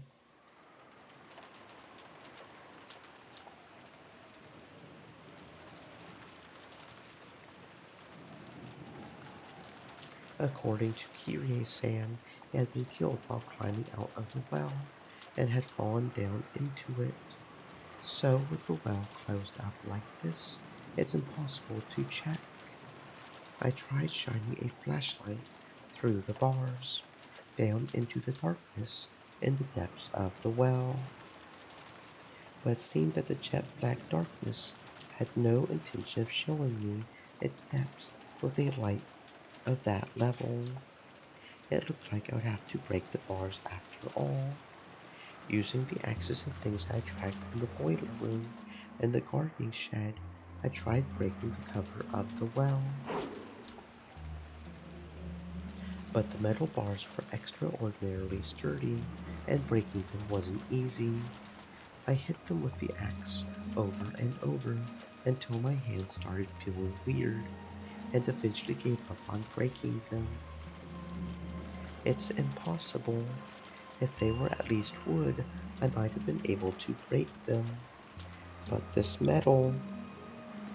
That's right, there's no way you can slice through metal bars like butter with a human strength.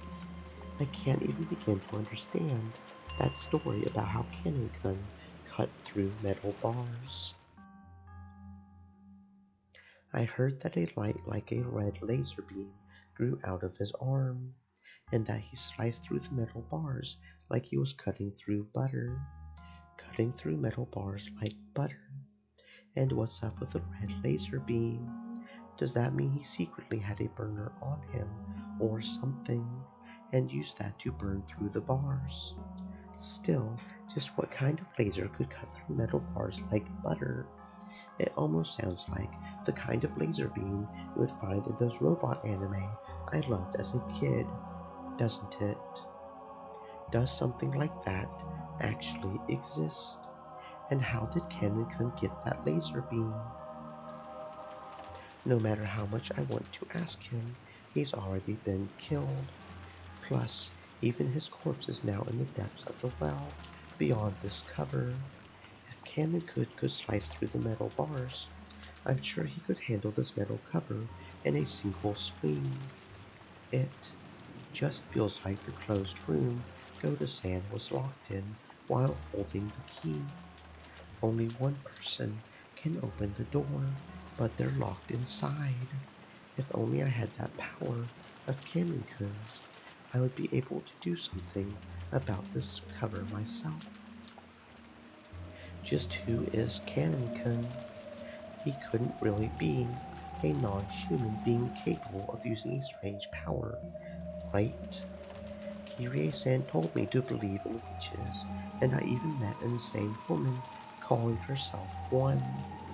Could Canon-kun possibly be a human on the witch's side? Or else the culprit? What the heck? Am I going to start treating him like the culprit just because I can't find his corpse? Treating him like the culprit because there's no corpse. And who was the one babbling about the suspicious being innocent? Very well, I couldn't bear having you push all the crimes on Canon and building a human culprit theory that way. Come back here, mouse. I will guarantee it with the red. Canon is dead. Among the 5 people in Kirie's group, he was the first to die. In short, he was the ninth victim.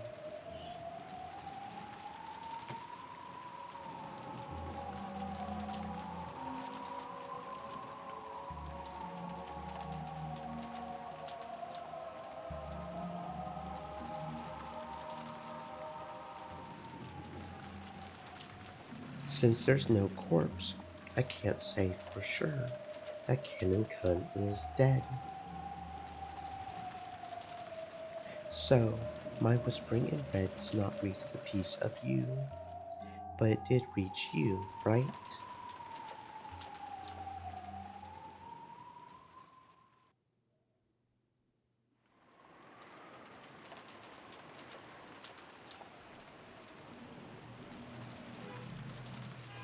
At a glance, this was a mass murder due to something strange that could only be thought of as magic. Golden threads that attacked through keyholes. No, we even have testimony that something gold flew around the dining hall when the first 6 died. The two might have been the same weapon. Then there was the closed room murder of the garden shed and the laser beam that could cut metal bars. And that wasn't all. There was much, much more, like the group of goat monsters, the story of a witch who could create pitfalls just by snapping her fingers, and the rabbit-like demons who had fired golden threads. I think there was more, but each part was all screwed up. I couldn't possibly accept it, and was forced to suspect that was some kind of trick or mistake. But why in the world had everyone spoken with one voice, saying the same thing, without contradictions in their testimony? It's not only the magic. There's Maria's mysterious death. Why Jessica knew that George Aniki had been killed. The mysterious burnt corpse that I couldn't confirm really belonged to that damn geezer. And more, and more. All stuff I don't get. I tilted the wine bottle up and gulped. I don't have a clue what's going on. After dinner last night, the kids were chased out and told to go back to the guest house. And then there was a massacre in the dining hall. Kirie-san, and the rest were dropped through pitfalls and captured. Then Jessica and George Aniki were called out to take a test, or whatever, and killed, even though Kirie-san's group was able to escape the dungeon somehow. All of them got killed in the end. And at the very, very end, even Maria was killed, leaving me all alone. In short, I did nothing except stay locked up in the guest house. During that time, a huge incident occurred and ended. What can I call it except incomprehensible? I don't have a clue anymore. Now I'm nothing but a drunk. You plan on leaving only me alive. Show yourself right away and come to kill me already. It's too much of a pain, so I won't search for you. You show me your true form yourself. I won't run or hide, so come at me with arrows or bullets or whatever. I haven't gotten any sleep since yesterday, so I'm incredibly sleepy. You want to kill me? Go ahead. I decided to return to the guest house and boldly rest in a bed. When I exited the kitchen and passed through the lobby, that portrait of the witch came into view. The big clock did too. It was almost 2400. Then the sound of the bell rang out, proclaiming that 2400 had arrived. As I listened, I looked up at Beatrice's portrait. 24 hours ago, I met you. What were you trying to say? And where did you go? Just who in the world are you? Golden Witch, Beatrice. I haven't solved a single one of the riddles surrounding you. Show yourself and fight me.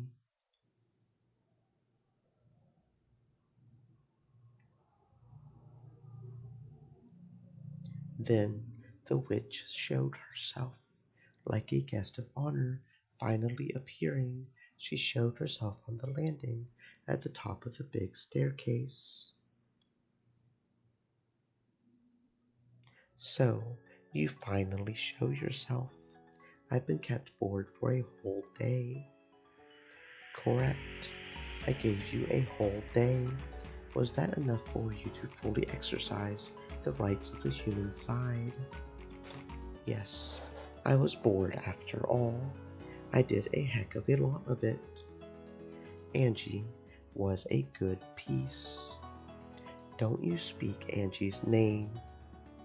She appeared through a miracle, sacrificed herself, and gave you the tenacity required for certain victory. Don't you speak Angie's name. That brutal death was something you needed. If you hadn't seen that death, you wouldn't have grown serious. Without the wake-up call of Angie's ill-fated future, your tenacity for victory would not have been born. I told you not to speak Angie's name. In short, she was a necessary sacrifice.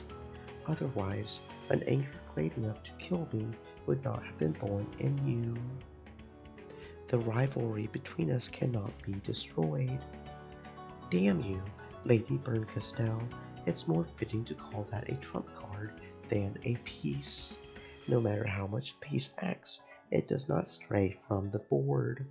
But no matter how much power a trump card wields, it is always thrown away after it is used.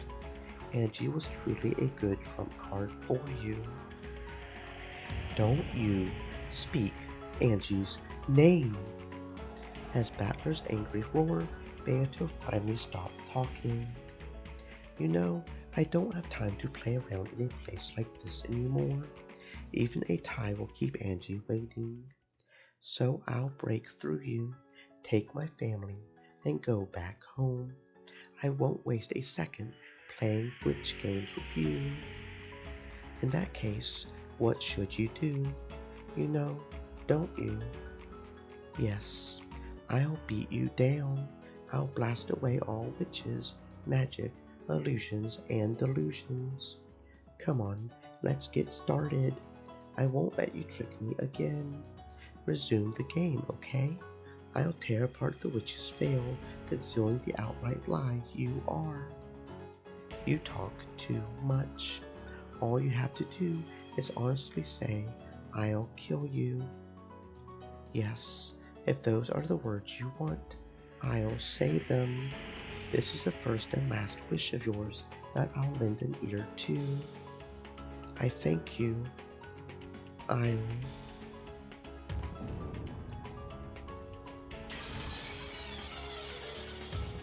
Very well. Let us begin, Battler. Yes, the time for the witch hunt has come. Try and chase me, try and corner me, try and kill me. I expect a lot from you. Try and show me what your little sister gave you in her last moments. Bring it on. Battler's cry burned the world with a white light, and if you opened your eyes amidst the darkness, the two of them could be seen in a rose garden.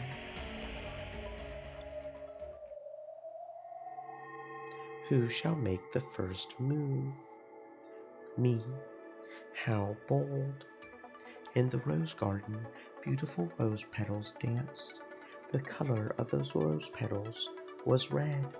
Did the fact that they faced each other in this beautiful rose garden prove or make claim to a red, single truth? That must be why the roses are red. Not because they were painted, because they were white, because the queen wanted them red, but they were red because they represent passion, not truth. The flower for truth is a forget-me-not, and that flower is blue. I'll bore through everything with my blue truth.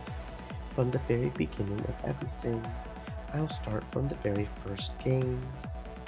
Very well, let's see what you've got. Come. Here I go. I've already proclaimed it, but I'll say it again. This isn't just for the murder of Dr. Nanjo in the last game. This will tear apart every scene from every game since the beginning. Ushiromia Kinzo is already dead, so the true number of people on the island is 17. By adding in an unknown person, that makes 18 people. By supposing the existence of this person X, the crime is possible even if all 17 people have alibis. By this, even though the number of people reaches 18, it's still possible for culprit X to exist and carry out crimes, even if all 18 seem to have alibis. You can break through all of the murders in episode 1 by supposing an unknown person X. Furthermore, it's even possible to explain the mystery of Kinzo's evaporation from the closed room sealed by the receipt by making the bold assumption that Kinzo wasn't there in the first place. Unless Banto counters this with the red truth, the illusion of the witch from episode 1 has been completely smashed. This blue truth is valid. The wedge of blue truth that Battler had thrown stabbed right through the top of Beato's left foot. Was the red blood pouring out from there, a protest being made by her red truth? Beato shut one of her eyes tight and turned the unbearable pain of the blue truth that denied her. Not bad, but I mustn't be denied yet. I mustn't be killed yet. This is not yet enough. In the subsequent games, there were mysteries that couldn't be explained with that alone, right? Which mysteries? In the final stages of the second game, George took Goda and Shannon with him, barricaded them in Natsuhi's room, and was killed.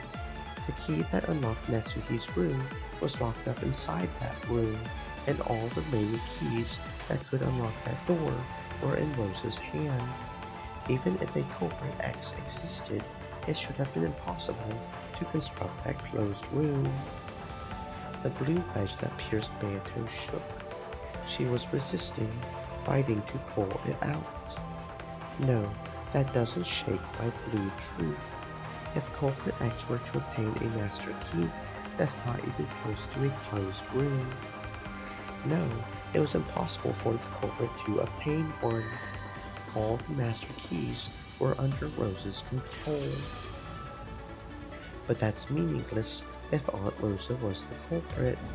Aunt Rosa handed a key over to culprit X by some method, assisting in the closed room murder, and after that, she retrieved the key by similar method.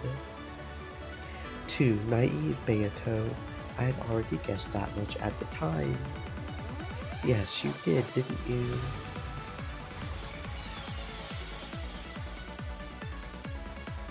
The wedge that had been gradually losing its sparkle had seemed as though it was about to be pulled out. Regained its strong blue again, thanks to Battler's additional blue truth, and dug into Beato again, eating into her foot. Beato let out a cry of anguish at that pain. Not yet. This is still nothing. Not yet, not yet. On to the third game. The 6 linked closed rooms, the murders of Aunt Rosa and Maria, Dad and the rest's deaths in the hall, the murders of Uncle Kraus and Aunt Nasuhi. All that can be explained if we suppose that Aunt Eva was the culprit.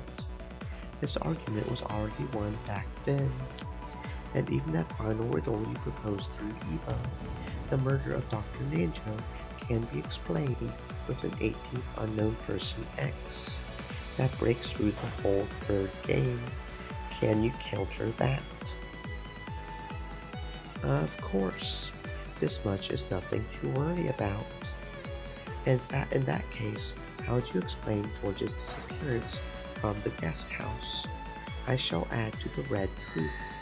George did not go down the stairs of the guest house. He flew out through the window.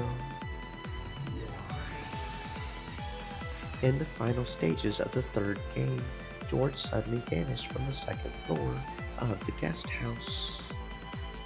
Eva, who had been on the first floor, claimed that no one had come downstairs. But because of the blue truth, George could have snuck down to the first floor and escaped while Eva was busy carrying Krause's and Nasuki's corpses outside.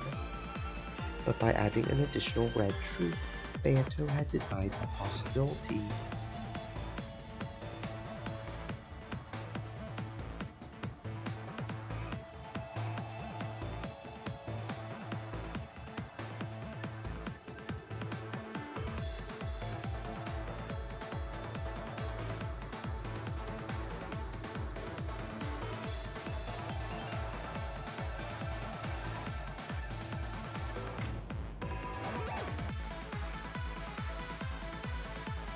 To go outside without going down the staircase to the first floor, he would have had to leave by the window. But all the windows had been locked from the inside. So what? It's just like you said. He flew out the window, right? There was a lawn, so we couldn't tell if he had jumped down, and it was raining so hard. Any light traces would have disappeared. I'll use the red truth again. All windows and doors leading to the outside were locked from the inside. Furthermore, it is impossible to lock any of those from the outside. George had no technique by which to lock them. I'll use more of the blue. I said it myself at the time. In that case, everything works out as long as someone locked the window after George Oniki escaped through it. Nothing difficult about that. Can I not escape after something like this? Beato couldn't remove the blue wedge that was buried into her foot. The fake witch was burned more and more by that forceful blue.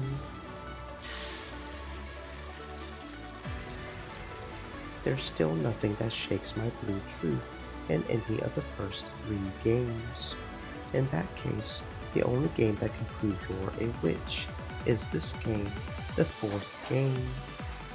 Since I haven't countered you, with the red. That is so. I shall have to prove which is using only this game. Very well. Give me everything you've got. There's nothing strange about the murder of the 6 people in the dining hall. The 18th person went wild with a gun and killed everyone.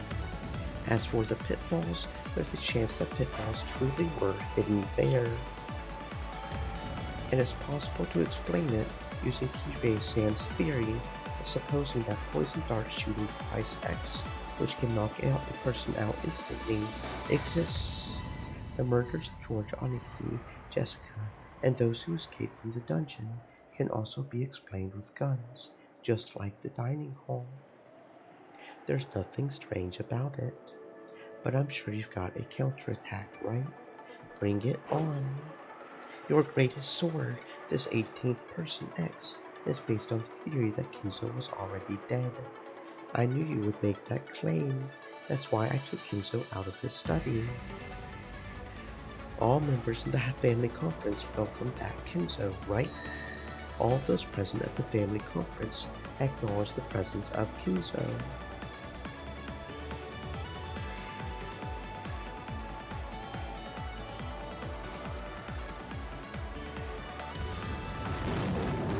That's right. But grandfather was seriously ill, bedridden on the verge of life and death, right? If he was so worn out that he looked like a different person, maybe no one would have cared, right? I'll counter with this. That grandfather was a different person, a body double, a different person the relatives mistook for grandfather. Then I'll counter with this. No person would mistake Ushiroku Kinzo by sight. No matter what disguise might be used, they would not mistake Ushiroku Kinzo by sight. Then I'll use this. In the second game, when you announced with the red truth that there were 5 master keys, even though there could have been more than 5 in first game, you changed the premise of later games. So it's possible that Kinzo's life or death status was changed for the 4th game alone. Therefore, Kinzo's presence in the 4th game doesn't serve as proof that he was present in the previous games. Therefore, even if we suppose that the 6 murders in the dining hall were carried out by grandfather, it contradicts nothing. Then let me counter this way. Kinzo's life or death status is the same at the start of all 4 games.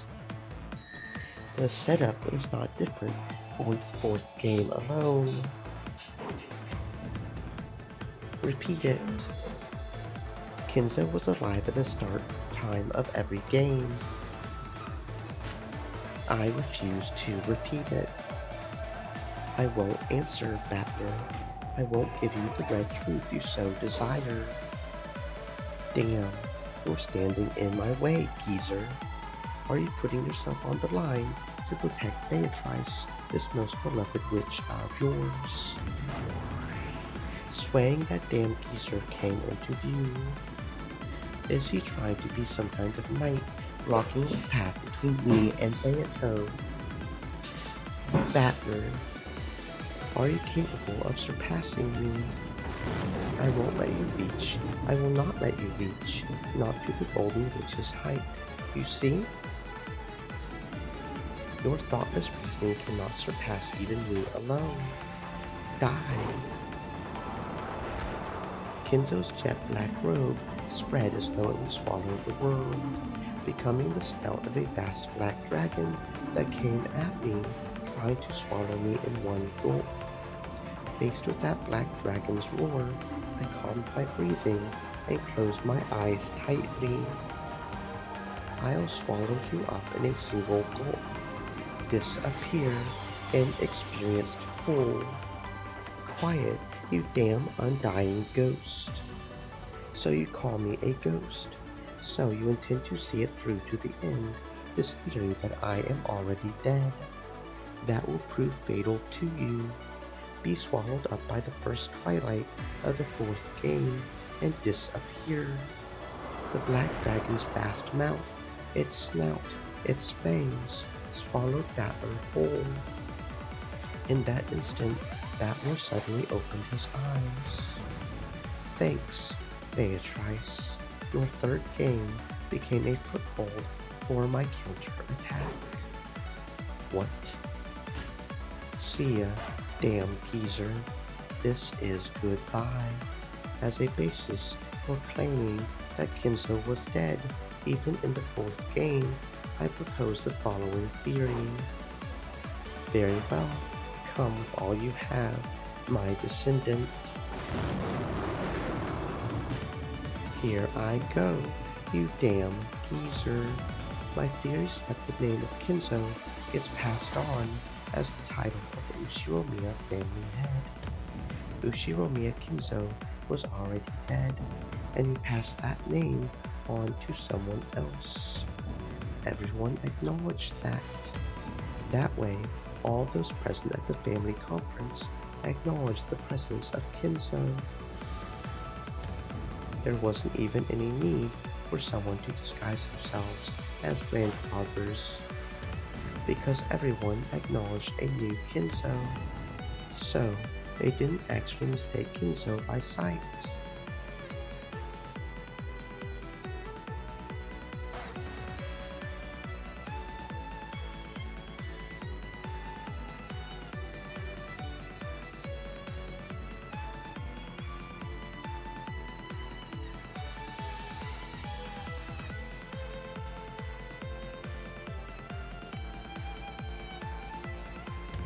As long as this theory is not denied, nothing can change the fact that you're dead. This is the final blow. Geezer, I demand that you repeat it. Among all the people there, not one had multiple different names. I can not. Rest in peace, geezer. Thank me, you were finally able to die. This is your requiem. Take it and drop dead.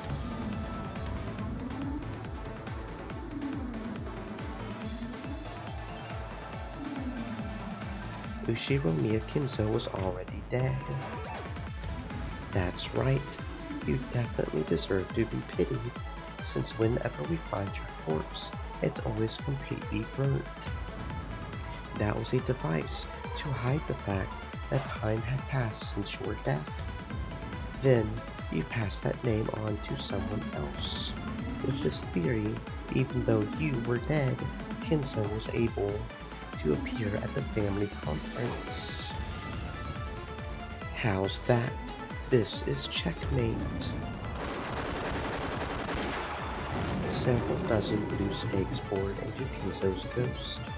Their terrible destructive power wouldn't let the ghost recover again. Beatrice.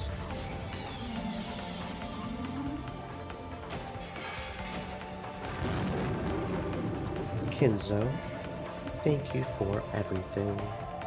Rest in peace. I will not forget my time spent with you.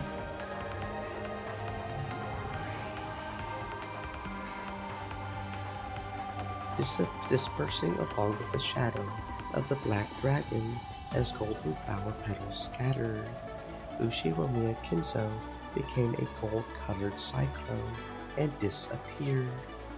Even after death, he had fought for the sake of the woman he loved. There's no doubting that your love and madness were the real thing. Battler, don't hate me. Let the dead sleep. Don't wake them. You're up next. This is the end for you too. Beato still couldn't pull out the blue wedge that pierced her foot.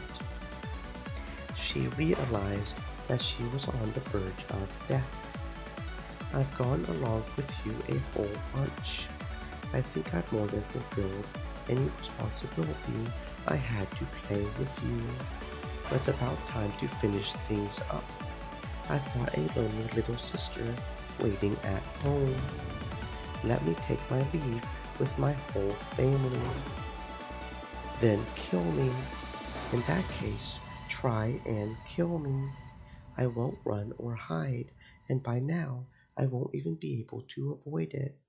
Come on, Ushiromiya Battler. You've got it. With the 18th person from the Kinzo was dead theory, everything that remained has been pierced through. George Oniki and Jessica's deaths in the fourth game can also be explained by Culprit X, and the 5 who escaped from the dungeon and were killed, and the 2 in the gardening shed, and Maria in the inn.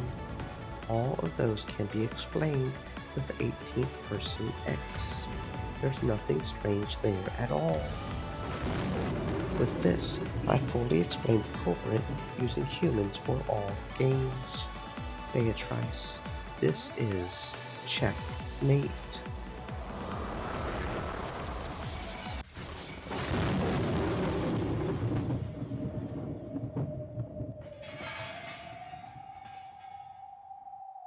Beatrice, who couldn't dodge, had several blue stakes driven into her and was skewered.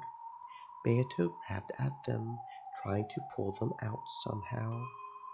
That got me. It hurts. This'll kill me, won't it?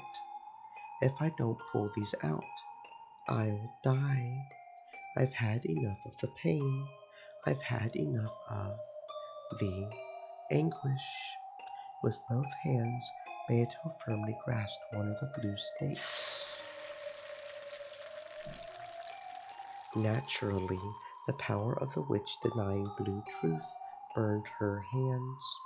Unable even to hide her tears at the pain, Beato howled and tried to pull the stakes out with all her might. If I can't pull these out, I'll die. This is my final counter-attack. Then Battler, how do you explain my several acts of magic? The very first time those appeared was in the second game when I fixed Maria's pumpkin marshmallow. At that time, Rosa definitely witnessed that magic. Certainly, at that time, Rosa witnessed gold butterflies gathering in the fixing of a marshmallow by the miracle of magic. Rosa alone witnessing it isn't very credible, right? That's why I increased the number of witnesses to the uppermost limit later on, which is what happened in this last game.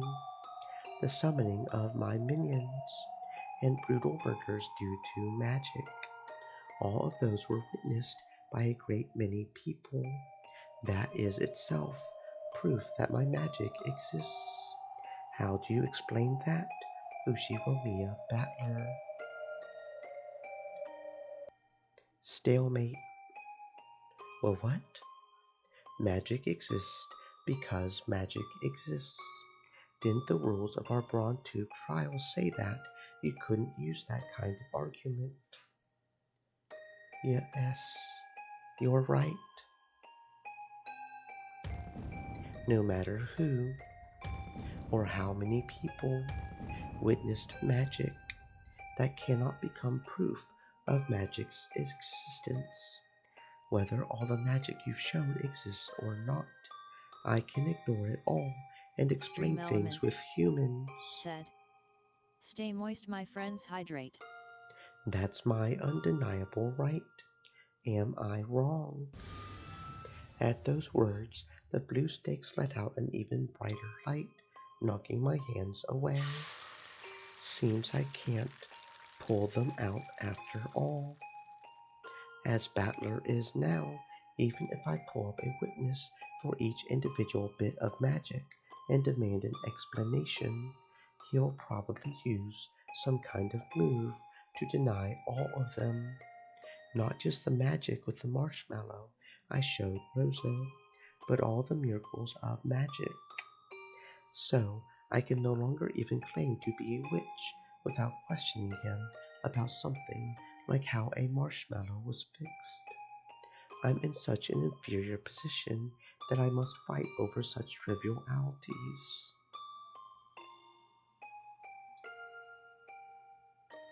It may be impossible for me. I know that this was to be a game without victory from the very beginning. So it was only natural that the day of my defeat would eventually come. Have I fought up until today just to lose to Battler? I began the game thinking I might be able to win. Even if I wouldn't be able to win easily, I believed that in a game repeating endlessly, a miracle would eventually occur. After all, I had certain willpower on my side, an unwavering desire to win with certainty. However, I've now lost that miracle completely, and that certain willpower resides in Battler, leaving me certainly without even a 1 in a million chance at a miracle. Or perhaps I should say I've been left without a miracle or certainty. I will have no victory and no end through a tie. The only resolution allowed me is to continue on resisting until defeat is given to me in this game. That's right, I am fighting only to be killed by Battler. I looked into Battler's eyes. That which was reflected inside them wasn't me. The figures of the little sister waiting for his return and the family he had to bring back were reflected in those eyes. To him, my existence is already not even that of an individual.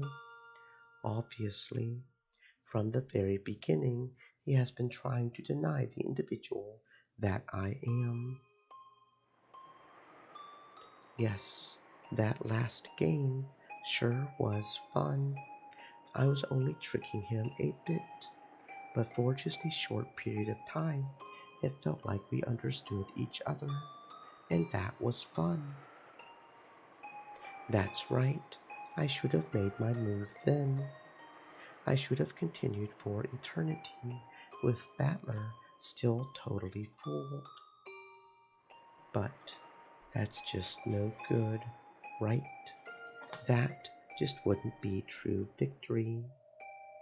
Is this checkmate, Beatrice? Beato had been run through with several blue stakes, skewered over and over to the ground while still standing.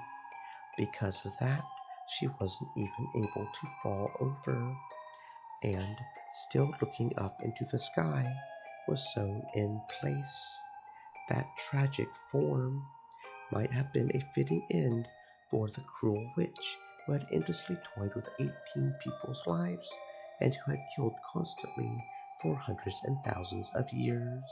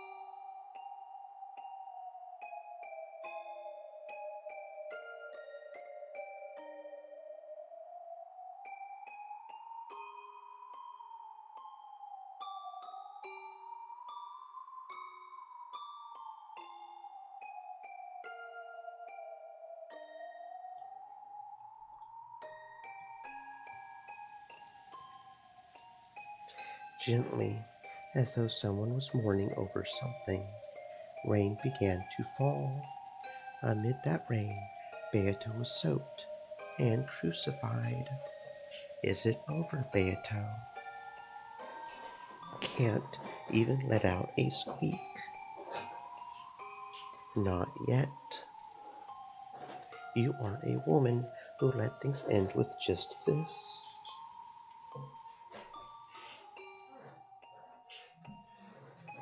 Don't be ridiculous. How can you look at this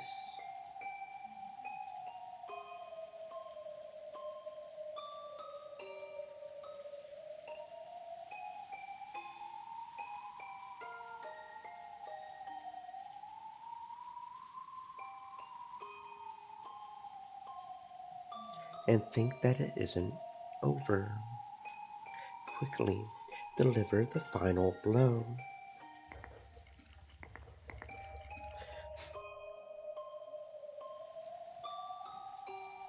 Just say it with your blue truth, according to this, witches do not exist. Say it, just say it. With that single blow, just put a stop to my breathing. It's useless. So you would expose me to even further shame. Isn't it settled already? Stand up. Our brawl still isn't over. Not over, you say. That just now wasn't you losing. You just stopped and gave up. Isn't that enough? Wouldn't giving up mean your victory?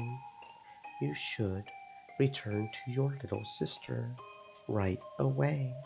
Just throw me away right here. Didn't I tell you I won't run away?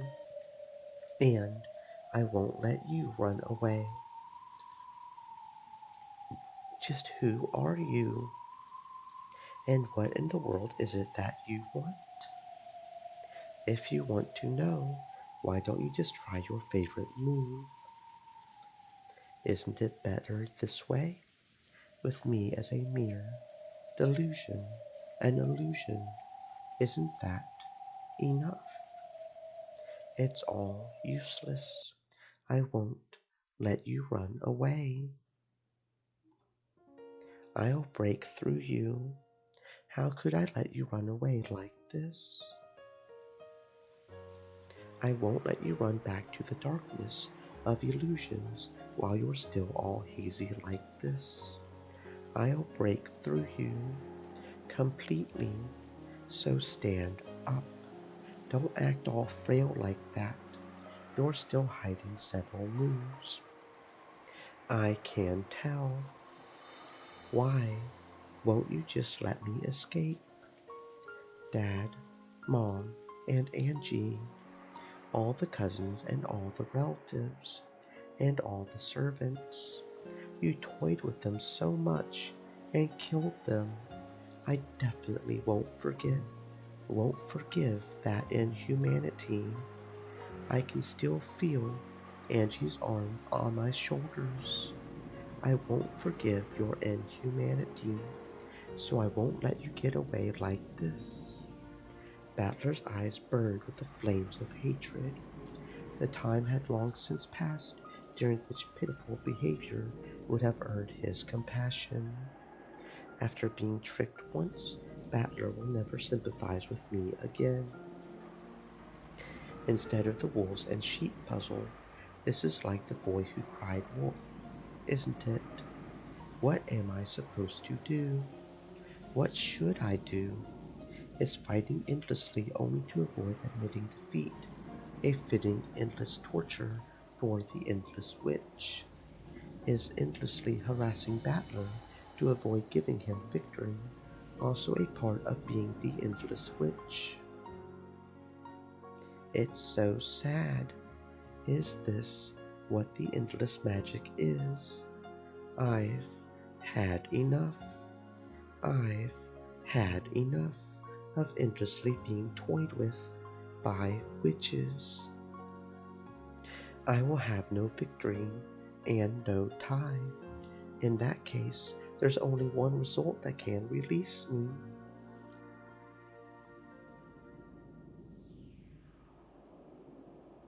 Since the time I succumbed to the path of witches, since the day I made that contract with demons, it was promised that I would meet my end through tragedy, was it not?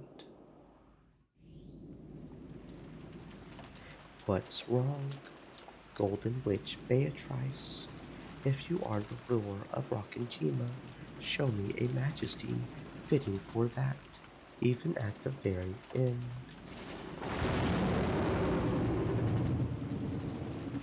Lightning. The world was smashed with white, fitting last moments for the ruler of Rockinjima.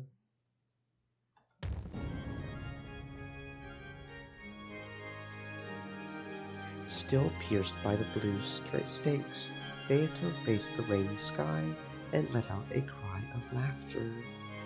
Then she slowly raised her face and stared at Battler. Fool! Just when I was about to praise your good fight and hand over victory, you shall regret that pride. This isn't something for you to hand over. I'm going to take it from you. The same goes for you, right? You could never accept an easygoing victory where I just say, maybe witches existing isn't so bad. Isn't that the very reason you intentionally fell apart like that at the end last time? That's right. Last game you took pity on me just once, didn't you? So now I'll pay back that debt. Stand, my enemy, my golden witch, Beatrice.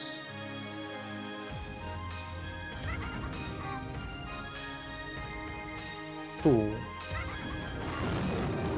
You fool. You simpleton. You think you'll get another chance?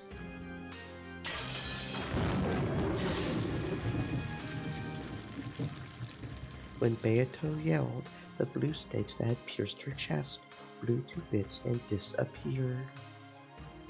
However, the blue wedge that had pierced her foot in the very beginning did not vanish. You can't pull it out yet.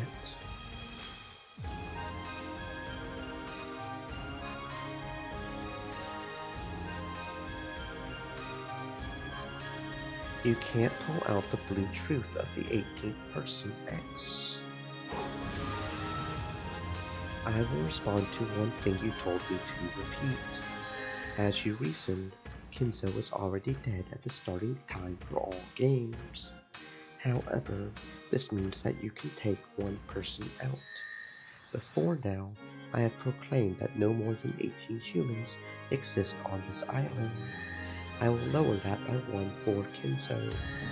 No more than 17 humans exist on this island.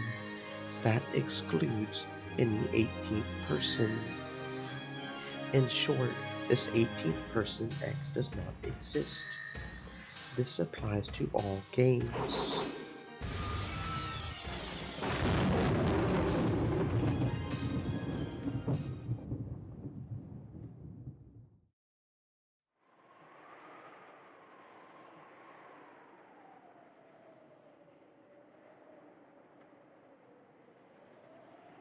What do you know?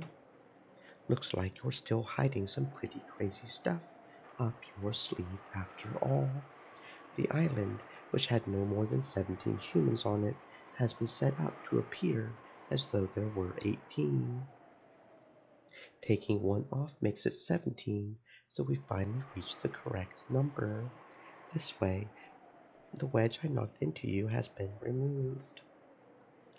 We'll have to start the fight over, back from square one. The blue wedge that had sewn Beato in place broke apart. There was no longer anything piercing her. The scars on her body had disappeared completely. There stood, just as Battler had hoped for, the figure of the majestic golden witch who ruled Rockinjima. Then come, battler, once more from the beginning. Try and break through everything with the blue truth. I too will no longer play, run, or hide. If you are worthless, then I shall end this match, right here, right now. With my grand victory, I will make you regret your refusal to compromise for all eternity. Come, starting from the first game. Right. From the first twilight of the first game, there's nothing strange about the murder of the 6 relatives that were found in the guardian shed at the start. The crime was possible for any of those who didn't have an alibi. Valid. Continue. What about the next closed room murder with Eva and Hideyoshi? Even the chain was set for that closed room. I shall add to the red truth. Both deaths were homicides. It is not the case that, after the construction of the closed room, one of them committed suicide after committing murder. Furthermore, the murder was carried out with both the victim and the perpetrator in the same room. No method exists for the perpetrator to commit murder from outside the room. Suppose that the culprit was a human without an alibi. In other words, the dead. We weren't able to identify some of the first 6 corpses because of their smashed faces. Maybe one was actually a disguised corpse, and culprit X killed those 2 after making us think they were a victim and hiding away. Then, after the closed room murder was constructed, the culprit hid under the bed and waited for all of us to come and leave.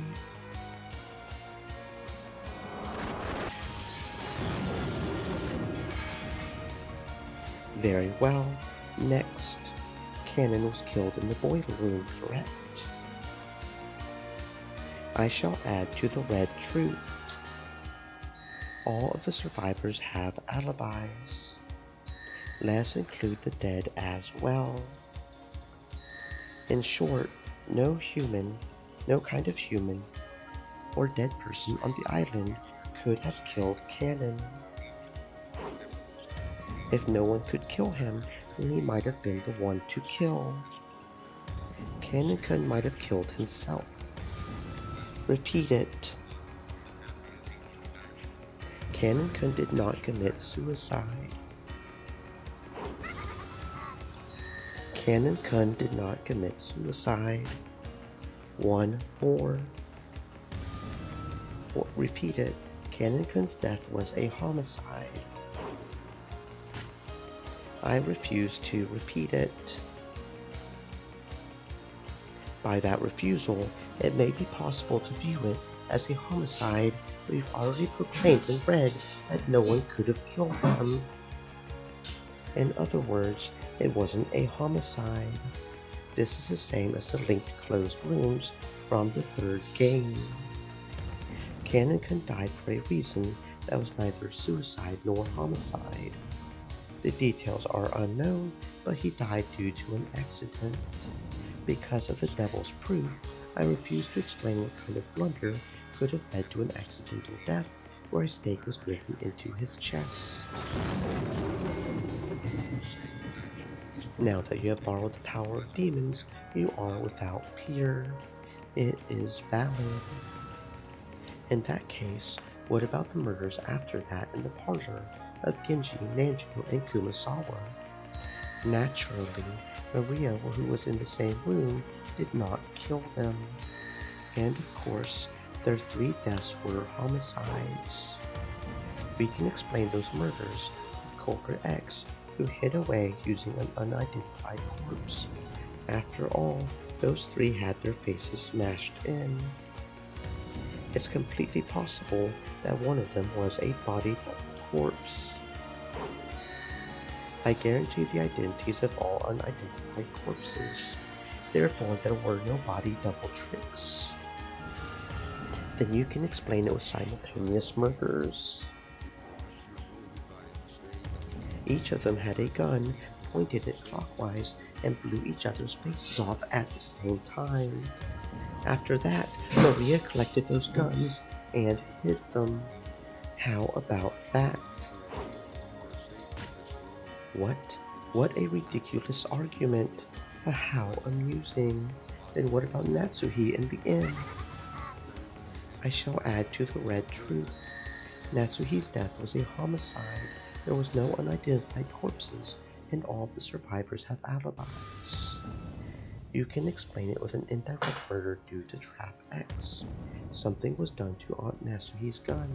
It could have been a trap gun built to send a bullet right into the forehead of anyone who tried to lift it up and shoot it. The bullet buried into Natsuhi's forehead was not fired from her gun. It's possible that Aunt Natsuhi was lured out by that letter whose contents were unknown. She was called out into the hall.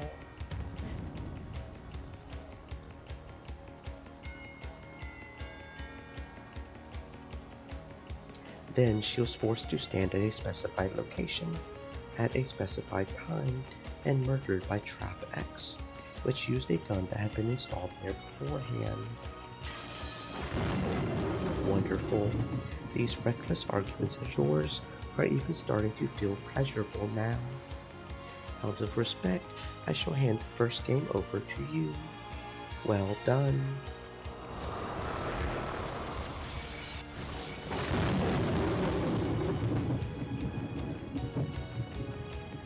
The instant Beato acknowledged her defeat in the first game, the stakes of the blue truth once again pierced her chest, letting out a terrible sound.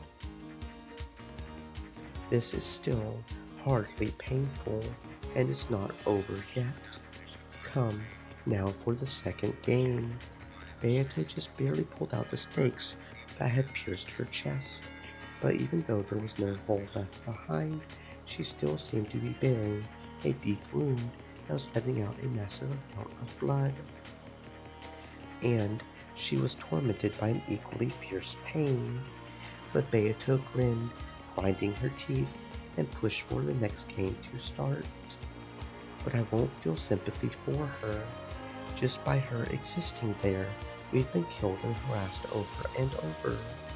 And Angie's been burdened with a future of isolation. Correct. Just by my being here and laughing, this eternal hell will continue. I won't give your little sister back. Let her cry over the family that shall not return for the next 1,000 years. Damn it. No compassion, no mercy. On to the second game. I'll start with the first crime. Right after it happened, I penetrated to the truth of the closed room murder where the 6 were killed in the chapel. Someone secretly borrowed Maria's key and secretly returned it to Maria's bag after the crime was over. From the time Maria received her key to the instant Rosa unsealed the envelope the next day, the key passed through no one's hands. That door might have had an autolock, just like Ramp's study. In other words, it was unlocked before the crime with a rock or something wedged in so that it couldn't close completely. Then someone gave the key to Maria. The lock was automatic, so it's possible to make a theory where the key wasn't needed. There were no doors with autolocks other than Kenzo's study. The victims locked the door from the inside.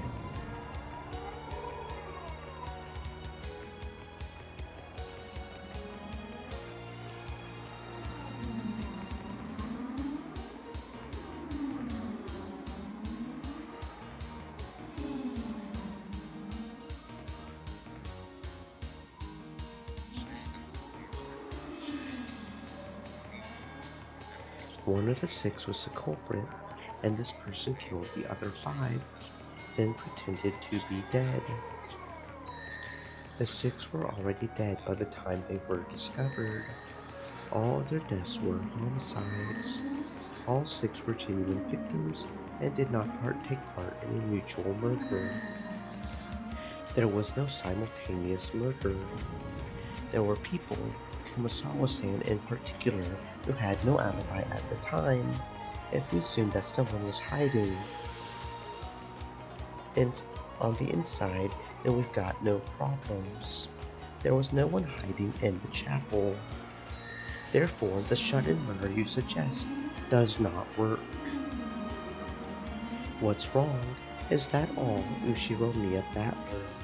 It's not so easy once you get to the second game, right? It was a thundering exchange of red and blue truth.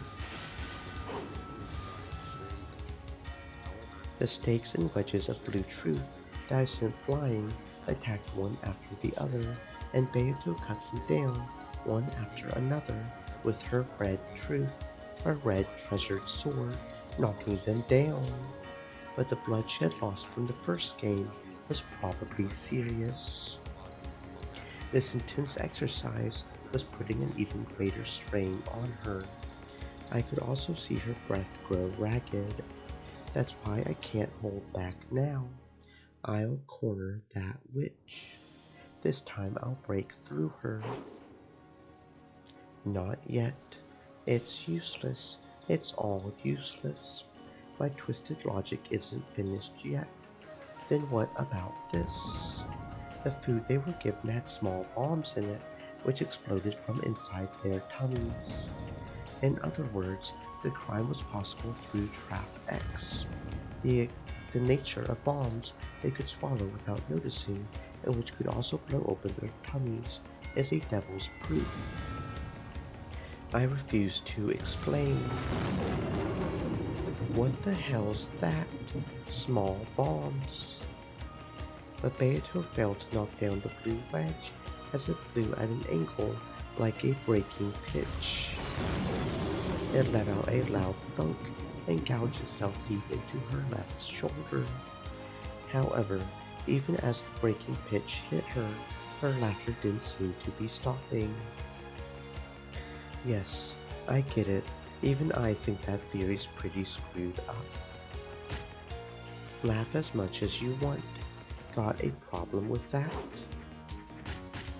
None. Quite a pleasurable, reckless argument. Next up is the closed room with Jessica and Cannon. No problems there. If the culprit was one of the servants, they could have used a master key. It's not even a closed room. After that, there was an attack in the servant room from a mystery person who seemed to be Cannon, and Nanjo and Kumasawa were killed, right? I had already proclaimed Cannon's death in red before that time. So, who was that Cannon? If Cannon-kun's death was proclaimed with the red, there's no way he was alive. Therefore, there's a chance that the one who attacked that group was in a disguise that made everyone mistakenly think it was Cannon-kun. They would never mistakenly think any other person was Cannon. Then, just like the heredity of Kinzo's name, there's a possibility that Cannon's name was inherited by someone. You could suppose that Cannon-kun was killed, a different person succeeded that name, and that this person attacked them.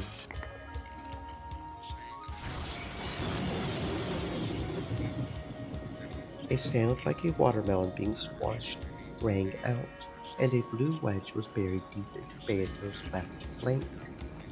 Maybe it hit in a bad place, since it seemed to be really effective. After leaning over and moaning for a while, she laughed it off as though trying to make it seem like no big deal. Yes, I get it. That must have hurt a lot.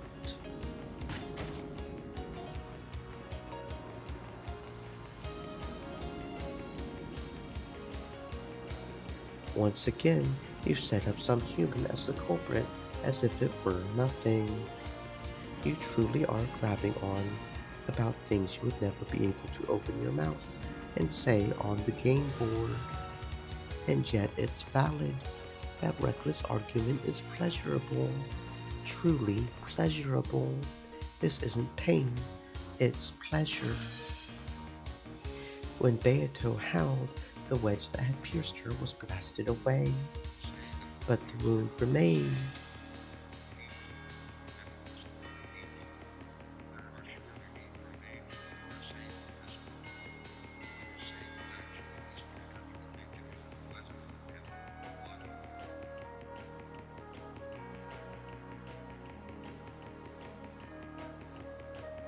And she continued to be tormented by fierce pain. You ready? I'll keep going. My blue truth for the last murder in the second game.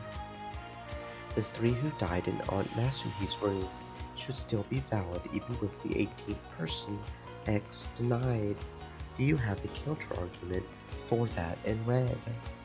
If you don't, the second game is all mine too. No, I don't. Fighting over such trivial matters bores me. I'll give it to you.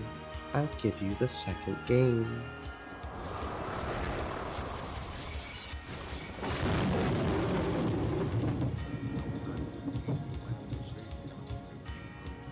The instant she acknowledged her loss in the second game, 2 blue stakes gouged through Beato's chest this time. The witch's lungs were gouged, as were her intestines. Her face twisted in anguish. Her body twisted as she gasped in pain. Does it hurt?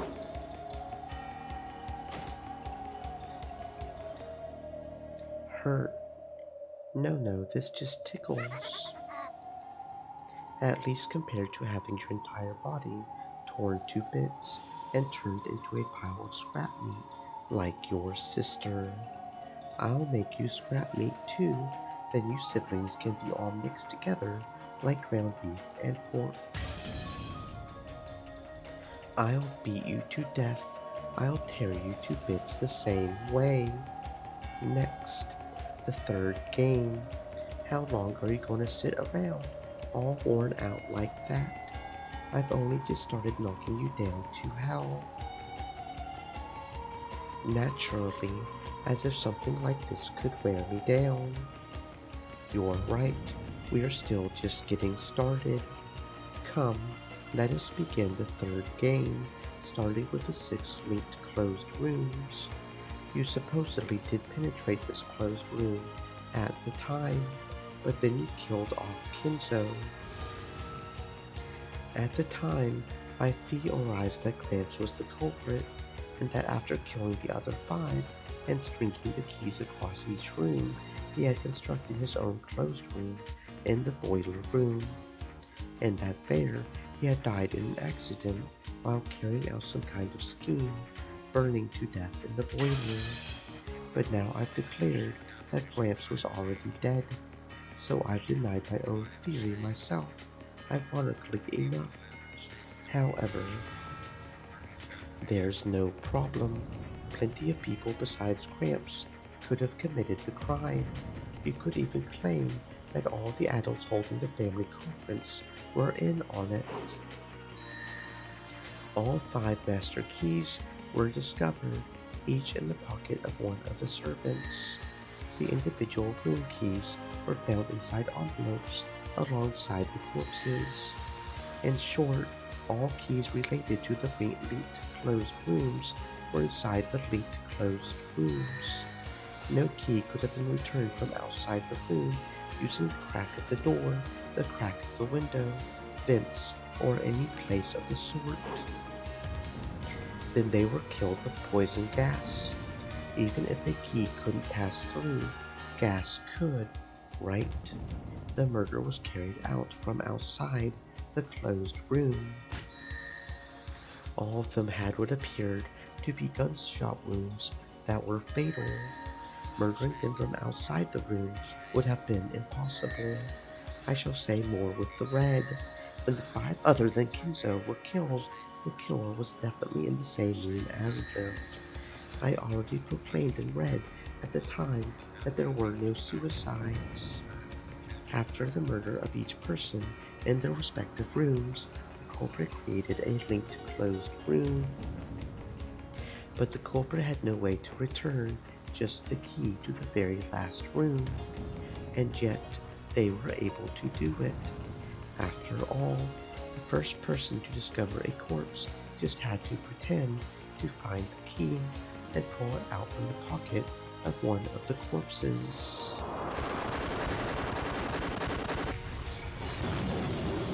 She couldn't fully block the retort of that blue stake. Beato was pushed back by the blue wedges that were unleashed on her, one after another, finally failed to block one, and once again took a severe wound. As she howled in pain, she pulled out the blue wedge that had pierced her right arm. Beato's entire body had been torn apart and pierced with blue wedges, stakes, and blades over and over again, and now she was totally covered in blood. But even so, Beato grinned, cackling as though this was amusing. How could a man who promised to bring Angie's parents home voice a theory where those parents are culprits? Splendid, even that's just fine, right? Go be a big, happy family getting their hands dirty with mass murder. Then return to Angie, stained with blood that will never come off. How could we expect anything less from the people who returned alive from the Witch's Island? Just what that mincemeat Angie needs. Shut up. I'll kill you. I'll tear you apart. No need to waste your time begging for your life. I'll definitely give you the worst kind of death by my own hands. Yes, you could probably do it. I've explored the depths of cruelty for over 1,000 years, and you probably will gift me with a fitting end for all that. Does that hurt? Is it harsh? Or does it tickle? Is that supposed to torment me? Come on, Ushiromiya Battler, there are still mysteries left. Beato had already countered my first powerful move, the 18th person X, by making the number of people on the island 17, but just limiting the number of people to 17 didn't overturn the theory that Aunt Eva was the culprit. I can crush most of the murders in the third game this way. Blood dripped from all over the body of the Golden Witch. I cornered her, this time thoroughly without mercy. This isn't a game played to decide who wins and who loses. Yes, we aren't playing. Every time I spend playing and fighting like this delays my trip home. In her isolation, Angie will continue to have her heart torn apart by loneliness and sadness. I have to go back to Angie as fast as I can. You're all worn out, standing at death's door, are you?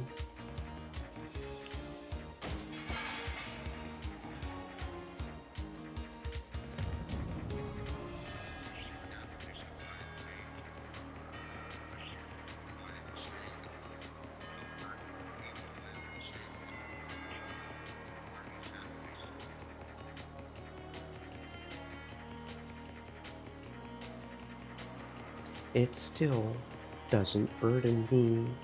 Something like this. It tickles.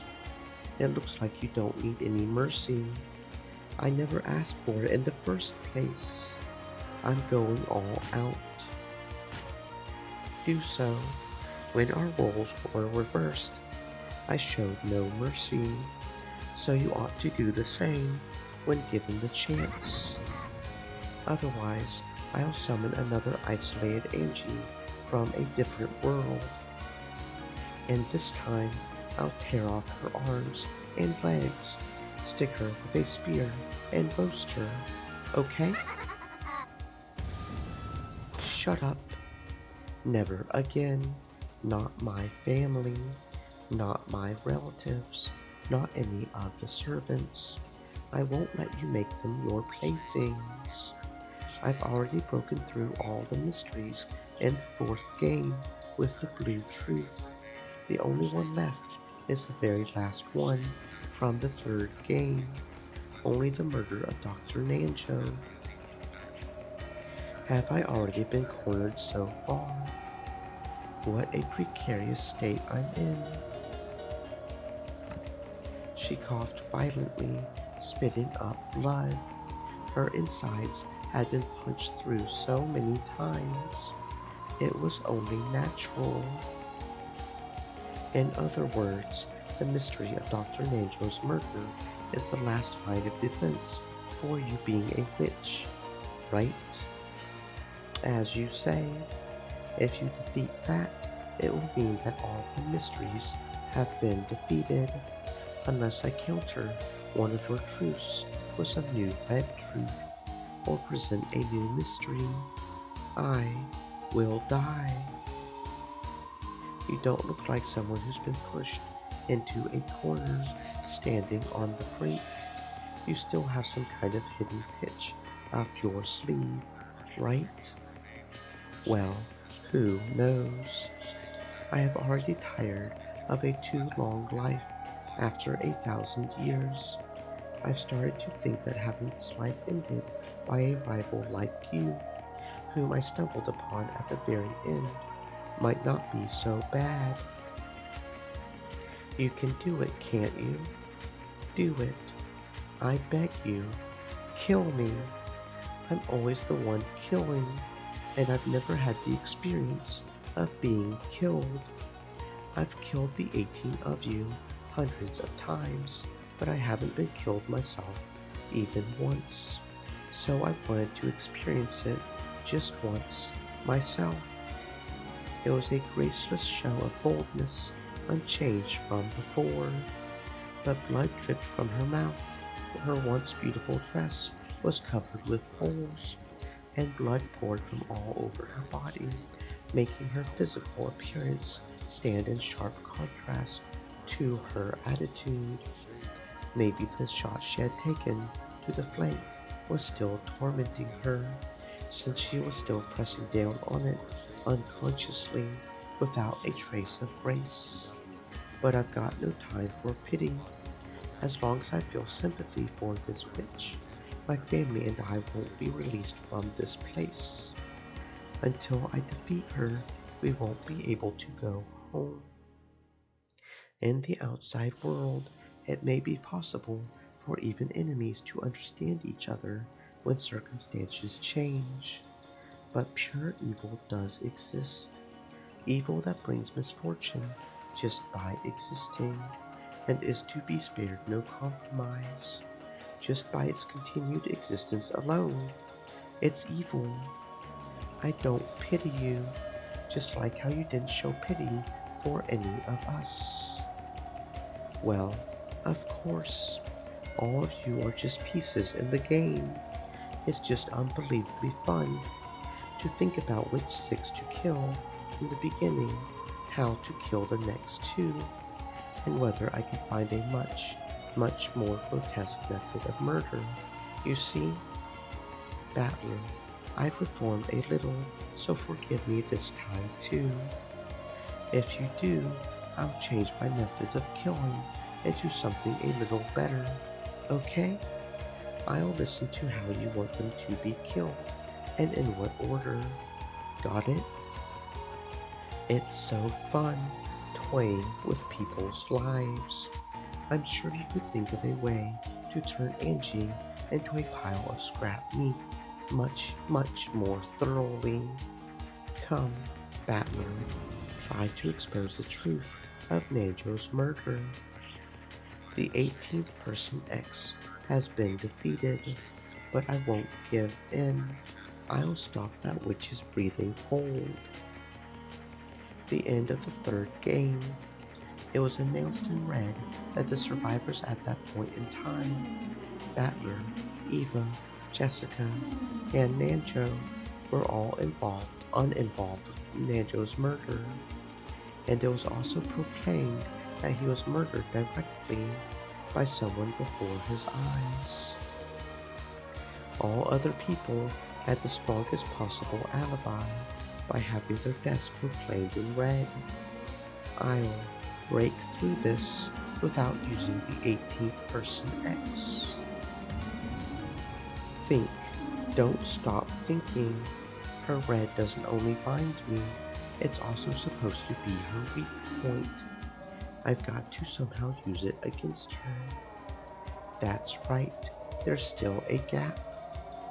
Yes, this way I can break through it. This way, Beatrice's legend of the witch is finished. True, the others were dead. However, their deaths were not proclaimed in red at the instant Dr. Nanjo died.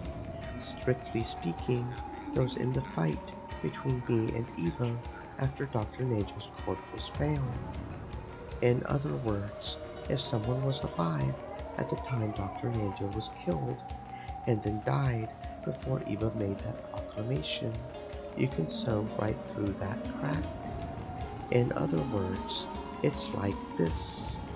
Someone who was first confirmed dead by Eva's proclamation was a culprit. They cleverly played dead earlier and waited for us to come and go.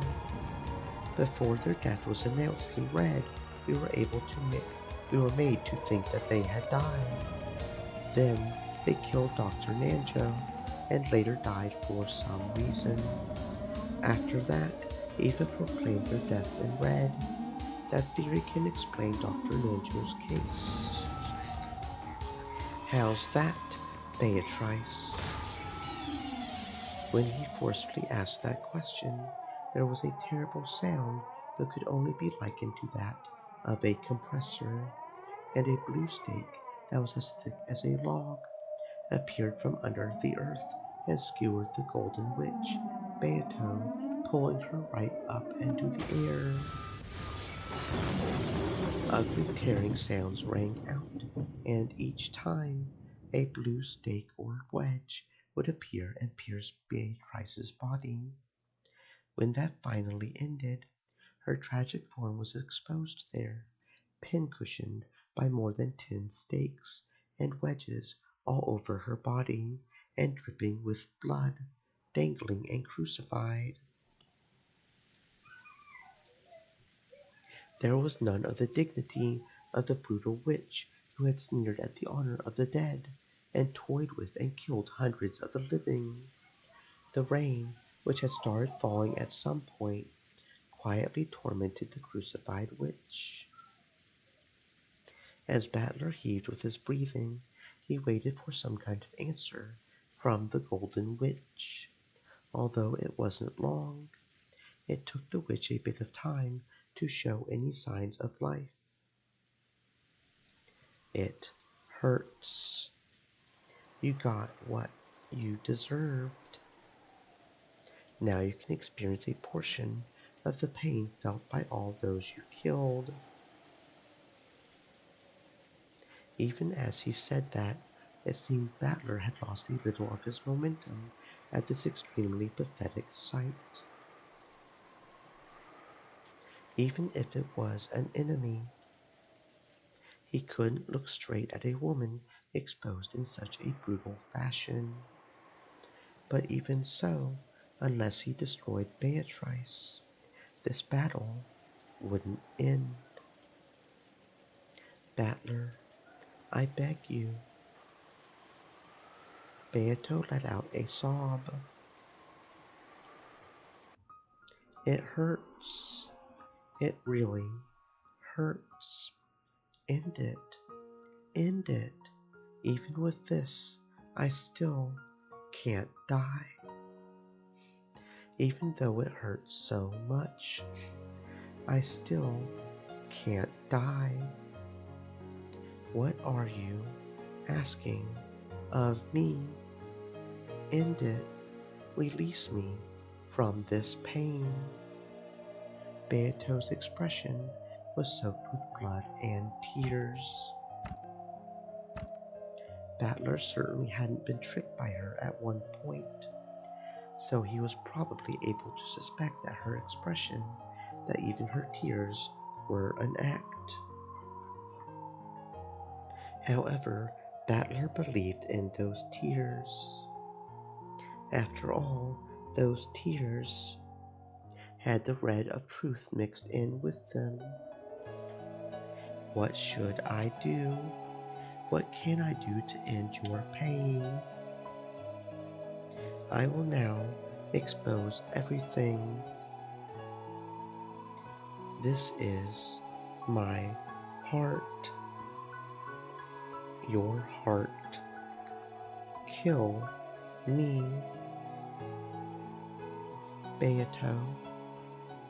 Kill me. Just let me die. Were those tears from pain and torment, or else? Either way, that pathetic expression was painful for Battler to look at, even after burning with such anger. Quickly, go back to Angie. I'll listen to your request, not so that I can go back, but to end your pain. Then you, Battler. In her last breaths, Beato summoned up all of her remaining strength and managed to close both of her hands into fists. A red light began to gather at those fists. Then she lifted her arms as though appealing to the heavens for something. You'll be able to kill me, all of me, my heart, crush it, pierce it, okay? The red light around both her arms gradually began to strengthen. Please.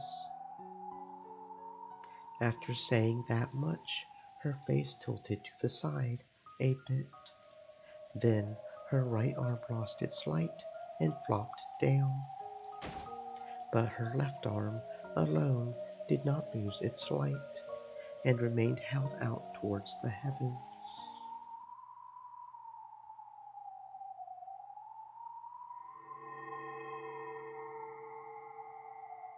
Then, before Battler's eyes, another Beato appeared with a faint form, transparent like a curtain. The crucified Beato had already lost consciousness. However, the newly appeared faint Beato quietly looked at me, her eyes expressionless, and spoke. Ushiwo Mia Battler, I will now kill you. And right now, there is no one other than you on this island. The only one alive on this island is you. Nothing outside the island can interfere. I understand. This is the last mystery Beatrice will be able to make as a witch. She's trying to offer it to me, entreating me to solve this final mystery and kill her. Do it. I'll accept your final mystery. You are all alone on this island, and of course I am not you. Yet I am here now, and am about to kill you, like a souped up version of Dr. Nando's murder. So, who am I? Is that your final question? Who am I? Then Beatrice slowly approached me and, still expressionless, held me. Yes, I get it, Beato. I'll kill you. Don't worry. I also slowly held her head. Then I, as a piece, left the game board.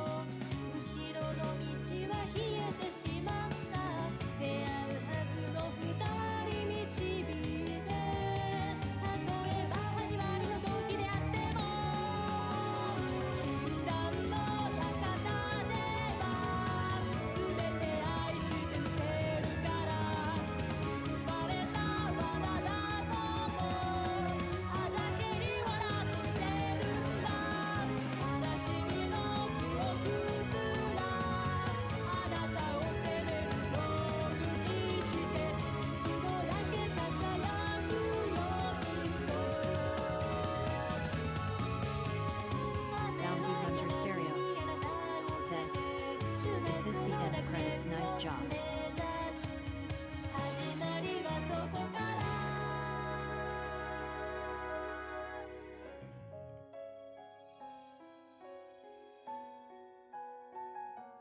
This is just the Tea Party episode 4 credits. Kind of. Since they're not actually credits. Oh no, this isn't even close to ending, Stereo. This isn't even close to ending. Well, come on in, Stereo. I hope you're having a fantastic existence. This is just the questions arc. This is just episode 4 Tea Party. There's a whole other game.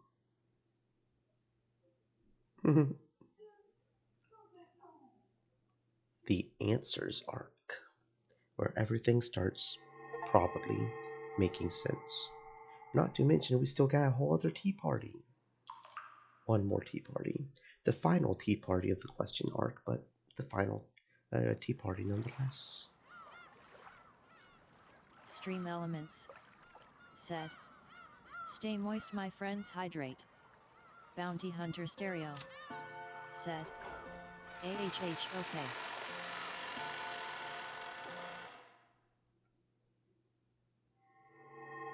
Okay, final tea party.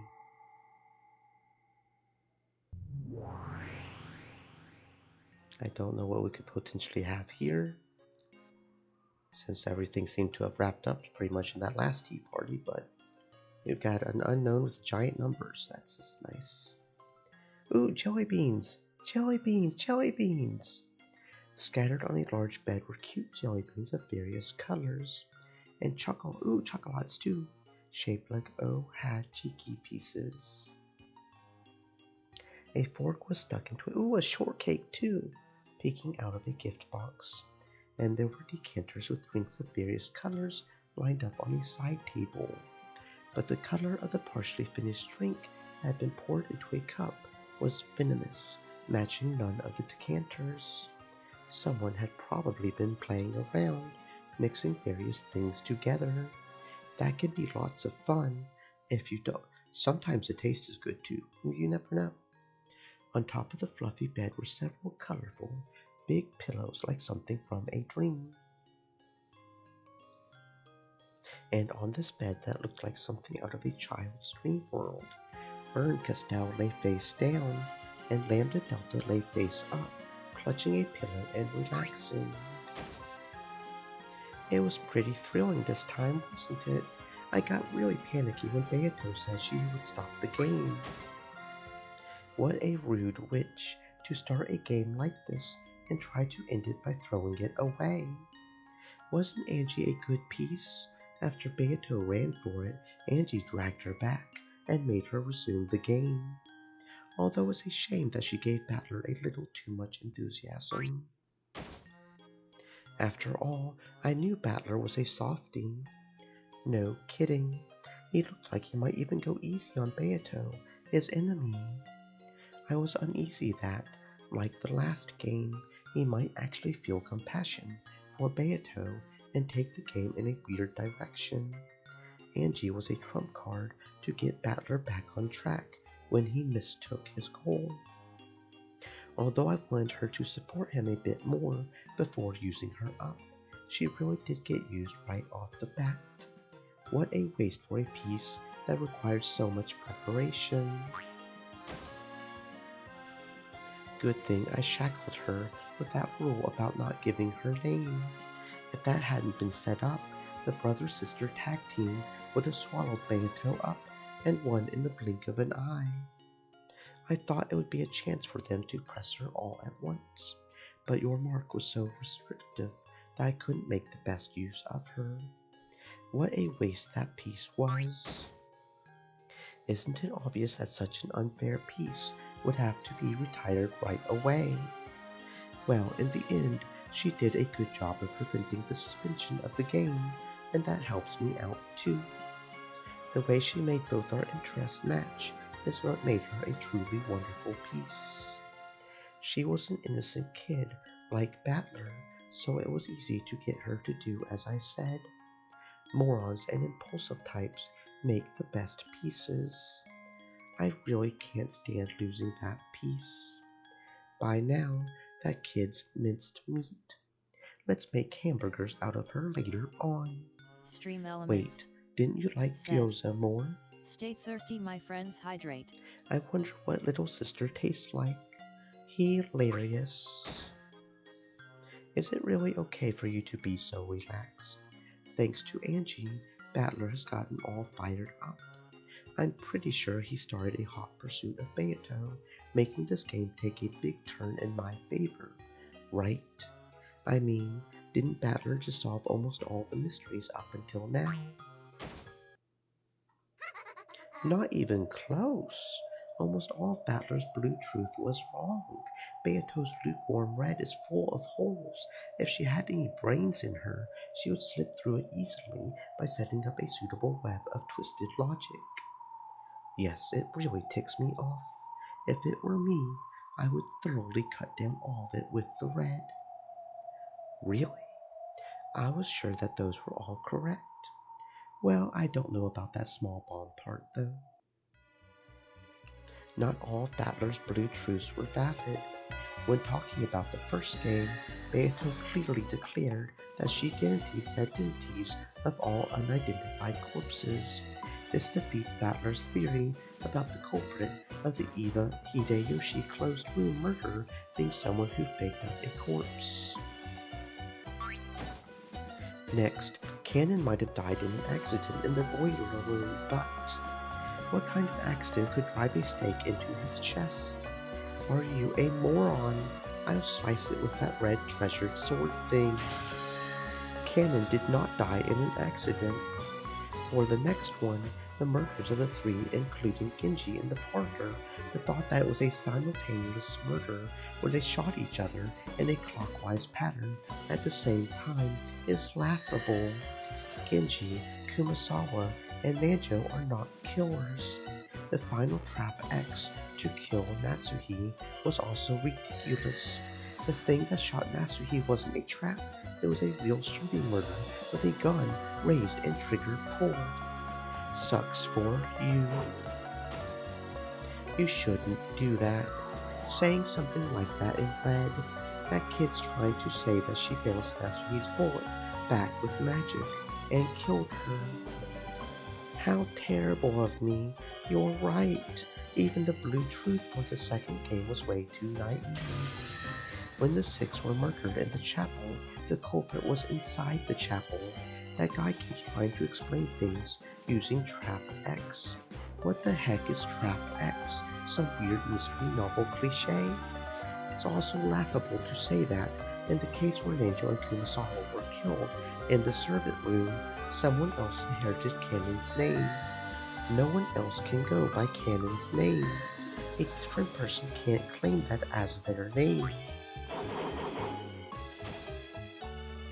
And that theory about borrowing the master key from Rosa for Natsuhi's room is also worthless. After the master keys came into Rosa's control, never did any of them leave her hands, except for the time when she lent one to Battler to unlock Natsuhi's room. I can keep on going, but just taking a quick look at them turns out like this. Get it? Forget taking a quick look. You've just denied Battler's blue truth for the first and second games across the board. My, what a shame. If Battler heard, he would faint. Right? Beato wasn't cornered at all. Looks like that kid's a pretty good actress after all. I'm sure she planned to make it look like she was getting cornered this game. But then sometime next game, bang! She'll slice it up with a single red stroke to make Battler freak. And then I'm sure she'll say it again with a huge smile. Witches never get into a pinch. Then that whole tragic atmosphere, as though Beato was getting cornered, was all an act.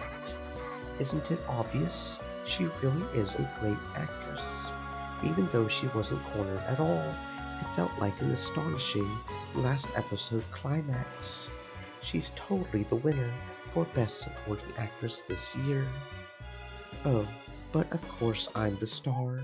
You would do fine too, Burn. At the end, she said something like, "Kill me," and laid out a big riddle.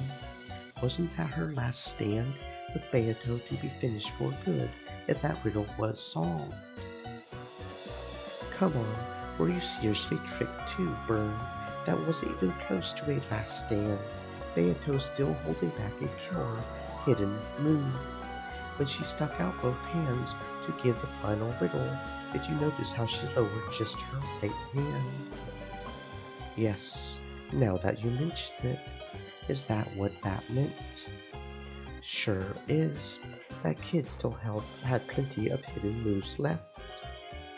And none of the mysteries have been solved. That tension, like she had been exposed, and the next episode would be the last. She truly is a genius at acting. Yes, I want to see her knock Battler down to the very bottom right away.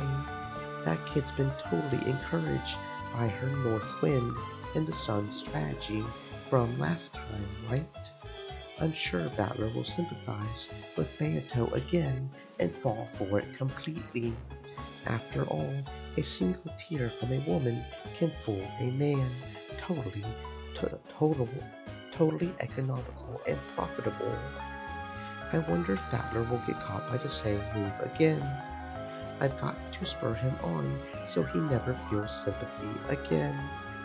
Although Angie's mincemeat seems to have done that pretty well. A power-up from an Angie-flavored hamburger. Of course, I won't lose either. Starting here, I'll thoroughly support Beato to rally her up enough to compete with Battler. Beato won't lose. I mean, I'm threatening her with a wonderful punishment game if she loses. Your punishment games are seriously not cool, so you should go a little easy on her. I've decided what to do for your next punishment game, Burn. Wanna hear? No. Come on, ask me. Guess what? I'll lock you in a wonderful castle. That castle will be surrounded by pure white castle walls, 12 kilometers to a side, with a height of 10 meters. Magic and tricks are prohibited. You really couldn't jump over that, right? 1,440,000 cubic meters. You can stop there. I already know what you're going to say. And that place will start getting buried with gems, one every day. I'll lock you in it until the castle walls are packed with them and you've been buried to death with gems. Isn't that a wonderful, romantic punishment game? If you multiply the length of the walls by 5 and make it 1/10 its current height, I wouldn't mind if you shot me in it right now. Really, that would make it 3,600,000,000 cubic meters, right? The time period for the punishment game would more than double, right? I get to keep you as my prisoner for such a long time. I really like you, Burn. I love you. Lambda Delta playfully approached Burn Castell, who yawned, looking bored, as though she touched the bottom of Lambda Delta's chin, as though cuddling a cat. You're betting on Battler's victory, and I'm betting on an eternal tie for the two of them. Doesn't that mean no one's betting on Beato's victory? I wouldn't. Her chances of winning are 0. How truly pitiful, being told by the Witch of Miracles that there's no chance of a miracle.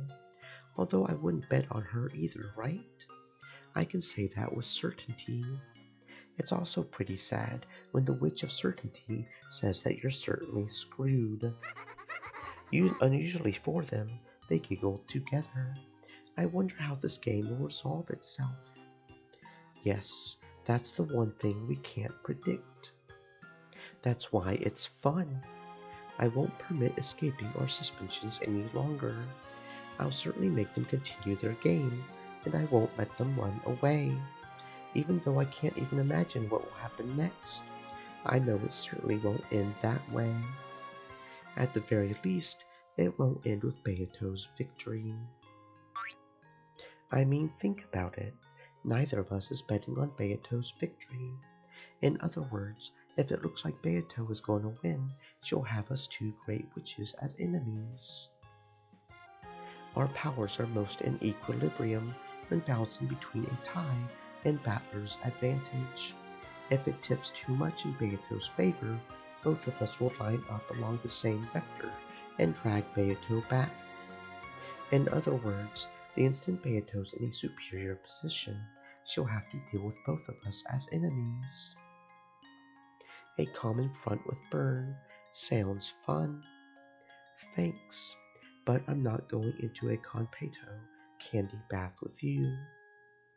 And I was going to cover you with melted marshmallows while taking a Conpeto shower. How pitiful. That child is a living toy, a doll you caught so that you could play with me, Lambda. I'm good at playing with dolls. I really can do it well, okay? I'm proud of being able to play with a single toy for hundreds of years without getting tired of it. You're her ally at some times and opposer at others, toying with her for all eternity. How pitiful. That kid is now our doll. That's right, that kid is our doll. No end has been prepared for that kid except the ones the two of us desire. In other words, I can say for sure that this can only end by repeating a tie for eternity because of me, or else with Beato losing and being destroyed because of you. Burn. As far as this game ending with Beato's victory goes, I will proclaim it as the Witch of Miracles. Then I will proclaim it as the Witch of Certainty. Beato certainly cannot win, and a miracle certainly will not occur.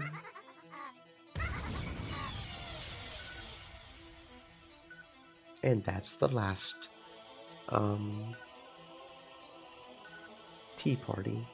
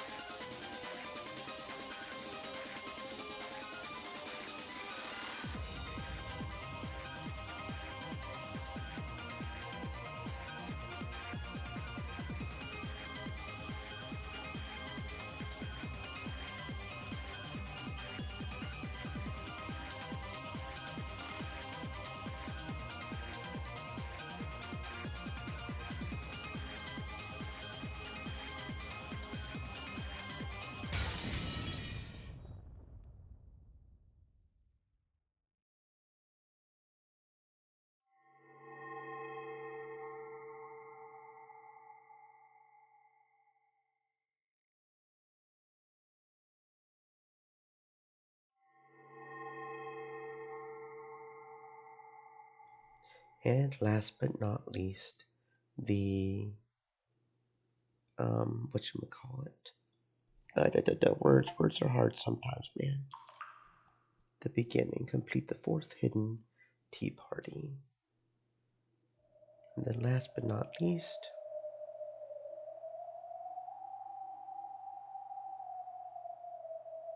the final tips. Episode 4. We'll just go in the corner. I don't know how much of it's new, but there's at least usually some new. We did get some new characters, so Ushiromiya Kinzo, age head of the Ushiromiya family. Even though it has already been announced that he has just a few months to live, he is brimming with energy. Though he amassed a vast fortune in the past, he never made any announcements regarding the inheritance, which worries his children. He is strongly influenced by the West and is a rabid fan of the occult. His study is packed with mysterious grimoires. Nothing on the resurrect. His body was found as a burnt corpse in the underground boiler room's incinerator. No evidence of a struggle was found inside the incinerator, so it's probably reasonable to assume that he was burned after his murder. Dust to dust, ashes to ashes, the dead to the dead. Kraus, Kinzo's first child, as the oldest of the four siblings, he leads the family conference. However, the other siblings think he is trying to get all the inheritance for himself, and this further strains the tensions between them. He is a real estate investor and has put a lot of money into the development of a resort. However, his results have been harshly criticized. His corpse was found in a guest room deep within the mansion. About half of his head was destroyed. It's probably reasonable to assume he was murdered with a powerful gun or something similar. A demon stake was buried into the damaged area. No one can escape from the Chister's golden arrows. Nasuhi, Krause's wife. She manages the household of the Ushiromiya head family in place of her husband. She was in charge of all preparations and arrangements for the family conference. She possesses a strong sense of responsibility and a great deal of pride. However, neither her husband nor her siblings understand her very well, so her position is far from enviable. Her corpse was found in the dining hall. About half of her head was destroyed. It's probably reasonable to assume that she was murdered with a powerful gun or something similar. However, the witnesses don't believe she was killed with a gun. Jessica, Krause and Nasuhi's daughter. In the absence of any irregularities, it is thought that she will eventually inherit the headship of the Ushiromiya family, or technically her husband will. However, she seems to have no interest in all of this. She was born with weak bronchi and is sometimes assailed by sudden asthma attacks. Her corpse was found in her room on the second floor of the mansion. About half of her head was destroyed. It's probably reasonable to assume she was murdered with a powerful gun or something similar. She was smashed by her own attack due to George's counter-offensive specialized barrier. Nanjo, Kinzo's attending physician and longtime friend. He once ran a hospital on Niijima, but he turned it over to his son and now enjoys his old age in peace. Now that Kinzo's constant suspicion has reached extraordinary heights, Nanjo is one of the very few people he trusts. Thanks to Nanjo's big-hearted nature, he has been able to continue his friendship with Kinzo despite the latter's tendency to fly into a rage at the slightest provocation. His corpse was found behind the mansion. About half of his head was destroyed. It's probably reasonable to assume that he was murdered with a powerful gun. A demon stake had fallen near the body. Eva, Kinzo's second child. She is hostile towards her brother Kraus and opposes him whenever she can, from issues dealing with the family fortune to the question of who will succeed the family headship. Normally, she would have lost her place in the Ushiromiya family register upon her marriage, but she managed to forcibly overcome this by having her husband take her family name. Her corpse was found in the dining hall. About half of her head was destroyed. It's probably reasonable to assume she was murdered with a powerful gun. The witnesses don't believe she was killed with a gun. Hideyoshi, Eva's husband. He took his wife's name upon their marriage and became a member of the Ushiromiya family. He therefore does not possess the spiteful genes passed down through Ushiromiya family members, and his bright smile is very refreshing at the family conferences. He started his business from scratch and now works as the president of a medium sized restaurant chain. This chain seems to be growing and performing extremely well. His corpse was found in the dining hall. Half of his head was destroyed, reasonable to assume, with a powerful gun. Witnesses don't believe.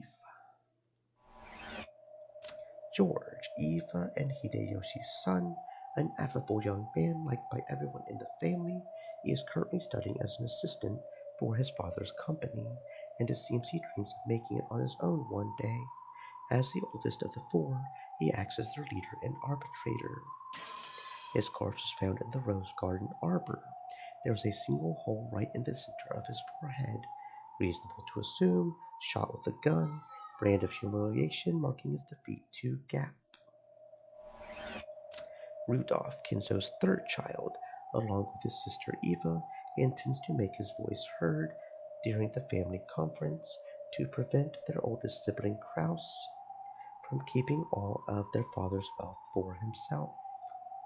His former wife, Asumu, passed away 6 years ago, and he married his current wife, Kirie, shortly after that. His corpse was found in the dining hall.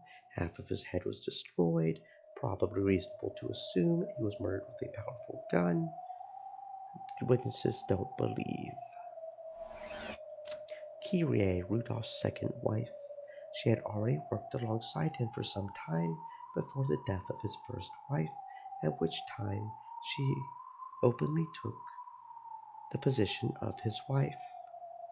She has served as Rudolph's right hand in several shady pieces of business, guiding them to success. She is quick thinking and well trusted by her husband. Her corpse was found in a guest room deep within the mansion. There was a single hole right in the center of her forehead. Gun, something similar. Demon Stake was buried in the hole in her forehead, but it's hard to imagine that this was the cause of death. I didn't miss. I missed on purpose to tease her. Battler, son of Rudolph, but he's not the son of Asumu. He's not the son of Asumu. When his father married his second wife shortly after Asumu's death, Battler rebelled and went to live with his grandparents on his mother's side. However, both of these grandparents passed away, and he has now returned to the Ushiromiya family after 6 years. This family conference is a chance for him to renew his friendship with his cousin after a 6 year gap. Missing, went to hell embraced by the witch, but to the witch that hell was the golden land. Genji, the leader of the servants who work for the Ushiromiya family. He has served Kinzo longer than any other and is the person most trusted by that old man. Since he served Kinzo directly, Kraus and Natsuhi think of him as being a spy for Kinzo. His corpse was found in the dining hall. Half of his head was destroyed. Witnesses don't think it was. Okay. Rosa, Kinzo's fourth child, by far the youngest of four, it seems that this gives her a weaker position at the family conference, manages a design company, has yet to start taking it seriously. Its financial situation is far from favorable. Dining hall, half destroyed, assume murdered gun, witnesses unbelieving. Maria, Rosa's daughter, father's identity unknown, can't shake off the habit of speaking like a young child, which often earns her a scolding. Has no interest in studying or making friends. Is very interested in things concerning the occult and black magic, thanks to her excellent powers of memorization. So yeah, pretty much all these just don't change based on. I was thinking maybe a few of them change a little bit, but really they just don't change on this first area, no matter the episode. The death changes, but the death seems to be the same for almost all of these for this one. Her corpse was found in the dining hall. Hers is different though. Battler wasn't able to make out any wounds in particular. so I assumed that he was killed by some kind of poison. Most peaceful form of invitation to the Golden Land.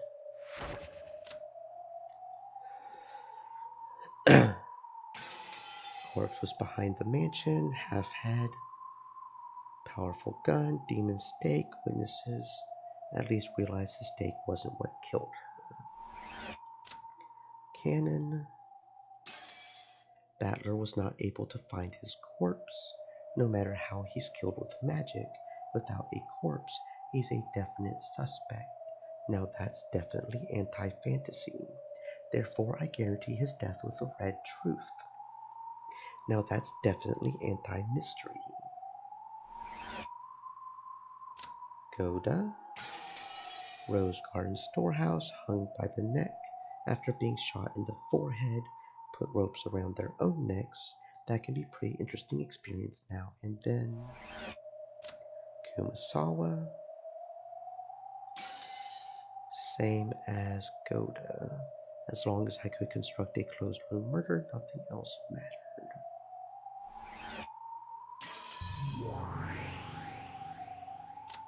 Lambda Delta, Witch of Certainty. She thinks of Beatrice's game as a birdcage enclosing Berncastel. Her goal is an eternal tie.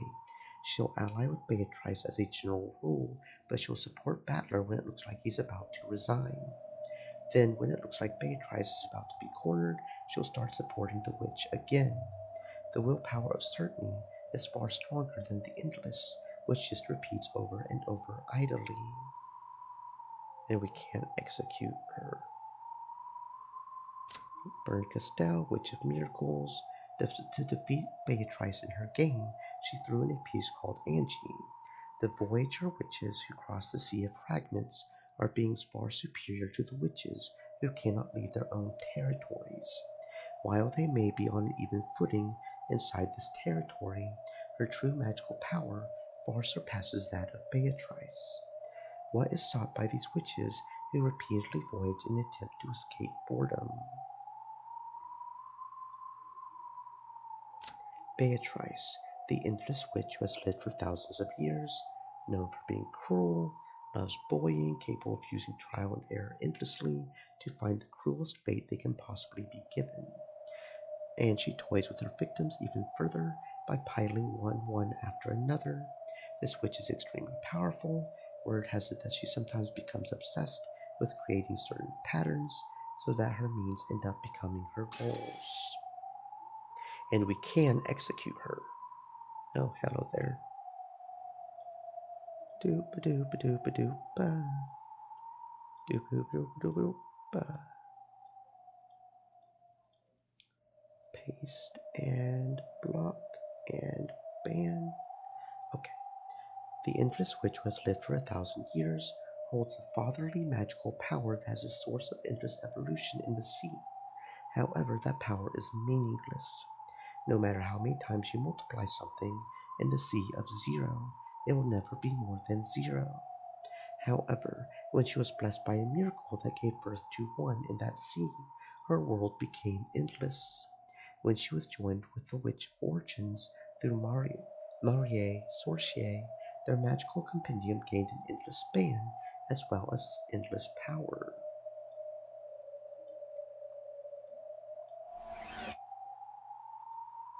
Interesting that I can execute her. Maria, little magician who has inherited the black blood from Kinzo. Unlike Kinzo, she was gifted with talent and began to tread the path of the magician from a young age. However, her power is still weak, and she hasn't yet graduated from an apprentice's level. However, she is skilled with enchantments, which bestow magical power upon objects, and the magical items she creates are all master class.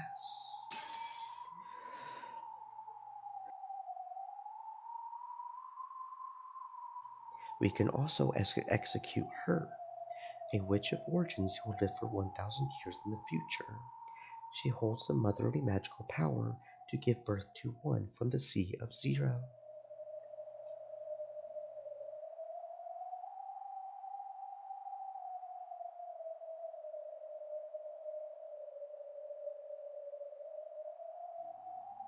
At a glance, this magical power is frail, but no matter how many times you multiply zero, you never end up with anything more than zero. However, the one she gave birth to will one day surpass even the heavens. She is loyally protected by Beatrice, who understands her true worth. The two of them are members of the same alliance.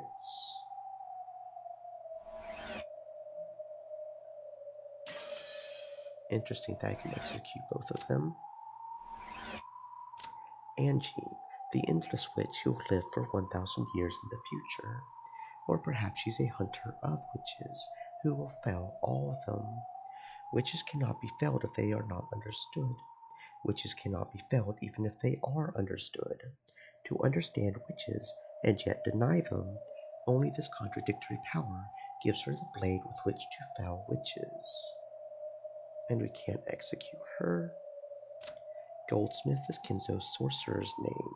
His skill as a summoner is legendary for the current era. His summoning ability surpasses even Beatrice's at times. However, he is very mismatched, excelling in some areas while fatally lacking as a sorcerer in others. Magic with enough power to reheat a cup of black tea may be beyond him, but he's capable of summoning demons with magic strong enough to boil the sea. The source of his magic is found in arithmetic miracles, and his magical compendium is unique. Later on, even Beatrice took note of this and rearranged her own compendium accordingly. Sakutaro, the beloved furniture of Lady Maria, a witch of Marie Sorcier. He is Lady Maria's white heart itself, and an absolute cutie. You might even say he's a second Lady Maria and irreplaceable to her. He holds a decoration as a diplomat, and none may attack him. Not any of the witches, weapons, and furniture in the Alliance, nor any of the demons and divine spirits in a contract with the Alliance. Lady Maria's white heart, which was torn apart. His broken vessel can only be regenerated by the Meister who created him, Rosa. However, Rosa disposed of the vessel's fragments and even lost the pattern paper. On top of that, his existence was denied by the Meister herself, so his resurrection is now impossible. The Meister died in 1986, and any chance for his resurrection disappeared for all time.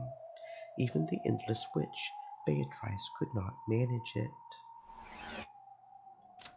Virgil Ea, a now retired endless witch and Beatrice's teacher. She used the endless magic properly and devoted her life to the smiles and happiness of many people. She taught Beatrice the endless magic, believing that Beatrice would also devote herself to the people, and retired. Though she was Beatrice's teacher, she was also a magician employed by Beatrice's family. For that reason, she interacted with Beatrice in a manner fitting for a servant. Some point to this as the source of Beatrice's arrogance and recklessness. Ronov, one of the 72 great demons, works for a master in exchange for various forms of compensation. He currently has a contract with Beatrice as her butler, head furniture. He's become proficient at housekeeping after serving in many households, so his ability as a butler is very high. In the high society of witches, employing him has become a kind of status symbol. Furthermore, the cookies he bakes are superb, and witches will often form a line demanding them. He must possess tremendous magical power, but since he always stays out of the spotlight, to further boost his master's reputation, his combat capabilities are unknown. Gap, one of the 72 great demons, also Beatrice's friend. When a magician demands it, she grants the ability of instantaneous movement. She uses this extraordinary power for playing pranks mostly. Her specialty is hiding keys and bags during busy mornings. However, in context of closed room mysteries, this power becomes an ultimate weapon that can easily strike a finishing blow. Her queen bee strikes are likely to pierce any and all detectives, forcing them to surrender. Shyster 45, a weapon in contract with Beatrice. 45 has a methodical and timid personality, as well as a fairly strong persecution complex. Thanks to that, she's well suited to shoring up the weakness of 410's rough personality when they work as a pair. She can't stand silence, so she'll often become emotionally insecure if she isn't being ordered around by someone constantly. 45 excels in search and decision making capabilities. The support she provides doubles the combative force of the sisters. A weapon of the sisters' cavalry, which serves Pendragon. 556 was quiet and often teased, but she was loved by everyone. However, her luck was always bad, and she met a tragic end in battle against the Black Witch. She was a cutting edge weapon, unique in the sisters' cavalry, which tended to serve as honor guards. 556 was in charge of squad fire support. She shot not to kill, but to protect her allies. A quiet girl who's always teased by everybody, but that's because everybody loves her. The trumpet is her specialty. Everyone skips to her lovely tune. Okay.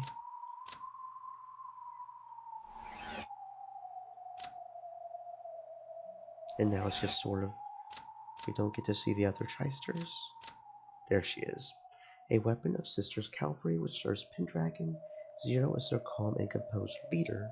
However, this is merely the role demanded of her, since she's far more frail by nature. Zero excels at reconnaissance and serving as an advanced guard, displaying extreme supremacy and unexpected encounters. However, her excessively powerful fighting strength has been called inhumane, and it isn't rare for her to be lynched and abused when she surrenders on the battlefield. Her one eye silently speaks to that.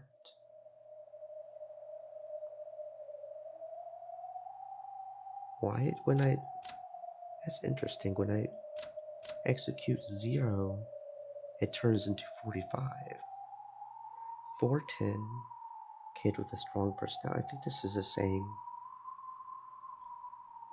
She likes laughing at people who are serious and can never relax, which is why she's so fond of 45 and Lucifer.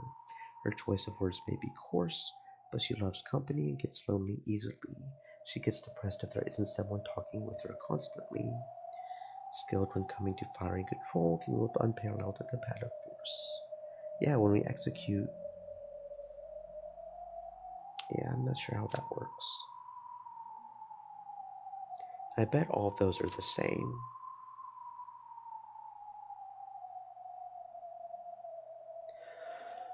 Okay. Oh, tips. Almost forgot about tips. An alliance of witches formed by Lady Maria, the Witch of Origins, and Lady Beatrice, the Endless Witch. Together they create a groundbreaking magic compendium, which brought about an immense influx of strength to Beatrice's once declining magical power. It's probably safe to say that the formation of this alliance allowed Beatrice to gain the endless power in its truest sense. According to its first clause, member witches must acknowledge each other and respect each other's magic. Young Angie did receive an invitation to join this alliance at one point, but she was later excommunicated.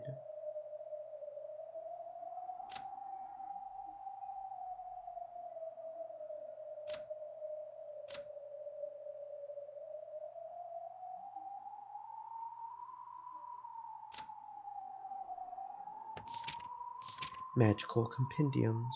This term refers to a foundation that gives birth to magic.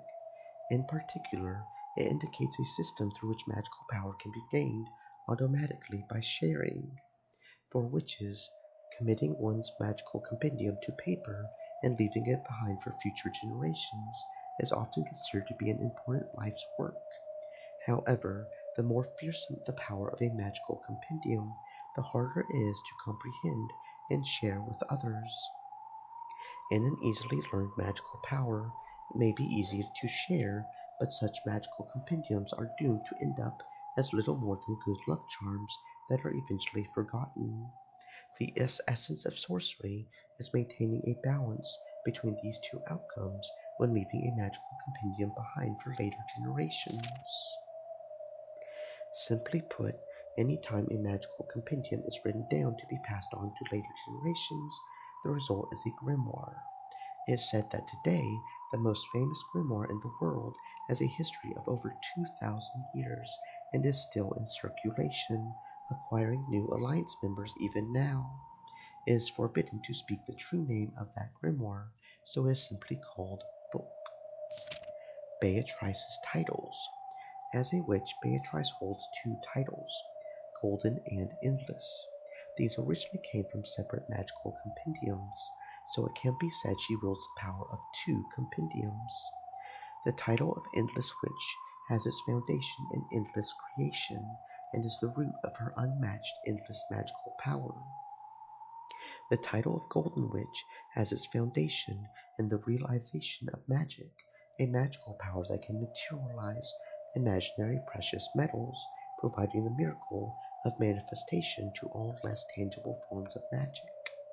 These two titles were refined even further within Marie-Age Sorcière, leading to their sublimation into the compendium known as Endless Realization. In that sense, she technically shouldn't be referred to as either the Endless Witch or the Golden Witch, but by a new title that is a fusion of the two. Regarding witches, the definition of a witch is vague, but according to the generally accepted theory, one becomes a witch at the moment they gain possession of a power surpassing the boundaries of humans that they can use at will. The world, or fragment, in which they can use their power freely is known as their territory. Most witches cannot leave their territory at will, but those who can travel freely across the world of fragments are called voyagers. In this story, Bernkastel and Lambda Delta belong to the special category. Regarding voyagers, worlds of different fates and circumstances are called fragments, and witches capable of crossing the ocean of endless fragments are called voyagers.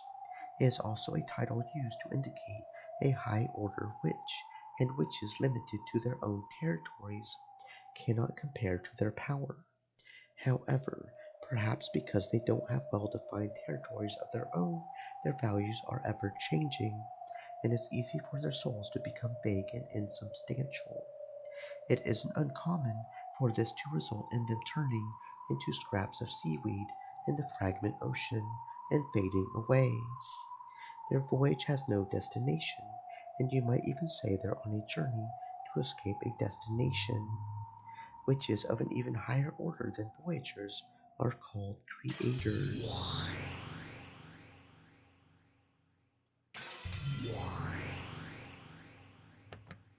Regarding creators, creators are sacred beings who can create one out of the sea of nothingness. They can give birth to one from zero, give birth to the endless, and then return it to zero again in a flash. They are freed from all restrictions, and voyagers sometimes even call them gods. In that sense, perhaps the Witch of Origins, Maria, is a chosen girl, fated to become a creator. All voyagers fear that the destination of their own journeys is becoming a creator. As to why they would fear advancing to the status of a higher order being, only they themselves can comprehend the answer.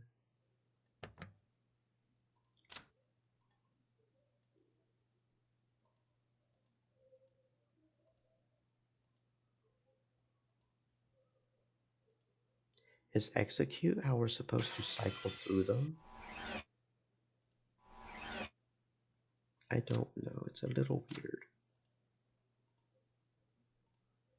Is execute how we're supposed to run? Because I was doing the to do that. But those look the same for all the sisters, so.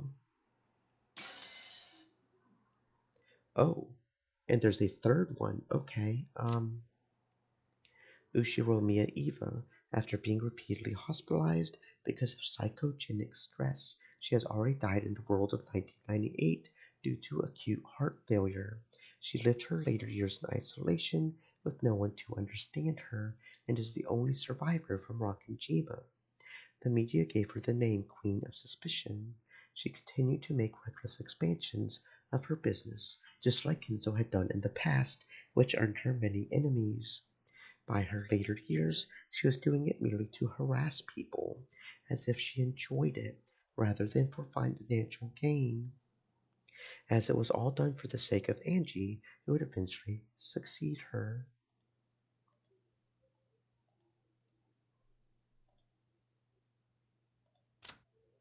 Okonogi Tetsuro, a leading member of the Ushiromiya group. Between the time of Eva's death and Angie succeeding her position, management of the group has fallen to core members like him in her stead. However, Angie has no desire to inherit that role, leaving the group on the brink of fracturing internally and putting Okonogi in a difficult position. He was once the president of a foodstuffs distribution company and had an intimate relationship with Hideyoshi's business. Because of that long lasting association, Eva trusted him particularly, and he was appointed to an important post within the group. Sumadera Kasumi, daughter of the declining noble family Sumadera, Ushiromiya Kirie's younger sister.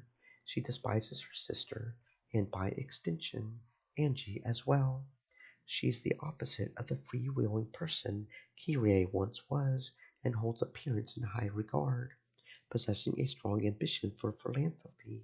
However, this is all just a craving for the limelight caused by the complex she has towards her sister. There are several opposing factions in the Sumadera family, and they're constantly engaged in a secret feud over who will control the vast wealth Angie holds. Ushiromiya Angie. Even after throwing herself off the top of a skyscraper, she miraculously survived unharmed. After that mystical experience, she threw away everything and went on a journey by herself to learn her past. Can she break through Beatrice's magic from her position 12 years in the future? Amakusa Jusa, a former guard of Eva's, he's fundamentally a thrill seeker willing to take on dangerous jobs for very little pay. At one point, he did work as a guard for Angie, but after repeatedly violating Eva's strict orders not to speak to her, Eva grew to dislike him and fired him. Angie seemed not to mind having him around, as he would often chat with her. This man, who has traveled between the Japan Self-Defense Force, the Foreign Legion, and non-government military companies, has skill in counter-sniping and protecting VIPs. Sakutaro, Maria One-chan's precious friend, very simple, warm, and kind, tends to say, "Didn't Maria One-chan also have a habit of saying that long ago?" Maria, the Witch of Origins, who will live for 1,000 years in the future. She holds the motherly magical power to give birth to one from the sea of zero. At a glance, this magical power is frail, but no matter how many times you multiply zero, you never end up with anything more than zero. However, the one she gave birth to will one day surpass even the heavens. She is loyally protected by Beatrice, who understands her true worth. The two of them are members of the same alliance. Seven Sisters of Purgatory, high quality furniture created by Beatrice. Satan takes on the role of the constantly angry class president among the sisters. She's always quick to scold people, which is why the other sisters are so scared of her. For that reason, no one's ever willing to talk back to her, and she's actually quite lonely all the time. She'll sometimes intentionally do things that ought to get her in trouble, but none of the sisters ever scold this lonely furniture back. Belphegor is well trusted and known for being a reticent, serious, and responsible piece of furniture. However, this is partly due to her demonic desire to turn her masters into useless, lazy pigs. In that sense, she might be the most demonic of all the sisters. She's serious to a fault, and not at all used to being treated kindly, instead of the other way around. Mammon is the first furniture to become Angie's friend. She stayed by Angie's side throughout her training period, greedily encouraging her master to become a full, true witch, a very special person even among the seven sisters. Lucifer is the oldest of the sisters and therefore their leader. Because of this, she claims to be the strongest of them all, but she's secretly aware that she's actually the least talented. However, she has always acted with arrogance in an attempt to hide this fact from the others. Her greatest fear is that her sisters will scorn her if they ever find out. As the youngest of the sisters, Asmodeus is always doted upon. She is always looking for a boyfriend in the hopes that her sisters will finally accept her as an adult. However, she keeps aiming too high and whiles away each day dreaming of the prince who will never come. Beelzebub is the gourmet of the sisters and is known for being a big and picky eater. Her personality is similar to Mammon's, and the two sisters often fight over the same thing. She's always talking about food, which makes her a calming influence among the sisters. However, she also has that disturbing desire to kidnap pretty boys and store them in the food cellar. Leviathan often represents the other younger sisters when speaking to Lucifer. Deep down, she has a brutal, deeply envious nature and is adept at spotting people's weaknesses. However, she's more of a selfish crybaby than a person burning with envy. For some reason, she's not very good at handling tough situations, and she often ends up coming in last among the sisters, getting the short end of the stick, and crying. Lucifer is the oldest of the sisters and therefore their leader.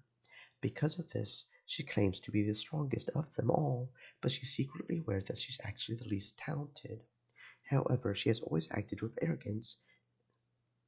Yeah, we'll scorn her if she ever finds out. Satan, we read that one. I think we've gotten them all.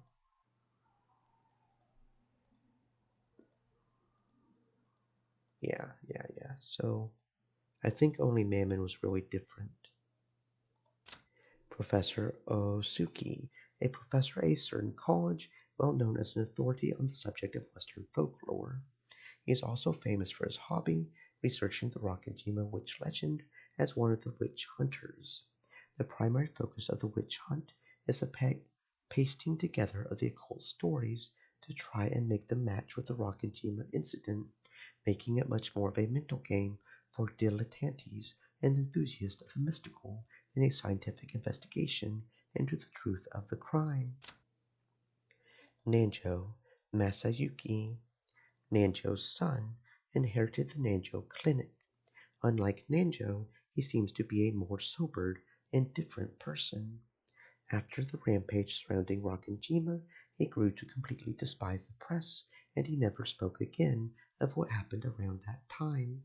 He once had a daughter afflicted with an incurable disease, but unfortunately she wasn't able to live out her natural lifespan. Sabakichi, Kumasawa's son, worked at the Niijima fishing harbor. He must have gotten his carefree, big-hearted personality from Kumasawa. Many of Kumasawa's sons are fishermen, so they're often away from land for their work. This one happens to work at the harbor, so it was only coincidence that I managed to get in touch with him. Kumasawa loved to talk, so I did hope he might have heard her let something slip. But Captain Kawabata, an old man who used to be a captain of a high-speed boat that went to and from Rakanjima, at least among those still alive, he's certainly the person most familiar with matters concerning Rakanjima. The media hoped he might have learned details of the situation inside the Ushiwamiya family from various discussions with servants going to and from the island. However, he never said anything, so they eventually began to forget this old man. And then it goes back to the first page. Okay.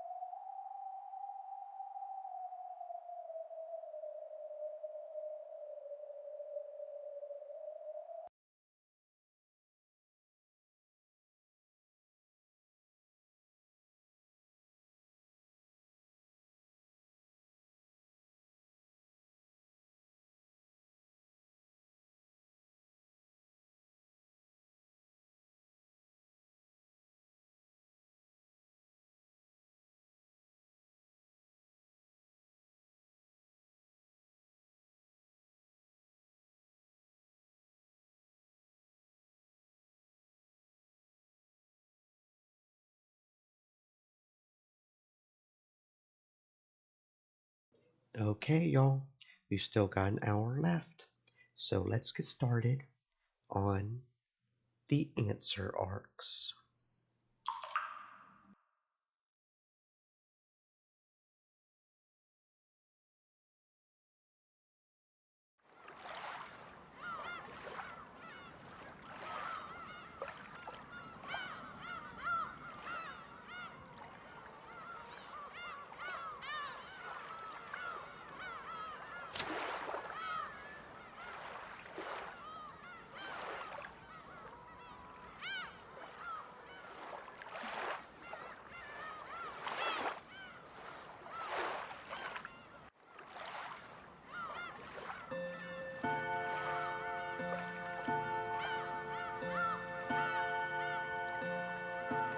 Episode 5, End of the Golden Stream elements. Witch. Good Set. morning. Please Stay enjoy moist, this my new game friends, by me, hydrate. Game Master, at your leisure. However, the game has already reached a climax. The culprit has been cornered, and there's nothing left to do but await the final checkmate. But for that very reason, there must be something for you to spot looking down on it from afar. The difficulty is fairly easy. What could possibly deceive you after all this time?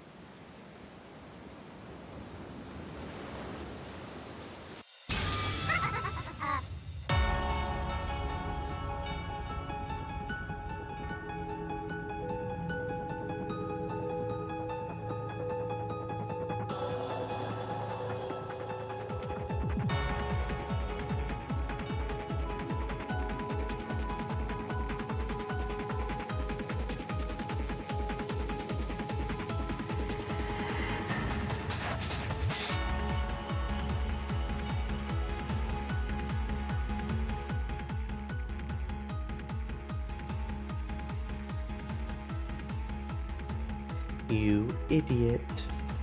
Isn't it obvious? It'll be fun to kill her and see your face twist in pain. Why else?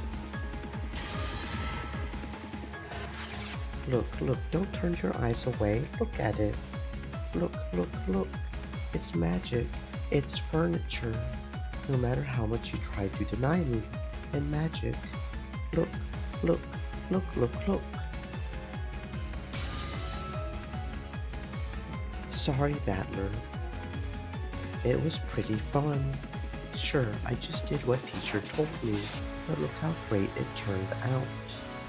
Apparently, if you start out all hostile and needlessly brutal, and turn incompetent and soft at just the right moment, you can spark a huge bump on your affection meter, right?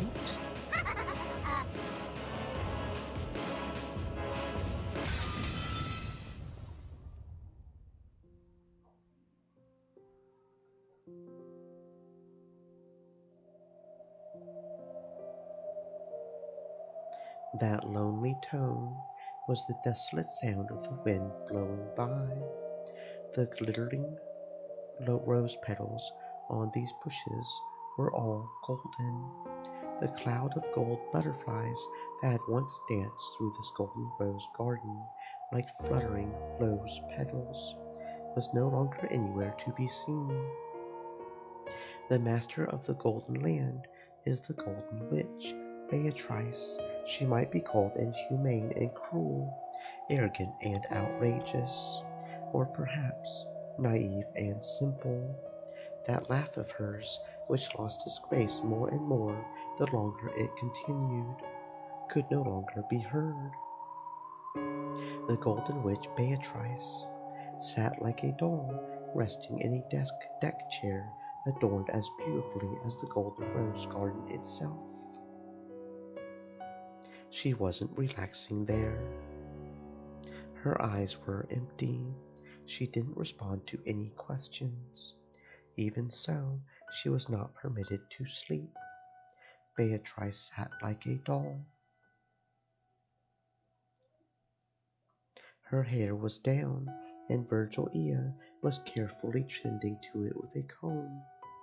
The usual Beato would surely have spent this time complaining about this and that regarding her hairstyle. However, she made no response, showed no reaction, so it really only looked like Virgilia was combing the golden hair of a large doll. There was a table alongside them. On it sat a chessboard, along with a jumble of black and white pieces locked in a closely fought battle. However, this setup looked somehow different from normal chess. Maybe the game was similar, though not identical. And on the other side, sitting back in his chair as he contemplated his next move, was a young man. No, perhaps it wasn't his next move he contemplated. Every once in a while, he would change the positions of the pieces, reconsidering the situation after every change. Maybe he was reconstructing previous games, trying to discover the thought process behind the moves that had been made.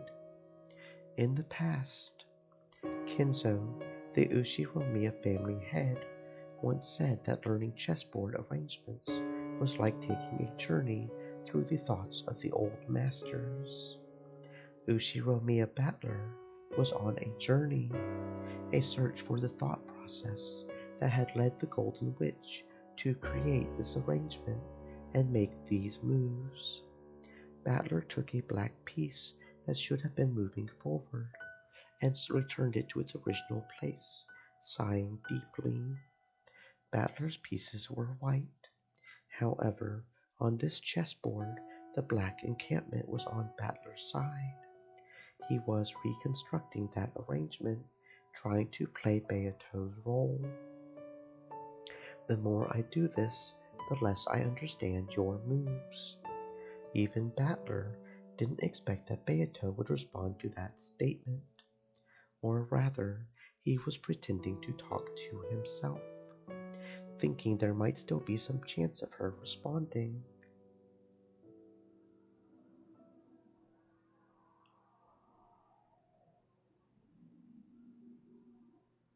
Beato's eyes reflected nothing, and her mouth told nothing. After begging him to kill her, the Golden Witch had become a corpse that had given up on life. She wasn't sleeping. She couldn't step down from this game and was therefore forbidden sleep. So, those words must have reached her ears. However, they probably hadn't reached her heart.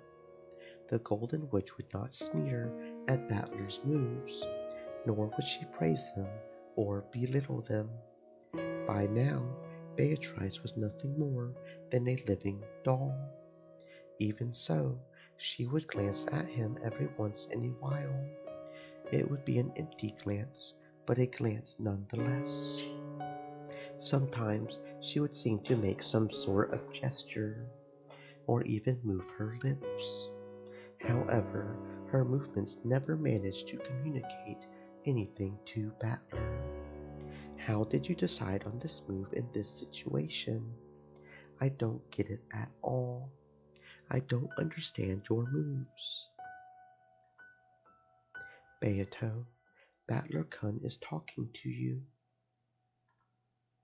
Say something, giggle or guffaw or something. Even use that shrill laugh of yours if you want. Can you believe it? That shrill laugh of Beato's will never be heard again. However, even if she couldn't answer, his voice surely reached her. That was what Battler believed as he said these words. So he said it again. How did you decide on this move in this situation? I don't get it at all. I don't understand your moves. So, you don't understand what this child is thinking.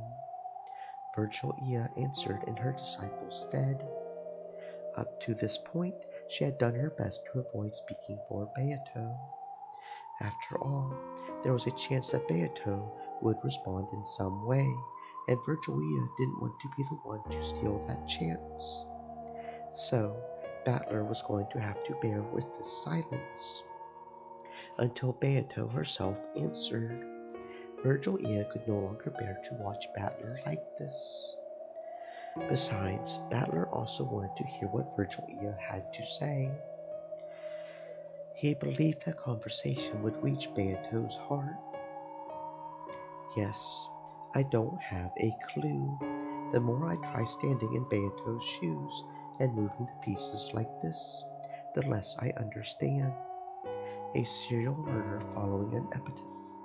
With that as a victory condition, I tried reconstructing the games from the witch's side, but I never ended up making the moves Beato did. In those games, I could find several incomprehensible moves that clearly worked against that victory condition. I don't get it at all. This journey through her thoughts is just too rugged. Even so, you won't give up, will you? I won't. I promised. Kill me. Let me die. I promised to let her die peacefully, and I'm the only one who can do it. Beato's right ankle was bound with a heavy, cold, steel shackle. It wasn't tied to anything, so it didn't restrict her movement. However, it symbolized restriction. It was a visualization of the bonds that prevented her from leaving the game until she either won or lost. And the shackle was probably hurting her. The mercilessly cold shackle tormented her over and over inside her waking dream. So there was never any sign of relief in her empty expression.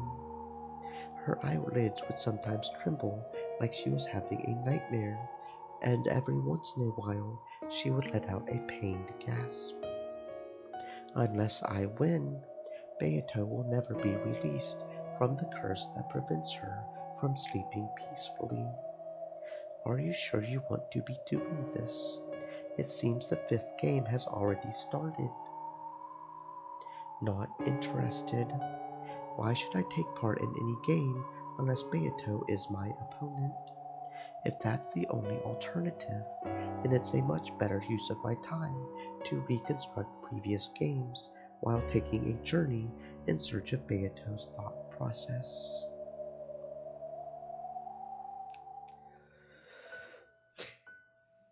I'll be the next game master. Any objections? You've got none, right? I've got nothing but objections. Beato conceded the fight and is unconscious. Isn't this a loss by default and game over for her? I'll admit a lot's happened to Beato, and she's basically been KO'd for now. But that doesn't mean she's lost the will to fight. That's why I'm acting as her assistant. Get it? Beato was lying down on a deck chair, almost as though she was sleeping. However, she wasn't sleeping, and she wasn't awake either. She was nothing more than a living doll that had given up on victory, who had asked Battler to perform her last rites, and who had surrendered everything. Of course, if everyone just sat around, the next game, the fifth game, would never be made ready. So Lambda Delta had succeeded Beato as the next game master and announced that she had prepared the next game. Quit messing around. This is a game between me and Beato. I don't know who you two are, but I'm not going to let you carry on without us. No one asked for your opinion. What'll you do, Burn? Accept my challenge or not? Sure, go ahead and inherit her role. The hell? Quit messing around. I don't know who you people are, but I'm not going to let you ignore Beato and me and just carry on by yourselves. Hey, take it easy. Okay, sure, a new player means you'll face new kinds of moves. I'm sure you'll see a lot of stuff that confuses you, but even that might lead to some big hints. Get it? Who cares? Quit saying whatever you want and deciding everything on your own. Beato's game has repeated 4 times, and you still don't understand anything, right? In that case, I expect that swapping out opponents might lead to some huge hints. That's none of your business. This is our game. Beato prepared it, and she designated me to be her opponent. I don't know what hole you two crept out of, but I don't want you screwing things up. In that case, wake Beato up and make her get the next game ready. Can you? But Beato won't be getting up for a while. Anyway, we don't even need to have another game. The 4 games she's already laid out are more than enough. And even if we do have some 5th game, there's no reason it shouldn't just be a puzzle Beato lays out and I take on. There's absolutely no reason for you two to butt in. Battler couldn't hide his irritation at the 2 witches called Lambda Delta and Burn Castell, who had shown up well after the game's start and who were now trying to take charge on their own. It looked like these witches were of an even higher rank than Beato. So high, in fact, that even Beato's teacher, Virgil Ea, couldn't even come close. Battler had the feeling he had seen these 2 several times before. However, this was the first time he had known their names and spoken to them directly. You can't get the next game ready without waking Beato. That's why I'll prepare the next game. We aren't so patient that we're willing to wait forever for Beato to regain consciousness. Right, Burn? I don't like boredom. It really ticks me off. We really don't give a damn whether you're bored or not. Come on now, leave everything to this perfect Lambda Delta Samma, okay? I'll take over as the game master. Don't worry, I won't play with too much absolute perfection. Just like Beato, I'll set up plenty of incomprehensible fakes, clues, and bonus hints. I'll make this game a huge hint that'll help you understand Beato's world even better. Okay?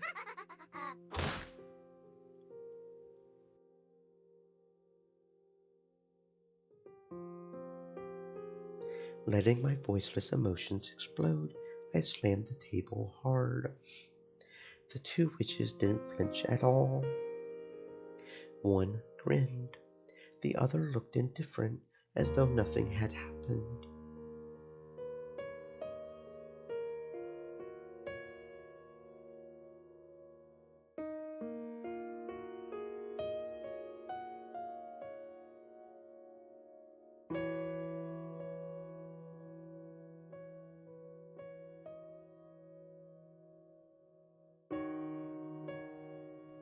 The 2 of them just stared at me silently, as though they were reproaching me. What's this? Not satisfied? Are you saying you'll step down from my 5th game? Isn't that a loss by default? Battler won't step down. Of course, he'll participate in the 5th game. Don't just decide that yourself. I'm not going to play along with you two. I don't give a shit.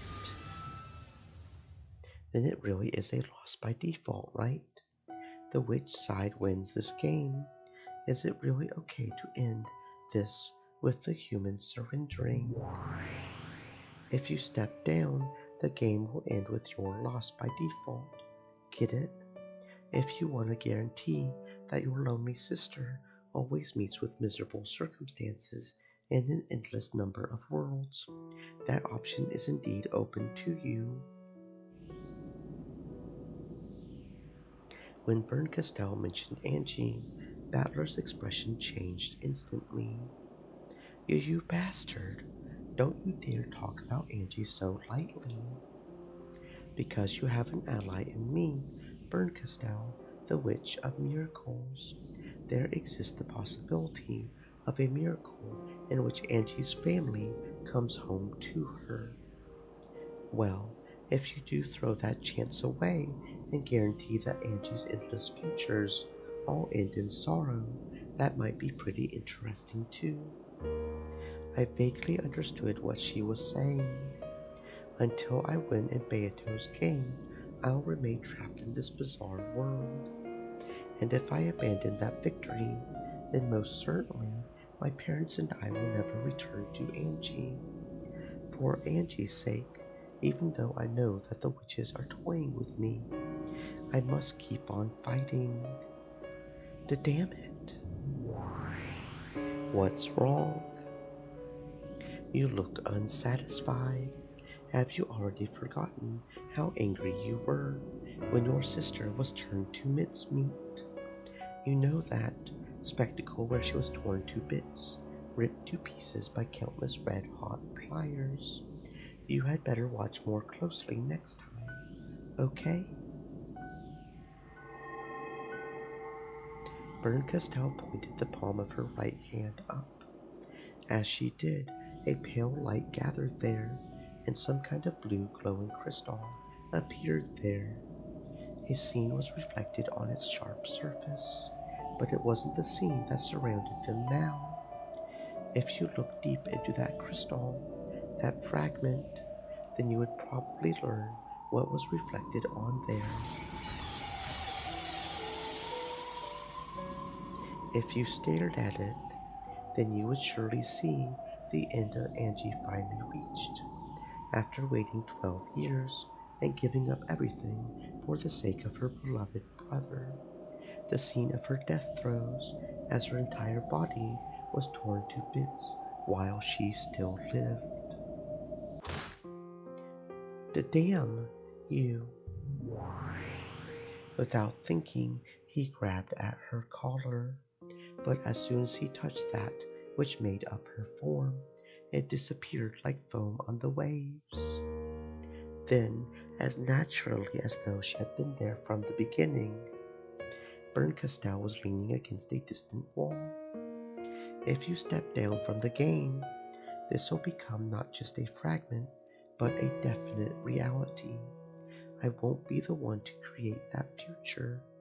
You'll do it yourself. So decide, okay? Figure out what you want to do with your beloved little sister's future. Battler's fists shook with anger, but even if he swung them down, he wouldn't be able to hit Bern Castell.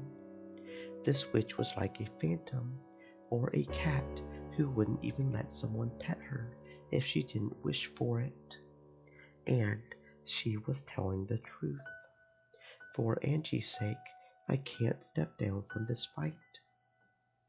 Even if these unpleasant witches hijack the game board. That's just like you, Bern. You're even heartless when you threaten people. That's how it is, Battler. You aren't allowed to step down from the game board. You and Beato are nothing more than pieces on the board that exist to distract us from our boredom. Even your incomprehensible anger and irritation make for a wonderful treat to satisfy us. Well, what you're doing now only makes for a cheap snack, though. Like those curry-flavored potato wafers that sell for 30 yen a pair. You damn witches. Fight for Angie's sake, okay? And for Beato's too, right? In a way that was admonishing, or perhaps babying, like the headache you get after eating something too sweet. Bern Castell tormented Battler and smiled.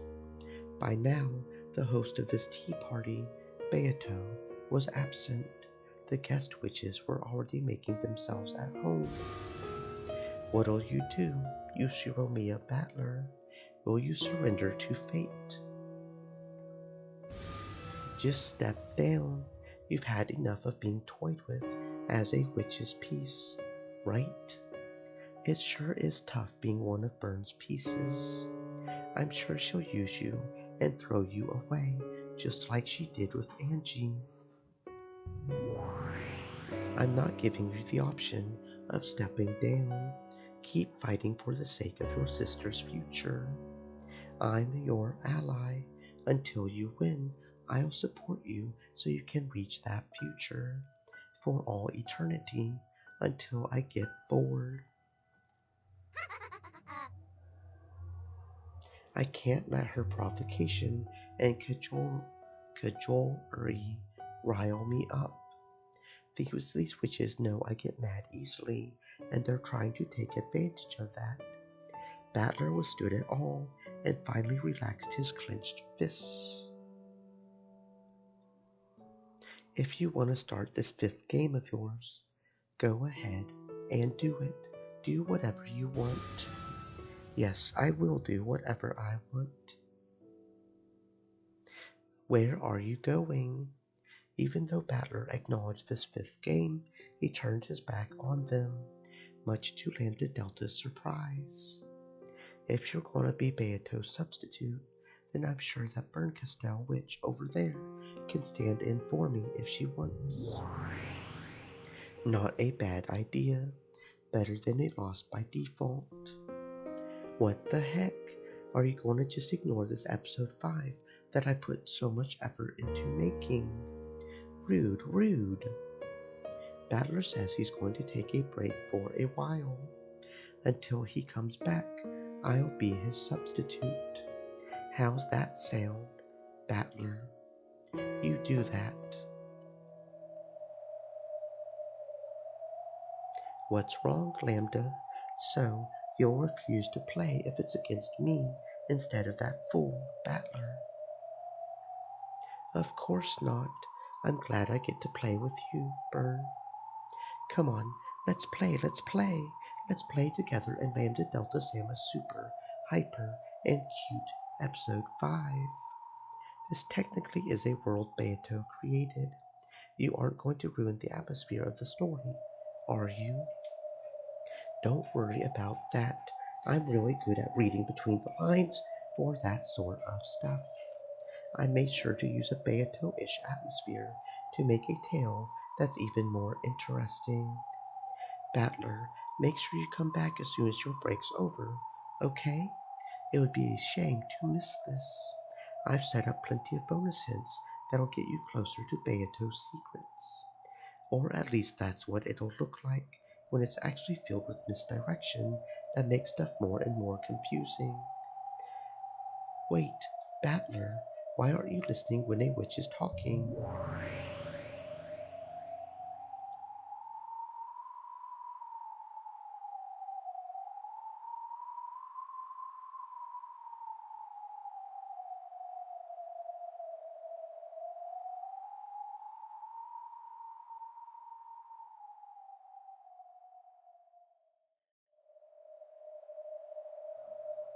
Without answering, Battler disappeared into the darkness.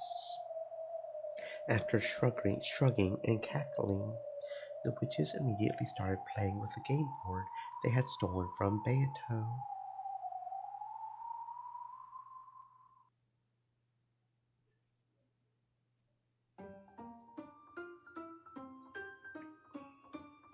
Can those witches really understand Beato's game?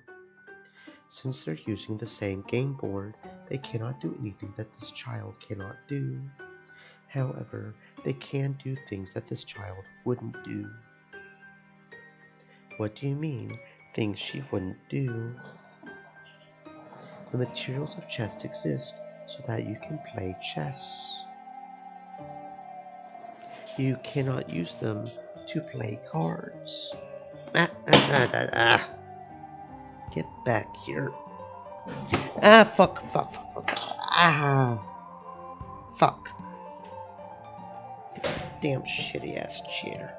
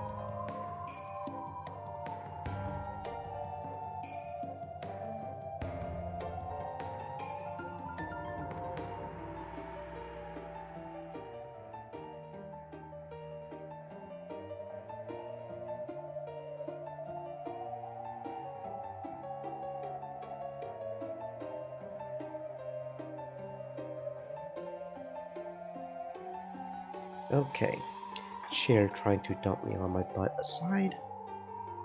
Where were we? When it comes to throwing chess pieces at your opponent and scrambling on the board, such things are not impossible to do. However, that would be blasphemy against the game of chess. So people choose not to do that. That definitely wouldn't be chess anymore. Beato's eyes seemed to cloud slightly with sadness. Damn them. This game's between me and Beato. I won't let anyone else defile it. At that time, gold butterflies gathered, and Ronov appeared, holding a tea set with a black tea. Would you like some more tea? If you wouldn't mind. Certainly. So, how goes this journey of yours in search of my lady's thoughts? I don't have a clue, but I'm enjoying it. However, are you sure about this? Is it truly alright for you to relax here? I mean, that game those witches just started all by themselves. Indeed, just now, when I went to serve them some tea, the murders of the first twilight had already taken place. And it seemed as though the next murder would occur shortly. When Beato and I were playing, the game would be paused whenever someone left their seats. However, those witches wouldn't pause that game just because I wasn't around. Ronov, did you see their game? Just a part of it. How was it? Ronov lifted the pot high with an elegant gesture as he poured the black tea. After finishing that, he finally spoke. He gave us his impressions of it.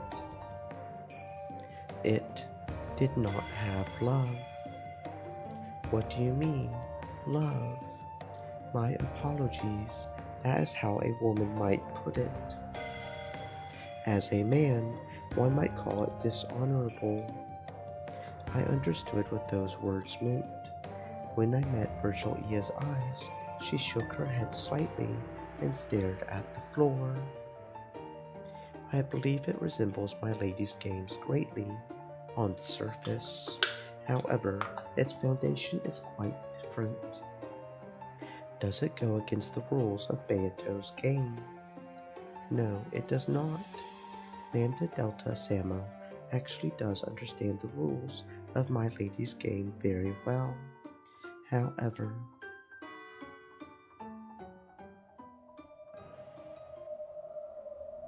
Battler stood up. There was no need to make Renault say any more. Battler-kun, sorry, Renault. I know you went to all the trouble of pouring this for me, but tea isn't what I need. So, you will go after all? Yes. We don't need any outsiders in our game. These guys weren't even here in the beginning, because I've been loafing about. Crazier and crazier witches have been introduced, and now they're hijacked this game between me and Beatrice. I've gotta take it back. Right now, I'm supposed to be the one taking care of Beato's game board. That means I can't just sit around here. Thank you. I wanted to let this child hear those words. I'm sure she hears them. My lady is simply unable to answer. Beato lay there silently, like a living doll with dull eyes.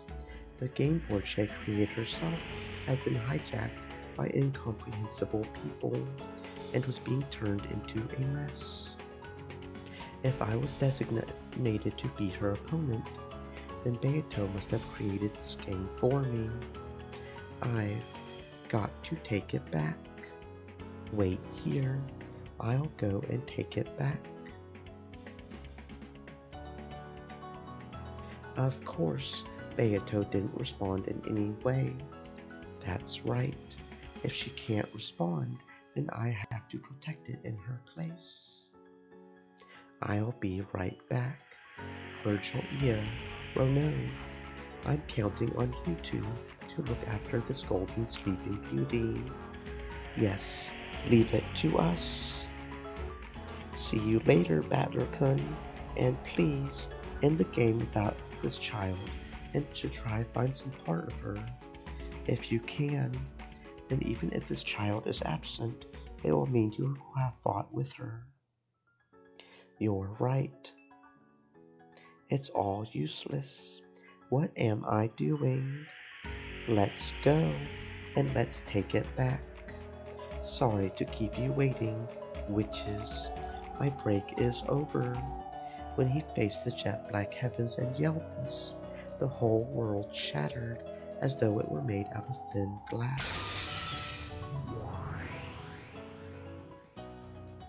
Then, as though it had been that way since the beginning, it transformed into that smoking room where Battler had fought Beato so many times, and which the two witches had now hijacked.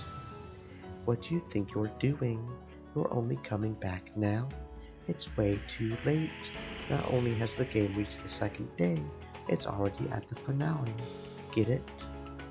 You never showed up, so I just advanced things on my own.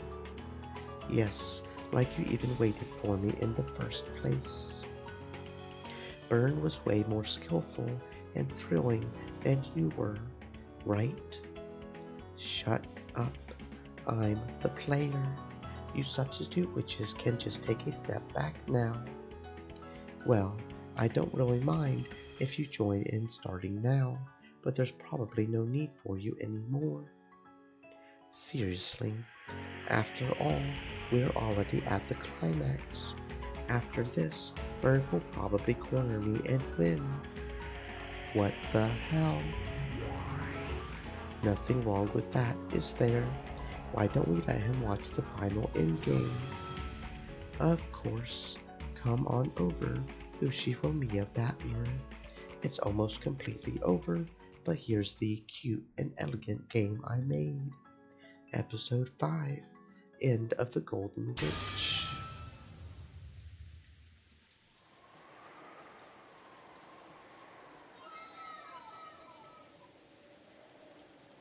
What?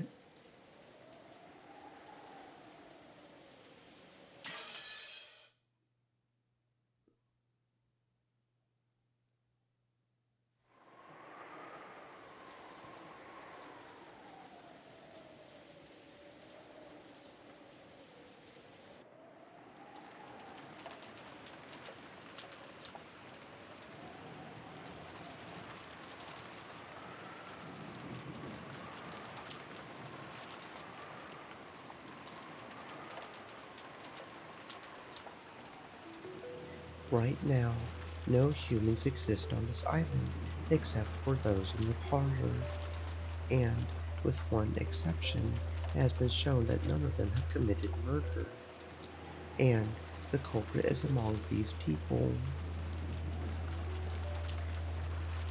That means it's conclusive, isn't it? Unless the culprit is a witch who committed murder with magic. That is, it was you. You killed George, killed my husband. Why? Why? I didn't kill anyone. I didn't. In a panic, and with a voice that was far from calm, in a manner that was, to put it coldly, unsightly, Aunt Nasuhi denied the suspicion placed upon her. However, there was no longer any way around it. She stood up, brushed back her long hair, winked at Aunt Nasuhi, and said it one more time. You're the culprit.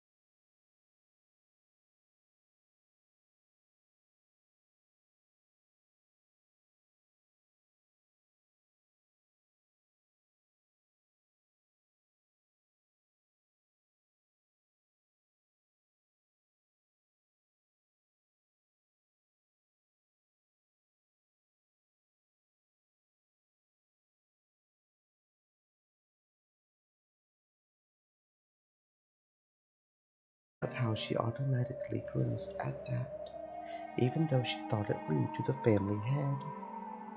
Kraus was waiting for her inside the study.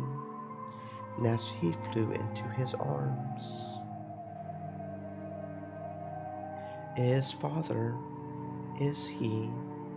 Calm yourself. Dr. Nanjo is examining him now.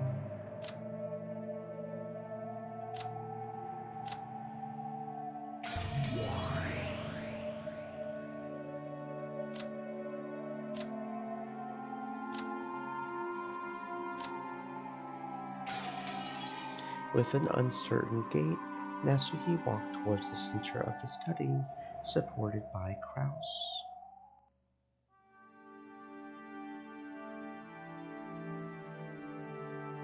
There, a dignified bed fitting for the Ushiromiya family head could be seen, along with Nanjo, Kenji, and Kumasawa. Dr. Nanjo is father. After sighing deeply, Nanjo left the side of the bed. On the bed, Kinzo could be seen lying down, asleep. He died peacefully. I don't think Kinzo-san had any regrets. Father, father! Sobbing, Natsuhi slumped over the chest of that man who had fallen into a sleep from which he would never awaken. Madame, please stay strong. Father, father, this is just too sudden. Natsuhi couldn't stop crying over the death of the man whom she had loved like a second father. Kumasawa rubbed Natsuhi's back, consoling her. Kraus slumped into his late father's favorite chair. By sitting there, he might have been immersed in memories of his departed father. Or perhaps he thought that by sitting there, he might be able to understand just a bit of the madness of Kinzo's later years, which he had never been able to comprehend before. And Nanjo, just as he had when Kinzo once sat in that chair, contemplating a chess move, turned his back and looked down over the outside world through a crack in the curtains. If only he had been sick in bed for a year or so at first. I do wish he could have died after a grace period during which the proper arrangements could have been made. It's the other way around. We should be glad that he was in high spirits until the very end. At least that's true as far as public appearances are concerned. Nanjo understood that as well. Ushiromiya Kinzo, who had risen like a comet and glittering like a supernova in the post-war business world, had died. His funeral would probably be of a fantastic scale, and it would also be the ceremony marking Krause's inheritance of the headship.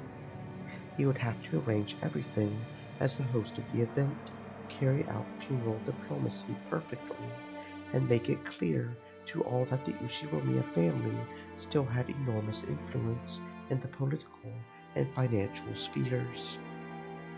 As Nanjo watched Kraus, he was vividly reminded of the time when Kinzo had been suddenly selected as the Ushiromiya family head, when Kinzo had been lost and confused. In this way, he was able to understand Kraus's distress and sympathize with it. Natsuhi's sobs eventually subsided. Watching this and leaving Kumasawa to care for Natsuhi as a fellow woman, Genji returned to where Kraus was, and, as though asking what should be done, Genji lowered his head slightly. Genji-san and I will deal with the formalities. Kraus-san, perhaps you should contact the relatives first. Kraus, with his hand still over his eyes, didn't respond. Perhaps even though he had known this day would come, Kraus really couldn't hide his shock at how suddenly it had reached them. Leave this to Dr. Nanjo and me. Kraus-sama, I suggest that you first speak with Madame. Maybe she heard that, or maybe it was a coincidence. As though responding to Kinji's words, Natsuhi came over. Her eyes were red from crying so much, but she apparently understood the heavy responsibility that had been imposed on them even better than Kraus did. Starting now, you are the head of the glorious Ushiromiya family.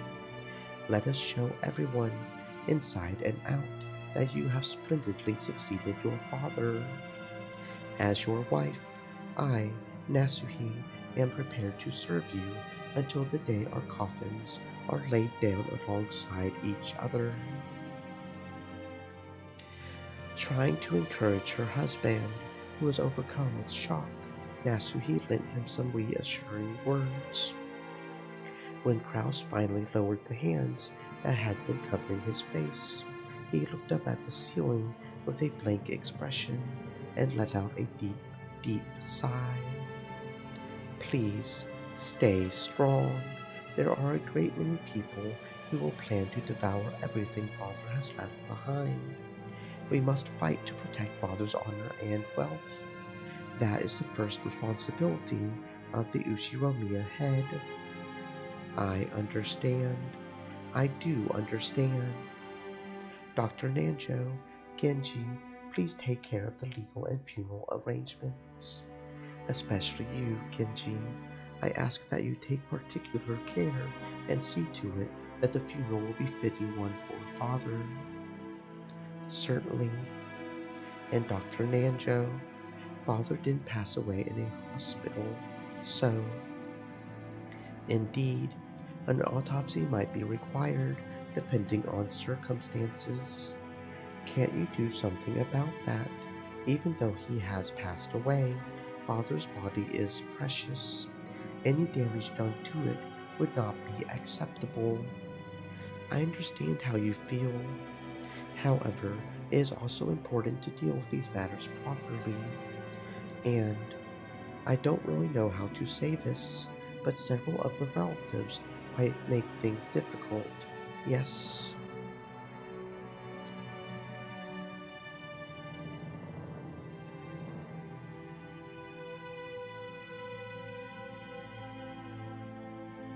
Who knew how those vultures after the inheritance might try to find fault with them? They might claim to have found some reason to suspect the cause of death, using that as a point of contention to start some trouble. Right now, it was important not only to pay Kinzo's remains the respect they were due, but also to solidify the position of the new family head, Kraus. Understood. Please keep it to an absolute minimum. Make sure that Father's dignity is not damaged, even by mistake. That will be fine. Do not worry. In any event, leave Kinzo-san to us and stay by Kraus-san's side. Things will start to get quite difficult from here on out. I understand. And you too, dear. Please stay strong. Kraus was still staring blankly at the ceiling with a befuddled expression on his face. She understood the shock and heavy responsibility he bore. Natsuhi understood her husband's feelings as much as anyone. I will contact the relatives. Please rest for the time being. Kraus didn't respond. Natsuhi, thinking him to be just a bit unreliable at the moment, decided she must offer her support. Seeing her husband like this actually spurred Natsuhi to action, and a resolute expression rose to her face. Things will get busy from now on. Let's start by doing whatever we can right now. I'm sure my husband wants to have some time alone with Father. We should step out for a moment. Good point. After all, this will probably be the last time he gets that chance. Being in charge of a funeral is tiring work. There's no time to shed tears. If Kraus were ever to be given time to cry for his dead father, that time would have to be now. Everyone agreed with Kumasawa's words. Even so, Kraus continued to blankly gaze up at the ceiling and didn't respond in any way. Natsuhi urged the servants to go. I'll go talk to Jessica too. That child is now the successor to the headship. I'll make sure to tell her to be fully prepared. Wait. As they each started to make their way out of the study, Kraus finally spoke. They stopped walking. Yes. Wait. Yes. Hadn't she already stopped walking, just like her husband had asked? But despite that, he told her once again to wait. From those slightly weak words, Natsuhi understood that he had probably stopped her because he wanted her to be by his side. The rest of you, downstairs. I will stay with my husband. Please call us on the phone if anything happens. Certainly. I thought I told you to wait. When Kraus suddenly raised his voice, everyone jumped and turned around, unable to comprehend what she had done to spark her husband's wrath. Natsuhi ran up to him. What's wrong, dear? Have I said something rude? If so, please forgive me. No, that's not it. That's not it. Wait a second. Give me some time. Yes, I understand. It's important to sort things out inside your heart. We were just going to leave this place in silence to give you some time, okay? And I'm telling you to wait before doing that. Listen up. No one move, not even an inch. If you're tired, then feel free to sit in whatever chair or sofa you want. So just stay quiet and don't talk. Don't do anything. Those unreasonable words felt like a glimpse of how Kinzo used to be. Natsuhi couldn't hide her slight surprise at this behavior, which almost made it seem as though Kinzo had possessed her husband. Natsuhi told the servants to wait for the time being. She ordered them to sit on a sofa a short distance off, approached her husband, and spoke to him in a small voice. If you order it, I will wait however long you ask. I won't move, so please try and calm yourself. No, that's not it. That's not it. Was it really blood, or was he actually being possessed? Krause's disorderly style of speech strongly resembled Kinzo's. As she watched this, Natsuhi became certain that Krause was Kinzo's son after all, and that he was the true successor, more suitable than any other person. Natsuhi, come here. Krause stood up and headed towards the window, trying to lengthen the distance between himself and the servants waiting on the sofa by even a small amount. Natsuhi realized that he must have something secret to discuss. Yes, dear. What is it? Father dying is bad, but he has already passed away. We cannot turn back time. That's not it. It's bad that it happened now. What do you mean? I've been putting Father's fortune up as collateral. I won't be able to hide it when the division of inheritance comes into question. Well, what? Collateral, you say? How much? You remember how I helped out Kondo-kun back in Melody Land? Didn't I tell you to break ties with that person? I thought you said you would refuse him. Why? There is such a thing as a man's honor. I couldn't refuse. Kraus claimed to hold honor as a virtue. However, Natsuhi knew that he most often used this as an excuse for when he reluctantly went along with some deal that he just couldn't refuse. That wouldn't be a problem if we had plenty of money on hand, but didn't you borrow quite a lot of money for the plan to turn this island into a resort? Yes, I did.